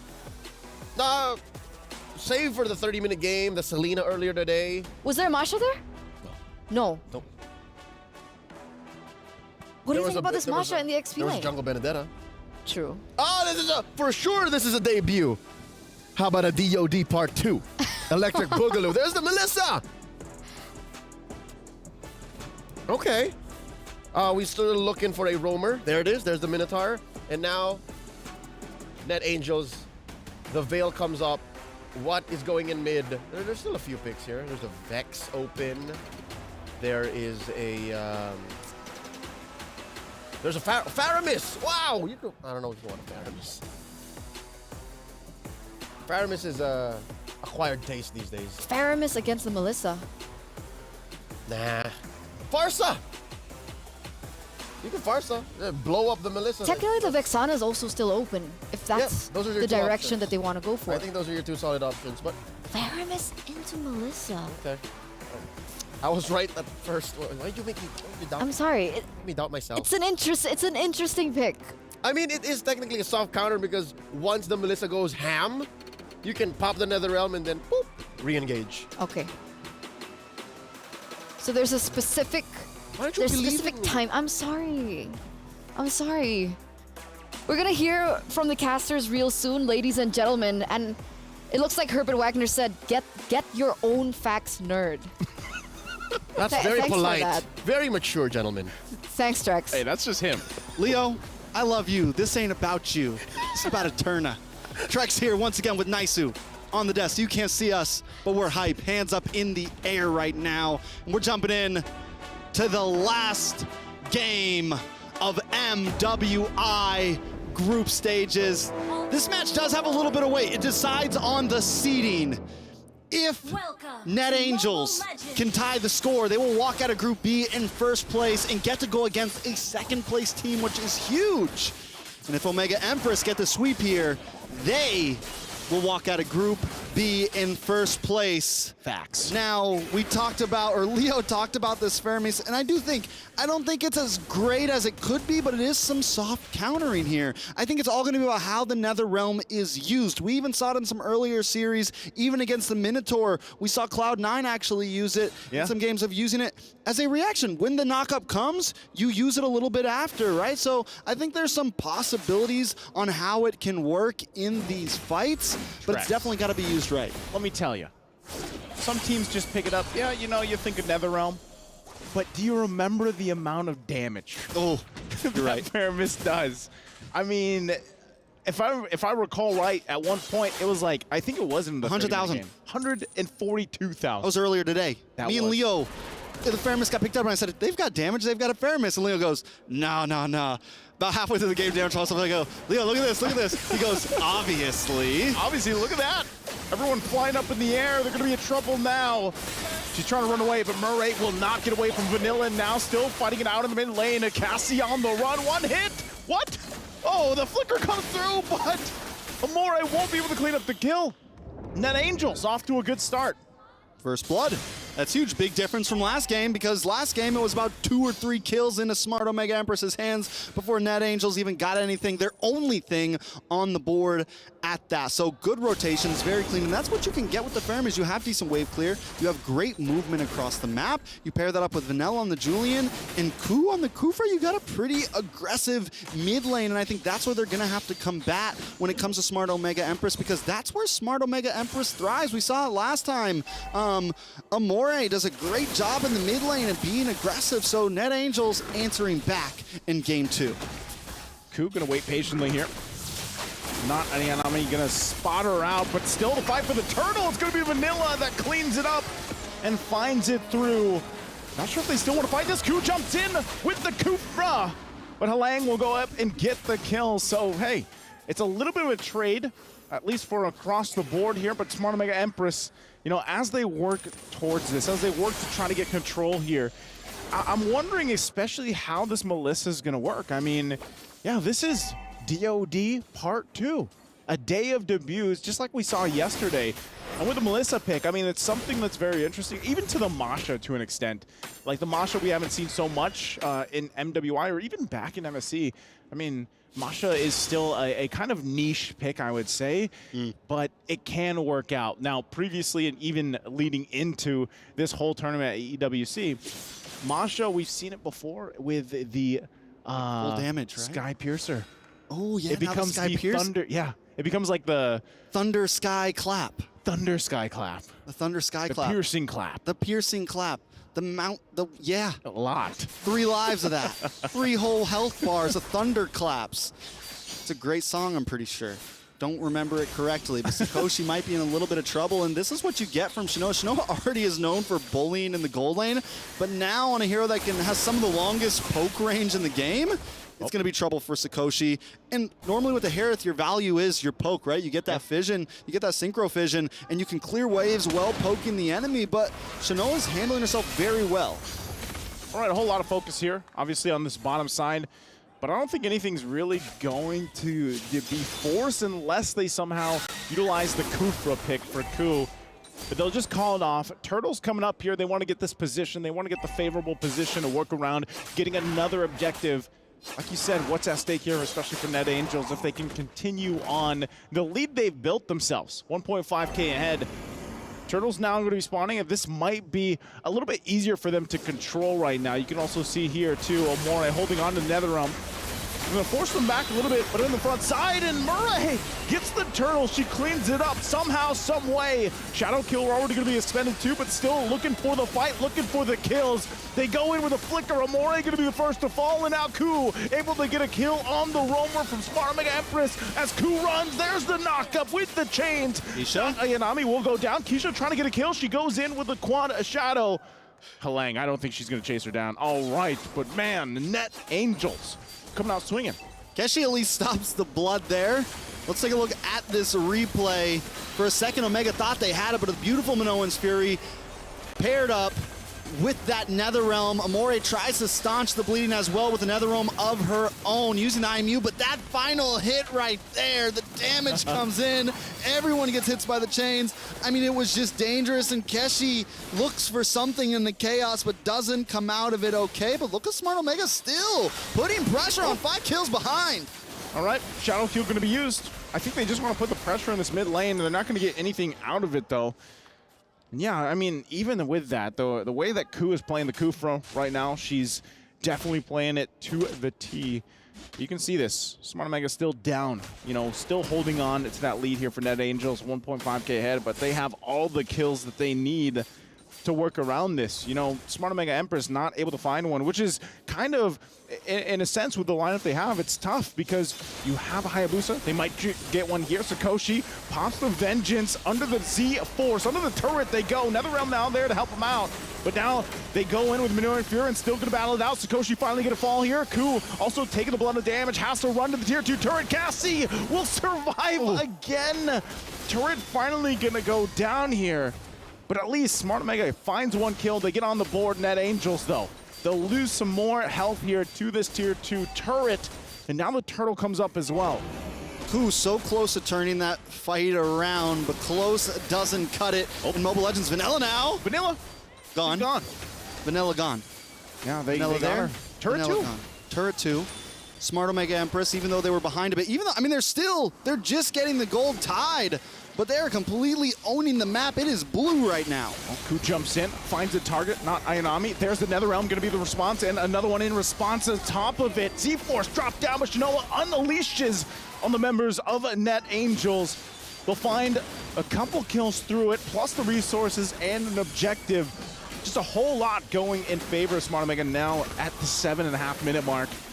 Under the turret they go once again. I set on this tier 1. They might want to force it. There's the air shatter combination. They dodge Ku though, jumping in, forced to use the rage. You know, in Fury from Murray too, and KSC will finally go down. She's escaped death a couple times, but not this time. And this is where the go signal comes in. Onward over 2 they go. Nadayami will go down eventually, but Vanilla 2, and that's a double for Keshi. Cleaning up the kill and the turret on top of it. I'm not gonna lie, when we were talking about the Pheromones, there's one thing I completely forgot. What's that? They got a Valentina. A Valentina. They got a Valentina, which means they also have a NetherRealm, which doesn't just soft counter your soft counter, it hard counters your soft counter, especially paired up with everything else that Smart Omega Empress has. That's a lot of counter. That's a lot of counter. Whole lot of counter space for Smart Omega Empress. And they own it all. Well, you know, what else they own? The fact that they have a lot of items. A lot of items. They got the gold lead now in their favor too. They've been pretty much at a deficit for, you know, the first 6 minutes of the game.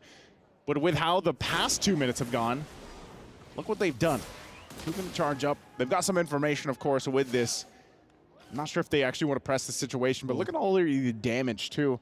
We were wondering about Shinoa with this Melissa pick, how it would fit into this composition. It's doing wonders right now.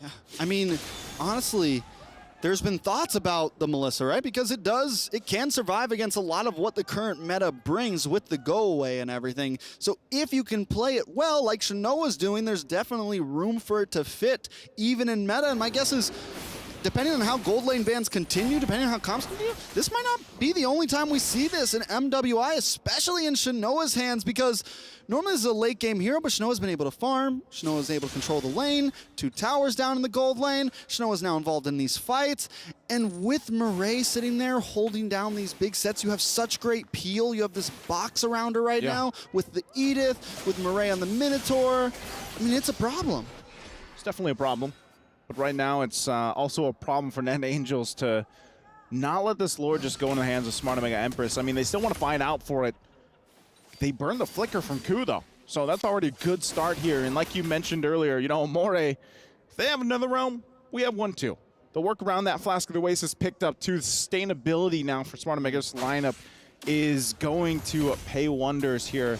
The fact that they can heal through, and Ku could be in trouble here. Doesn't have a flicker, gonna get zoned in, zoned out. NetherRealm already gonna be popped. There's Minoy and Fury. What a setup as Ku's gonna fall, and there's their own NetherRealm from Amore. Vanilla in trouble. Cassie falls down, runs with the enhanced sword, and will get back to base. But once again, a decisive win in that skirmish from Smart Omega Empress. That is, I mean, the fact that Amore has that NetherRealm and uses it on the aggressive side, to where on the other hand, Cassie has to use it defensively. I mean, even seeing Ku using the Tyrant just to try to get away. I mean, looking helpless there, essentially, getting caught off, and Shanoa just continues to farm up 4-0-7. Lord just got taken. Golden Staff locked in for Shanoa. This is just going to become more and more troublesome. Net Angels on the brink right now. No, it is not a tournament life, but still, it's going to depend on a lot when it comes to that bracket seeding. Let's see what they can do, how they can manage this, the push in. You can already see these tier 2 turrets going down too. And you're wondering too, I mean, even for Halang, you know, she's just trying to push in some of these side lanes, of course. But really, like, when is the Masha going to play that value? When is that damage that we talked about going to play its part? Her earlier itemization was a Blade of Hephaestus, I believe, first item, as she worked on her next. So we'll see if they're able to kind of hold this together, because this is the Lord now marching into the base, and the shields are down. So it looks like Smart Omega Empress wants to possibly get multiple turrets down. They're going to work on this mid win pretty quickly, just with the damage alone from Shanoa. We'll see if they fight it out. Once again, the onward of air. Shadow Ku could be in trouble. Gets knocked up into the air. NetherRealm already going to be expended from Amore. A couple hits onto the base, too. Keshi has to be careful. Halang waiting on the front side. Now Cassie on the run, too. But that's Sakoshi just getting deleted once again. And as they try to keep it alive in the game, but Ku going to get focused on. Shadow Kill already going to be popped. Halang taking the shots out of the health bars, and they have to run back to base to heal up, but Ku will fall. Smart Omega Empress cleaning up the waves. Keshi finally goes down. What can Halang and Vanilla do? Cassie back for the fight, but look at the damage coming out from Shanoa. Couldn't get the kill on Vanilla, but they'll just focus on the base, and that's all. That's it. That's all it's gonna be. Whoa, Shanoa can't finish it off just yet. She tried to get a couple kills. Cut the base, but it doesn't work. They get wiped out. It's a maniac. Net Angels. What just happened? What just happened? Net Angels live to see another day. Vanilla. Not looking very vanilla right now. Looking savage, looking mean. Sakoshi as well. It's 5-man wipe. Net Angels back in the game. Back in the game. I cannot believe it. One hit away. And as they would say, Song hitting a log. Look at the pop of Keshi. Just gone. You know, Smart Omega Empress, we had the interview earlier. They said they weren't on tilt, but that dive right there from Keshi looked a little tilting. It's 25 seconds till the Lord comes up. Net Angels have control, but there's still going to be minions crashing at the base. Smart Omega just got to keep their cool. They got to keep their calm. They still hold a gold lead. It's only about 1,000, but it's still control. They still have Shanoa, who is shredding. With the way that went, I don't even know how it happened exactly, but Net Angels hangs on that base. I think had some plates on it, man. That base. It's got some armor on that base, man. Armor on it. What kind of base does Net Angels have?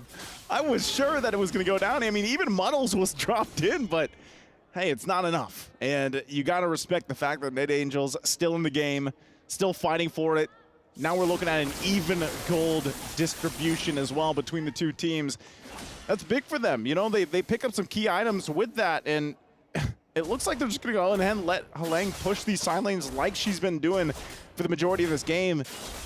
And so at this point, you know, it's kind of a standoff. It looks like they're going to give the go on the Lord, though. Less than half health. Ku's going to jump in. There's a damage from Shinoa. They don't have enough to pop out. Rage already going to be used, but it's Vanilla that gets the Lord. Minoe and Fury going to be popped up. Sakoshi goes down, but that's the Sky Piercer power, and Vanilla falls as well.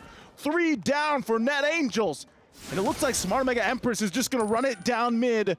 There's only about a half health on this turret. They're going to work through the Lord here and then the base. Ku and Cassie here to help them out. They do have Cassie for Cell. Ku's going to be down. Cassie should be able to help clear here. They may be okay, but it's going to be hard. Halang there alongside Casey, trying to keep it together. Halang sacrificial will go down, and the base is going to be worked on. It took a little bit longer, but Smart Omega Empress will finally take the series, take the game.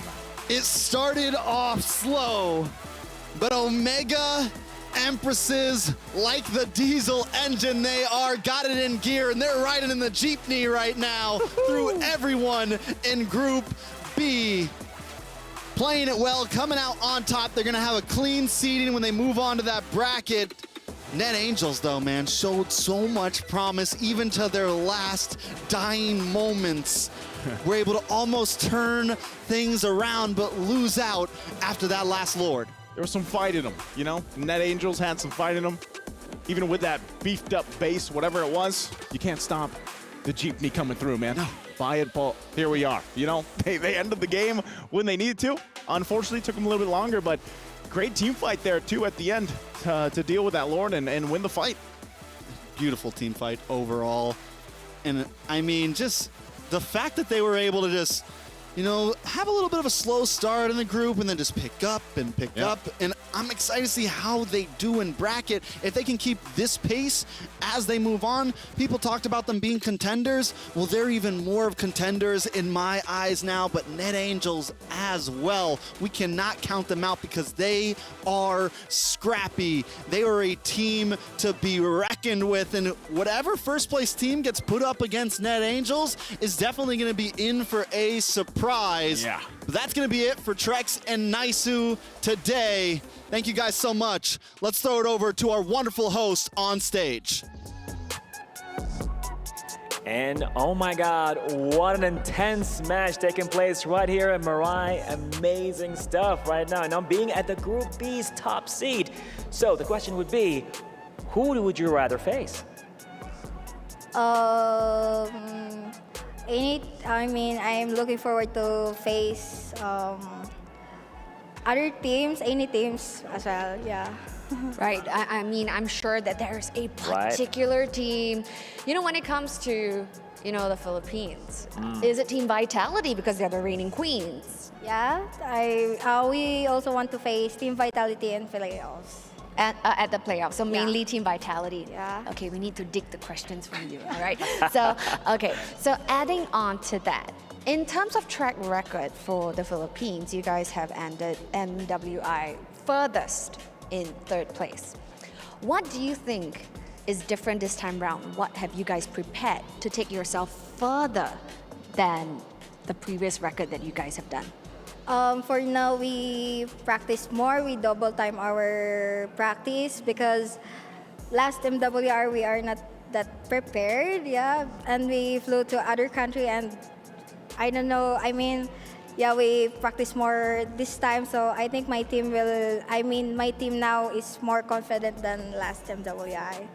Right, interesting. So we're very excited to see how far you guys can go, especially with this preparation. So we're wishing you all the best when it comes to this journey, and hopefully you guys can deny Team Vitality Indonesia that three-peat win.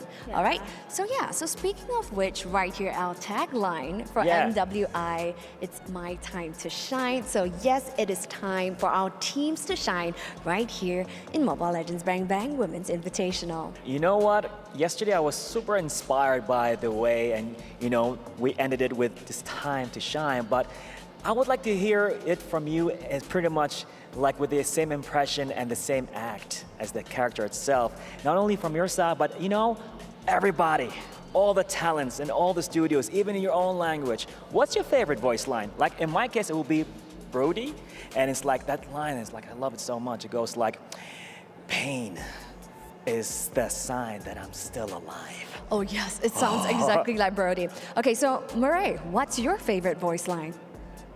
My favorite hero voice line. Yeah. Okay, doesn't have to be favorite hero. We don't want to show too many strats. So just your favorite voice line. I mean hero voice line. Yeah. I'll go for Angela. Okay. Papi Papi Poo. Papi Papi Poo. Okay, and for me, well, it's gonna be don't be lazy, Leo, run. What about you guys at the studio? We want to hear from you. Let's hear it. Who was it? That was Irithel. Okay. Come Pop on. quiz. Pop quiz. Don't but do this to I me, didn't get Rachel. to this time. But thank you, Cheryl, for that. And you're gonna have to show us your voice lines later on, unless you want to do it now or you want to go into the analysis first. Save the best for last. All right, let's go. Let's talk about this matchup again. The soft counter to the soft counter to the hard counter, which had some moments, honestly. You'll see here how Smart Mega Empress almost ended, almost at about 12 minutes. But just as Joseph and Herbert were flabbergasted by that moment, I think that Angels saw a little glint in their eyes where they could have finished. But glad that it was just in the early game that they couldn't run it down mid, right? Almost it ended right then and there. Could have ended really badly for Smart Omega. It actually gave a Maniac over, right, to Vanilla. And man, it was so close. But from the drafts, understandable and very interesting choices. That was a successful debut, though, for the Melissa.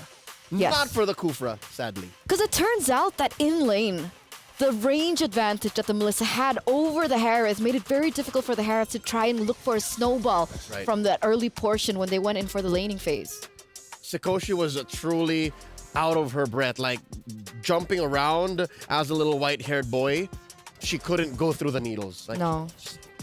It's difficult. So there's that. And then the aforementioned Faramis into Valentina. Yep. And of course, just the nature of the Hayabusa just being so much more mobile than most anyone on the other side. And that's what allowed Smart Omega Empress to kind of spread themselves thin up until it was time to go all in. For sure. And talking about all-ins, man, both of these teams have gone all in. But who wins that MVP PlayStation title this time around? It's going to be Shinoa once again. And that's a two-time MVP. What? It takes one thing to play an early game marksman like the carry, and then another to debut it completely out of nowhere and still play into the counter, knowing that your teammate has the counter. This is some Doctor Strange level stuff right now. You know, it's like whoop, whoop. I saw all 15,400,000. And only one outcome. All right, to be fair, I think there was more than just one outcome for Omega I just here. wanted to be like dramatic about it. All right, I'll allow it. Thank you.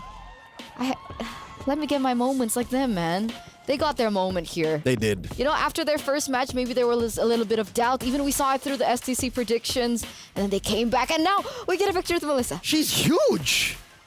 Hi, Muddles. Is this Muddles? Or is Muddles the one on her hip? Who's this? Who's the little friend? See?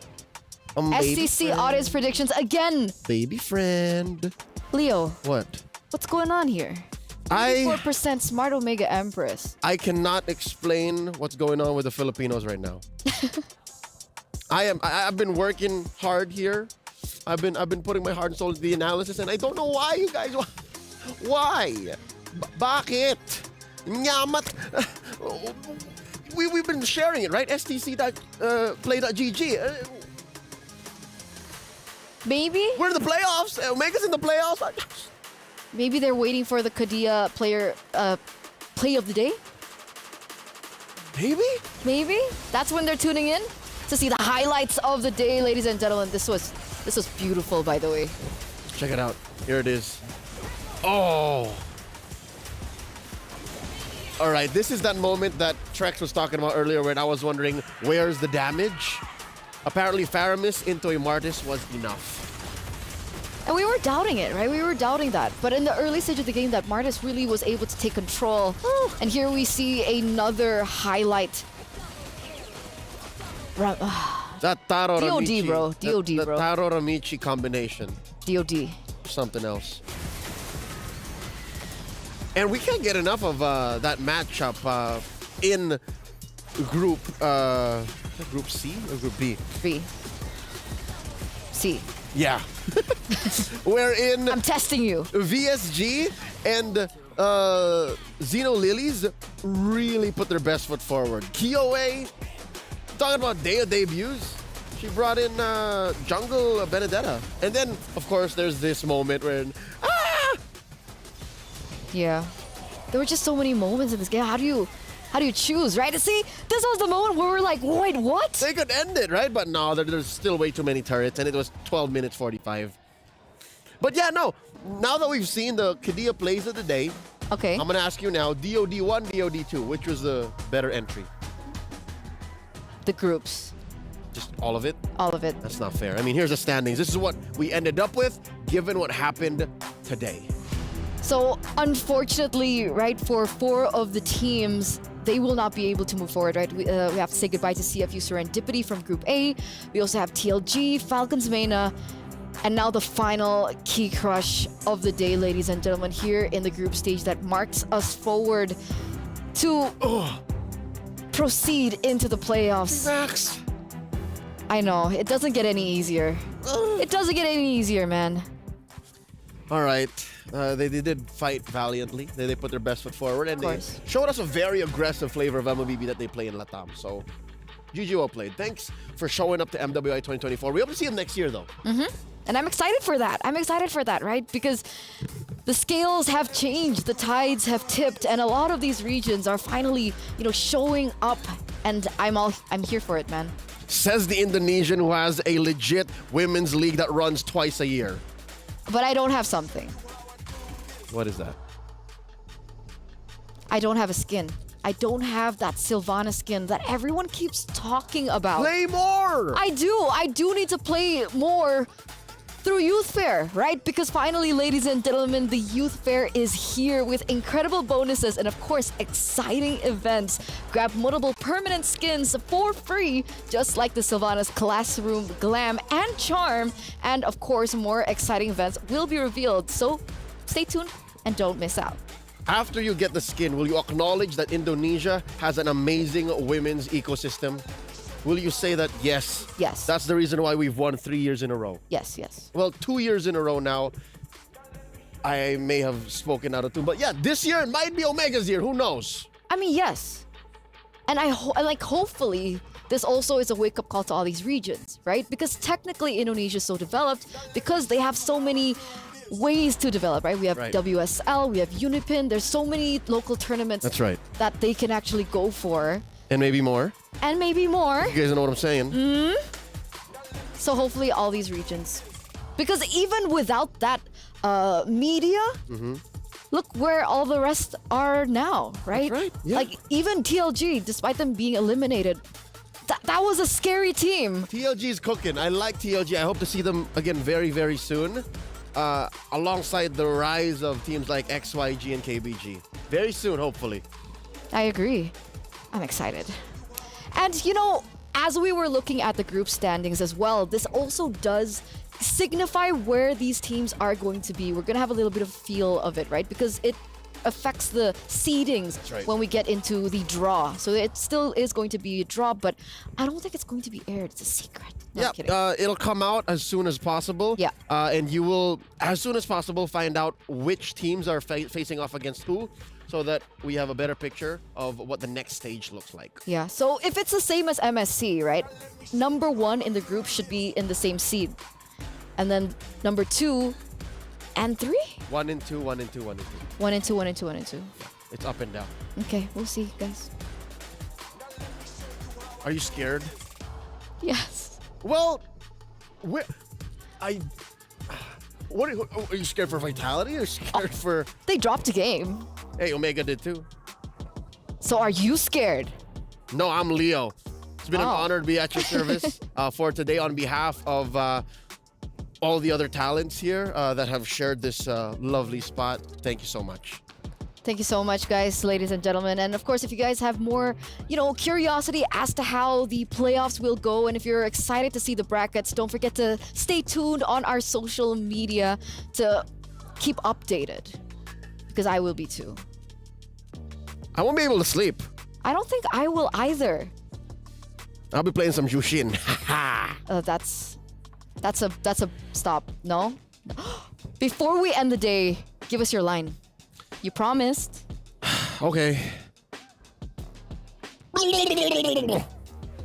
Who's that? Glue? Is it?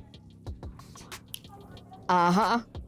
But there it is, ladies and gentlemen, for the group stage of MWI 2024 at EWC. But don't forget, tomorrow we will already be starting into the playoffs. And of course, it's time to shine for the 8 teams that will be able to move forward. So we'll see you tomorrow at the knockout stage. It's been me, Eterna, alongside with Leo. We'll see you tomorrow.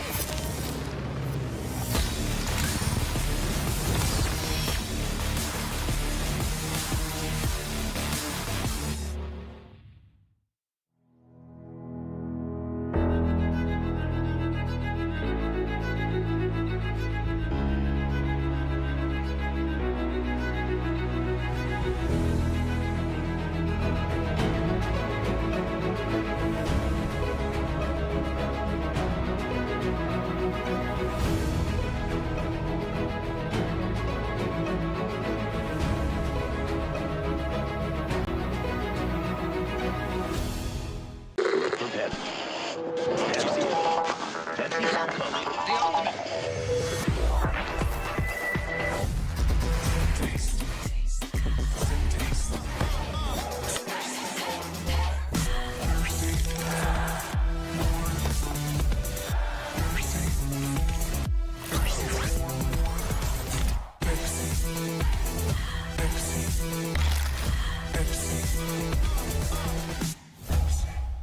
New adventures bring new challenges. Even as the heat rises, dandruff and grease won't stand a chance. With new Clear Men, powered by triple formula technology.